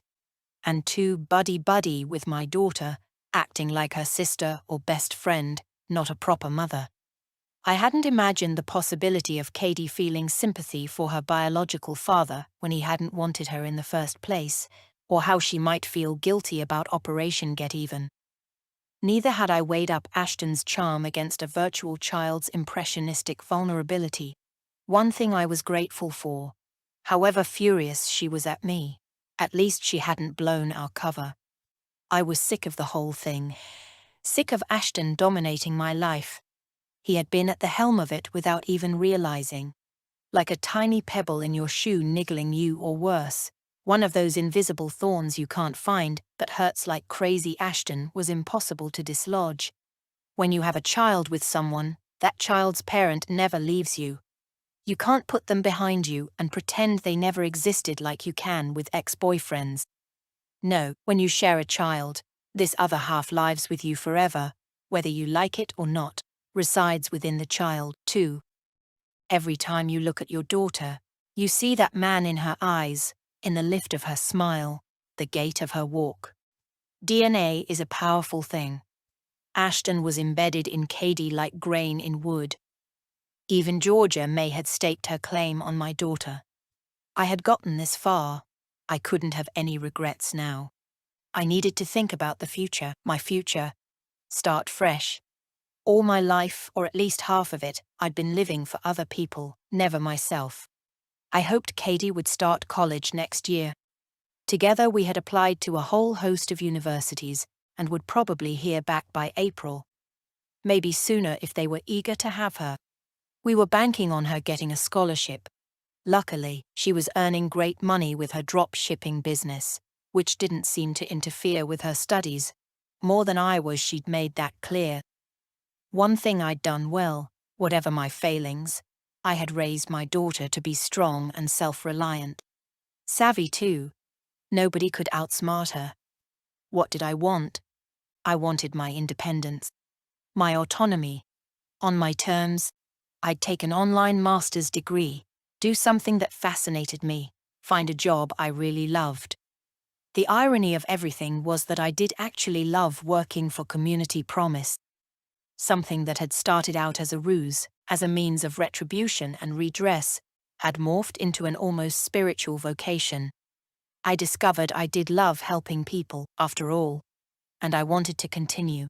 The feeling of taking someone vulnerable under my wing and me personally being able to make positive changes was so rewarding.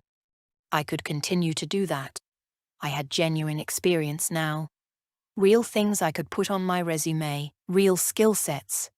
I made my way back to the house, balancing my options. There'd be some alimony from Ashton, too. Enough to set me on my feet until I figured things out. And no, I didn't feel bad about that. Ashton had glided through life burden-free. 9 months I had carried Katie, protecting and nourishing her in my womb, and then once born, 17 years of hard slog, worry, nursing her through illnesses, feeding and clothing her with only the best, sacrificing everything to give her a classy education, and Ashton, with his crooked grin, his easy boy relationship with Belle, as he drank and partied, had swanned into the right school and college and sorority, and aced all his exams with his photographic memory, while I couldn't squeeze a sandwich into my lunch break, let alone squeeze a decent relationship into my life. No, I refused to feel bad about giving karma a helping hand. The main house felt nearly empty without Ashton. I'd been used to his absences when he'd been at the apartment in Charleston, but this time was different, knowing I had kicked him out of the house. His house. The place felt like a mausoleum ringing in its own silence.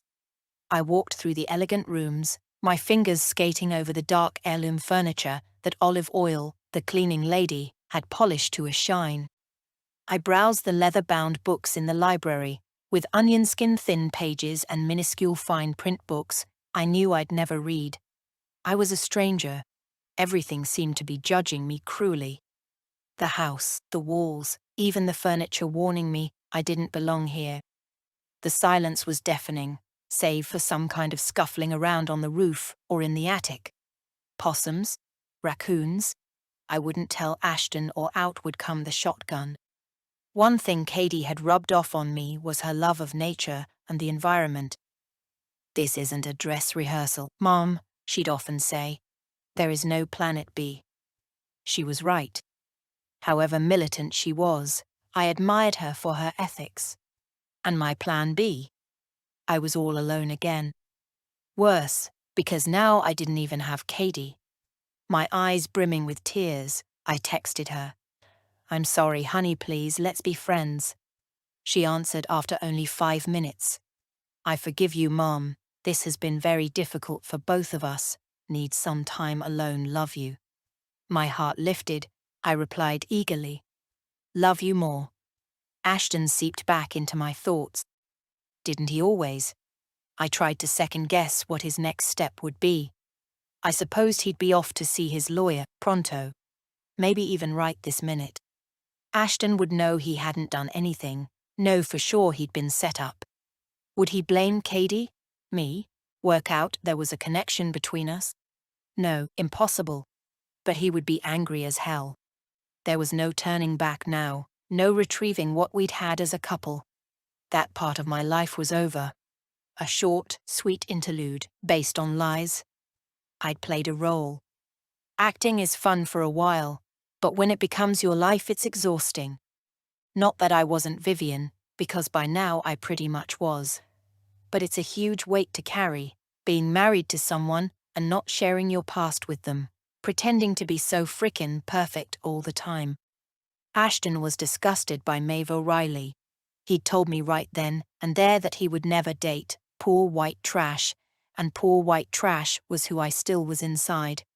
I didn't have any money of my own. No savings. It had all gone on Katie's education, rent, our clothing, food. I was white trash in my heart, too.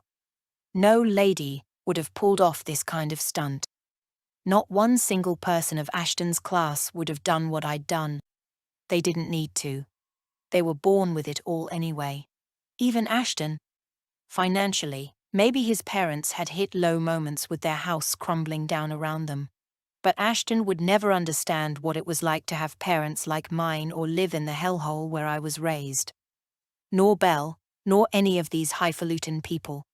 They would never get what it was to be born into grimy poverty and have to claw your way out, simply for survival. I was a survivor, and I refused to be ashamed of that. It was who I was. It was me. Skewed thoughts rambled through my mind, contradicting each other. Katie, my marriage, Ashton, my new life ahead of me in the Bahamas. I congratulated myself, and seconds later, I disgusted myself. Katie was right. I needed therapy like a plant needed rain. This life I had been leading, of Ashton's wife, with him as my breadwinning husband, as my benefactor, and my job helping people at Community Promise with no pay, playing tennis at the country club, sipping cocktails with friends, wasn't so terrible, was it? I'd carved out a nice niche for myself, and it had worked. I'd moved from being white trash to white privilege. And now look what I'd gone and done. I had set it all alight. It had streamed down on me like a trail of fireworks, ending with a bang, then disappearing into nothing. I had created my own void. When I came back to the cottage, Katie was gone. She had packed everything, even taken the toilet roll and some of the food. The only thing she'd forgotten was her toothbrush and toothpaste. I sat down on the sofa and slurped up some of the pasta I'd made for her, cold and congealed, into my mouth, washing it down with the almond milk. Car wheels scrunched on the driveway. For a moment my heart leapt, thinking it was her coming back to kiss me goodbye, but it was only Olive. I went out to meet her. "Hi, Olive," I said, mustering up a big smile, despite the gamut of unhappy emotions baying in my mind, tugging me this way and that. I was a failure, I was a winner, I was one screwed-up human being. Olive's gangly legs emerged from the car, one by one like they belonged to a spider. Then her black bun popped out, and her bright red sweater just like her cartoon character. Her spindly arms followed, holding a box with a bunch of cleaning products sticking out of it. I rushed to the car to help. "All natural, ecological products," she announced, on Miss Katie's orders. "Olive, you're an angel. How much do I owe you for all that?" I took the box from her. "I'll work it out later." "Well, add extra shopping time on top. That was very kind of you to go to all that trouble." I helped Olive clean the cottage. I decided that instead of staying on in the main house, I'd move in here. I'd feel more comfortable, especially at night. I cleaned with gusto, expending pent-up energy, unleashing some of my self-recrimination, which kept trying to sneak into my conscience. I scrubbed the toilet, cleaned the bathtub. Olive was impressed, said she had never expected a doctor's wife to get so down and dirty. As she mouthed those words, down and dirty, I thought, if only you knew how down and how dirty. 28.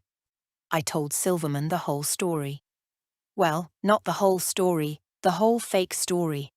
That poor Katie had gone to find her mother, and I'd spoken to her mom, and they were figuring out what to do about the assault.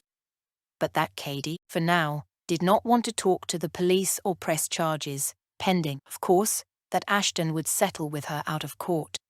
A big lump sum. As for myself, I let Silverman know that I definitely wanted to go ahead with the divorce. I wondered how I would wing all this. The problem about Katie's settlement, as she was still a minor, I supposed her mother me would have to sign something. And then he'd find out who I really was. I'd worry about that later. First, the divorce, get that done and dusted. You've made the right choice, Silverman said. He got up and paced around the room, hands clasped behind his back in thought. Since you were last here, I did some digging into Ashton's assets. Oh yes, Silverman would, of course, be getting a healthy cut. No wonder he was so swift to move and on the ball. This is what I'm thinking, Distant Sands is. I don't want to live in Distant Sands, I interrupted. Well, that's a good thing because it's all wrapped up in easements and trusts. Dr. Buchanan is leaving it in his will to Beaufort County, to be run as a museum after his death. It would be over my head to even try and… Like I said, I don't care about Distant Sands. He paused a second before saying, the house in the Bahamas, in Harbor Island, is that what interests you? Well, I said carefully, if you don't think that's too grabby of me. Not at all. I'll also be asking for either a lump sum settlement or alimony. Have you discussed the divorce with Ashton? No. This has all come as such a shock. I'm worried about angering him, arousing his dark side. I'm fearful of him. I touched my eye, even though I wasn't wearing any stage makeup this time around. And with everything that's happened with that young girl, Katie, well? Absolutely, Silverman said. It's best if you don't discuss things. Emotions are high. Let me deal with this. Well, that's a big relief. And about the money? I think the lump sum would be better. Then I can get my husband out of my hair. I don't want to feel beholden to him in any way or feel he has the upper hand or is in control. Considering the circumstances. I agree, Silverman said, settling back in his stately leather chair. He held my eyes and gave me a knowing smile. I happen to know Dr. Buchanan never uses the Bahamas house anyway. He won't even miss it. You do? How? This is a small town, Vivian. People talk.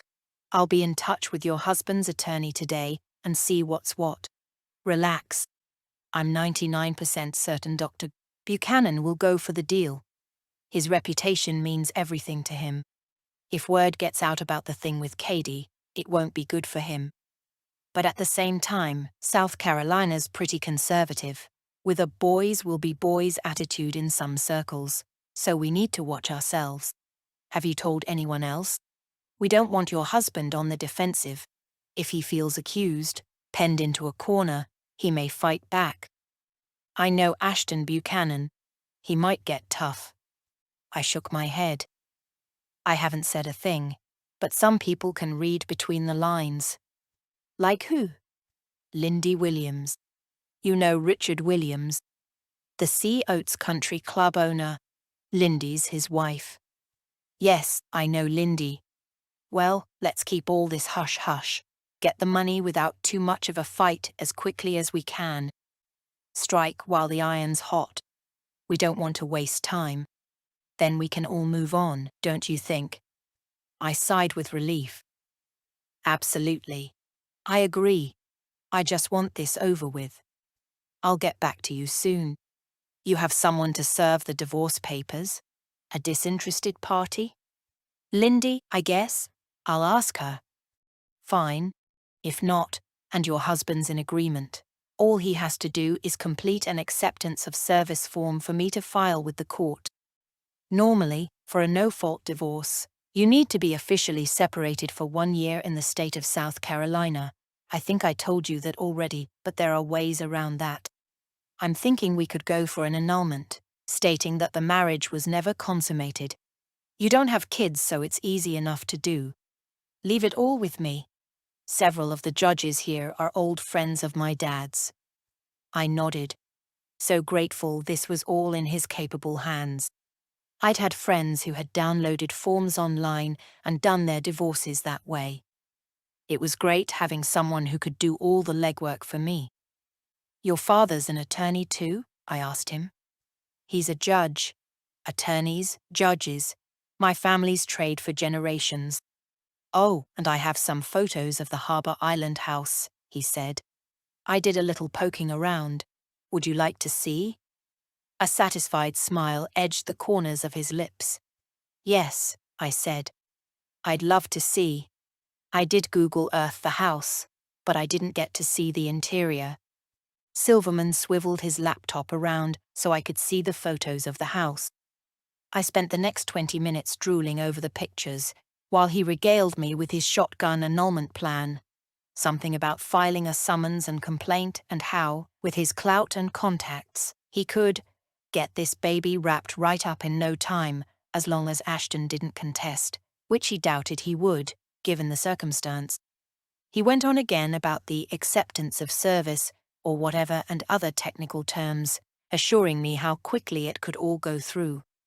Whew, I was so wrapped up with the house, I was only half listening. The canary yellow clapboard house that looked like it was made of wood, but wasn't and was hurricane-proof, was adorable, with a view to the ocean, the sea so turquoise it was almost blinding, the sand a shimmering pink. The house was not millionaire swanky, despite its location. No bigger than the cottage here and crawling with purple bougainvillea and pink hibiscus. French doors leading to small yards in front and back, with a hammock swinging between 2 trees. In one of the photos there was a stand-up paddleboard leaning against the side of the house. Perfect. Just what I had in mind. 2 bedrooms, 2 bathrooms, wooden floors, ceiling fans, a little kitchen, and a living room, all painted in pretty pastel colors. Very simple, shabby chic. A veranda. But the position, unbeatable. The place was absolutely perfect for me. Katie could come and live with me and study her beloved tiger sharks. The idea of not owning this house made my heart actually ache. It had my name all over it. I was so close to calling it mine. All this had been worth it. All these years of plotting and planning would finally pay off. Freedom at last. 29. Hardly had I got out of my car, back at Distant Sands, when a deep voice boomed out from behind the privet hedge, pumping me with a shot of adrenaline. Why, hello, Mrs. Buchanan. It was John, the gardener. John, hello. You took me by surprise. John, hardly able to hold the gardening shears for his arthritis, was snipping the hedge, his dark arms shaking in the process.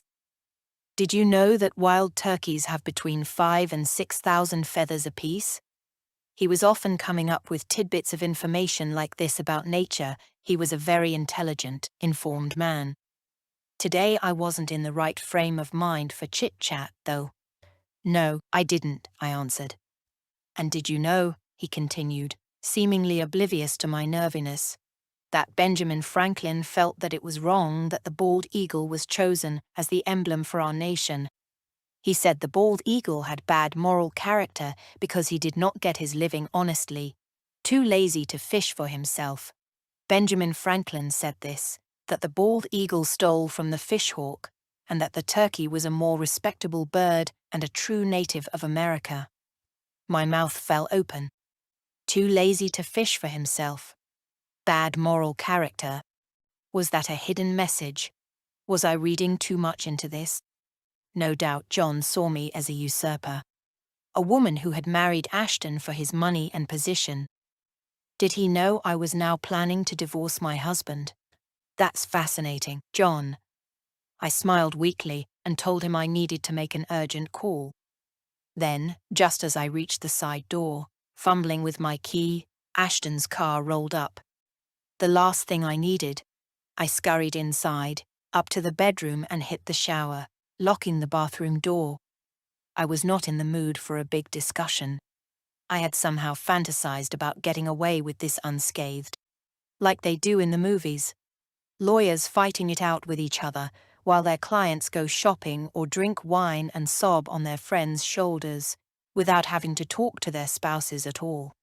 I had the longest shower in history, my fingertips ending up shriveled like dried figs, even my toes, the soles of my feet. When I finally emerged from the bathroom, hair in a turban, hoping Ashton would have gotten bored waiting, he was there, sitting on the edge of the bed. "Hi," I said, not looking him in the eye.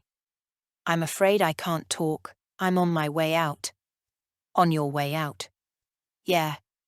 On your way out. Look, I know what you must be thinking." What must I be thinking? Ashton's stare was sharp. 1,000 little knives darting around in his pupils. Like wormholes, wanting to suck me in and spit me out. This was the first time we had seen each other face to face since my lies about him hitting me had been exposed to third parties. My twisted truth glowered at me now. I had nowhere to seek refuge except my own soul. I wondered what he thought of me, if he asked himself how I justified myself for doing what I did. Telling people he'd hit me when he hadn't. What did he think? That I had done it for attention? That I had married him for his money? Probably the latter. I reminded myself that he had no idea at all who I was, the pizza delivery girl awash with feelings of betrayal and revenge. So for him, my actions must have seemed crazy. I was pretty sure he had forgotten that minuscule period of his life that had meant nothing to him, but everything to me. And even if he had remembered that girl, no way in a million years would he connect her to me. How strange that Ashton had haunted me all these years like a living, eating, breathing ghost. Yet I had been nothing more to him than a dust mote caught in the wind. Until our marriage. "You think I'm ruthless," I said. "Please continue," he said. "Tell me what else I think." "You think that?" "I don't know, Ashton. The truth is I have no idea what's going through your mind. What is it you want from me?" My attorney told me that he'd deal with things, that it was better not to talk to you directly. Emotions are high. Interesting. What else did he say? That you wouldn't want this to be a scandal, that your reputation is important to you, and a secret I'd like to let you in on, Vivian. Your attorney Noah Silverman does not care one whit about you. His words sounded spiteful. It was true, Mr. Silverman was in it for the money. Of course he was. But I didn't care. I needed a shark on my side. "You say you have evidence then? You and this young girl?" Ashton asked, his foot tapping, yet his voice cool, controlled. "Look, as far as I know you tried to molest Katie." I was shocked. Destroyed. My marriage meant everything to me, and you simply threw it all away. Your marriage meant everything, but it doesn't now. Is that what you mean? We are still married, Vivian. You're still my wife.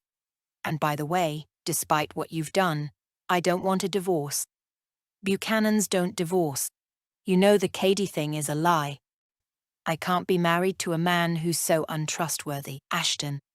Look, I really don't want to discuss this with you. I'm the injured party here. I towel-dried my hair and padded to the closet to pick out a dress. I no longer wanted my husband to see me naked. It felt wrong somehow. I grabbed the first thing I saw and made to go back to the bathroom. He held me by the arm. "Ouch, you're hurting me." "I could hurt you, for real this time." "Why did you lie, Vivian?" "My attorney tells me you're citing physical cruelty as a reason for divorce." "You know I can't agree to that. You know that's a bald-faced lie." I couldn't deny this or twist the lie around on him. His grip tightened. "You really, Really want a divorce? Yes, I said. I do. Our marriage is a sham. You can say that again. If I'm such a despicable person, why do you want to stay married to me then? Because in my family, we don't do divorce. It's an annulment, not a divorce.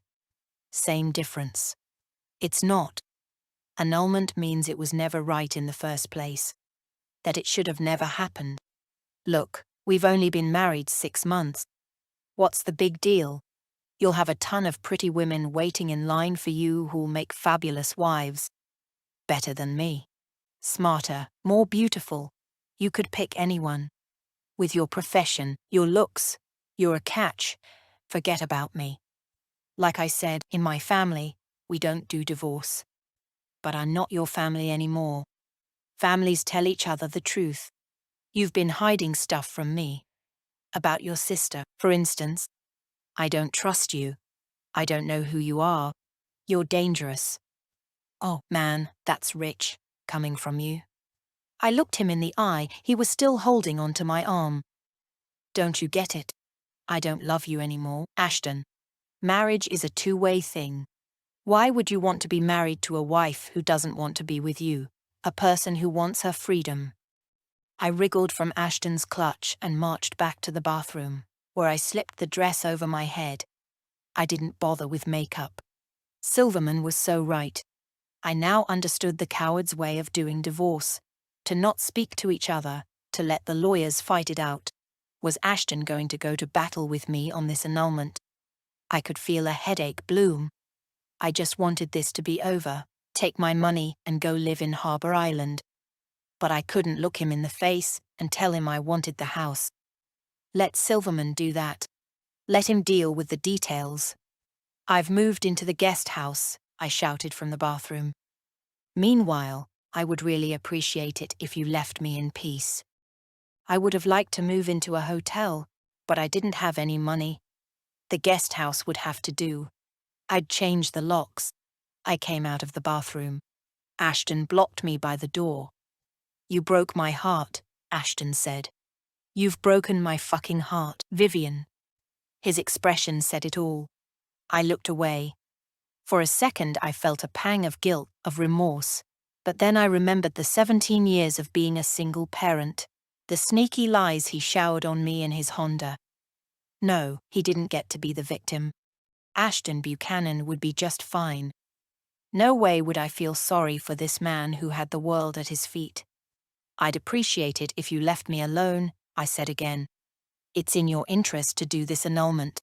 If you want a big fight, I'm sure the attorneys will be delighted to take a huge chunk of the pie. Your choice. Think about it. Mull it over.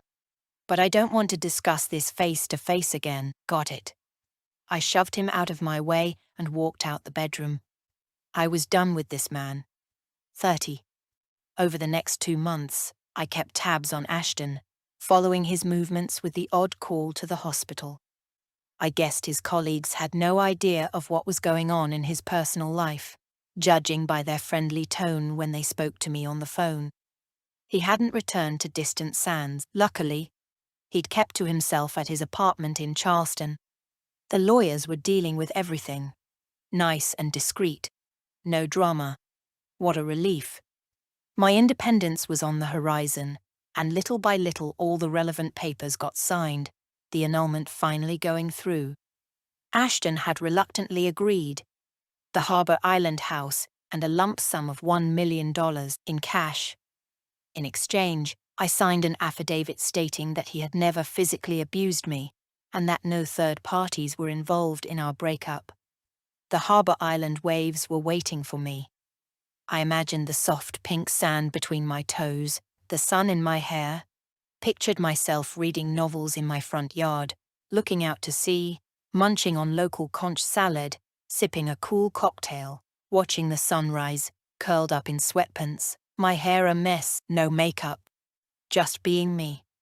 Finally, just being the real me. I decided to wait for the 1 million until I got to the Bahamas, and then open a new bank account, the Bahamas being an offshore tax haven. I'd be a wealthy woman. I couldn't wait for my independence, to start my life anew. Next week would be the last I would ever see of Ashton. He'd been traveling a lot lately, doing conferences abroad and around the S. Talking about his upcoming publication, The Fundamental Brain. He was revered and deferred to by doctors all over the world. Secretly, I felt proud, which was ridiculous, but I couldn't help it. I thought a lot about Katie, how she had inherited his intelligence, and I stalked her too, on Facebook. We weren't friends, because that was a bit of a weird thing to be friends with your own daughter on Facebook, wasn't it? But she had no filters on her page, and I'd get a thrill following her, seeing her photos and what she was up to. She also had an Instagram page. So many lovely photos of the Wonderwood campus in upstate New York, the foliage, all her friends. Sometimes she would post what book she was reading. Lately she was into Sylvia Plath and Virginia Woolf. That made me a little less delighted. My last few months seemed like some sort of surreal dream, with Katie here at Distant Sands and Operation Get Even. It was as if it hadn't happened. My flight to the Bahamas was in 10 days' time. Ashton had sent me an email, rather formal, in fact, letting me know he would be back next week, and he wanted to come over and talk. Nothing heavy, it said, just say goodbye properly in person. An era of my life would be over. Katie would be going to university next fall, and I would be alone to start afresh. I had sent out my resume to various different places in Harbour Island. If all else failed, there were plenty of jobs in swanky hotels, working as a manager or receptionist. Something to get me on my feet anyway. My life would finally be my own. I had gotten in touch with Georgia May's care center to arrange a visit. I'd missed that funny old lady. We'd bonded in a way. It was a shame I couldn't come clean, let her know she had a granddaughter, bring Katie to come and visit her. Of course, that was impossible. My last visit had been such a disaster, and I so wanted to leave on a good note. Would she recognize me this time around? I sincerely hoped so. I pulled into Heritage Park. They had told me on the phone that Georgia May had had a relapse. What kind of relapse? I parked and entered. This time, the new nurse, the skinny one with translucent arms, came down to meet me and took me straight up to Georgia May's room. What was her name? That's right, Lucy. This was a first, going to Georgia May's private room. It struck me that she was no longer my mother-in-law. "Where's Mariama?" I asked Lucy. We were standing in the hallway. I had never ventured this far into the inner sanctum. I was usually always met by someone in reception, and Georgia May and I would go for a stroll around the grounds. "Mariama's not working here anymore," Lucy said. "Well, she is, but she's taking maternity leave." "Well, not exactly maternity leave, but her daughter had a baby, and she's helping out." "How nice," I said, thinking how wonderful it would have been if I'd a half-normal mother and could have had her helping out with Katie all those years ago. "Lucky daughter." "Yeah," said Lucy. "Lucky for the daughter, not so lucky for Mrs. Buchanan." "What do you mean?" I asked. "Is this something to do with her relapse?" "Come in and see her for yourself, then we can talk." Boy, trying to step into Mariama's shoes has been a tall order. Mariama this and Mariama that. "Mama Mariama," Mrs. Buchanan sometimes calls her. She cries for Mariama in her sleep, sometimes during the day, too. Mariama was her world, her sanctuary. She was like a therapist, psychiatrist, doctor, mama, sister, friend, all rolled into one. Mrs. Buchanan's suffering without her. It's because of Mariama's absence that Mrs. Buchanan had an episode. She's become as frightened as a little girl. Poor thing. Speak quietly and don't bring up anything upsetting, okay? Lately, Mrs. Buchanan's been as nervous as a long-tailed cat in a room full of rocking chairs. This relapse has set her back several years, but it's not surprising considering her condition. Schizophrenia is a very nasty disease. "But she has Alzheimer's," I corrected. then suddenly wished I'd kept my mouth shut. Ashton had told me very specifically that his mother had Alzheimer's. This whole time I had assumed that was what was wrong with Georgia May, and now Lucy was talking about schizophrenia. Was it because this nurse was new and had no idea what she was talking about? I knew that Heritage Park was an assisted living home for residents with mental health problems.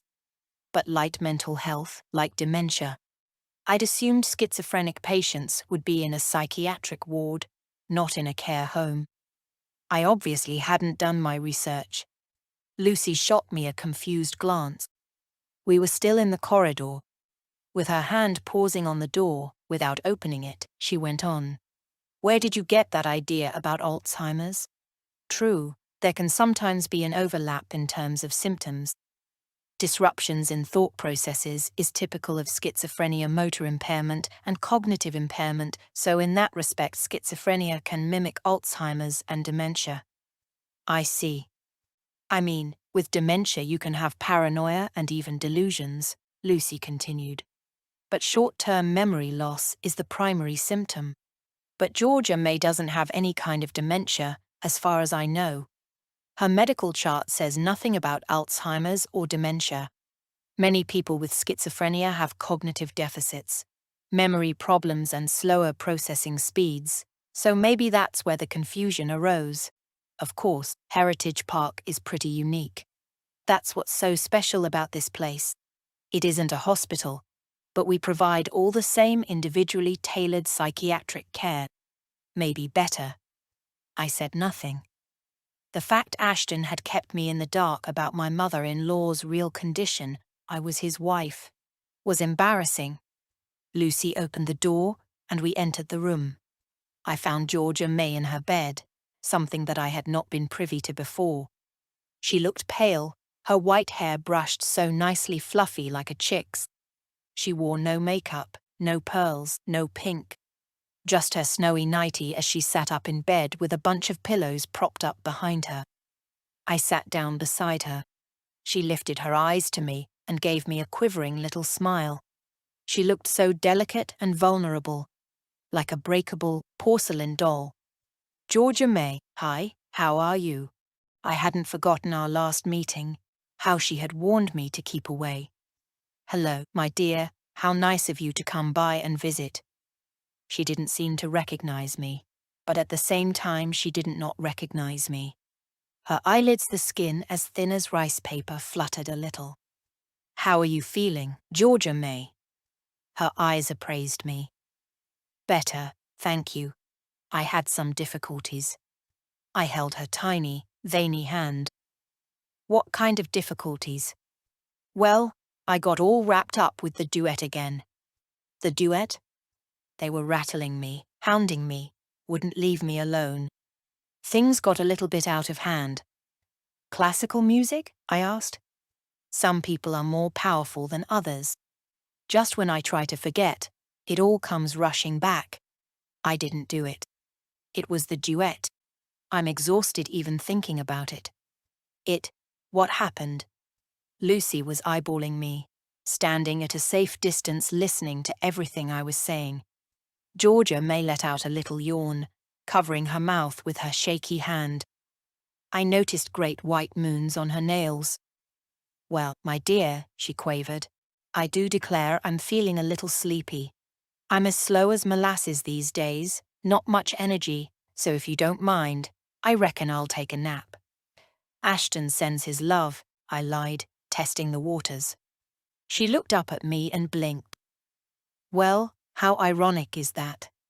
Lucy came over and took away one of Georgia May's pillows and settled her comfortably in her bed.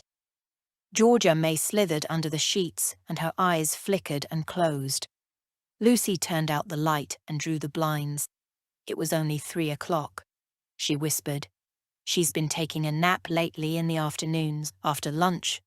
They need to fix these blinds. I can never get them to close all the way. I kissed Georgia May on the forehead.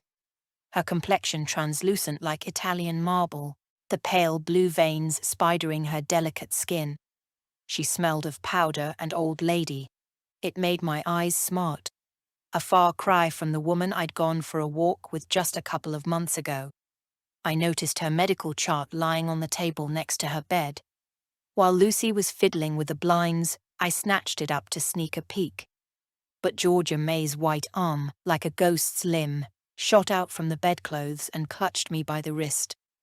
Her hold was surprisingly strong for one so frail. "You won't find it written there, my dear." "Oh, no, they never arrested me for murder. But the duet cast a deep enough shadow on me to lock me up here, in this home. Oh, but I'm so lucky, they'll tell you, to not be in a state hospital. But it was the duet, not me. It was the duet." Georgia May's fingers released themselves, and she fluttered into a sudden sleep. I jogged her arm. "Georgia May, what are you talking about?"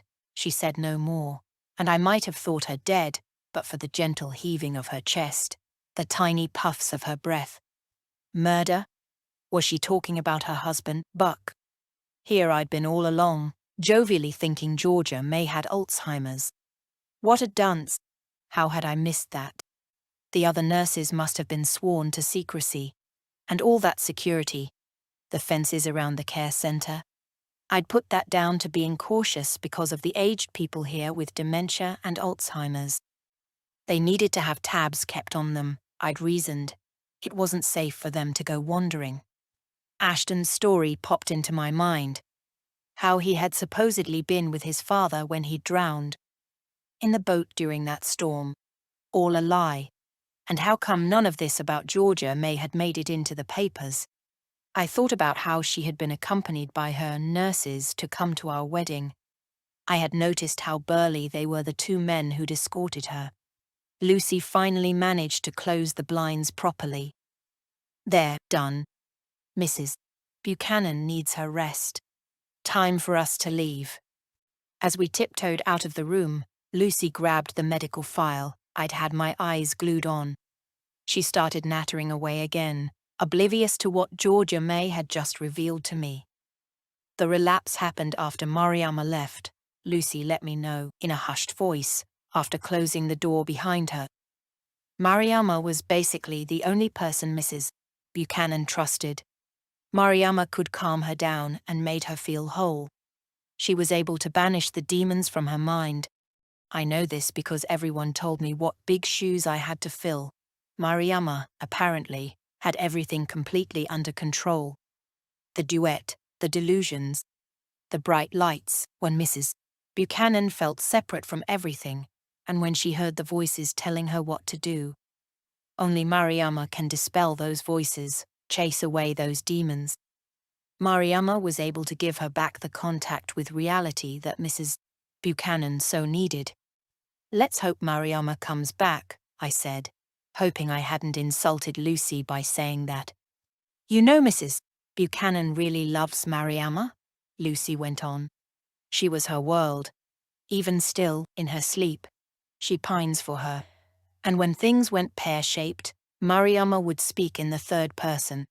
Say things like, 'Don't worry, honey, Mama Mariama's got you covered.' Mrs. Buchanan just last week was convinced the duet was out to trick her again. Inanimate objects came alive in her mind. Even chairs and tables can feel threatening to her. She thought they were mocking her, out to get her. You have no idea how tough this has been for me." I grimaced. "Nobody said it had gotten that bad. We called your husband and explained everything to him. I'm assuming he told you, and that's why you came." I smiled. "Thank you for caring so much. It's my job." Poor Mrs. Buchanan.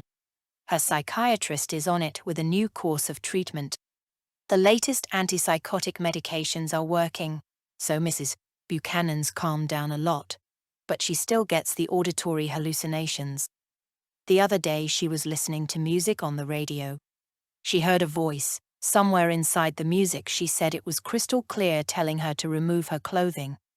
I assumed it was the duet, as always. But things are so much better since the doctor upped her dosage. But the only thing that will really make a difference to her recovery is to get Mariama back. That woman is worth her weight in gold. We spoke some more, And when I turned to leave, Ashton was standing at the end of the corridor like a spectre. Tall and looming, anxiety flitting in his dark eyes. My heart missed a beat to see him there so unexpectedly. Had he heard that entire conversation?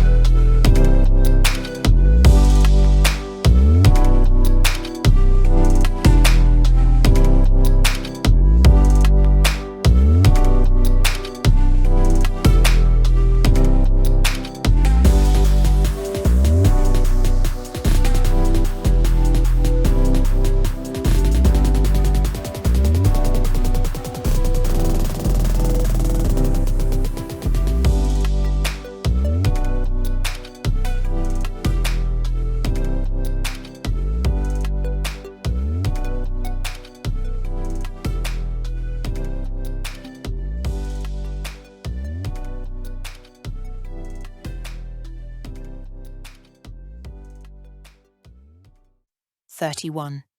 Mr. Buchanan, what a nice surprise. I've just been having a long talk with your wife. Mrs.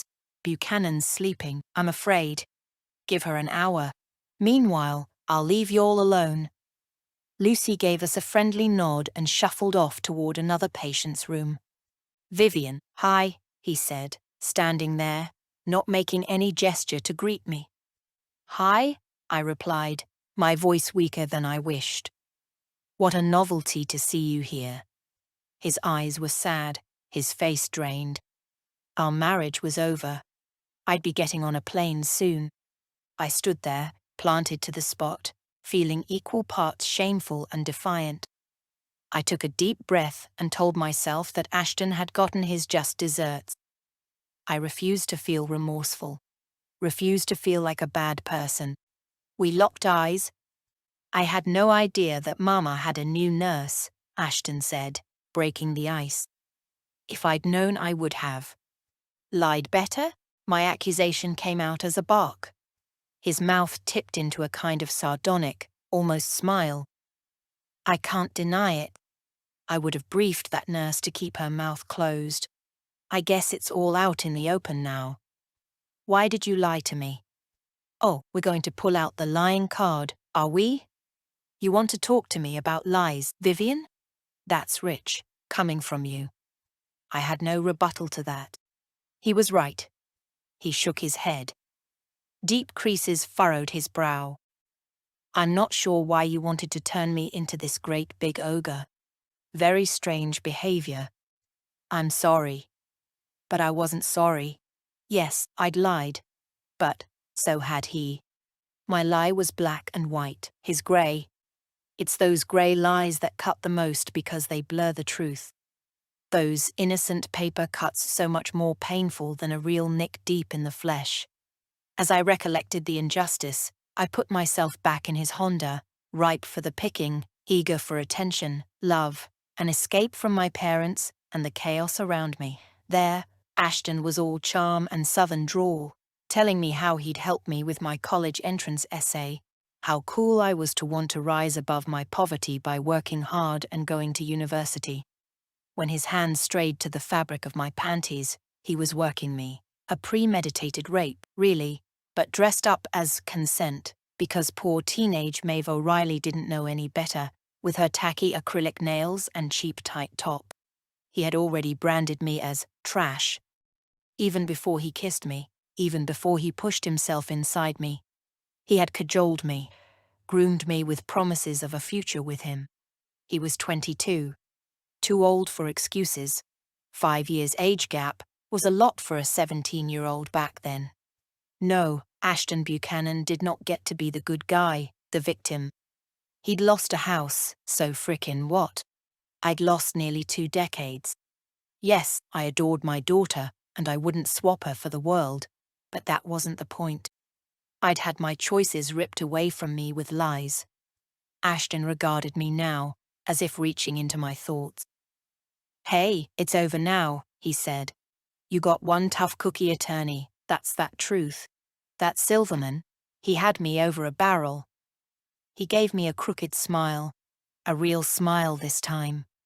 "You find this funny? You're really something, you know that? The lengths you went to, Vivian. Unfucking believable. Really crazy. But kind of commendable, in a way.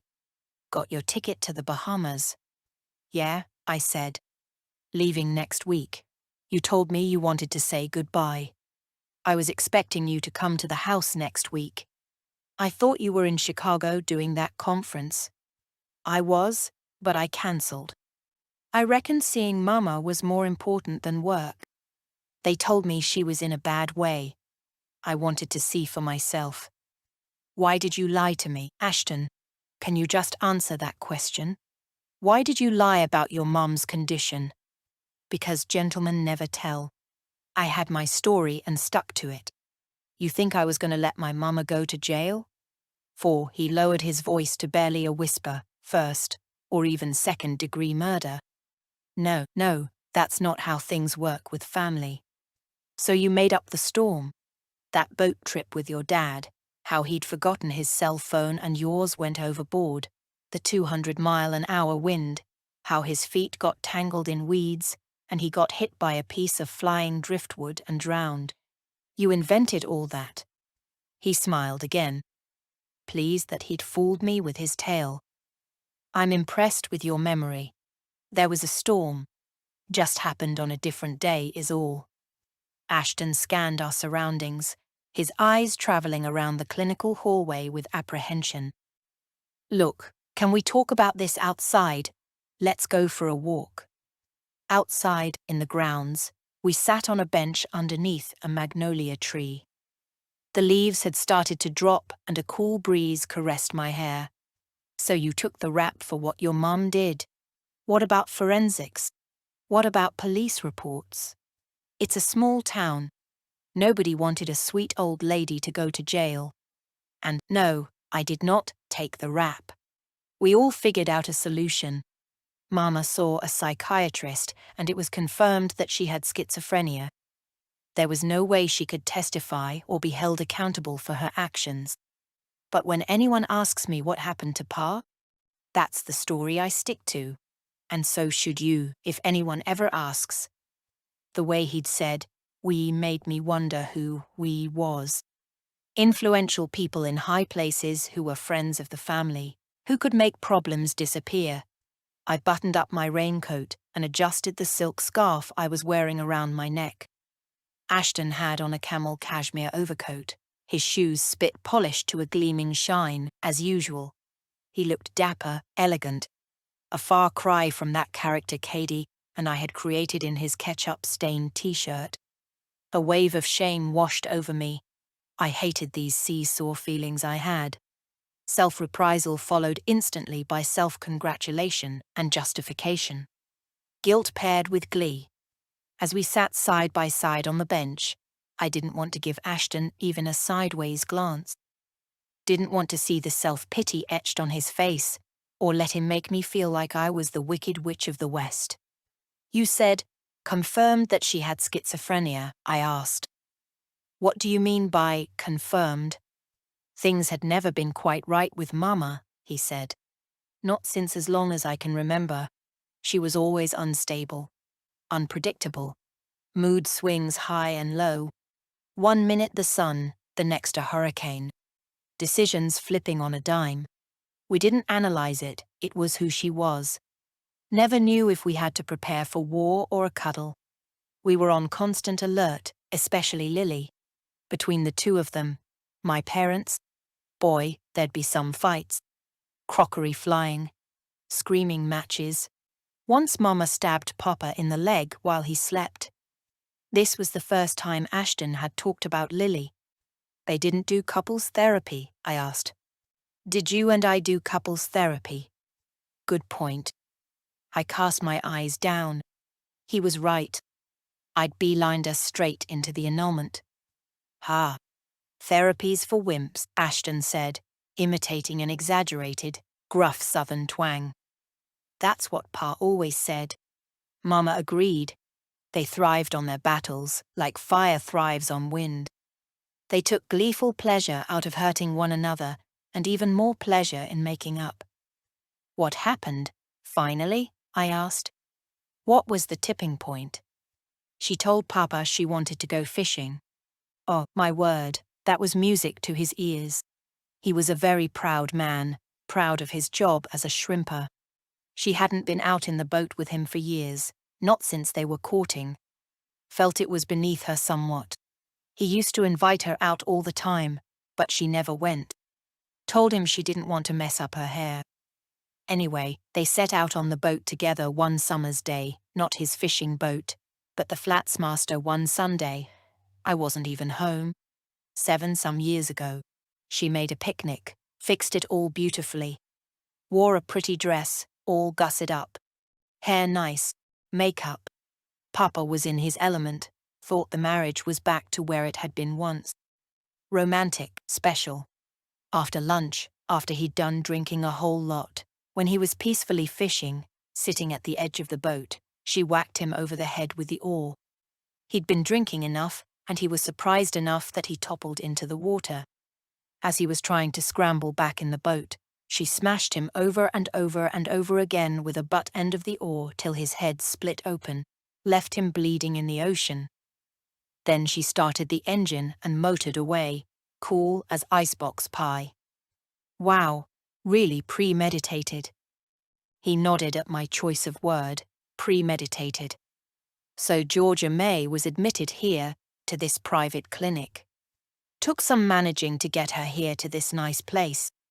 I pulled a lot of strings. Lucky she didn't go to jail. He nodded. Jail was never on the cards. I held tight to my story, even if people did guess the truth. You know how many mentally ill patients are locked up right now. The jails are chock-a-block full of people with mental health issues. Vulnerable people who are in places they shouldn't be. I wondered if it really had been the duet who had told Georgia May to smash Buck over the head with an oar, or her own free will. A vulnerable murderess. Now I knew why Ashton hadn't wanted her to live in the guest house. He angled his body toward me with an urgent jerk of his neck. By the way, everything I've shared with you, Vivian, is in the strictest confidence. I never want to speak of it again, and if you, or anyone else brings it up, ever, I will refute what I've said. Is that clear? Georgia May's denial popped into my mind. I'm telling you that Buck and I had the perfect marriage, and if anyone, I mean anyone, tells you different, they are quite simply lying. Course, I agreed. I won't say a word. I half expected Ashton's confidence to be somewhat hammered because of everything that had happened lately, the annulment, losing the Harbour Island home to me, but he was still the smooth-talking, high-walking Ashton I had always known. Nothing I had done seemed to ruffle his feathers.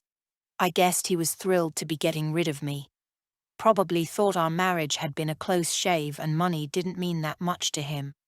He'd paid me off, no big deal. What's a house when you're earning a couple million a year? He could buy another vacation home if he so chose. For me, it was everything. My lifeblood. A chance to start afresh, to not be haunted by anyone, controlled by anyone.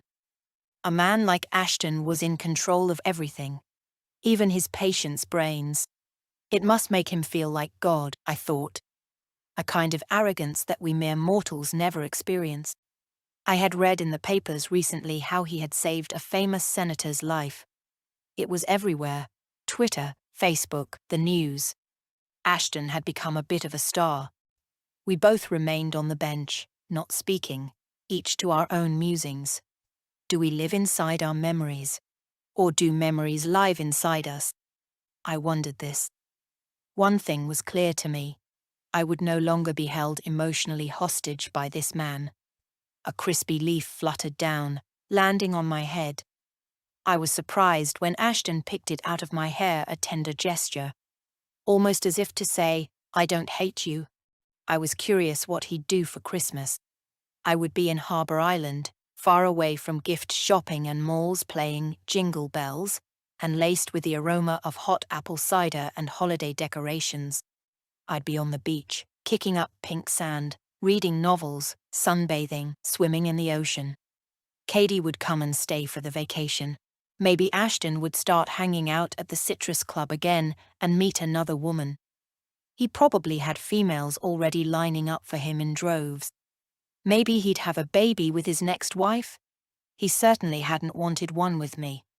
Neither of us spoke for several minutes. I filled the silence with an out-of-the-blue question. I dropped my voice to a whisper. "What about your sister, Lily? Did Georgia May kill her too?" Surprisingly, Ashton didn't flinch. Lily's life was made a nightmare by Mama. I never understood why. Sometimes I wondered if she was jealous of her.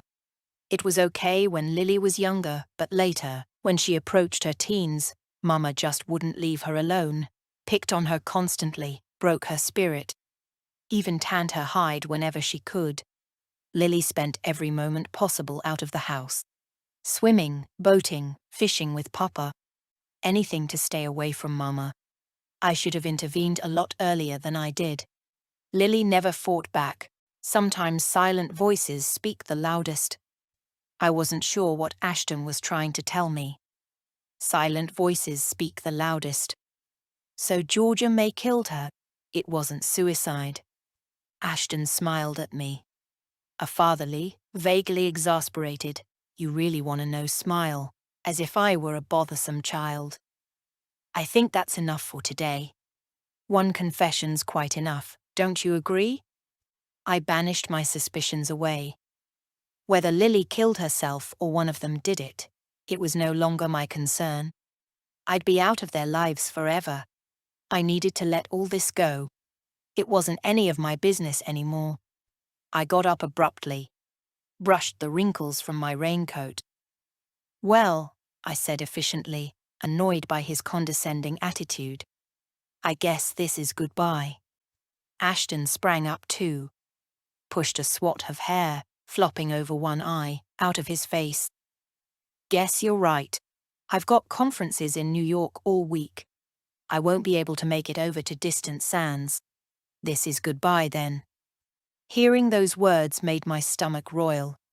It was the finality of them. I had lived with Ashton Buchanan in my heart, mind, and then in the flesh for over 17 years. Would this really be goodbye? I wished it so with all my might. I wished him away, out of my life, out of my thoughts. "Do you hate me?" I said, catching myself off guard, my resolve veering into dangerous waters. What had just spilled, unbidden, from my lips? He probably thought I was like a petulant little girl wanting to have her cake and eat it too. Retaining both my payoff and the best parts of our marriage, the happy memories intact. The love we'd shared unmarred, even if the foundation of that love was sand. But I had asked my question out of curiosity, more than anything. What is he thinking? What's going through his mind? Ashton cocked his head, the way a painter might do with his subject to measure tone, shadows, or perspective, as if boxing me into a frame. "I don't know yet. I'm still trying to work that one out, if I hate you or not." I lifted my gaze to his 6'3" frame, always a head taller than me. Was he sad? Amused? Furious? What was going on behind the gateway of his soul? He narrowed his eyes. A poker face, still studying me. "One thing's for sure. You've been one hell of a pain in the ass." "We're both free now. What a relief," I retorted. hoping I'd spike him with a little taste of hurt. Short but sweet. No harm done. No kids, nothing to bind us. He clucked his tongue. You understand now, of course, why I never wanted children with you, he said. I looked at him, nonplussed. Schizophrenia can be hereditary, he explained. It runs in my family. Has for generations. Especially with the womenfolk. I didn't want to take the risk of having a schizophrenic kid. My blood ran cold. 32. Sitting in the safety of my car, I thumbed through Katie's Facebook and Instagram pages and text messages we'd sent back and forth to each other, frantically searching for signs of schizophrenic tendencies or symptoms, or any indication of mental health problems. Nothing jumped out at me. Typical teenage behavior, I decided.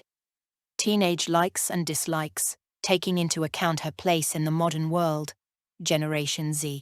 These kids had been raised with floods, fires, lying politicians, climate change disasters, online stalking pedophiles, and burgeoning unemployment.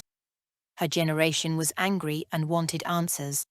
They were doing great considering the trials they faced, and the mess they'd need to clean up after the baby boomers and generations before and after. Katie was an outraged teenager, not a schizophrenic.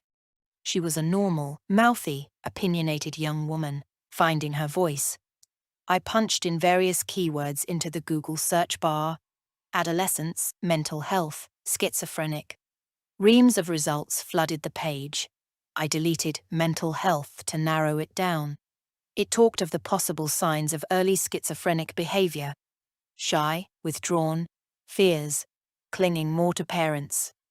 Nope, that sure as hell wasn't Katie. Feelings and perceptions grossly distorted from reality. Again, no, that described Georgia May but not Katie. Katie's militant stance on climate change, etc., was definitely based on scientific evidence. So, no, Katie's fears about the planet in peril were not exaggerated.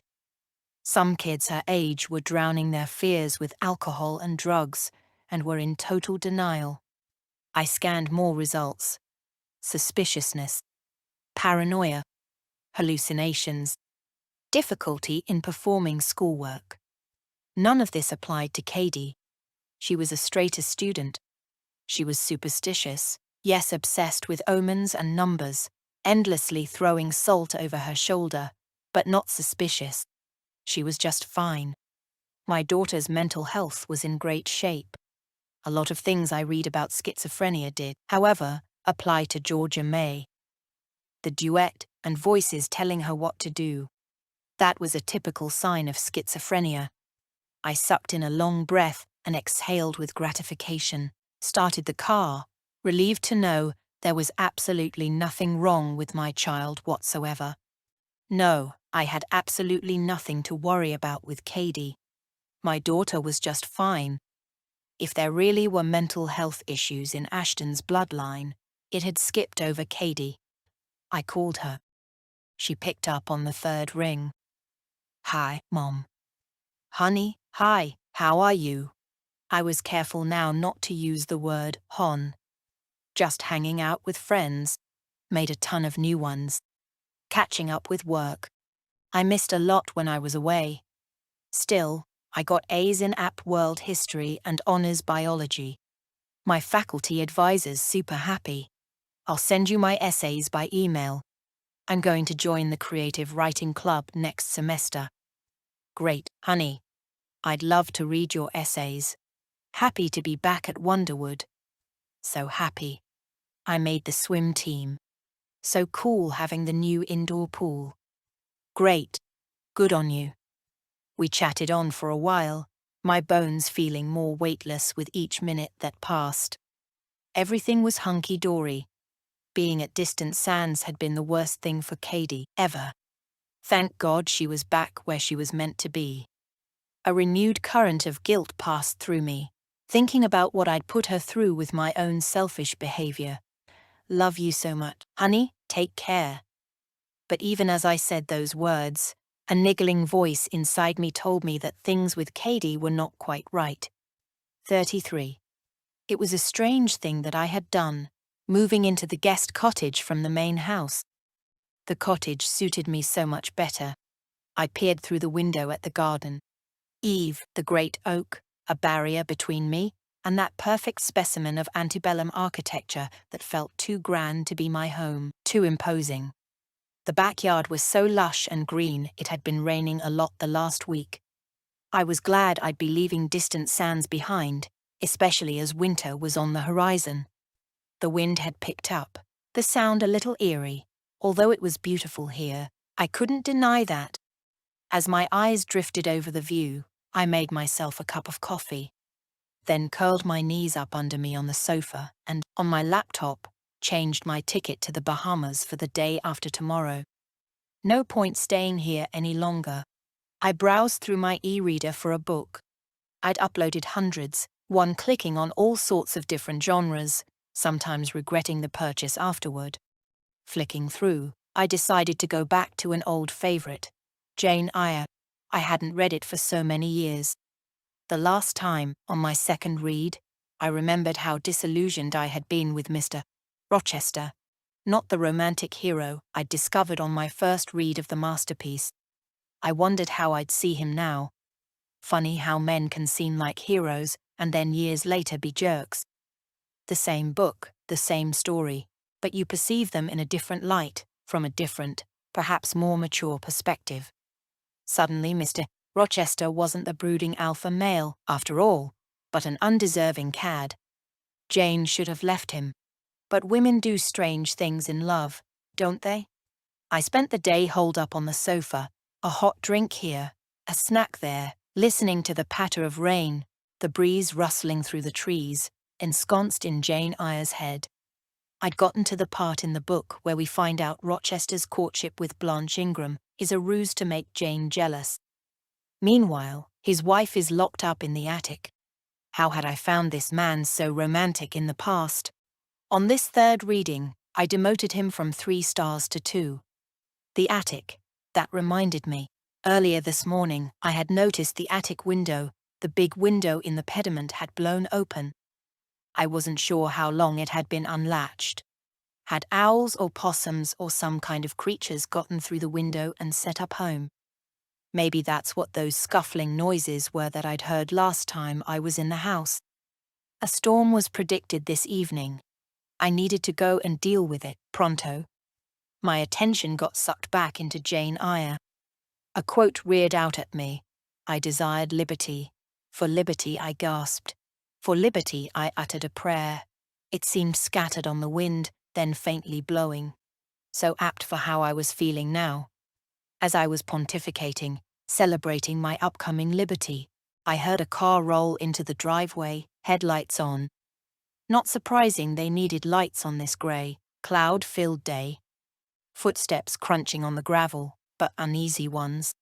I rushed to the window and observed a figure approach the front door, hesitate, peer through the window, then walk away. I couldn't see if it was a man or a woman. Who could it be? My first thought was that it was a cop. Word was out that Katie was my daughter and that we'd set Ashton up. Oh, God, a sense of doom burned deep in my belly. Had Katie called them, after all, and reported the assault? Had Ashton tattletaled on me? I wanted to hide. Panic pattered along with the gentle rain in my head. It brought me back to when I was a child and the cops would haul my dad home, plastered, staggering, his breath rancid with beer or rum or whatever he could lay his hands on. Sometimes they'd fish him out of the gutter. Other times it might be a break-up from a punch-up, my dad usually the loser. Cut lip, blood on his clothing, my mother hysterical when he lurched through the doorway, me cowering in my bedroom, pretending to be asleep, dreading what would happen next. Hoping he was too drunk to whip off his belt and strike Mom. He'd crash around, usually, until he collapsed on the couch asleep, snoring the world away. I braced myself, raised my chin, and walked out of the cottage, head held high. Whatever they wanted would catch up with me at some point. Better to face it now. But the car's engine started, and the car, a silver one, and too fast for me to catch the number plate. headed in a dash out the driveway. The big house loomed over me with its grandeur. As I looked up, remembering the attic window, I noticed the French doors by the upper back porch on the second floor were also wide open. How had that happened? The wind wasn't that strong. The phantom iced tea drinker popped into my mind. The leave Ashton while the going's good note. The idea of going into the main house alone on this grey day spooked me. The light was fading. The house would be getting gloomy, ominous. All that dark furniture, all those portraits. But I couldn't leave the windows open. I headed back to the cottage, grabbed the house keys, and unlocked the door to the main house. I entered the hallway, switched on the lights.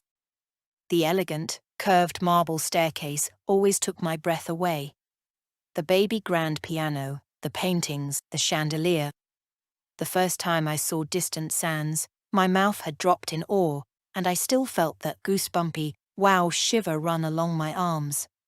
I slowly climbed the stairs, taking in with appreciation the corniced ceiling, the ornate wrought iron banisters, and the opulent surroundings. This would no longer be my house. This could be my last moment in this place. I stopped at the landing and went into the upstairs drawing room to close the offending French doors. Rainwater had gushed in, and there was water pooled on the herringbone parquet floor. Whoops, there'd be a water stain. I'd have to ask Olive to work her magic with whatever oils or polish she used. I closed the doors tight and wandered around the room to check the windows. My gaze rested on the mahogany legs of an exquisitely carved ball and clawfoot Chippendale card table. Something about those grasping talons made me feel uneasy. A spooky feeling ran through me left over from childhood, no doubt, watching movies that were too grown up for me, holed in my bedroom while my parents fought. I had their old portable TV, they had a shiny new one. My dad would sit glued to the sports channel, while I'd watch Friday the 13th films and slasher movies. Knowing that people had it worse than me back then was comforting. Outside, the night had stolen the dusk away. It was almost dark.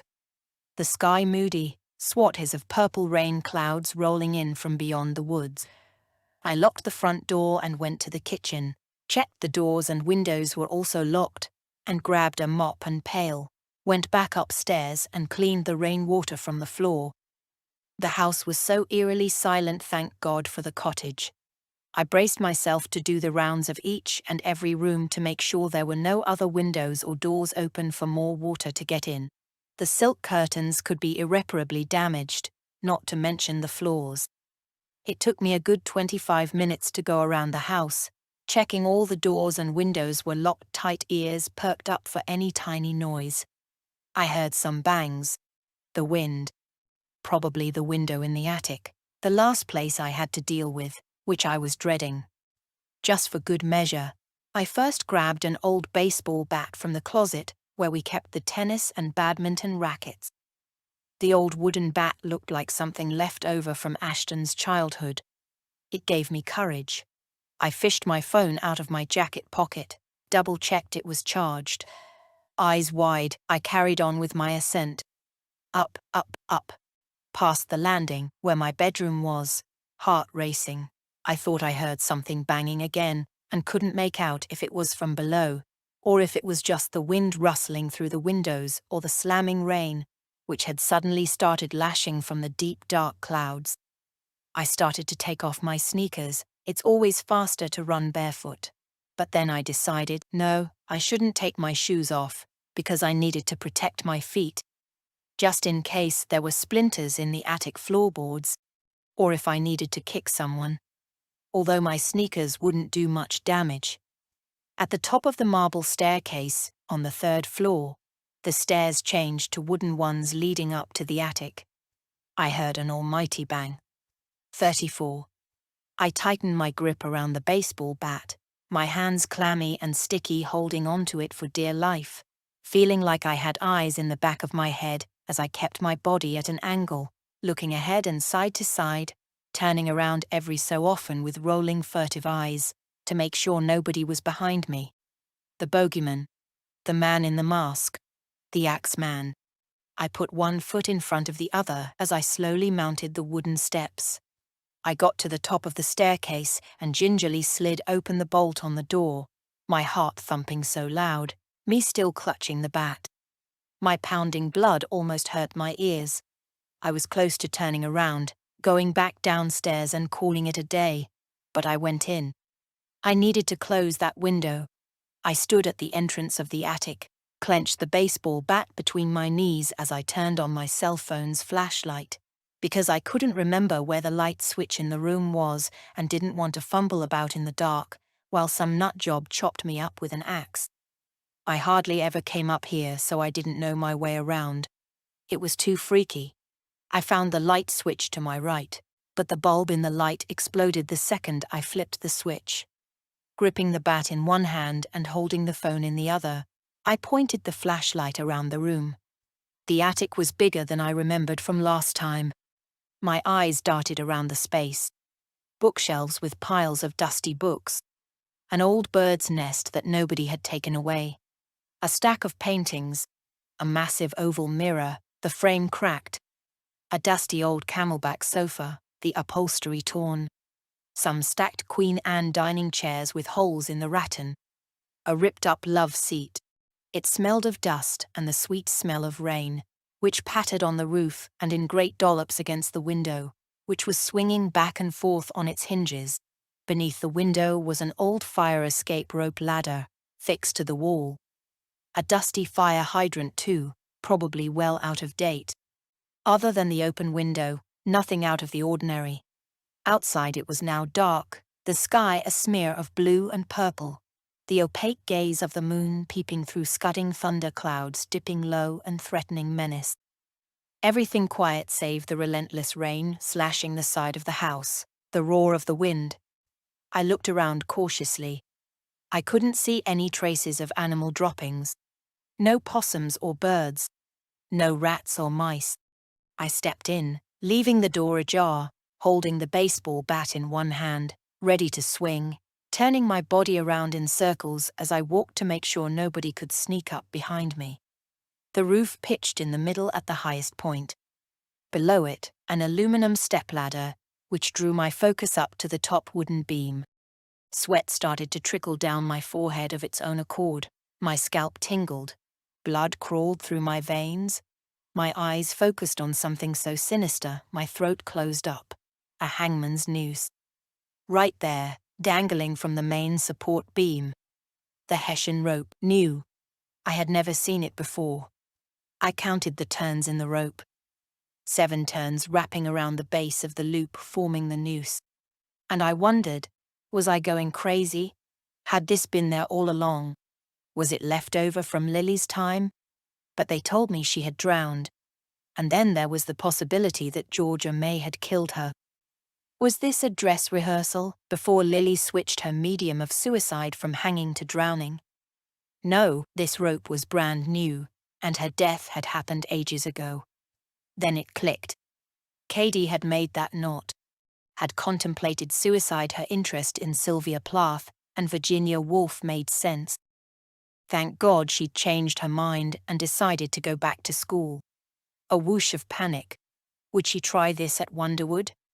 No, I'd seen all those happy photos of her on Facebook. She was doing so well with her studies.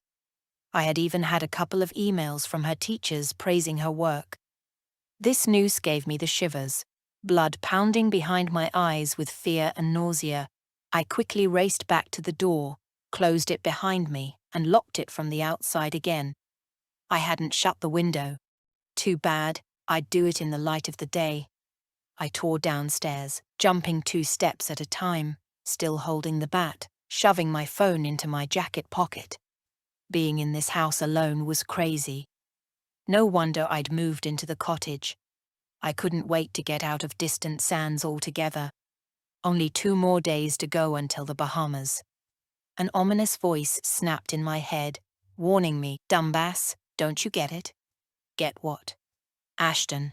I felt a dip in my solar plexus. Had Ashton made that hangman's noose? He was great with knots. Was that possible? 1 confession's enough, don't you agree? He had said. It wasn't Georgia May who had killed Lily.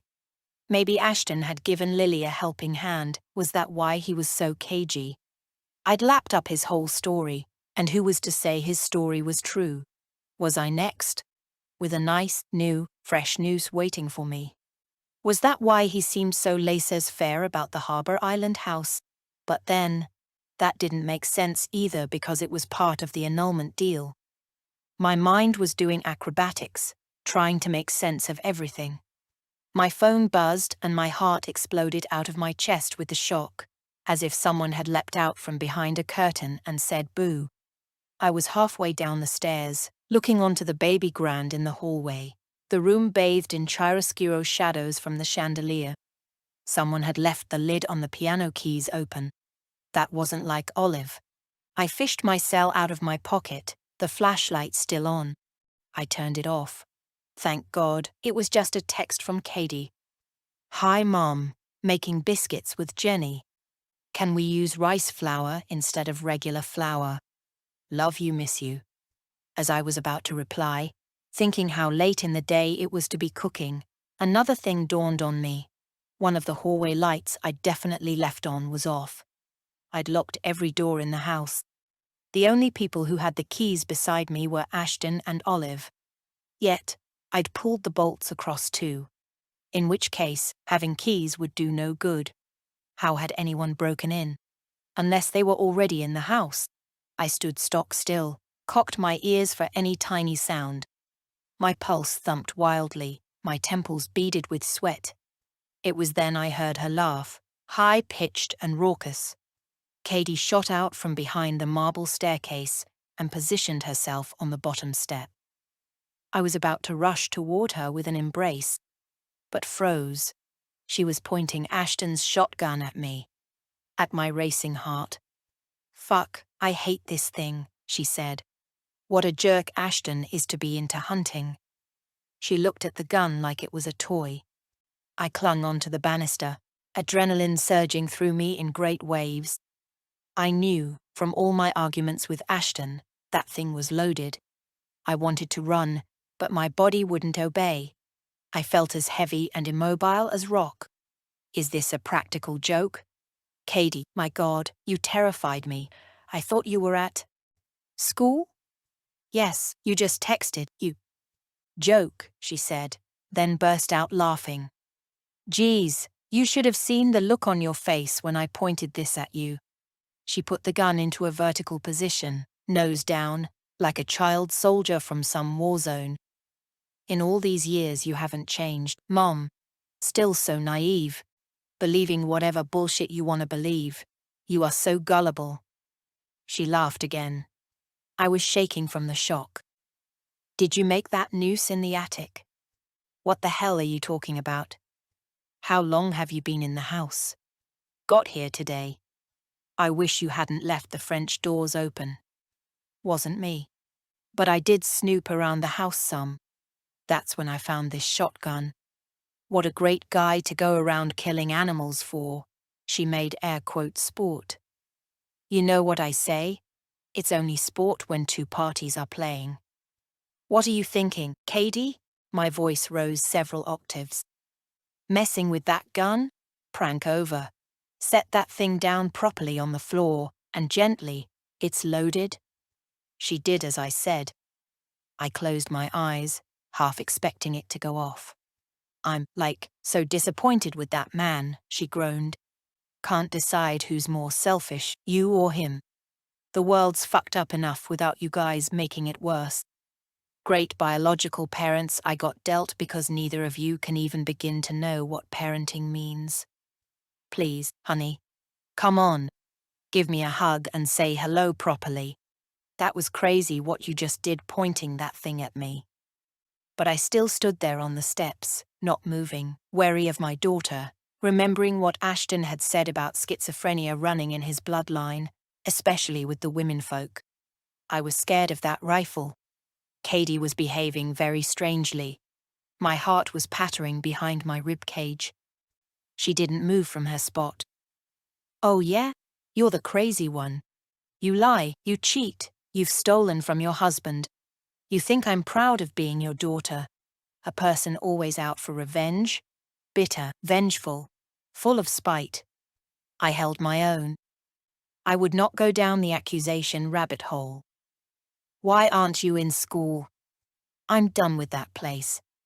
But, honey, I saw your pictures on social media. It looked like everything was going so well. People will believe whatever they want to believe. That's what social media is. A big fat fake platform for people to post their bullshit. My gaze strayed from her face, her mouth taut, her eyes on fire to her translucent hands. Her knuckles were white. This whole situation's fucked up. I wanted to get to know my dad. Went on a bike ride, out in the boat. He showed me how to drive it. He's kind of nice, but he hunts, for fuck's sake. And you? You used me. Used me to get to him. Used your own daughter for your fucked up revenge plan. I was totally manipulated by you. No, that's not true. Imagine. Let's just imagine for a minute. If I was a bad person, I could kill you right now, Mom. She nudged the rifle with her foot. Dr. Ashton Buchanan's fingerprints are all over this thing. He accosted me, remember? Dirty old man falls in love with nymphette less than half his age, becomes obsessed and kills wife. Perfect. Stop it, Katie, please, baby. Tears sprang to my eyes. I wanted to rush toward her, embrace her, or the opposite. Charge at her with the bat and smash the shotgun away like it was a baseball. But I continued to stand on the stairs, rigid with fear. What if she's serious? What if she picks up that gun again? I needed to stay calm. She laughed. Imagine the scenario, Mom. I'd clean the mess up so badly, so there'd be traces of blood under ultraviolet light, like the light they use in CSI. But it wouldn't look obvious, sloppy. Then Ashton would look even guiltier. She laughed. I'd dig a shallow grave for you because it wouldn't be easy for me. Just a girl, it must be a shitload of work, and they'd accuse Ashton of first-degree murder. My blood slowed to a cold crawl. You're crazy. My voice quivered, hardly getting the words out.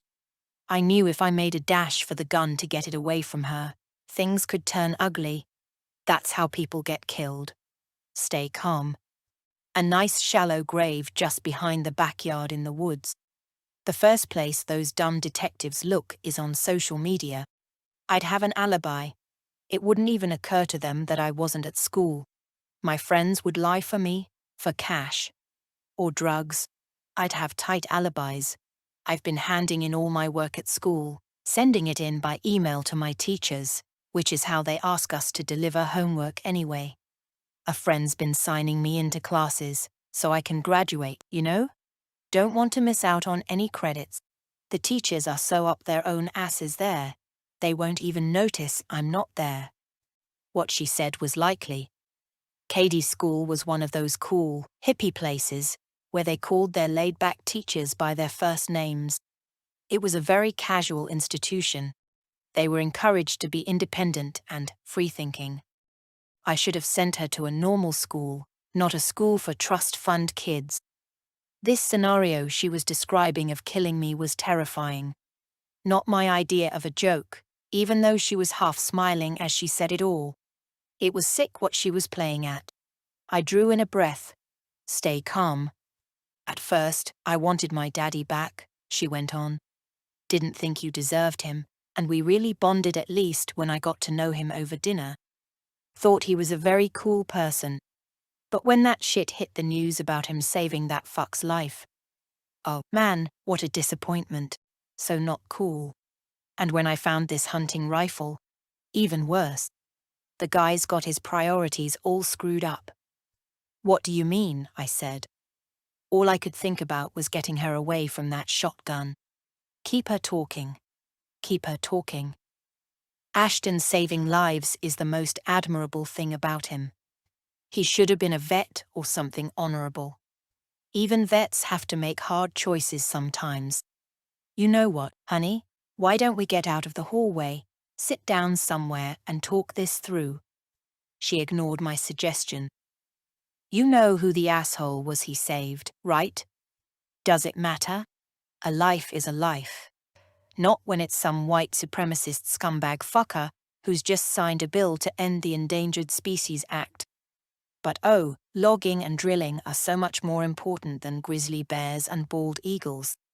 Not, my genius father went and resurrected that monster's Gaga brain. That racist, trophy hunting, oil drilling, gas lobbyist fuck senator. Katie sat down in a cross-legged position, right next to the freaking gun. I had to play this right. How she was behaving was nuts. Katie, doctors don't sit around discussing whose lives they save or who they'll let die. They make an oath. Creed, color, religion, even politics or ecology cannot, and does not, come into it. It can't. He did what he had to do. I couldn't believe I was defending Ashton, the man who'd gotten me into this mess in the first place. Oh, you're protecting him now? You know, up till he saved that douchebag's life, I thought maybe I could love him a little, as a father. But when Ashton's sorry, Dad, plucked that tumor from that asshole's brain, I changed my mind. Then I found this gun behind a bookshelf, and it got my imagination going. All I could think about was, what if? I remembered you'd bitched about that Ashton keeping a loaded shotgun in the house. Poetic justice, right, Mom? You know all about that one. Wouldn't that be kind of cool? Suddenly everything went into slow motion, as if I were hovering above the scene and was airborne, watching myself on the staircase below, a woman who had nothing to do with me. Katie, this isn't you. This isn't the person you are. My floating body sank back into itself with a jolt. My arms and legs were mine again, rejoining in a heart-skipping shudder. I was back in my petrified self, sweat pouring down my face, my underarms, the small of my back. Terrified that Katie might do something crazy, terrified that that noose in the attic was made by her. She'd been in the house. The noose was new. For a flash I wondered if she really did want to kill me, but I knew there was no way. That wasn't who she was. There was a whole lot of love inside of her for me. There had to be. I was her flesh and blood. I was her mom. Honey, I love you so much. You're my everything.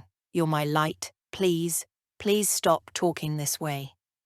Oh, shut the fuck up. You think I'm gonna fall for that bullshit talk again? You've never given a damn about me. All I've ever been is a burden to you. All my life.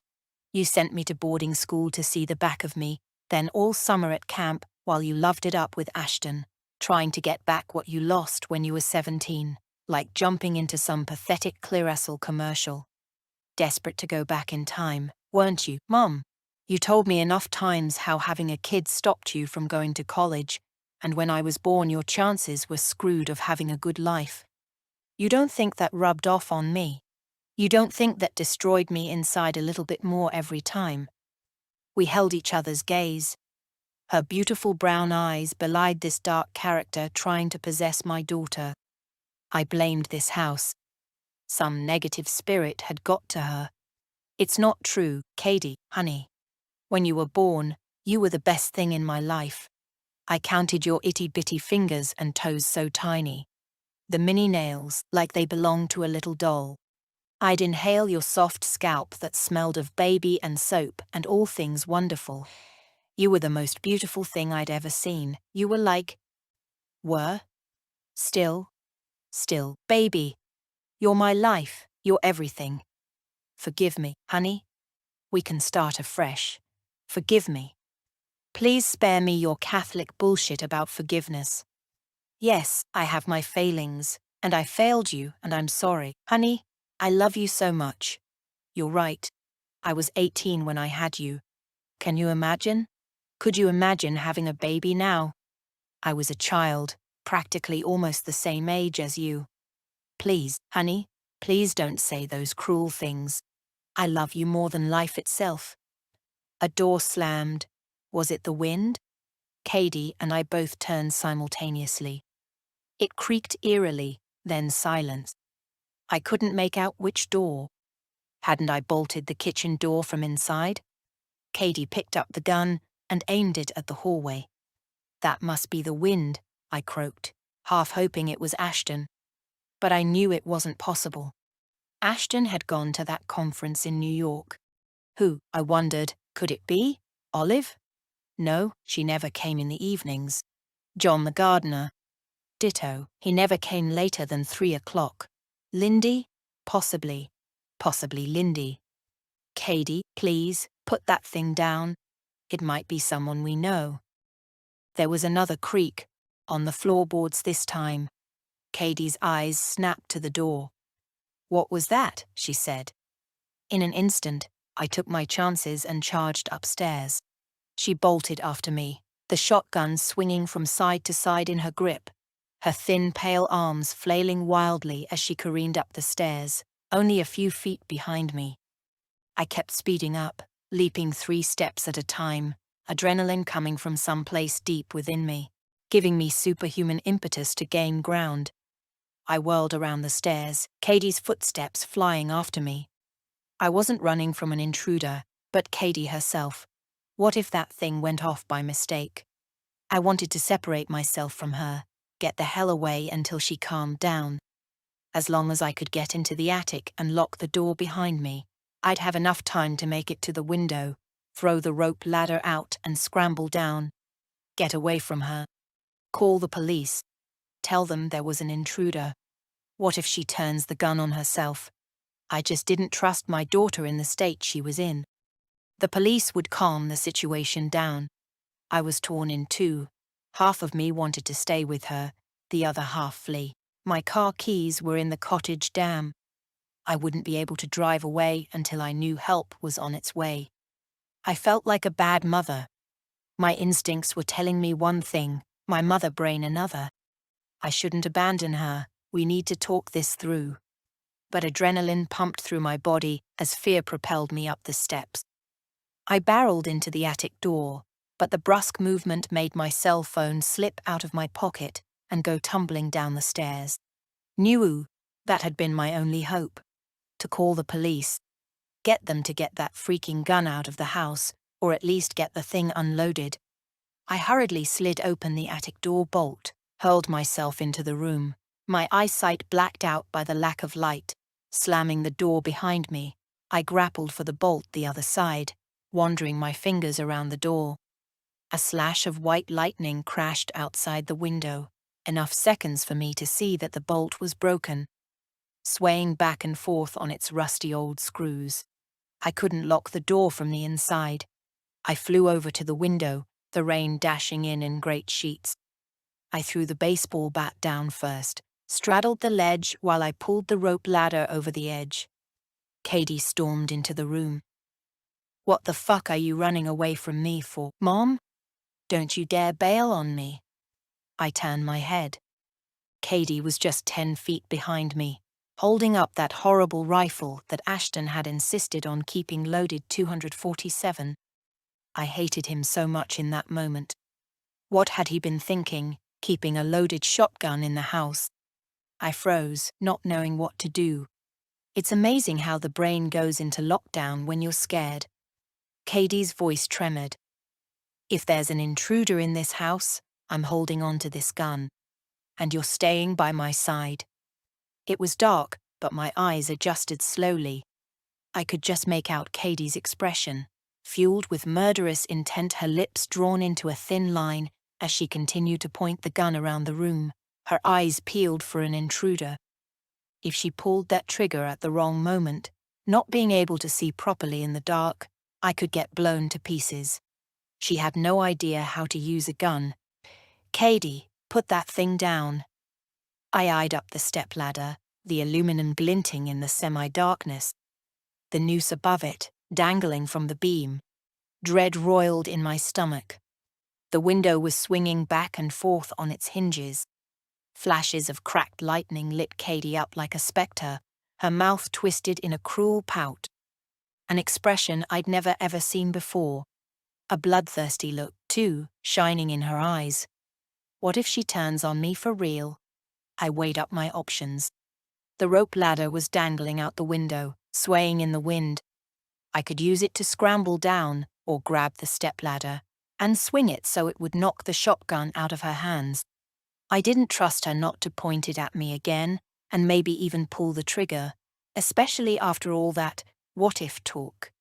I eased myself away from the ledge, tiptoed toward the aluminum stepladder, grabbed it, and swung at the gun.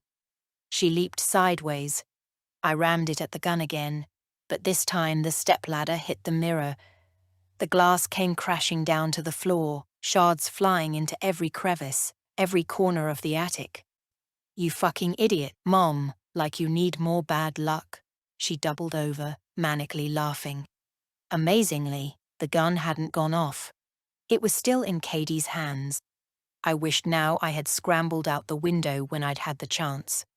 I took another swipe at the gun. "What the hell, Mom?" The force of the smash sent the gun flying out of her hands, and I pinned her against the wall with my body, edging my foot toward the rifle.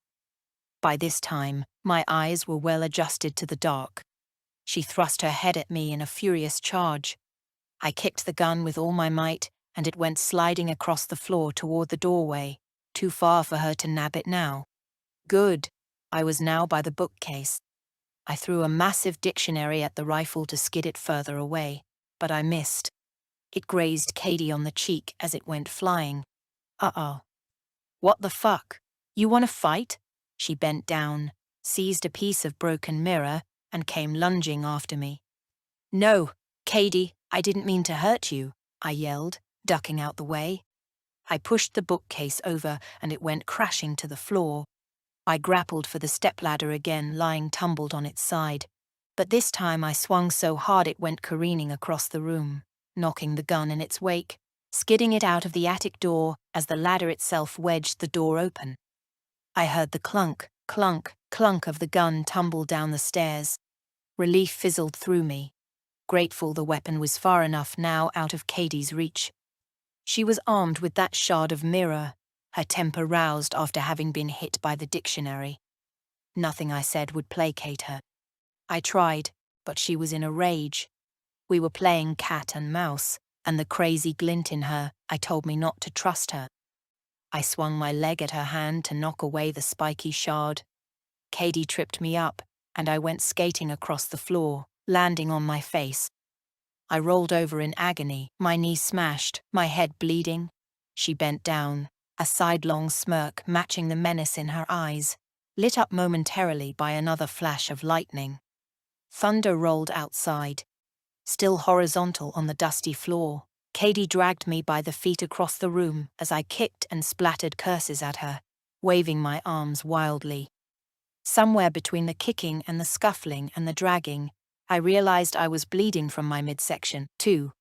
I doubled up in pain. I felt the blood ooze from my stomach like water from a tap. She still hadn't let me go. Had she stabbed me on purpose? Was it an accident? I had no way to tell. With all my will and might, I swiped back at her with my corner of mirror and caught her on the hand. She let go of me. I managed to roll myself back up into a standing position. "Fuck, bitch, that fucking hurt." Blood poured from her thumb. She swung her leg at me high, and I regretted the day I had enrolled her in taekwondo classes. Luckily, she'd only taken a few months' worth, but still, her swing hit me on the chin, and I went flying backwards. My head knocked the wall, but I was still standing. Wind howled through the window. The storm had taken hold. Black thunder rumbled outside, and another flash of lightning lit up the room again. Katie was making her way toward the gun. I didn't have time to think. I charged after her with a voltage of adrenaline that took even me by surprise. "No, you don't," I hurled myself at her. At that moment, the stepladder budged sideways and the door swung open. Footsteps on the stairs, men's footsteps, heavy and strong. The door flew open. A pair of hands held the gun. Katie wheeled around in shock. "Ashton." "Enough," he screamed. "Enough?" He pointed the gun at me. For a second, I thought he was going to kill me. His eyes glared enraged, pupils black and terrifying. Oh my God, these two have trapped me in this attic and are in it together. They want me dead. Both of them want me dead. Katie got her wish, Daddy's little girl. Enough, it's over, he shouted again, this time veering the gun in Katie's direction. Her eyes seemed to pop out of her head, and she turned and flew toward the window. Ashton steadied the barrel at her, and I waited for him as if in slow motion once again to pull the trigger. Instead of my life flooding before me, Katie's life began to uncoil inside me. It felt like minutes, not seconds. Floating in the endless sea of my womb, a heart-forming, little blind eyes, scrunched and tight, led only by her minuscule limbs kicking and reaching for life. A mini brain nourished by the only thing in her embryotic world, me. Ashton had seeded her soul. I had embodied it. How could we destroy that? Don't, I yelled.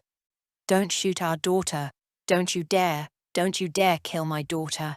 My instincts were like any mother's, even after everything Katie had said and done to me. My baby, our baby girl, leave her alone. Ashton kept the gun pointed at Katie, but he hesitated because of my screaming, giving her enough time to plunge her body out of the window, grip the rope ladder and scramble down. I raced to the ledge and watched as she and the rope ladder swung wildly in the thunder, sheets of rain whipping at the side of the house, swaying the flimsy ladder from side to side. I leaned out, hopelessly staring after her, watching as she made her frantic escape, blood soaking my shirt, my jacket, my jeans. But the rope ladder was dangling by a thread, shredded with age. One side had snapped. Katie grappled with it. Her foot lost its hold with the jolt, and, as the other old part of Hessian rope gave way, she fell. I heard her screams as she plummeted to the ground. She had tumbled sideways, her head smashing on an iron urn at the bottom of the house. I couldn't see the full damage through the lashing rain. There was silence below, just the noise of the hissing wind, the rain, the bouts of thunder. Lightning lit Katie up in an eerie silhouette, and she lay quite still. I couldn't see if that was blood pooling out of her head forming a crown of red, or if it was rainwater. My mind went monochrome, trapped in a Hitchcockian nightmare. I stood there, dazed, blank, numb. I felt breath on my ear, whipped around to find Ashton right there. He blinked at me, pain in his eyes, then put his arms around me. I was too dumbstruck to move. For a second I feared he might strangle me. He had heard my scream, "Don't shoot our daughter." My charade was over. "I thought you were going to kill me," I murmured, my body trembling, blood still pouring from the gash in my belly. Even if I had pulled the trigger, it wouldn't be done any good. "What do you mean?" A ghost of a smile. "The gun wasn't loaded." I gawped at him. "After the fuss you made," he explained, "I decided you were right. Not living alone anymore, I got your point. Keeping a loaded shotgun in the house was a dumb idea." I leaned out the window. Katie's body was motionless. Dead. Our daughter was dead. 35. I snapped myself out of my reverie, jiggled away from Ashton's grasp, and started to scramble from the attic. I didn't hear what he said calling after me in a plea.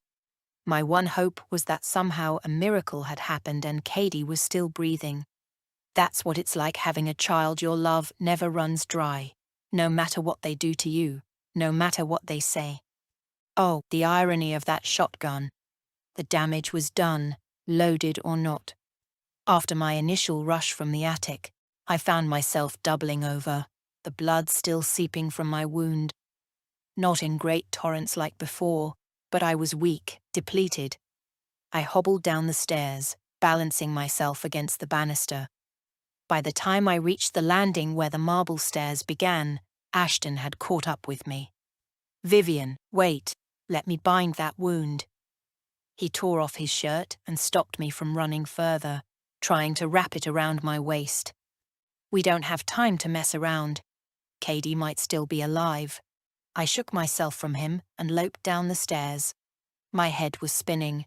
Stars sprinkled themselves behind my vision, then turned to blotches of color, red and green, then glaring white. It took all my effort to make my legs carry me down, one foot in front of the other, as carefully as I could in my panicked, weakened state. In a frantic bid to save every second on the clock, I tried to steam ahead. My head pounded as I wobbled on my jelly legs, which finally buckled with fatigue. Ashton caught me. "You think Katie's my priority right now?" Before I could answer, he had swooped me into his arms and was carrying me downstairs, his hand pressed on my wound like a plug. "Damn, that's a nasty gash," he said. "So lucky I came home." "We need to call the ambulance," I rasped, my mouth and throat feeling like cotton wool. I was thinking of Katie, not myself. Then I blacked out. When I came to, which felt like only seconds later, my stomach was bound up. Ashton had stretched me out on a sofa in the hallway, hydrogen peroxide bottles scattered next to me, and first aid paraphernalia, scissors, bandages, gauze, ointments, Ashton acting as nurse. "Katie," I said. "She's dead?" "No," Ashton replied. He shook his head. "She's gone. But that's impossible. She was lying there, smashed on the ground. The police are on their way. We'll find her. She can't be far." I staggered to my feet. I need to see with my own eyes. I leaned on Ashton as he led me outside to beneath the pediment, beneath the window at the front of the house where Katie had fallen.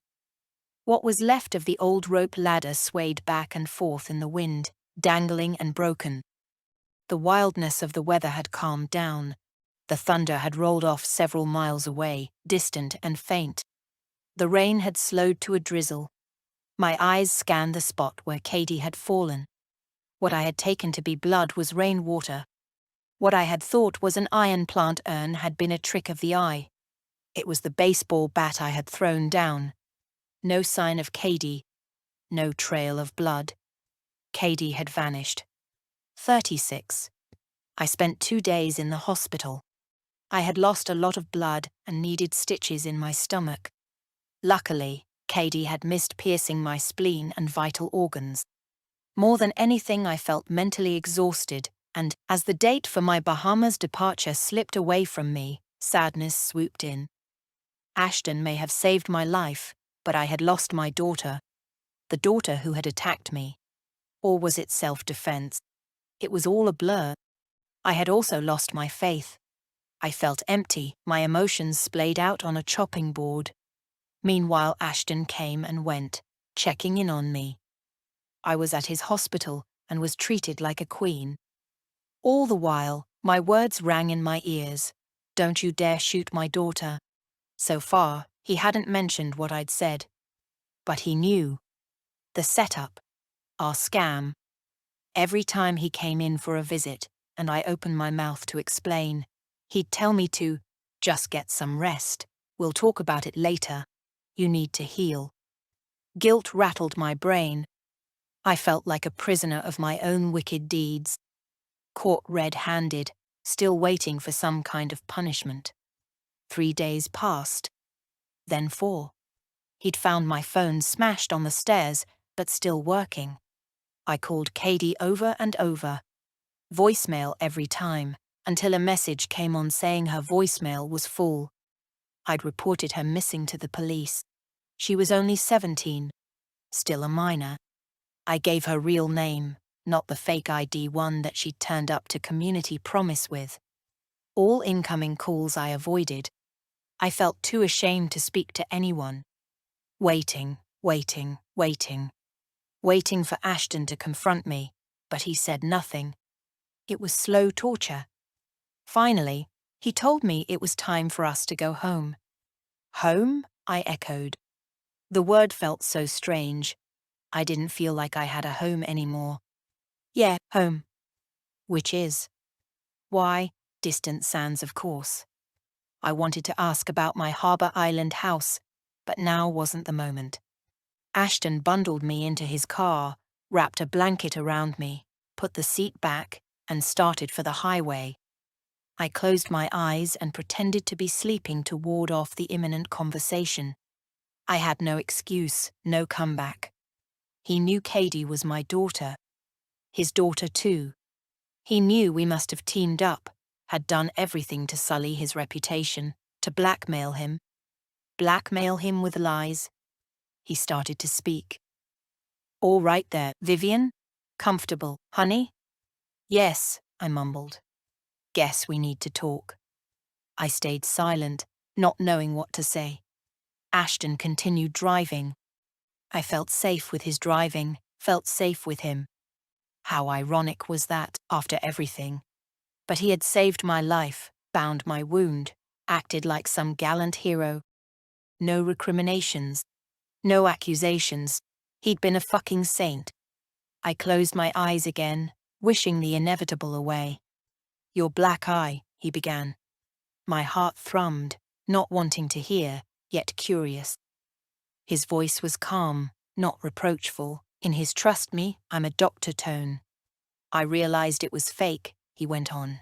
When those frozen peas I put back into the freezer had purple makeup smeared on the packet. That was the first alarm bell.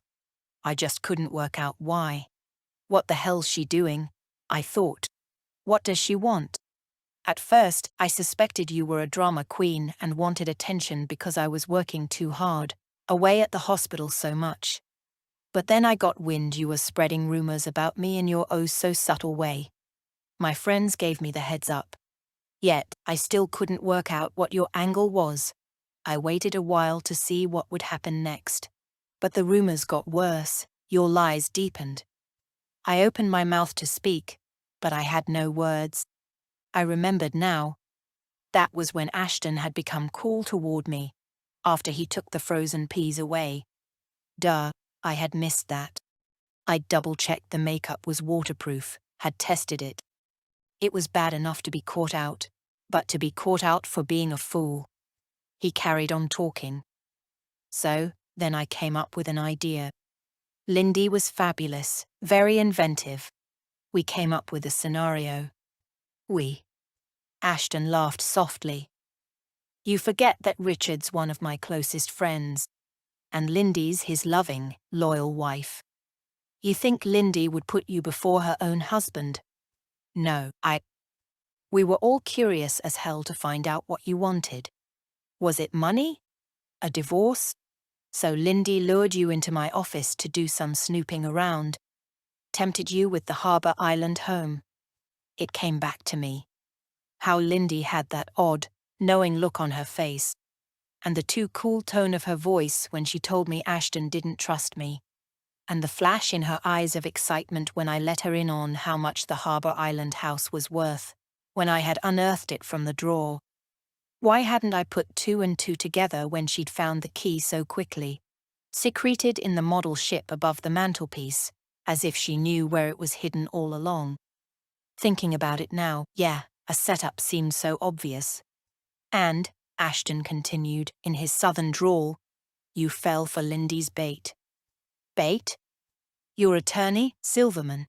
Lindy's idea, if you recall. That you just must call a lawyer because of your terrible abusive husband. And she happened to know just the right person, didn't she? Even had his card at hand. Noah Silverman and I go back a long way, Vivian. Friends since we were 6. But he's real. I checked him out.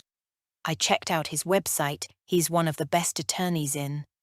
Oh, yeah, he's real all right. One of the best lawyers in the state. He's also one of my best friends. Lindy told me you hated him. That the only reason he was at our wedding was family obligation. Lindy's a pretty good actress, huh? He laughed again. Oh, Vivian, we had such fun fooling you. We really did. You were so gullible. I sank into my seat, mortification flaring on my face, humiliation netting my body from scalp to toe. I didn't want to mention Katie or ask Ashton how much he knew. Didn't want to add salt to my festering wound. He chatted on, one hand on the wheel, a casual glance at me, here and there. Suave talker. The divorce, or rather, the annulment. It's not real, sweetie. It never got filed. There is no Harbour Island house waiting for you. No $1 million. Nothing, in fact. except what I can offer you on a day-to-day basis. We're still as married as we ever were. I still hold the reins in this marriage. You, my dear wife, belong to me. I told you, Buchanans don't do divorce. I have a pretty wife, and I'm going to keep that pretty wife. Granted, she's a bit crazy, but that's okay. I'm used to crazy. Crazy runs in my family.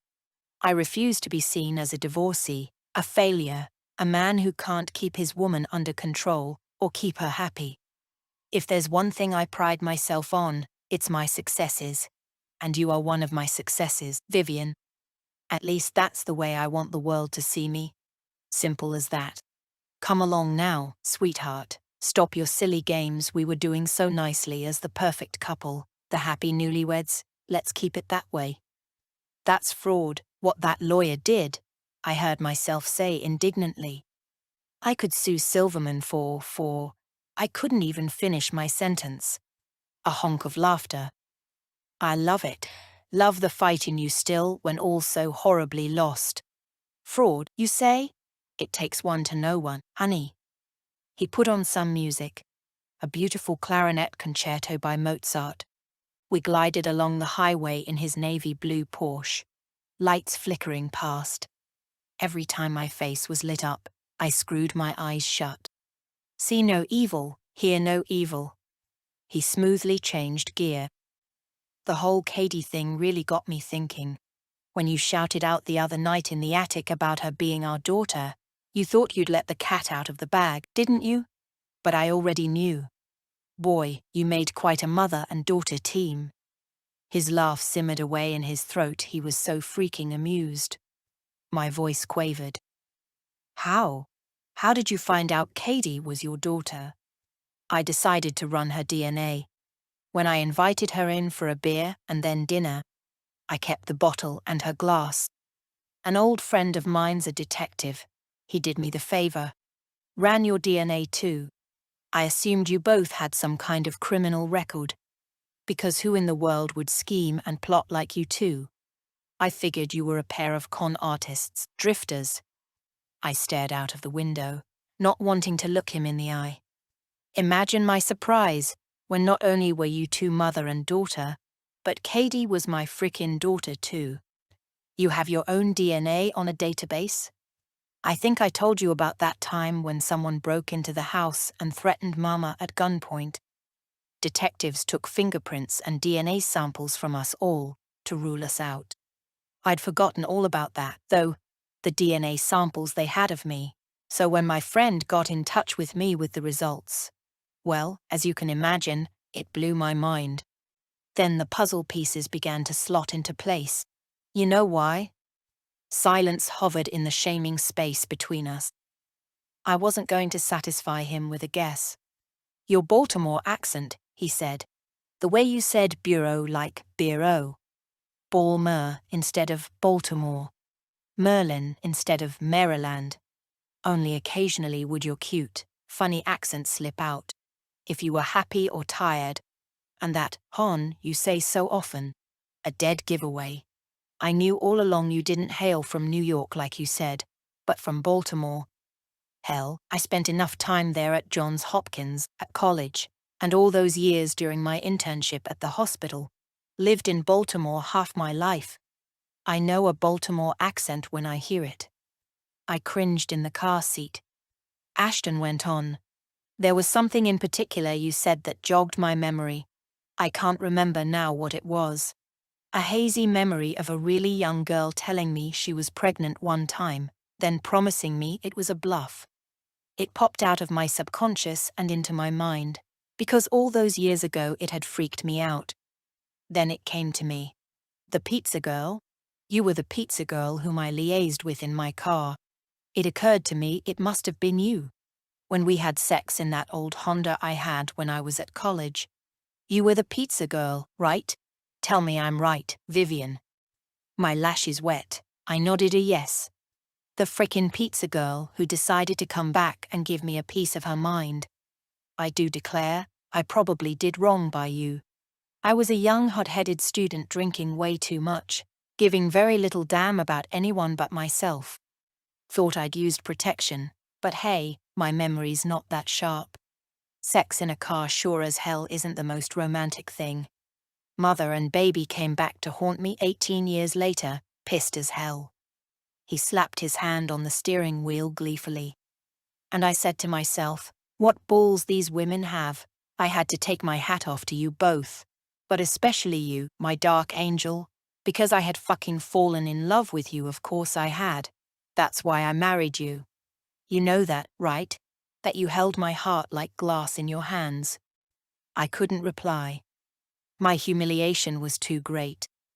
Anger mixed in there, too, at having to relive the shame of being the wronged pizza girl with the big nose, all over again. Ashton shot me a wry glance, then his eyes focused back on the road. And I wondered to myself, how did they do it? When I found your phone on the stairs after Katie attacked you, half smashed but still working, I finally guessed your password. There were all sorts of texts between you and Katie filling in the blanks to my questions. I rubbed off the incriminating video of me, by the way, your evidence, crossing fingers you hadn't already sent it halfway round the states. But kept the evidence of your scheming, for proof, just in case I needed it.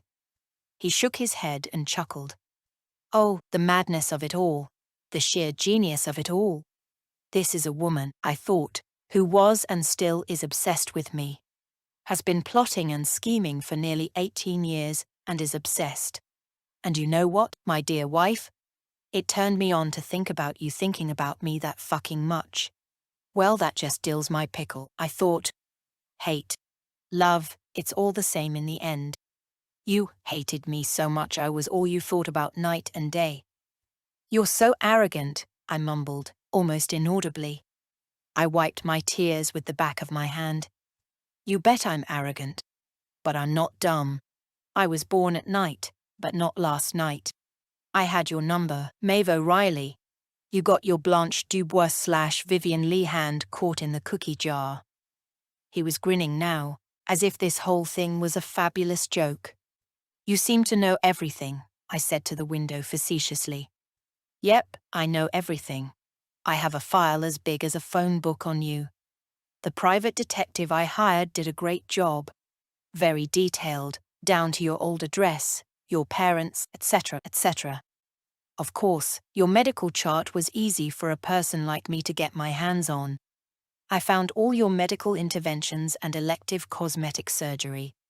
I know everything about you, even things you've probably forgotten about yourself, the time you had chicken pox and measles, even the time your dad ripped out your earring and you needed stitches in your ear, and when you won a prize for an essay with that local magazine.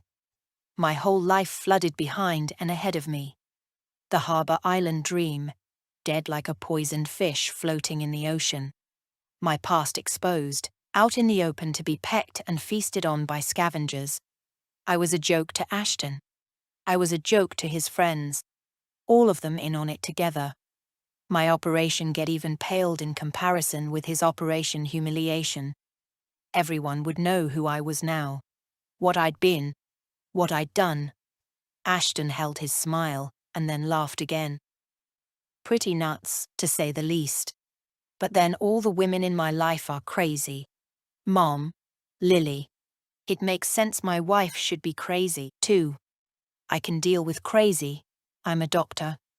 I didn't share his sense of humor. I'm not crazy, I mumbled, under my breath. Tell that to a judge or your friends at the country club. I sat there glum and silent, fury emanating from every cell in my body. A cascade of merriment. Why so sad, Vivian? Did Chevrolet stop making trucks? Lighten up. Celebrate the fact you're still alive, that you're still married to me. Lighten up? Was he crazy? Why wasn't he livid? Livid I could deal with. But being laughed at. The humiliation was sinking me. He'd won. He'd beaten me at my own game. We rode along in silence, only the classical music, the breeze whistling through a small crack in the car window. Finally, I said quietly, so what now? Till death do us part, baby. Are you serious? Nevermore. And the Harbour Island house. It isn't yours, then? Technically, kind of. What does technically kind of mean? I bought it for my sister, Lily. She's not called Lily anymore, of course. Like you, she changed her name. Many years ago. Needed to get away from the family, start a new life. I helped her on her way financially. Mama disowned her when Lily left home. Pretended to herself that she never had a daughter. Refused to ever speak of Lily again. Lily lives in that house in Harbour Island. She lives in that house. She's a marine biologist. Pretty notorious for her work with tiger sharks. In fact, she's the one who got me into sharks in the first place. Her name now is Alex Leader. Alex Leader, the same one Ashton had told Katie about. But there was something in the way Ashton said her name that made me suspect he was lying. Right there, in the car, I googled on my phone, Alex Leader Marine Biologist Bahamas. The only photos that came up were long shots of someone diving with sharks. It could have been anyone. 37. It's an odd feeling when you've created your own prison, designed your own gilded cage. You want to fly, but you can't. The gold is too shiny, the cage too comfortable. I was an ornate bird with clipped wings, a beloved pet. But that didn't stop me from plotting and scheming my escape. To the outside world, my life carried on as before with Ashton. Yet the lies that hung between us were more intricate than Chantilly lace and thicker than Louisiana mud. Nobody called me out on my fraudulent behavior. All his friends continued to smile and say things like, "Bless your pea-pickin' little heart," while secretly being disgusted by me, although they never let on, so I couldn't be sure what thoughts ticked over in their minds. To my face, everyone was perfectly charming. If you don't have anything nice to say, then keep your pretty little mouth shut. Even I began to live by that mantra. For now, I thought of another one of their expressions. Too poor to paint, too proud to whitewash. That was me. I understood who I had been all along, the kid looking through the window of the candy store. Now I was inside the candy store and could have anything I wanted. But there was a catch. Daddy was paying. I had lied to Daddy, kicked up a fuss, stolen the candy, and got caught red-handed. The shopkeeper was eyeing me warily. The customers, too. I had to prove to them that I was no longer a shoplifter and could be trusted. After all, why steal when something's being given to you anyway? If I wanted the candy, I could have it. Daddy would buy me whatever I liked. But I had to be a good girl. My future plans for my life and interior dialogue would change from day to day. Sometimes I gobbled up the candy. Other times I was disgusted by its sweetness. I will bide my time and get a real divorce. With an attorney whom Ashton doesn't know, this time around. Other days I admired my husband. It was extraordinary how he didn't hold a grudge. Maybe there was a lesson to be learned there. He had let go of the past. I should too. Those were the candy-gobbling days when I was high on sugar, when I convinced myself how good I had it, and that I was a fool to throw it all away. Yes, I could leave with nothing, start a new life. But then what? I'd gotten accustomed to beautiful clothing, a nice car, bills paid like clockwork, help around the house, a gorgeous home, gifts from my husband, and, let's face it, great sex. Although, something inside me doubted Ashton's benevolence. I was sure that someday, when I was least expecting it, he'd get his revenge. Send me to bed with no supper and lock me in the basement, chained up. That's why I needed to leave him first. Get out of this marriage when the time was right. Separate officially, then file a no-fault. Take my fair share. Ashton Buchanan still owed me, big time. But I had to be savvy. Had to play the game. Strike at the appropriate time. He was watching my every move. He had proof of what Katie and I had done. Taking anything more from this marriage than my birthday suit was unlikely, given the circumstances. As for Katie, she simply disappeared. The police had tried to find her and failed. We found out that she had taken Ashton's boat for her getaway, down by the dock. She'd had enough time to run that night, and with the noise of the storm nobody heard the motor. The boat was found several miles away in Tybee Island. She must have found the keys in the kitchen. The police came across her phone on the boat. Smart girl, she didn't want to be traced. But she'd wiped all incriminating messages off. No clues to where she was heading. I imagined Katie making millions somewhere, branching out her drop-shipping business. That girl didn't need a high school diploma or college degree to get ahead. Or maybe she'd hooked up with Greta Thunberg and her team and was fighting for ecology. I missed her, despite what she'd done. I hoped she would reach out, apologize. Was she aware she could have killed me with that slash to my stomach? What if Ashton hadn't saved the day? I often wondered about that. She is forgiven for what she did, but not forgotten. Ashton and I contracted his private detective, the one who found out pretty much everything about my past, but had no luck with tracking her down. I carried on with my job at Community Promise, just part-time. Because Ashton was lavishing more attention on me than before and wanted to keep me close. Luckily, they hadn't found anyone to replace me. Did Susan and the rest of the staff know about my misdemeanors? Perhaps, but in true South Carolinian style, they were as polite and gentle as daisies in spring, never said a word. Lindy? She pretended like nothing had happened at all. Another ironic twist. The only person I now felt comfortable hanging out with was my old enemy, Belle. All that stuff she told me about Lily. That Lily had taken her own life by sinking herself in the ocean, and that I should go and look it up in the library, etc. Belle told me she was pulling my leg, didn't expect me to lap it all up and be so gullible. She found the whole thing hilarious. Ashton had sworn to keep Lily's anonymity a secret, she said, hence his caginess. Yet Lily, aka Alex's leader supposedly, still remained a mystery. There were times I was so curious, I was tempted to hop on a plane to the Bahamas and track her down. At first, I was enraged with Belle for playing games with my head. But my fascination with the similarities between us drew me closer. We became friends. It turned out that she and Ashton had broken up when he told her he never wanted to start a family. Brandon was waiting in the wings and snapped her up. Smart guy. I confided in Belle about Operation Get Even. I guess she and I both had the same twisted sense of humor. Some people mistook us for sisters. I would have loved to discuss all this with Dr. Becker, my bizarre friendship with Belle, the kid in the candy store who had lied and stolen, yet who still felt cheated. But Dr. Becker had moved to another state, so my therapy sessions sadly ended. Mariama, Georgia May's wonderful nurse, returned to Heritage Park to look after her devoted patient once more. My mother-in-law is quite her old self again. Not the murdering husband self, but the charming lady in pearls and pink self. I still visit.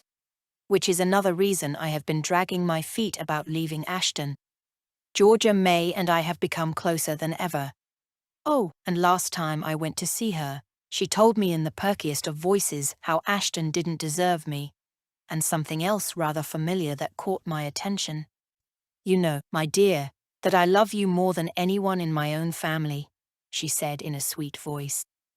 You really should leave Ashton while the going's good. 38. 9 months later. Ashton has arranged a marine safari for us, farther up along the North Carolina coast, 4 hours away from Beaufort, a mini vacation. It's the first chunk of time off he's taken since our honeymoon, and he needs it. They say neurosurgeons have the highest rate of burnout than any other medical specialist.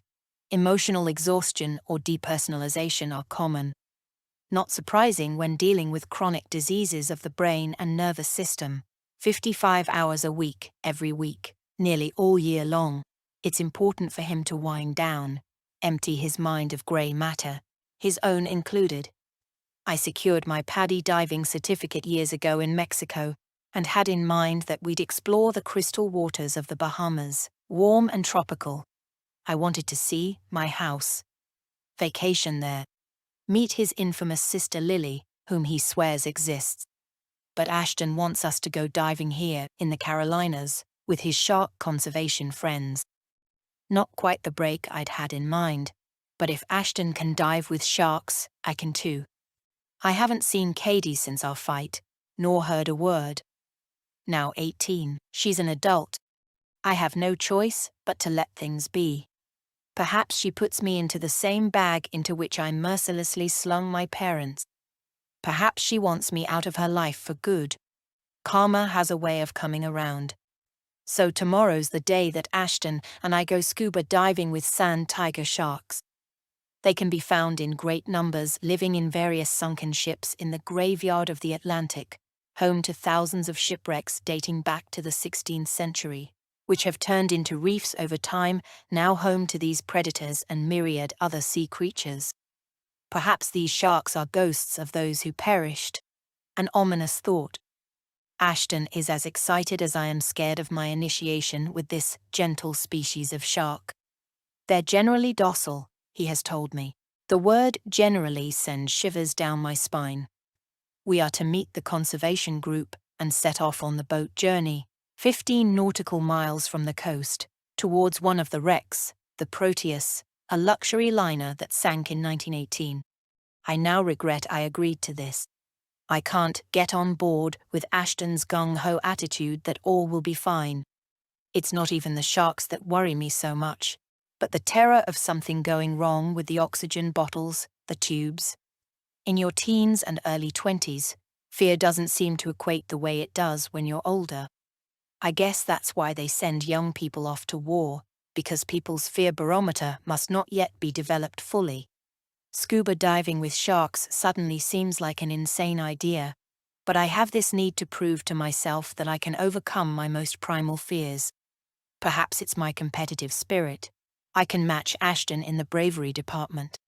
Being brave is not about not being afraid, but conquering any particular fear you have. I can do this.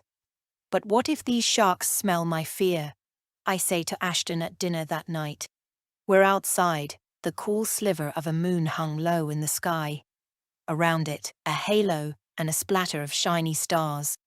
The Carolina air tells us it's the end of summer, but heady warmth still lingers, and the scent of oleander is thick in the air, sweet and cloying, and somehow nostalgic.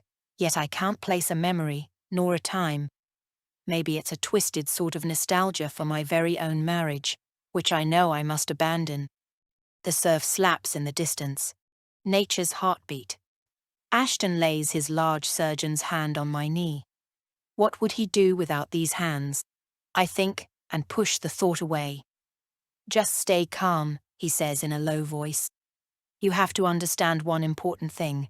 These sharks do not think of humans as food. Maybe if the water's really turbid, and there's lots of bait in the water, or a lot of wave action, and they can't differentiate one prey from the other. He trails off, realizing he's exacerbated my fears. Sometimes people feed them. We won't be doing anything like that. You'll be fine, Vivian. What if I panic? We'll double-check all the hand signals beforehand. If you feel scared down there, we can come up slowly. Slowly, remember, because of the changes in pressure. Just the way we practiced in the pool this morning. I pull a face. The pool's one thing, the merciless Atlantic another. I promise, once you're down you'll become so enchanted with the incredible marine life underwater, you'll have no qualms. The sand tigers are very docile, pretty timid around humans. Just make sure you don't wear anything shiny, take off your jewelry, or they might mistake it for fish scales. There'll be some barracudas most likely, too. They're attracted by anything glittery. Barracudas? Goosebumps prickle my arms. Great whites and tiger sharks have been spotted along this coast, too, I say. What if we come across pearl white? He laughs. If that happens, it'll make my year. I've seen a video of a diver stroking the head of a shark, like a dog, rubbing its nose, giving it an underwater massage. But I also know that their teeth and jaws are designed to crush the hardest of objects, like turtle shells. Great whites do pass through sometimes, Ashton admits. But where we're going is the home of the very docile sand tiger. These wrecks have become their habitat, their shelter. It's been discovered the females return to the same place year after year. They call that site fidelity. You'll be fine, Vivian. Honey, don't overthink it. I grimace. Such misconstrued creatures, Ashton goes on. The true nature of sharks is so different from how they're portrayed. They need us to help stop the brutal slaying of them. The shark fin trade's gotten out of control in the last 10 years. Sharks clean our oceans. They're a vital part of our ecosystem. We can help by educating people. All I can think about is Jaws while he speaks, despite the beautiful footage I've seen of that cute shark having a love fest with the diver, like a puppy begging for attention. Ashton is not afraid, not one iota. But I am. Animals can smell fear, especially apex predators. The sharks will hear my thundering heart, detect my panic. Or they might nibble me out of curiosity with their dagger teeth. One little innocent bite. This conversation was last night at the hotel. Now I've had the night to think it over, turning and tossing and revolving in my bed. I'm wavering toward a no. It's before dawn, and we're scheduled to leave at 6 a.m. I have half an hour to decide if I join the boat trip or not. I've done some Google research. At around 11 feet long with razor-sharp teeth built to dismember and tear, these sand tigers are still awesome, to say the least, despite their docility. Ashton's all for it, raring to go. But then he's braver than I am.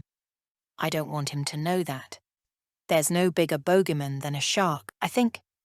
Despite my reservations, I get in the car with Ashton and we drive off. I have a big surprise waiting for you, Ashton says, as we get out of the car and approach the waiting boat by the dock. My stomach dips. What? If I told you it wouldn't be a surprise. There is quiet menace in his eyes, which also, but not quite, is hidden by the charm of his smile. I want to jump back inside the safety of the car, tell him it's all been a mistake, that I've changed my mind. But I don't. Curiosity pulls me forward. We take off our shoes and get onto the boat.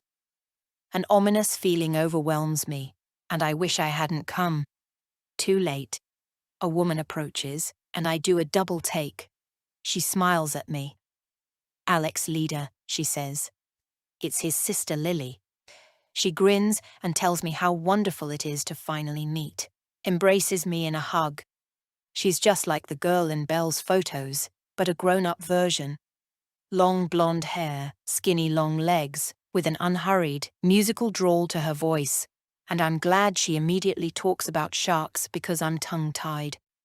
I half expected her to be dead or a phantom of Ashton and Belle's imagination. I'm so excited to share with you all the true nature of sharks. I feel so privileged to have gotten to know these beautiful predators and make friends with them.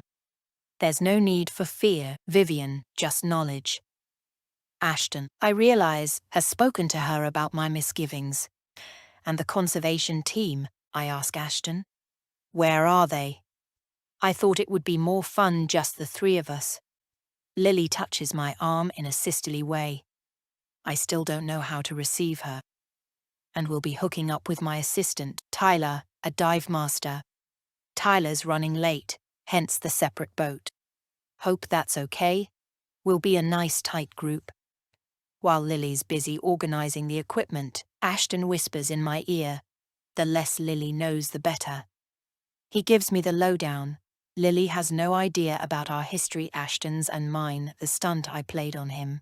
The fact we made a baby together 18 years ago, or 19 if you count conception.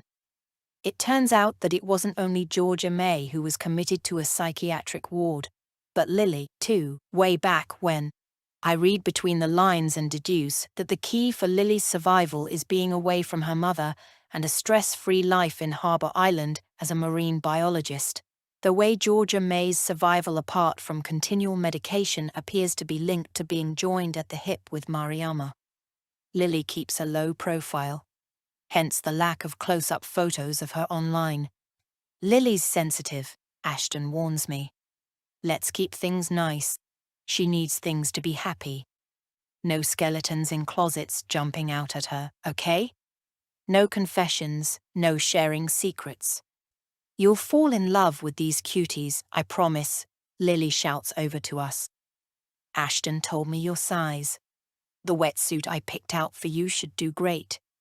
She chats on about Tyler and the sharks and the trip, and I try my best to take it all in. There's a childish quality to Lily, an innocence. She is here right before me. A real person in the flesh, after all this time, after all my fantasies about her being dead. She goes on. A few things to be aware of. Don't touch the sharks. Are you kidding me? Resist the urge to chase them. Sand tigers are curious, but also afraid of divers. If you remain still, they'll be more likely to come to you. You'll be blown away by the shipwreck. It's pretty cool. Remember to always leave an open exit when you go inside. Don't corner a shark, or it could turn aggressive. Corner a shark? No, I hadn't planned on it. From more conversation, I glean that Lily has no children and few friends, just lives for these sharks and her dives, which usually take place in the Bahamas, where she lives in my house. This is the first time since she fled her family, all those years ago, that she's been back to the States. The boat trip to the shipwreck is beautiful. We motor across the deep green waters, pewter blue flying fish shimmering through the air. They look prehistoric, half fish, half birds. Evolution before our eyes. As we power along, Lily at the helm, Ashton and I go over and over the various hand signals. Ashton will be my dive buddy, and I'm glad because he's done this several times before. The other boat is in sight when we arrive, but we don't wait for it or tie up together. Tyler. But the boat's too far off to see him. I'm concerned with my paraphernalia, trying to keep everything I've learned about diving from my PADI course and Ashton's refresher course in my head. I'm trussed up in my neoprene dive suit, which sticks to me like glue. Ashton somehow looks attractive in his. However ungainly I feel, I see mine as a barrier between these great sharks' teeth and my flesh, although I know that's illogical and somewhat paranoid. Even though the weather's warm, Lily assures us we need these suits as if they were our second skin. It's cold down there in the deep Atlantic where the unknowable awaits. Plus, there might be jellyfish. I waddle in my outfit toward the back of the boat, careful not to trip on my fins. Lily jokes. I love the smell of wetsuit in the morning, and I force a laugh, because the idea of offering myself up to a host of sharks terrifies me. I want to pull out, tell them I'll stay on the boat, but pride and curiosity won't let me. I have committed to this madness, so now I must see it through. Humans go into the water on average over 8 billion times a year, Lily tells us. Out of this insane number, there are only 85 people who are mistakenly bitten, and only around 5 who actually die. Yet people do much more death-defying things every day, like drive in cars, for instance. Seriously, don't sweat it. The odds of anything bad happening to y'all are negligible. The word odds gets my heart racing. Odds means chances. There's a chance I'll be one of those 5. We jump into the water, clad in tanks, masks, and flippers.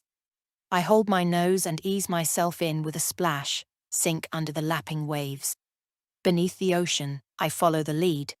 Lily first, then me, and Ashton behind me.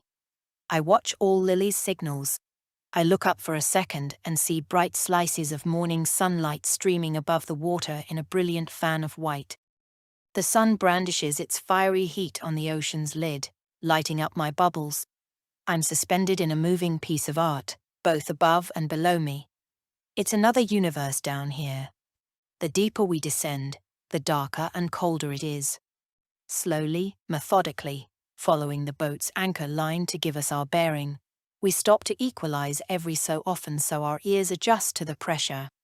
A new world opens up before me. A school of fish flit by, silvery blue and luminous, and Lily points towards something, then puts the peace sign to her eyes, which means, look. A turtle. I give her the thumbs up but realize quickly that's the wrong diver signal, as it means going up, not how fabulous. I quickly change it to the OK signal. The turtle goes deeper, and finally I lose sight of it as it ghosts into the darker distance. But there are more fish darting one way and then another, moving as if they have one brain between them. I turn a little to my side. Ashton's behind me. He grins through his mask, or at least it looks that way. The deep turquoise green is intense. Today we're lucky as it isn't choppy or turbulent. Today, Lily has told us, it's clearer than usual. The blue-green goes as far as the eye can see, varying in shades of cobalt, forest green, and aquamarine. The color is so immense, so unending I feel it burst inside me. Depending on the day, there are sand tigers, bull sharks, lemon sharks, too, apparently. But we haven't seen any sharks at all yet, and I'm secretly hoping we won't. We follow the anchor to the end of the line and reach the wreck. It humbles me to think that lives were lost here. Will we come across skeletons? New life has taken hold. The cycle of the universe. I gaze into the windows of the destroyed ship. The great hunks of rusty metal overtaken with coral, algae, and sea crustaceans. I don't know what fish species I'm watching now. Shoals of black and white stripy ones, parrotfish also, spots and stripes, oranges and pinks, yellow edged with luminous blue and angelfish. Fish that look like the rocks they inhabit, too, eyes bulging and transparent. Colors so varied and shapes so prehistoric, it puts me into a trance. Thousands and thousands of smaller fish like suspended, glittery confetti. I'm just one little human amidst all this glory. And then a stingray zips by underneath, clouds of sand in its wake, or maybe it's a manta ray. I'm too much of a novice to know the difference. I tilt my head up and spot a group of barracudas above, staring at me with interest. I left all my jewelry on the boat like magpies, they're attracted by glitter. Then I see a beautiful striped lionfish with its venomous, spiky fin rays, and I instinctively paddle backwards. But I can't tear my eyes away, mesmerized as I am. It'll be on someone's dinner table before long, because it isn't an indigenous species, and has been wreaking havoc in these waters. Ashton and I exchange glances. I can see how delighted he is. I'm aware of how tiny I am in this vast space of blue-green. I had forgotten that I'm only alive because of my tank and diving paraphernalia, and the second I remember this, I catch my breath, and an overwhelming sensation of both claustrophobia and agoraphobia engulfs me. Don't panic. Stay calm. Breathe. I still my mind, let my pulse steady, then focus on Lily ahead and regain my nerves, back being like a fish myself, a creature of the ocean. I have no idea how many meters down we are, or how many feet.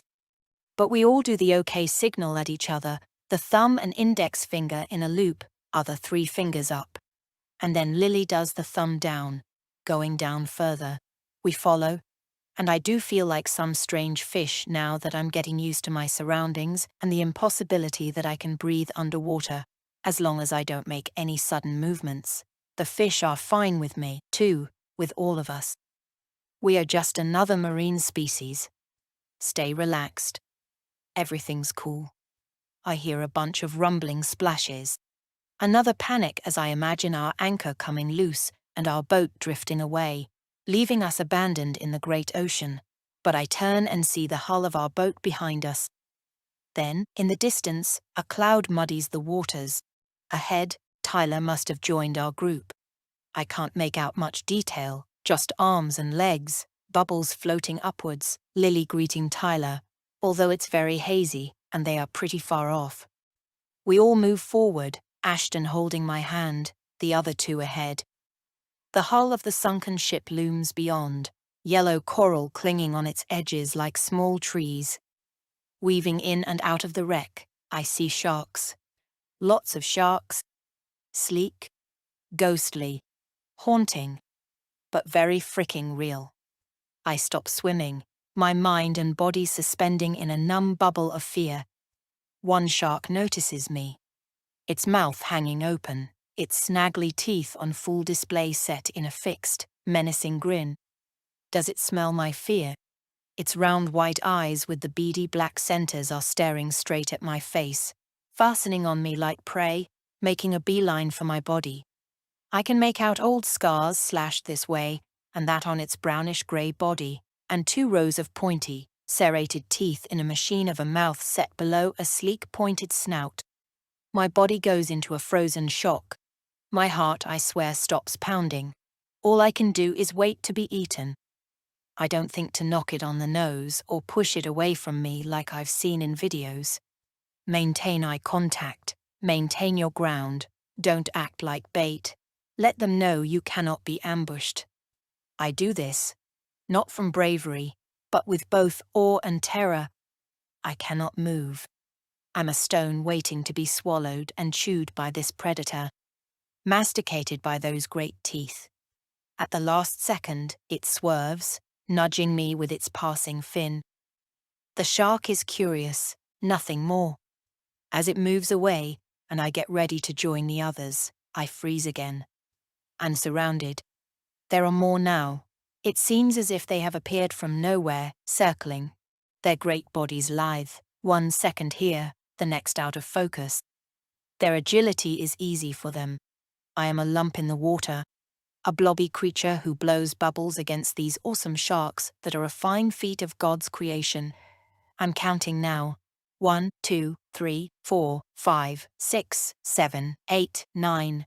4 is over there, 3 is behind me. I can't keep up. I turn around, and it dawns on me that Ashton is no longer holding my hand. I can't see him anywhere. Lily and Tyler have floated away with the current. They're a haze. Where's Ashton? Cold blood runs through my veins, but only just, because I feel I might combust. The sharks can hear my heart thundering anew. A new fear has arisen inside me. Revenge is a dish best served cold. Is this Ashton's punishment, 9 months after the fact? Has he brought me out here on purpose to abandon me?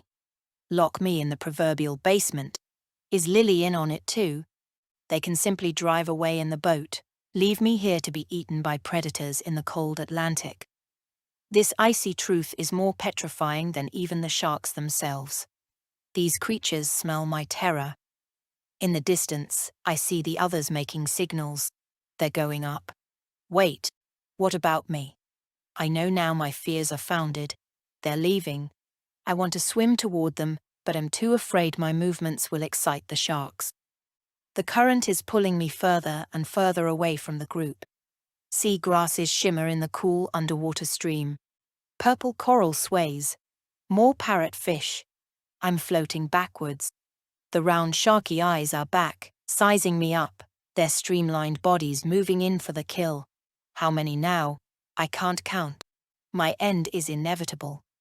I think of my marriage vows, till death do us part. My time is up. Breathe, breathe, Vivian, breathe. I've been holding my breath. I gasp, pull in air. My gloved hands are cold, closed into tense little fists. Tears fill my gaze, locked behind the mask. It's fogging up. I can't see. I'm too scared to take it off and put it back on. I can't remember what I was told to do. The human figures seem miles away now. Why is nobody helping me? That big shark is coming back for a second inspection. Hesh is enormous but weightless, cruising the endless blue-green. The shark's home. I am an intruder. My muscles contract into spasms of panic. Stay calm. Stay calm. Eye contact. Eye contact. I am not prey. I am not prey. The oxygen burns cold as I sip in another breath. Again, that inconceivable reality that I am down here and I should be up there. Up, on land, where humans are designed to live. Why? Why did I get myself into this? I exhale. Bubbles obscure my vision. I look up. That sun again, glaring down on the water, making prisms of blue and green. I remember. I am all alone.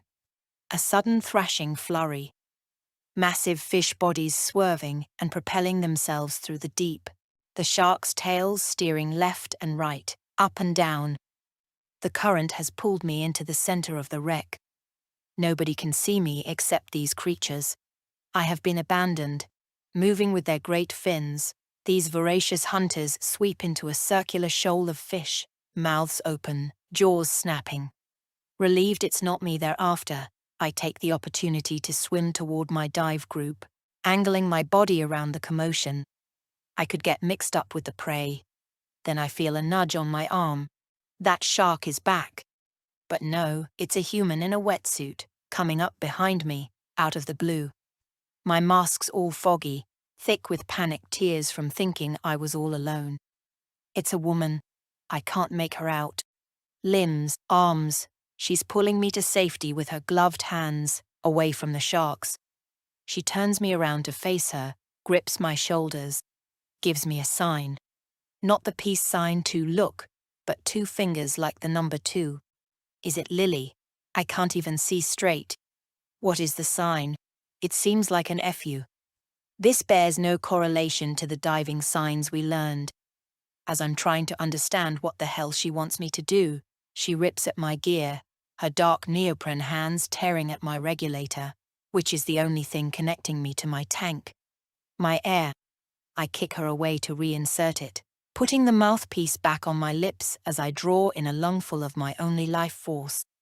She's miming the number 2 again, coming upon me again in a flash, and I wriggle and oscillate my body struggle to get away.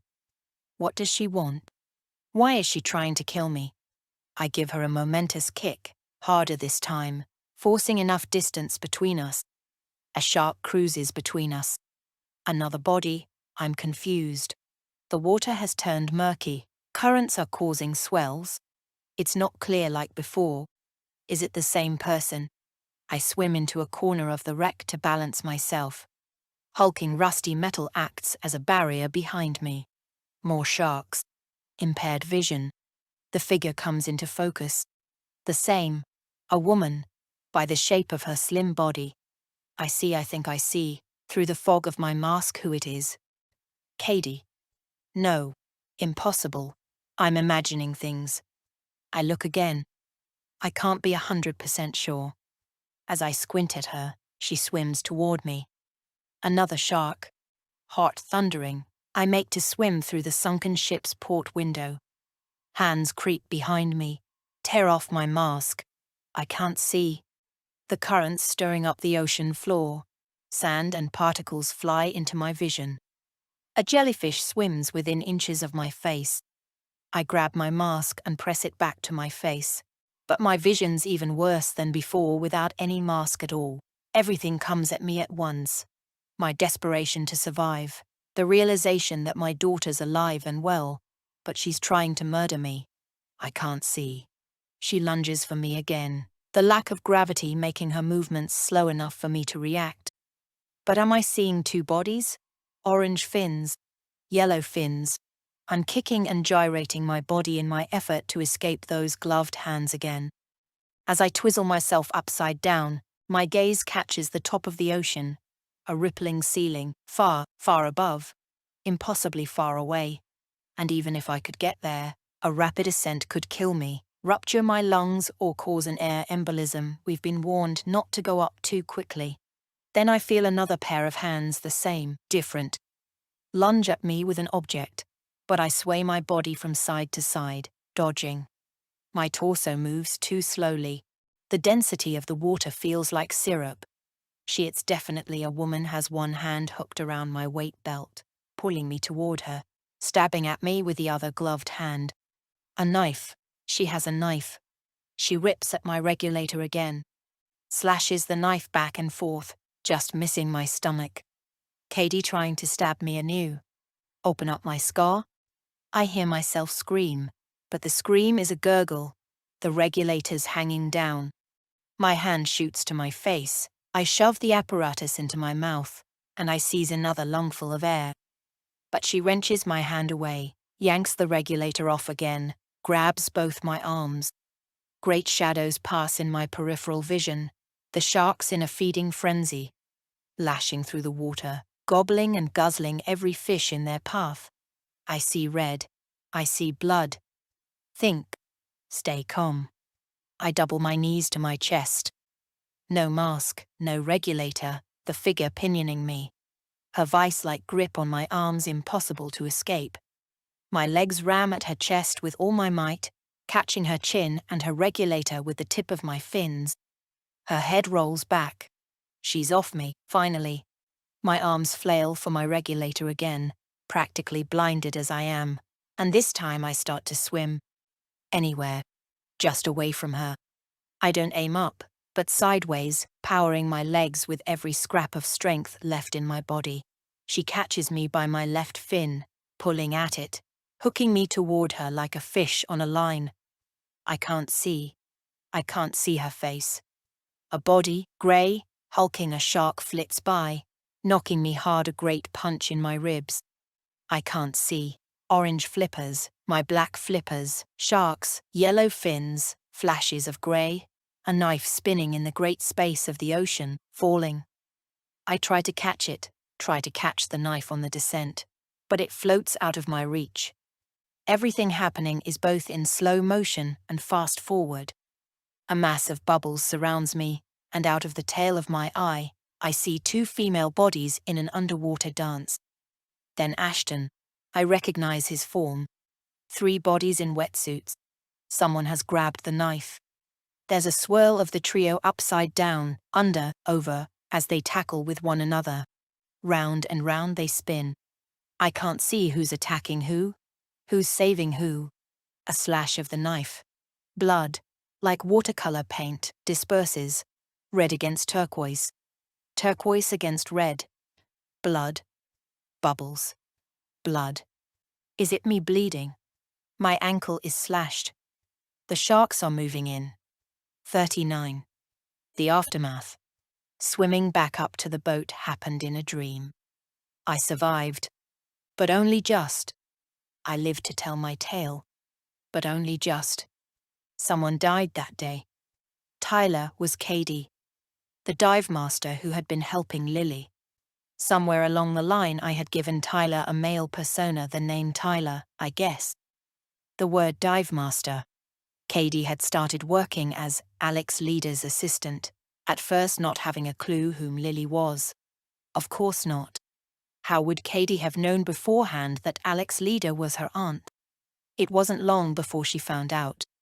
The physical likeness to Ashton was too hard to miss. Katie, though, didn't let on who she was.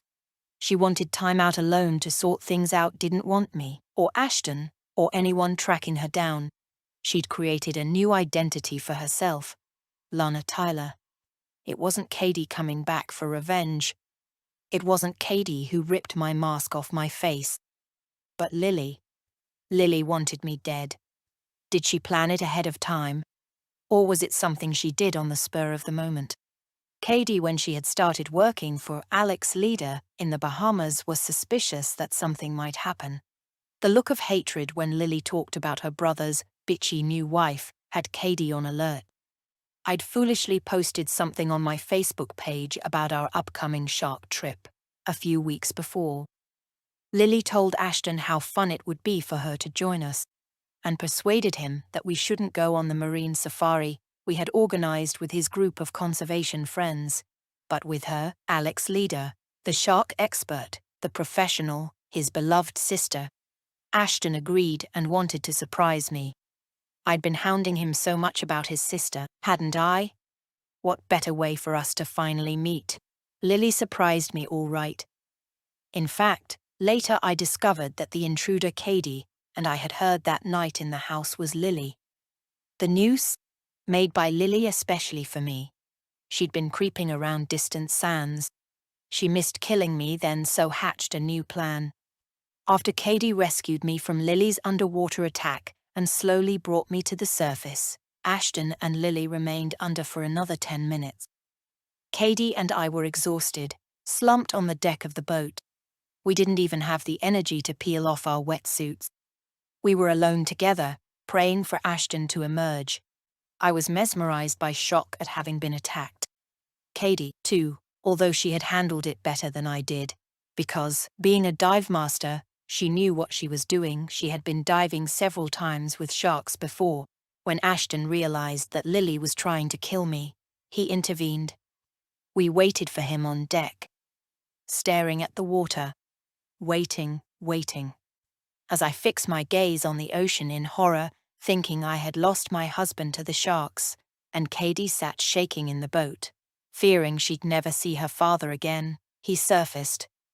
Alone. The three of us remained on the boat for hours, stunned into silence. Ashton could not speak. No sign of Lily. Our eyes focused on the water as shark fins circled, then finally disappeared. No body emerged. No lone yellow fin. No regulator or oxygen tank. Had Lily drowned? Ashton wouldn't tell me what had happened down there, in the depths, between the two of them. Had the sharks swallowed her? No, they're docile creatures, Katie insisted. Impossible. Katie finally called the Marine Patrol. The police realized Ashton was in shock. It was an accident, they said. A horrible accident. It was Lily or you, Vivian. I had to make a split-second choice, Ashton whispered to me in confidence, later that night. I had wished, for so many years, for Ashton Buchanan to feel that same bone-crushing degradation that I had suffered after getting pregnant with Katie. When something happens in your life that you are responsible for, yet you didn't plan. My wish came true that day, but not in the way I had envisioned. Lily's death broke him, stole a part of his soul, however wicked Lily's intentions. I thought of what I'd told Katie the year before, that Ashton, as a surgeon, did not get to pick and choose who lived or died. But as a man, that is exactly what had happened. He had chosen me. He had chosen my life over his own sister's. How can I leave my husband now, knowing this? He had proven his love. He had sacrificed his very own flesh and blood for me. I will not divorce him. I will stay. Our marriage is true. He really loves me. But then he whispered in my ear again, another confession. You know, it wasn't Mama who killed Pa. The hairs on my neck rose. What do you mean? I recalled what Ashton had told me about Georgia May going out on the Flatsmaster with his dad, that when Buck was trying to scramble back onto the boat after he'd fallen in the water, woozy and happy from booze, she had smashed him over and over again on the head with a butt end of the oar till his skull cracked open, and how she had started the engine and motored away, leaving him bleeding out in the water. She was cool as icebox pie, Ashton had told me, and I also remember, when Ashton recounted that story to me, how I couldn't imagine Georgia May doing such a thing. It was Lily, he said in a low voice, with a small, creepy smile lingering on his lips. It was Lily who murdered Pa. You knew this all along. You should never have gotten involved with my family, Georgia May had told me. She had been trying to protect me. The note, the warnings. I looked up at Ashton to see if he was joking. He wasn't. His eyes flickered in a sort of gleeful dance. His mocking laugh cut like a cleaver. It was easy to get Mama committed. The two of us siblings, the duet, Mama used to call us against one of her, especially considering I'm such a respected physician. Oh, people always believe doctors' opinions, don't they? We hold such power in the medical field. People always think physicians know best. Mama did have a mild case of schizophrenia, true, but she wasn't dangerous. Strange how almost normal people can turn really crazy when they're all cooped up. And Mama, well, she wouldn't stop talking. To you, especially. Couldn't just let things be. Made me uneasy. The medication didn't quite cut it, so last week I treated her with ECT. You know, electroconvulsive therapy. Oh, I know. The side effects can be quite debilitating sometimes. The exacerbation of cognitive impairment, memory loss, can be pretty drastic with certain patients. But with Mama, that suits me just fine. You'll notice the difference when you next see her, honey. She's so much more compliant. It's better this way. I stared at him, my eyes, my mouth, my thoughts fixed in a silent scream. I'd hate to see anything like that happen to my lovely wife. Our marriage is everything to me, Vivian. Please don't slip up again. Please be a good girl and keep your pretty little mouth shut.